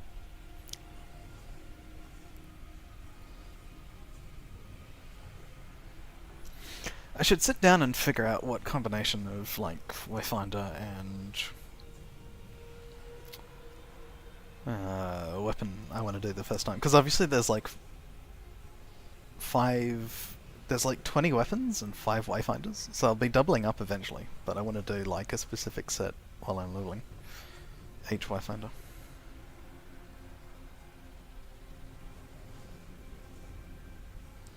So I'm thinking I need like break power daggers for Senja. Probably like an ability power rifle for Venomous. And Kairos has Epitaph, so I might as well just do that. There's 7 Wayfinders if you count the heroic from the 150, the Exalted bundle. Yeah. Wait, 7. Yeah, there's currently 6. And 7 if you count the heroic one from the Wayfinder bundle. Or Yeah. the Exalted bundle. Because there is Venomous, Kairos, Senja, Nis, Wingrave, and Silo. Oh yeah, 6 and 20. Okay, yeah. And Silo, I'll Did- almost certainly do Longshot on him, because Longshot has a really cool feature where it like forces crits on the weapon ability. So Silo can actually like spread around some really good debuffs if he uses Longshot. And whichever daggers have the most break power for... Harvest Moon. They're the only ones with break power. Yep, so Harvest Oh, Moon... they're the only ones with implicit break power. Yep. Wait, what do you mean by implicit? It means it comes on the weapon itself Yeah. by default. Yep. Yeah, so Harvest Moon for Senja, Longshot for Silo, Kairos I might as well use with the Epitaph. Oh man, you gotta go with the Arc Light. Yeah, someone does need my Arkstorm. Maybe... Because Venomous is so associated with ability power, I might try like Arkstorm on Venomous. But I really want a Sword and Shield for Venomous, so I'll probably do like the what's the one, like the Thorn with the swords, with the sword blades on it? Chainsaw? Who duty what now? There's that Sword and Shield that's kinda got thorns on it. Looks like it's made of bone.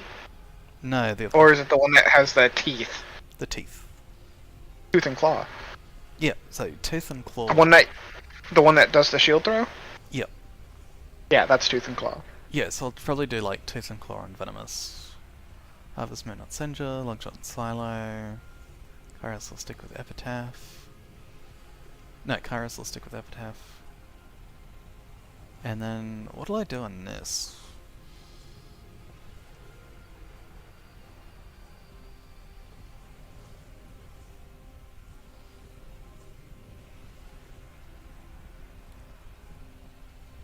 I mean...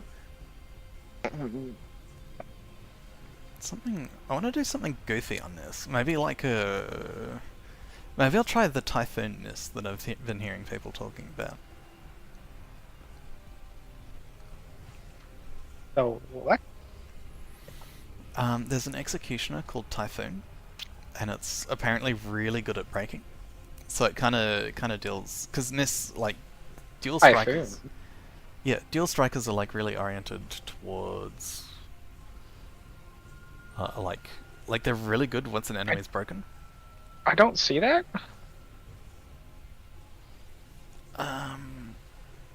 Maybe people talking about Typhoon are actually talking about the Tempest shotgun. Well, because I know that dual swords, like dual long swords, is a weapon type in the game because it clearly states that in the skill list for mastery. But there's not. There's dual daggers, but that's it. Yeah, dual strikers is what it calls them. Well, Because all you... Oh. yeah, I'm just gonna No. relog because I was coming up on like 10 minutes stuck trying to load. Yeah, because there's there's 3 sword and shield, 2 two-handed swords, a 2-handed scythe, 3 daggers, a rifle, a rifle, a rifle, a rifle, rifle. So there's so many weapons that they haven't even put in the game yet. Yeah. That the game references. Yeah. Be right back. Feel free to go do the Molten Spectra farm without me while I'm queued. I do want to tag along for the first, but it's up to you if you want to go solo.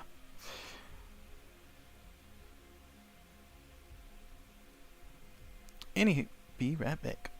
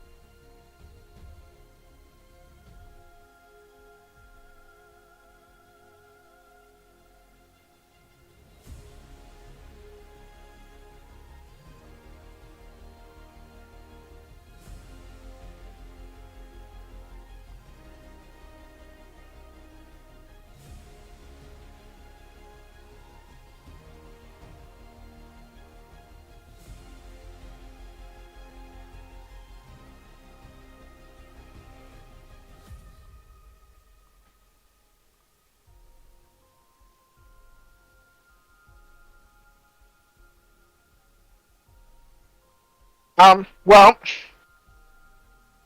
there's a queue because they were very underprepared.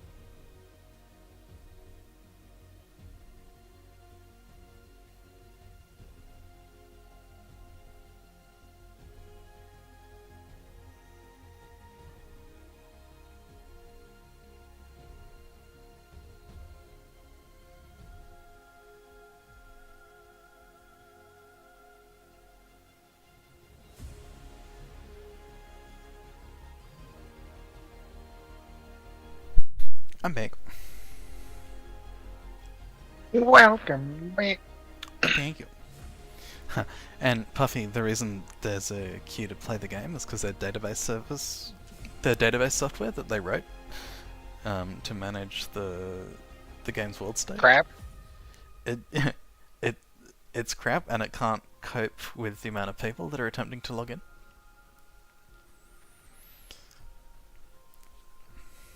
So yeah, the purpose of the queue is actually just to throttle the amount of people that are logging in. There's no actual user cap.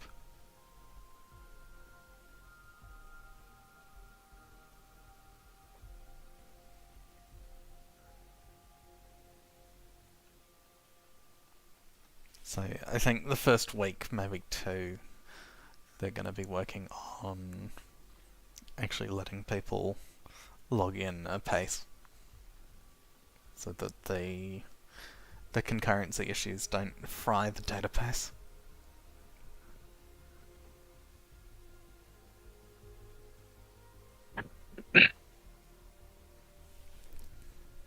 I've just been sitting here doing nothing.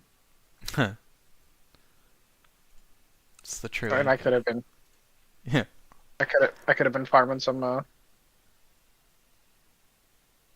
I could have been farming. It is getting late. Like, I know when I start getting tired, I start losing motivation, and I kind of just like run around in circles. I just didn't want to be alone.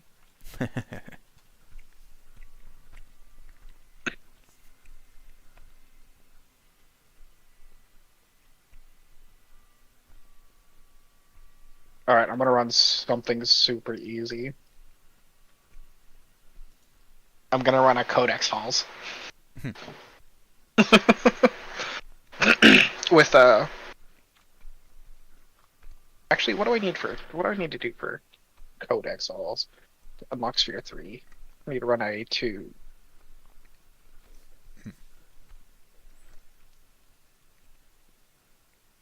I've been improvements.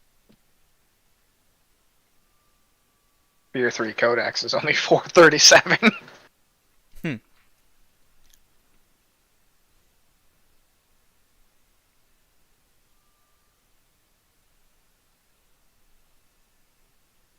Maybe I'll do a solar. No. Maybe I'll do a solar flare.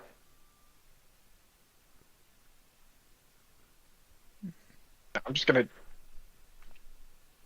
do this in an easy way. I'm just gonna do Codex Hall Spheres 1 with a heat wave. No matchmaking. I'm just gonna go in by myself. Yep. I want to knock this shit out.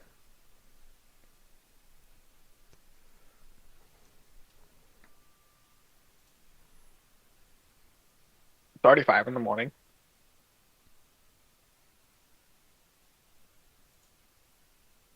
Now I'm too invested.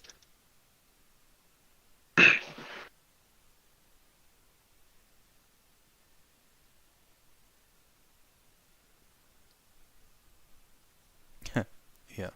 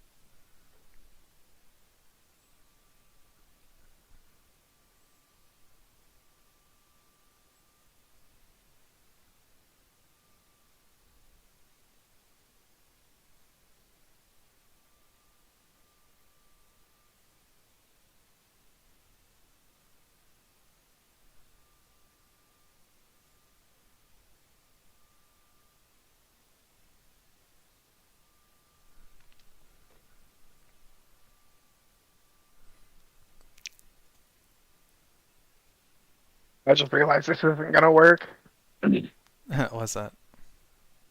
it's too low level. Oh yeah, because you're not getting the glimmering stuff. I'm just getting the basic ones, Yeah, and that's not good. that's not good at all. Good. I might as well finish this though, so that my imbuement doesn't go to waste. Huh, yeah. Hmm.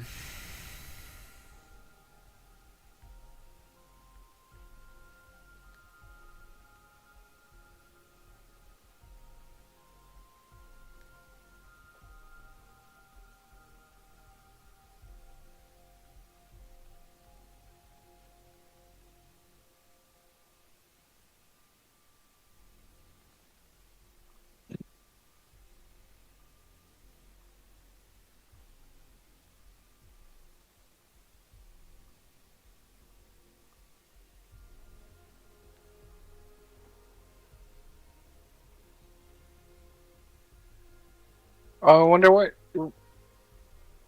I have to do. Do I have to like be on at least Sphere 2, Sphere 3? Does it have to hit a certain power rating? I would assume it is based on power rating. But I mean, like, Sphere 4 Codex isn't too difficult.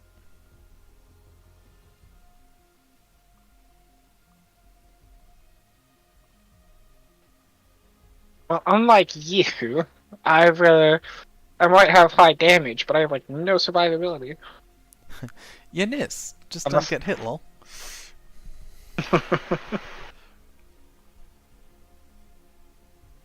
I'm only taking 2 damage from the tick of Heatwave. Yeah.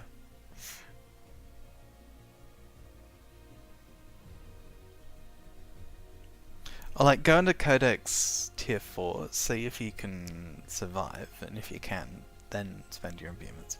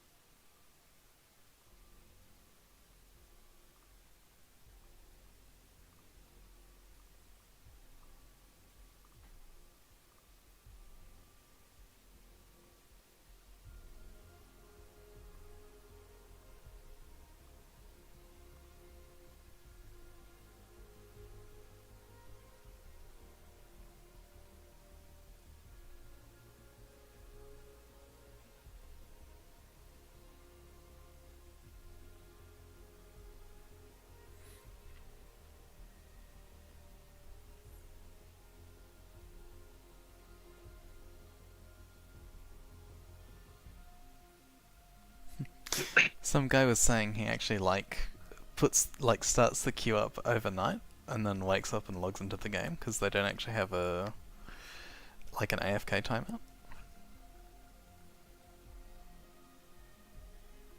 Yeah, they do. Did you run into it? I've been kicked for being AFK, and once you hit login and you join the queue, it instantly logs you to the game once the queue is done. Hmm.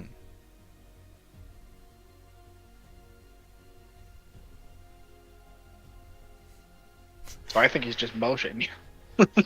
Yeah, it seems like that. Oh, he's running a script where he like jumps up and down intermittently. Okay, yeah. If you set it to run every 10 minutes and it, jumps, yeah. I could see that probably get you banned though, because you're technically botting. Yeah, and it's antisocial as fuck to like queue hog basically.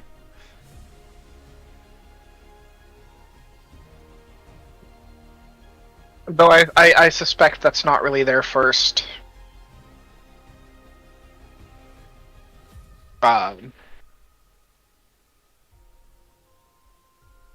priority, highest priority right now. I say the highest priority there is to fix the servers so people can actually play, and then fix all the exploits and shit people are doing. You know, like our cheese for the first. Yep. Can't wait for the incoming Wingrave nerfs.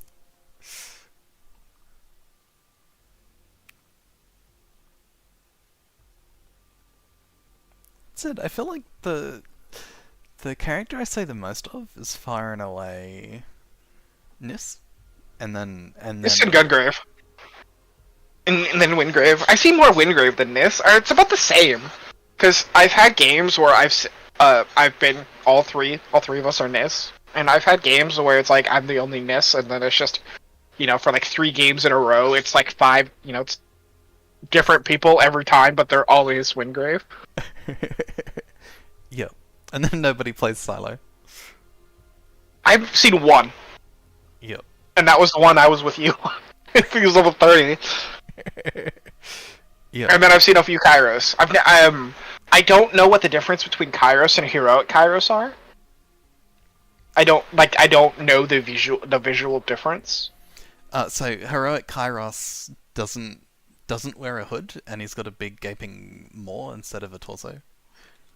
Okay. Well, I actually seen somebody then, because they must have been using the default everything except the head. Yep. Because you can change which parts you're using. So Yep. yeah, I think he might have been using the base everything and then just like took the hood off. Yeah. Okay. And what is the difference in their skills? Do you know? Skills are exactly the same. There's just a difference in base stats, which I am looking up now. I guess it's more or less the exact same as like Warframes. Yeah. The higher base stat, the primes have higher base stats. Hmm.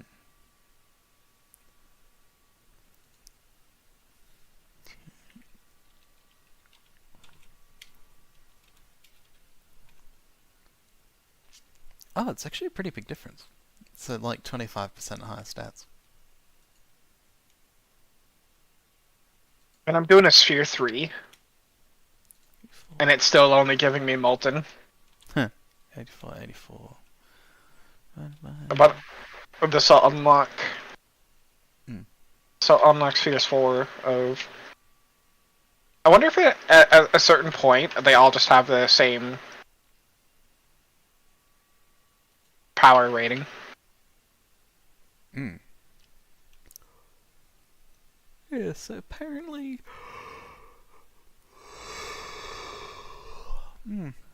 Across the board, Heroic Kairos has 13% higher stats, but his ability power is 25% higher.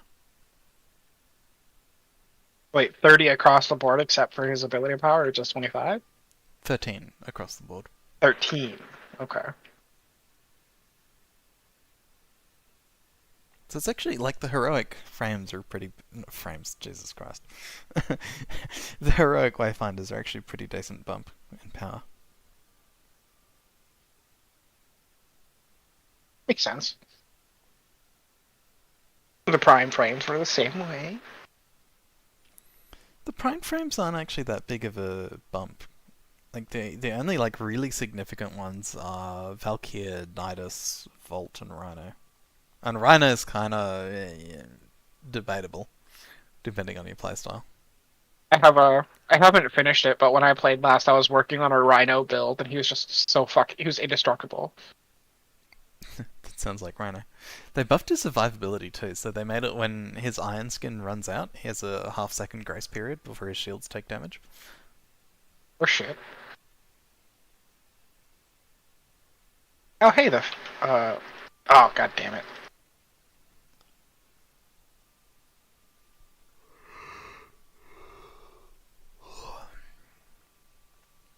Basically, because they implemented a system called Overguard, and they made it so that, Iron Skin, Frost's Icy Avalanche, and some new abilities all do Overguard. It's like if you have an ability that puts a damage shield on you that absorbs all damage, it gives you this new Overguard thing. And they introduced a new frame called Kalevo, and his entire survivability kit was based entirely on Overguard. So he would get to like level 300 and then just die immediately. So they gave him a little bit of a grace period where he doesn't die immediately. Which is nice. So he's actually fun to play now.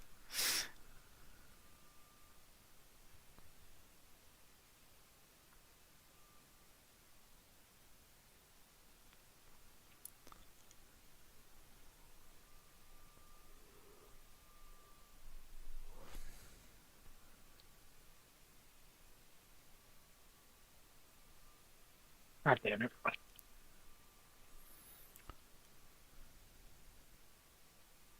Oh, I didn't even see that somebody was here. Well.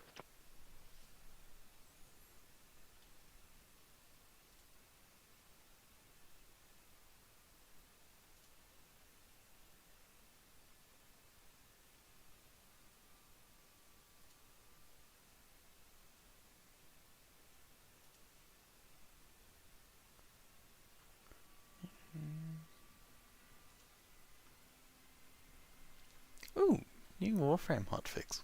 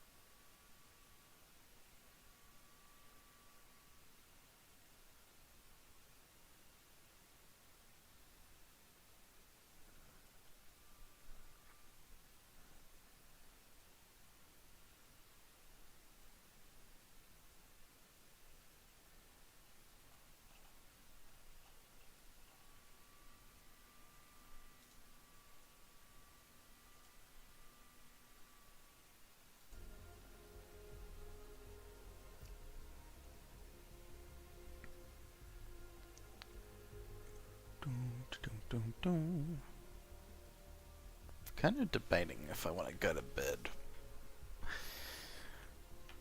So if I do, I think it'll wind up just being a nap. I should be going to bed. It's already 5:30. Jeez. I will be responsible, and I think I am actually, because I am getting tired and I want to write up. I'll make a, like a farming coordination spreadsheet that'll keep track of which bosses everyone needs to do. And when I'm done with it, I'll DM it to you on Discord. All right. Yeah, so that's it for me. Thank you everyone who tuned into the stream. I'm gonna go to bed, and I'll be streaming again tomorrow because this is my life now. Just Wayfinder all day, every day. See ya. That was like an 11-hour stream. That was a pretty good run. Yeah, I think like for the next 2 weeks, it's basically just gonna be Wayfinder.